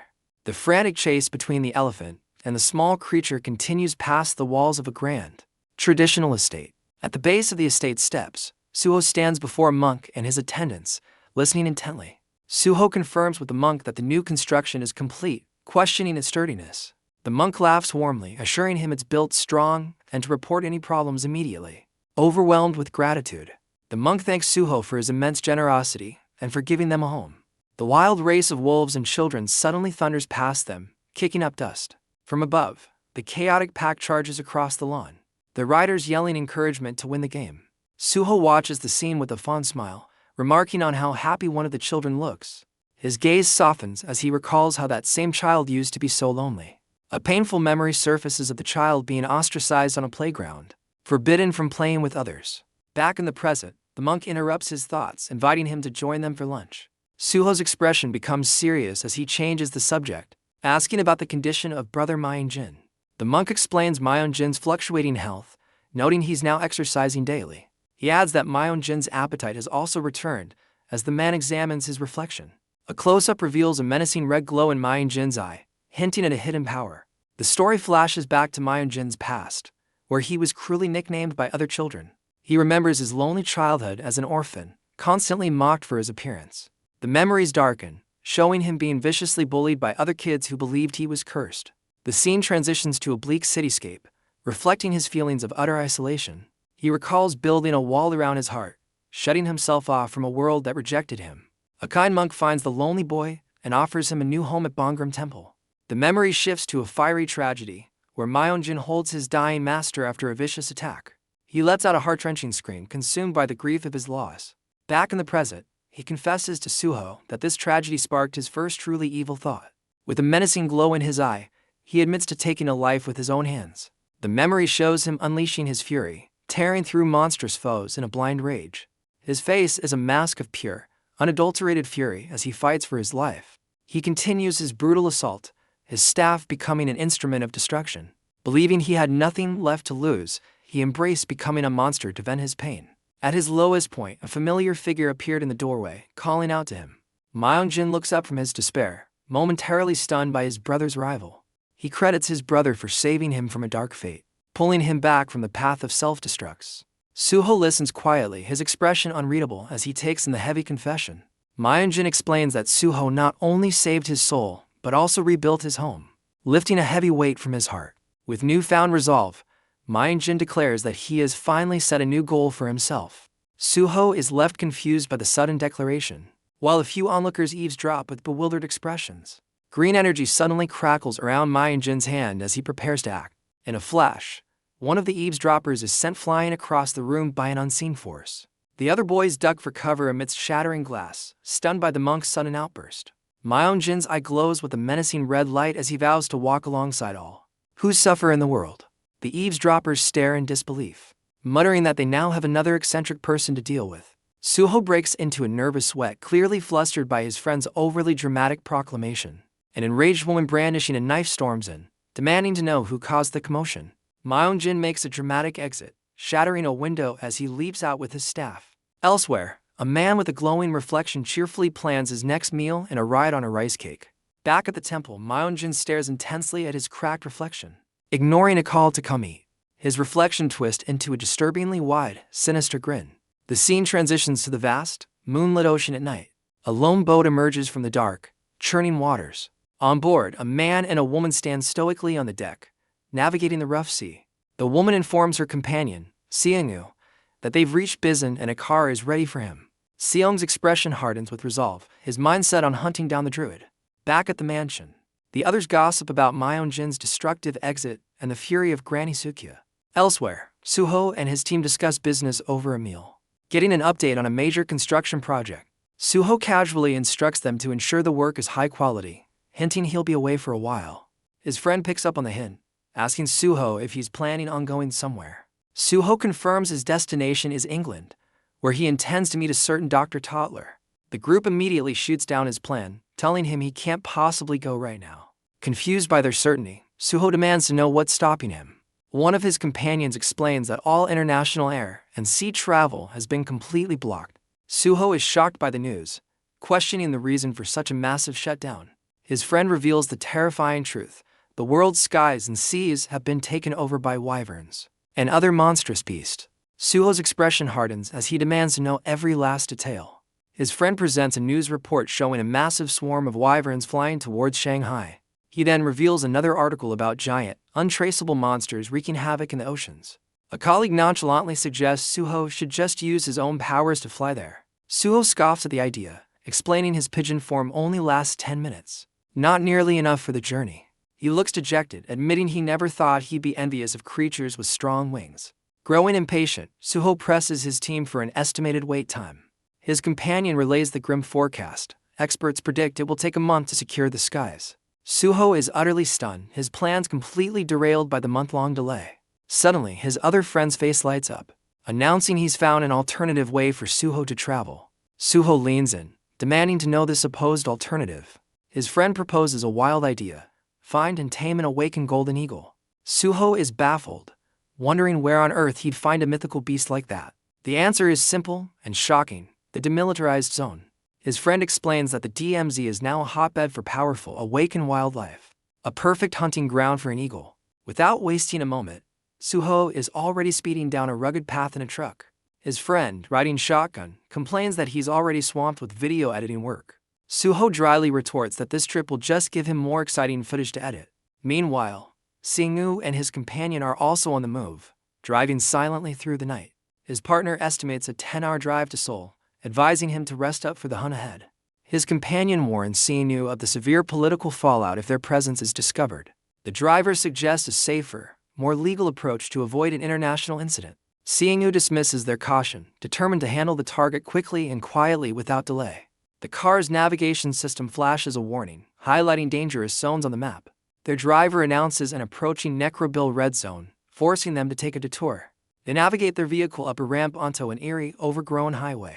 The car speeds along the desolate, moss-covered road as its tires screech sharply. The scene cuts to Suho's truck, now parked discreetly in the lush wilderness of the DMZ. From the tall grass, the gentle cooing of a bird echoes through the quiet forest. Nearby, a large creature snorts, its powerful nostrils flaring as it senses their arrival. A monstrous creature bears its massive tusks, letting out a low, threatening growl. Its powerful hoof stomps into the earth, shaking the ground with its weight. The beast is revealed as a colossal boar with glowing red eyes, towering over Suho's terrified friend. In a bizarre twist, the boar seems to telepathically ask for an opinion on its intimidating new form. His friend nervously admits that the creature looks incredibly strong, but trails off hesitantly. The boar's eyes narrow, impatiently demanding he finish his thought. The friend awkwardly confesses that he also finds the boar's appearance a bit grotesque. Taking offense, Suho, as the boar, declares he'll mount his friend's head on a wall as a trophy. The friend panics, desperately trying to calm his enraged bro down. But his pleas are ignored as the furious boar charges forward with unstoppable force. The friend's face contorts in pure terror as he flees for his life. The ground trembles as the colossal boar gains on him with terrifying speed. He scrambles desperately, trying to outrun the unstoppable force behind him. A tree explodes into splinters as the boar smashes through it, sending the friend flying. He clings to another tree for dear life, pleading for his friend to revert to his human form. The boar's tusk effortlessly snaps the thick tree trunk in two. As the tree topples, the friend is thrown violently to the forest floor. Lying on the ground, he screams, certain his final moments have arrived. A strange liquid drips onto his face, causing him to pause in confusion. His eyes widen in horror as he realizes the source of the mysterious fluid. His terror intensifies as a monstrous black rabbit with glowing red eyes springs up from the ground before him. He turns to flee, only to find the giant rabbit silently stalking him through the undergrowth. His escape is blocked by the colossal boar, now standing beside a perfectly calm Suho.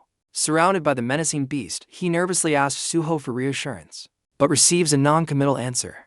He breathes a heavy sigh of relief, tentatively believing the danger has passed. Still unsettled, he complains about the rabbit's creepy red eyes as a status window reveals it's a carnivorous, sea-level monster. Suho dismisses the rabbit into a swirling vortex, surprising his friend with the sudden disappearance. He then turns his attention to the growling boar, whose status as a powerful sea-level 5 monster is displayed. Suho casually mounts the boar, leaving his bewildered friend to figure out his own ride. They journey onward, Suho on the boar, and his friend on a summon wolf, discussing the personality risks of Suho's powers. Suho explains he avoids transforming into higher-level beasts to prevent his personality from being overwhelmed. He teases his friend for being scared of the rabbit, which was surprisingly more powerful than both of them. His companion despairs, pointing out they've acquired 2 new animals but are no closer to finding the golden eagle. Reaching a scenic overlook, Suho confidently states that finding the eagle is the only hard part. Catching it will be simple. Pausing the search, Suho pulls out his phone to make an important call for information. He is connected to a professional operator working in a high-tech command center. The scene cuts to Seung-woo, who is also on a call, urgently trying to locate a missing female colleague. An operator informs him that the agent has been dispatched to the Gyeongbuk region. Suho then presses his own contact, asking for a way to speak with the agent directly. The story shifts to a ruined cityscape, where an ominous electronic signal pulses through the desolate streets. An agent frantically alerts his captain that a dungeon break is only 10 minutes away. The captain and her squad react with shock to the dangerously short timeline. As their extraction chopper descends, she furiously demands to know why her requested air support is missing. Her subordinate confirms their worst fears. All heavy artillery strikes have been cancelled. Frustration mounts as the captain scolds her team for the critical communication failure. They receive a grim update that the nearest air support is 10 minutes out, with ground forces even further away. She rages at the impossible situation, questioning if they're meant to fight the monsters empty-handed. Her soldiers ignore her fury, insisting on an immediate retreat as they grab the evacuation ropes. The captain reluctantly agrees to withdraw, her decision interrupted by a sudden phone call. While her team scrambles to safety, she answers the call. Her attention now fixed on the new development. The captain professionally identifies herself as Soo-young Choi of Detection Team 11. Suho casually greets her from atop his monstrous boar, interrupting her crisis. Captain Choi is stunned into silence, recognizing Suho's voice on the other end. He immediately asked her to use her unique insight ability to help him find an eagle. She grinds her teeth, enraged by his nonchalant request during a critical mission.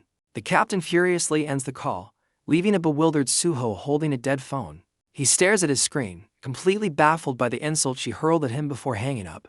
Suho turns to his friend, genuinely confused about the connection between an eagle and her comet. His companion interrupts, suddenly pointing toward a strange phenomenon on the horizon. A massive, dark cloud that looks like smoke begins to rumble and rise ominously from a distant mountain peak. The dark cloud rumbles ominously, looking more like a swarm than smoke. His friend's eyes widen as he checks his phone, making a startling connection. Suho is completely lost, questioning what a starfish has to do with anything. A news alert reveals the horrifying truth. A dungeon break has unleashed exploding starfish monsters. His companion explains these are fire-breathing monsters that detonate upon death, scorching everything around them. Suho processes this grim information, realizing the danger of fighting such creatures. A sudden whooshing sound makes his friend whip his head around in alarm. He screams a warning for Suho to take cover, but Suho remains puzzled by the sudden panic. The sky darkens as a massive swarm of black birds descends upon them, catching his friend off guard. Unfazed, Suho stands calmly in the eye of the storm, a knowing smirk playing on his lips. His friend panics, shouting that the fire is spreading too fast and they need to escape. Suho, however, remains calm, thoughtfully observing the fire and the flock of birds. A massive explosion erupts in the distance, confirming the destructive power of the starfish monsters. The ground begins to tremble as the forest wildlife starts to flee the encroaching inferno. A full-blown stampede of animals charges through the burning woods, desperate to escape. Bears, deer, and wolves run side by side, their primal instincts overriding any sense of predator or prey. From their high ground, they watch the awesome and terrifying spectacle of the mass animal exodus. Suho calmly labels the fire-breathing monsters as nothing more than simple arsonists. The chaotic stampede continues, with more creatures getting caught in the fiery explosions. Both Suho and his companion are suddenly startled, their attention drawn to an unexpected sight. His companion shouts in excitement, having finally spotted the golden eagle flying through the sky. The majestic eagle lets out a powerful cry as it dives, leading a massive flock of birds. Suho is impressed, noting the sea-level beast is powered up by feasting on a dying monster. With a confident smirk, he decides this Goldie will be his next acquisition. The scene shifts to a news report covering the massive forest fire in Gangwon province. The official story claims the fire was naturally extinguished by an updraft, caused by the starfish monsters. Back in his room, Suho's friend scoffs at the news, dismissing the official explanation as garbage. A notification pops up on his laptop, confirming his video upload is complete. He eagerly prepares to play the footage he risked his life to capture, promising the real story. The video starts, showing a drone's view of a monstrous boar being launched like a cannonball into the inferno. The monstrous boar slams into the inferno, unleashing a cataclysmic blast of energy. On screen, the footage reveals Suho had summoned a colossal tornado to combat the flames. The powerful vortex rips through the forest, sucking the massive fire into its swirling maw. Flames and smoke are helplessly drawn into the magical whirlwind, extinguishing the blaze completely. The video, titled Suho Park's Tornado Skill, immediately goes viral, racking up hundreds of thousands of views. Viewers from around the world flood the comments, questioning if Suho is even human. His friend celebrates wildly as the view count skyrockets within the first minute of uploading. The incredible footage was all captured by his fleet of high-tech drones flying through the chaos. A flashback reveals the cost of such power, showing Suho collapsed and unconscious after the spell. His friend wisely decides to edit out the fainting scene.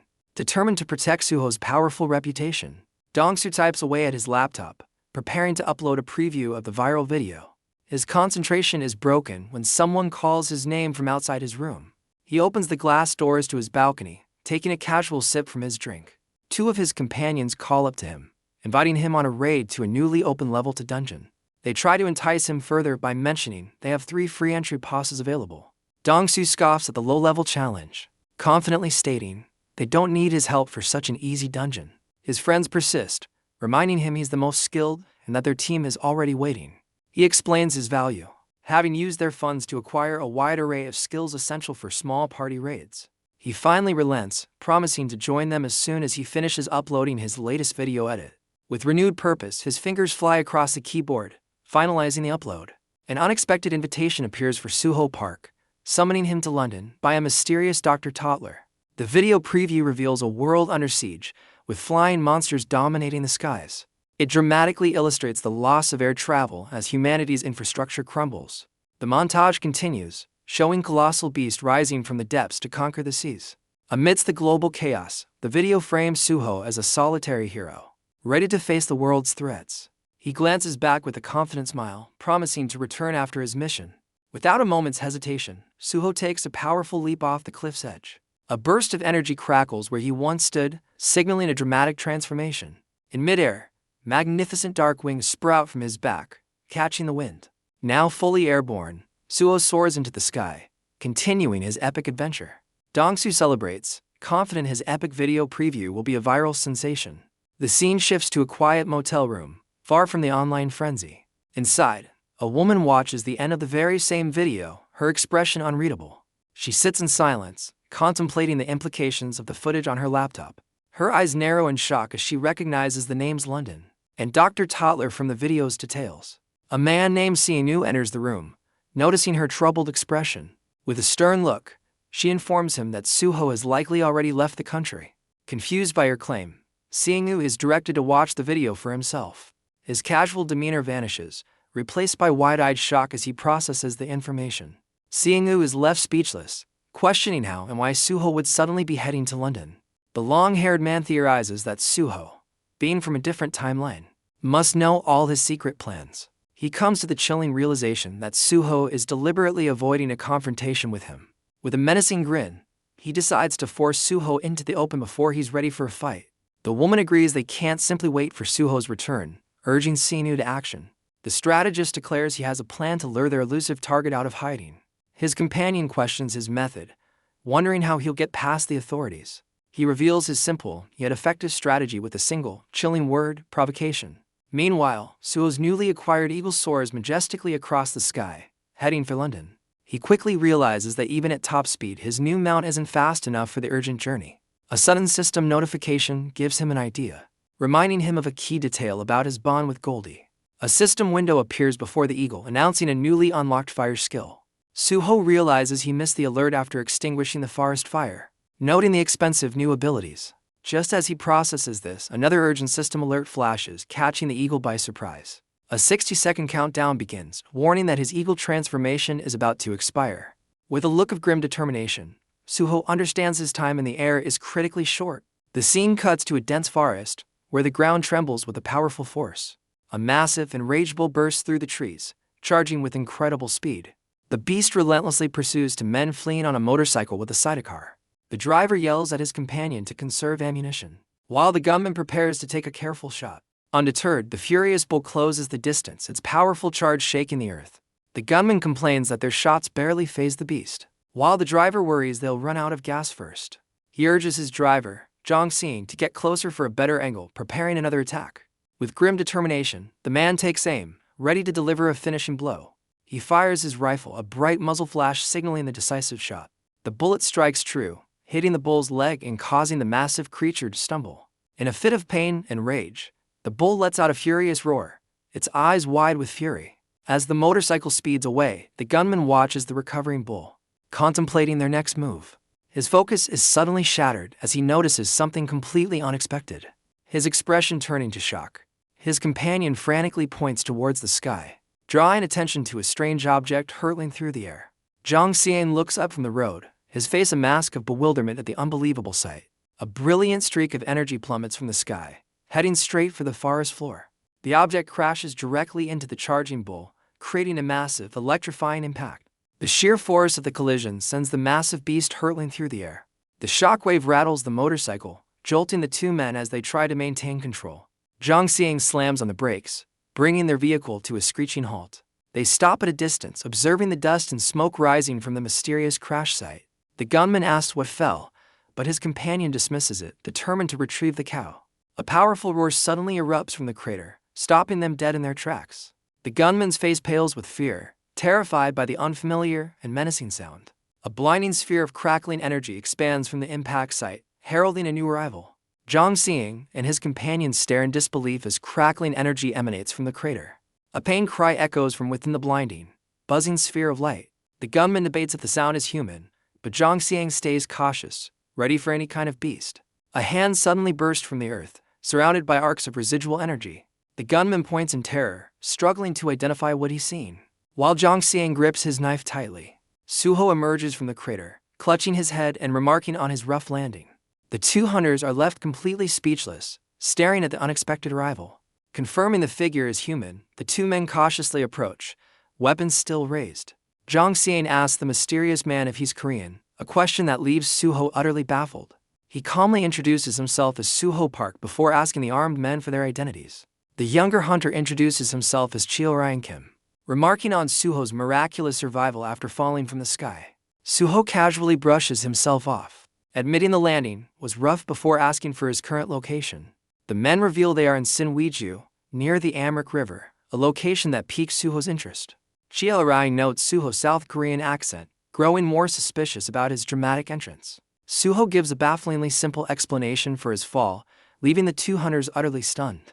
The hunter deduces Suho must be an incredibly strong returnee to walk away from such a crash. Suho thoughtfully considers their assessment, and nonchalantly agrees with his own impressive strength. Zhang Xing tightens his grip on his knife, pointedly asking if Suho is traveling alone. Suho confirms he's currently alone, accepting the label of a wanderer for the time being. Having gotten their answers, the hunters dismiss Suho, claiming the fallen water buffalo as their prize. Zhang Xiang orders his companion to track down the beast, completely dismissing Suho. Suho frantically checks his pockets, questioning if he was even flying in the right direction. A sudden panic sets in as he realizes his phone is missing, likely lost during the crash. His eyes flare with a brilliant blue light as he activates a skill to locate his lost item. He reaches into the tall grass and successfully retrieves his phone from where it landed. His relief turns to dismay as he discovers the screen is completely shattered, rendering it useless. Elsewhere, the two hunters finally spot the downed water buffalo, amazed by how far it was thrown. They cautiously approach the massive, unmoving creature, confirming it's no longer a threat. Zhang Xiang marvels that Suho's single strike defeated a beast their bullets couldn't stop. The hunters contemplate the massive challenge of butchering and transporting their prize. The hunters prepare to butcher the beast, knowing their village's survival depends on it. Their work is interrupted by Suho, who casually calls out to them from a nearby rock. Suho shows them his broken device and asks to borrow their special phone. As the younger hunter begins to answer, his companion sharply silences him. Cheo Ryan looks bewildered by his partner's sudden and harsh reaction. Zhang Xian explains his distress, refusing to bring a powerful stranger near their vulnerable village. The younger hunter apologizes, understanding the gravity of his mistake. In a stunning display of power, Suho effortlessly lifts the enormous water buffalo above his head. The two men are left utterly speechless, their faces contorted in shock and disbelief. Suho smirks, proposing he carry their prize in exchange for borrowing their phone. Cheo Ryan whispers to his companion, admitting they are completely outmatched by the stranger's power. The younger hunter argues they should accept the deal, desperate to get the food back to their starving village. Zhang Xiang sternly reminds him of a past betrayal by other wandering returnees, who took advantage of their kindness. A painful memory resurfaces of their village being sacked by powerful individuals they had naively trusted. Growing impatient, Suho urges the two men to lead the way, still effortlessly holding the massive beast. After a moment of tense deliberation, the hunters reluctantly agree and tell him to follow them.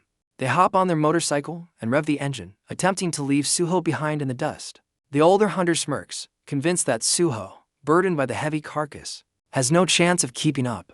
Cheo Ryan laments their lost prize, believing they've left both the beast and their only hope behind. Their escape is abruptly halted as Suho not only catches up but lifts their entire motorcycle. With one hand, Zhang Xiang desperately tells his partner to abandon the prize, convinced they can find another hunt. Their escape plan crumbles as Suho, still carrying the beast, easily runs alongside their motorcycle. The hunter's face is contorted in sheer terror, unable to comprehend how he's keeping up with their vehicle. Suho flashes a smug grin, casually warning the panicked men to watch where they're going. His cryptic warning leaves the two hunters utterly baffled, looking back in confusion. With a powerful leap, Suho soars through the air, carrying the buffalo over the stunned hunters and their bike. The forest canopy offers a moment of deceptive calm after the incredible display of power. As the motorcycle approaches a small village, the residents gather, alerted by the commotion. Villagers spot the hunters and mistakenly believe they're being chased by a rampaging water buffalo. The crowd's confusion turns to awe as they realize a single man is effortlessly carrying the massive beast. The villagers rush towards the hunters, calling their names in a mix of relief and panic. An elder notices the widespread destruction, demanding to know what happened to their settlement. More worried residents, some clearly injured, dash towards Zhang Xian for answers. The elder questions if a stampede caused the damage before urgently asking for someone named Zhang Myang. He's told that the others left to rescue a girl named Haiyan, much to his surprise. The elder's expression darkens as he furiously demands a full account of what happened to the girl. A villager begins to explain that a terrifying winged creature suddenly attacked them. Suho's interest is piqued as a flashback reveals a massive, fiery beast descending on the village. The flashback shows the ensuing chaos as Zhang Yang desperately tried to guide people to safety. In the panic, the young girl Haiyan trips and falls, left vulnerable amidst the attack. In the flashback, a man turns in horror, screaming the girl's name. The villager continues, describing Haiyan's terror as she realized her fate. The winged beast descends upon the helpless girl amidst the fiery chaos. Her shoe is flung into the air as the creature closes in. The flashback ends with the monster flying away, clutching the young girl in its talons. Back in the present, the villager grimly confirms that the beast snatched Haiyan. The enraged elder demands to know where the creature took her. Another villager tries to calm him, explaining that Captain Zhang Yang is already in pursuit. Unappeased, the elder furiously repeats his demand for the monster's location. A villager finally points towards a distant stone mountain, revealing the beast's destination. The elder urgently points Zhang Xian towards the mountain, ordering him to join the rescue party. Without a moment's hesitation, Zhang Xian guns the engine and speeds off, leaving his partner behind. Left with no other choice, Qiurai kneels and begs the powerful stranger for help. With tears streaming down his face, he desperately pleads for Suho to save the young girl. Suho considers their plea for a moment before casually agreeing to their request. The hunter looks up in shock as Suho reminds him of their original deal. He still wants to borrow the phone. Standing atop the massive beast, Suho prepares to unleash his true power. A surge of brilliant blue energy crackles around Suho, startling the onlookers. In a stunning transformation, massive dark wings burst from his back as he launches into the sky. The villagers can only stare in utter disbelief, wondering about the true identity of this incredible being. As dark feathers drift down, Qiurai realizes this winged man is a returnee from South Korea. A flashback is triggered, reminding him of another powerful being they once called the King of Animals. The memory conjures the image of a ferocious bear, roaring with untamed fury. He recalls fleeing in terror as his companion, Gankyul, bravely offered to lure the beast away. Gankyul dug his heels into the earth, making a final, desperate stand against the monster. The beast proved too powerful, violently swatting his friend to the ground. Qiurai could only watch, his face a mask of horror as he cried out for his friend. The memory ends with the grim implication of his companion's violent demise. Back in the present, Qiurai is paralyzed by fear, the traumatic memory fresh in his mind. Suho looms over the kneeling man, his dark wings casting an intimidating shadow of immense power. The memory continues with him screaming his friend's name in absolute horror. He recalls watching Gankyul get tossed through the air, completely overpowered by the beast. The bear's massive shadow fell over his friend, preparing to deliver the final blow. The flashback ends with the brutal sight of his companion being struck down. As the other hunters watched, frozen in shock, the scene shifts to the present, where Captain Zhang Yang leads a desperate charge against a similar monstrous bear. The enraged beast lets out a deafening roar, its eyes glowing with raw fury. With a single, powerful swipe, the bear sends Zhang Yang's men flying like ragdolls. Zhang Yang watches his team get brutally swatted aside, shouting a desperate warning to another man. His men realize they can't defeat the creature, but know that fleeing means certain doom for Haiyan. With grim determination, Zhang Yang orders his men back, intending to face the monster by himself. The beast charges forward, violently swatting the hunters aside in a brutal assault. His men are sent flying, screaming in terror as they realize the creature's overwhelming power. The injured captain grimly accepts that Haiyan is likely gone, believing the monster wouldn't have spared her. He realizes they are the only awakeners left and must retreat to prevent further losses. As the bear prepares another devastating strike, Zhang Yang makes the painful decision to flee. A subordinate cries out a desperate warning. As the captain finds himself directly in the monster's path, the beast's massive clawed paw descends with lethal speed, aiming to crush him. Zhang Myang's eyes widen in shock as a blur of motion intercepts the attack just in time. A powerful vortex of dark energy collides with the bear's paw, neutralizing the blow completely. Suho lands with incredible force, sending the massive bear tumbling across the ground with a single kick. Captain Zhang Myang stares in utter disbelief, his mind struggling to process the impossible feat. The other hunters are just as stunned, their jaws agape at the sudden appearance of their savior. As dark feathers float down, Suho stands with an imposing calm, his powerful wings marking him as something beyond human. Scattered and bewildered, the hunters question the identity of this mysterious wingman who just saved them. Suho coolly explains he came on Chielryan's behalf and cuts straight to the point, asking for Hyen's whereabouts.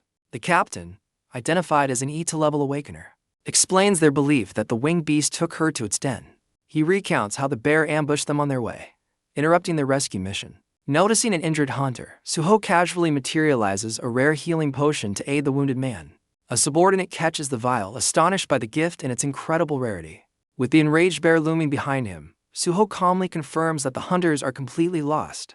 Suho pivots and lands a devastating kick right into the monster's flank. He follows up with a relentless flurry of kicks, pummeling the beast into submission.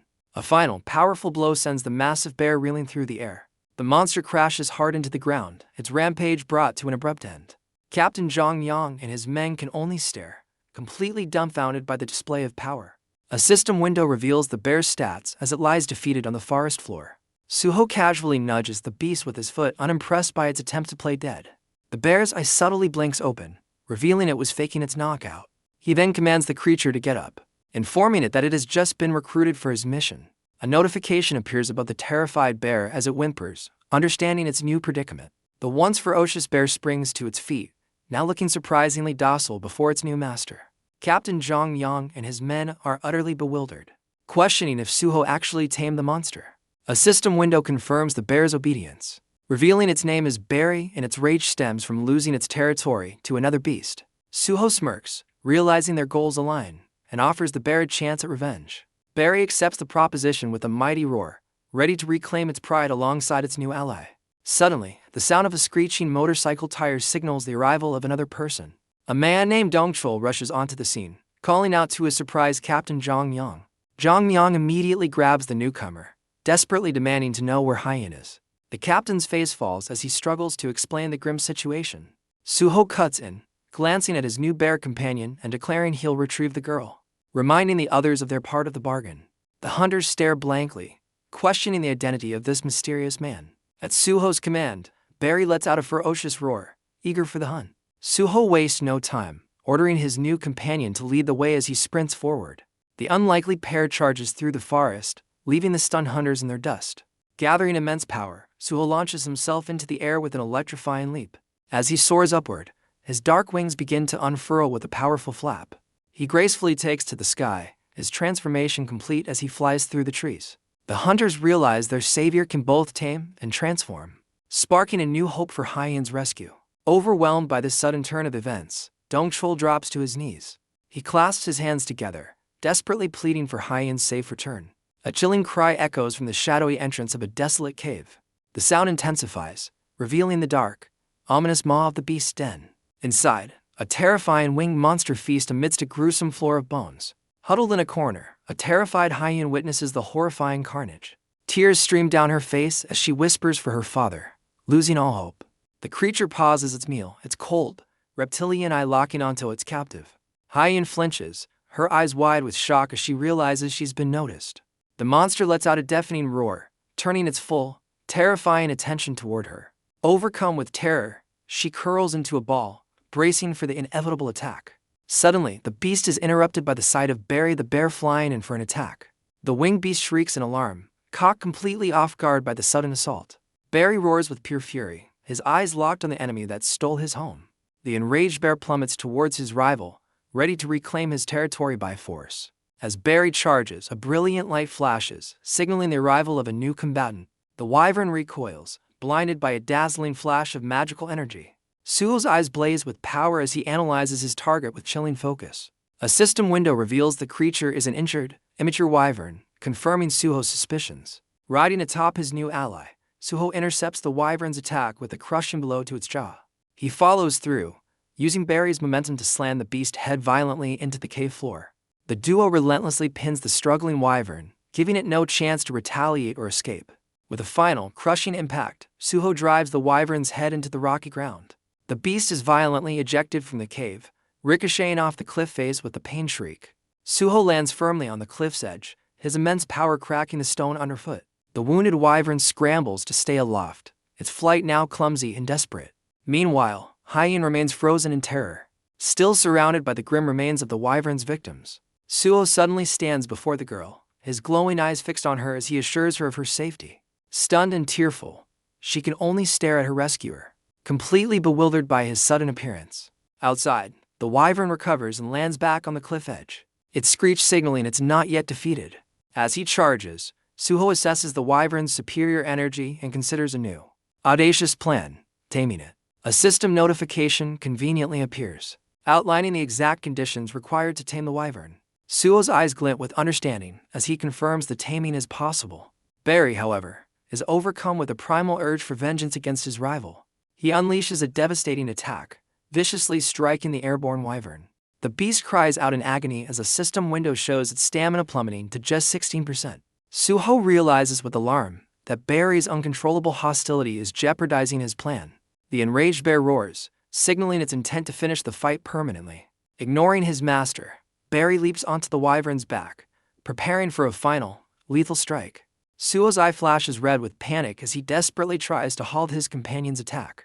But it's too late. Barry brings his claws down in a brutal, cracking blow to the wyvern's head. Suho watches in horror as his command to spare the creature is completely ignored. With no other choice, Suho forcibly breaks the connection with his rampaging bear. He recalls the enraged Barry, who disappears into a crackling portal of light. The wyvern, free from the assault, slams into the cliff face, its stamina critically low. Seizing the perfect moment, Suho dives after the falling beast to initiate the taming process. The stung creature plummets helplessly, its fate now in Suho's hands. Suho activates an urgent recovery skill, enveloping the wyvern in a healing glow. System windows confirm the beast's stamina and health are rapidly regenerating under his power. In an instant, the wyvern is almost fully healed, its eye blinking open with newfound clarity. Now its master, Suho gives his new mount its first command to take flight. The revitalized wyvern obeys, soaring majestically through the open sky. The wyvern's powerful wings beat the air as it launches from the cliffside. Suho stands firmly atop his new mount, effortlessly riding the soaring beast. With a triumphant cry, the wyvern ascends, its master looking onward with unwavering resolve. The duo disappears into the sky, leaving a glittering trail of mana in their wake. Far below, a somber group waits, having lost all hope for Hyen's return. Armed men stand by helplessly as Hyen's father is consumed by sorrow.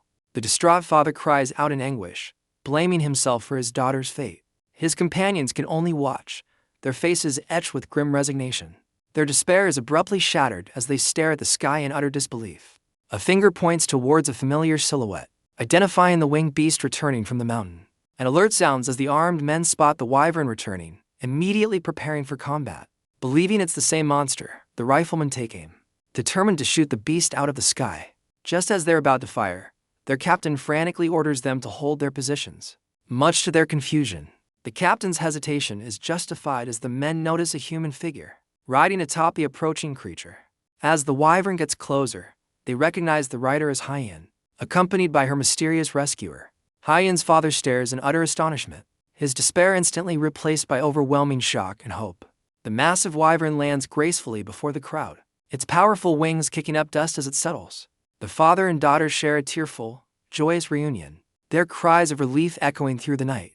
The village celebrates their safe return with a massive feast, as Hyen playfully boasts about being a dragon warrior. While the father and daughter enjoy their reunion, the other villagers keep their distance, still wary of the giant beast resting nearby. Suho observes the scene, realizing that his tamed wyvern can now bond with anyone who isn't a threat. As children fearlessly play on the docile beast, Suho remembers that taming unlocks the creature's past memories. He delves into the wyvern's mind, witnessing a brutal battle where its herd was decimated by a joint military assault. The vision reveals this specific wyvern was a weakling that only survived the devastating attack. By pure chance, injured and starving, the lone survivor fled across the border and raided Barry's den after taking the child. Back in the present, the villagers thank Suho for the food and magical aid, a rare moment of peace and plenty. Hyen's father reminisces about a time before the world's collapse, when neighbors helped each other through hardship. He laments how humanity is now scattered, unable to unite against the endless hordes of monsters. The man recalls the mass evacuations to other continents as people fled the relentless struggle. He soberly concludes that their numbers have been ravaged by famine, looters, and constant beast attacks. The father reveals their settlement has dwindled from over 400 people to just 60 into short years. He admits they were on the verge of abandoning their home, their hope completely lost until today's events. Suho, processing this grim information, inquires about the safety of seeking refuge in China. The man scoffs at the idea of safety, imagining that a larger country would only harbor more looters and beasts. Yet, he acknowledges rumors of a shielded wall around Beijing, a last bastion against the monster hordes.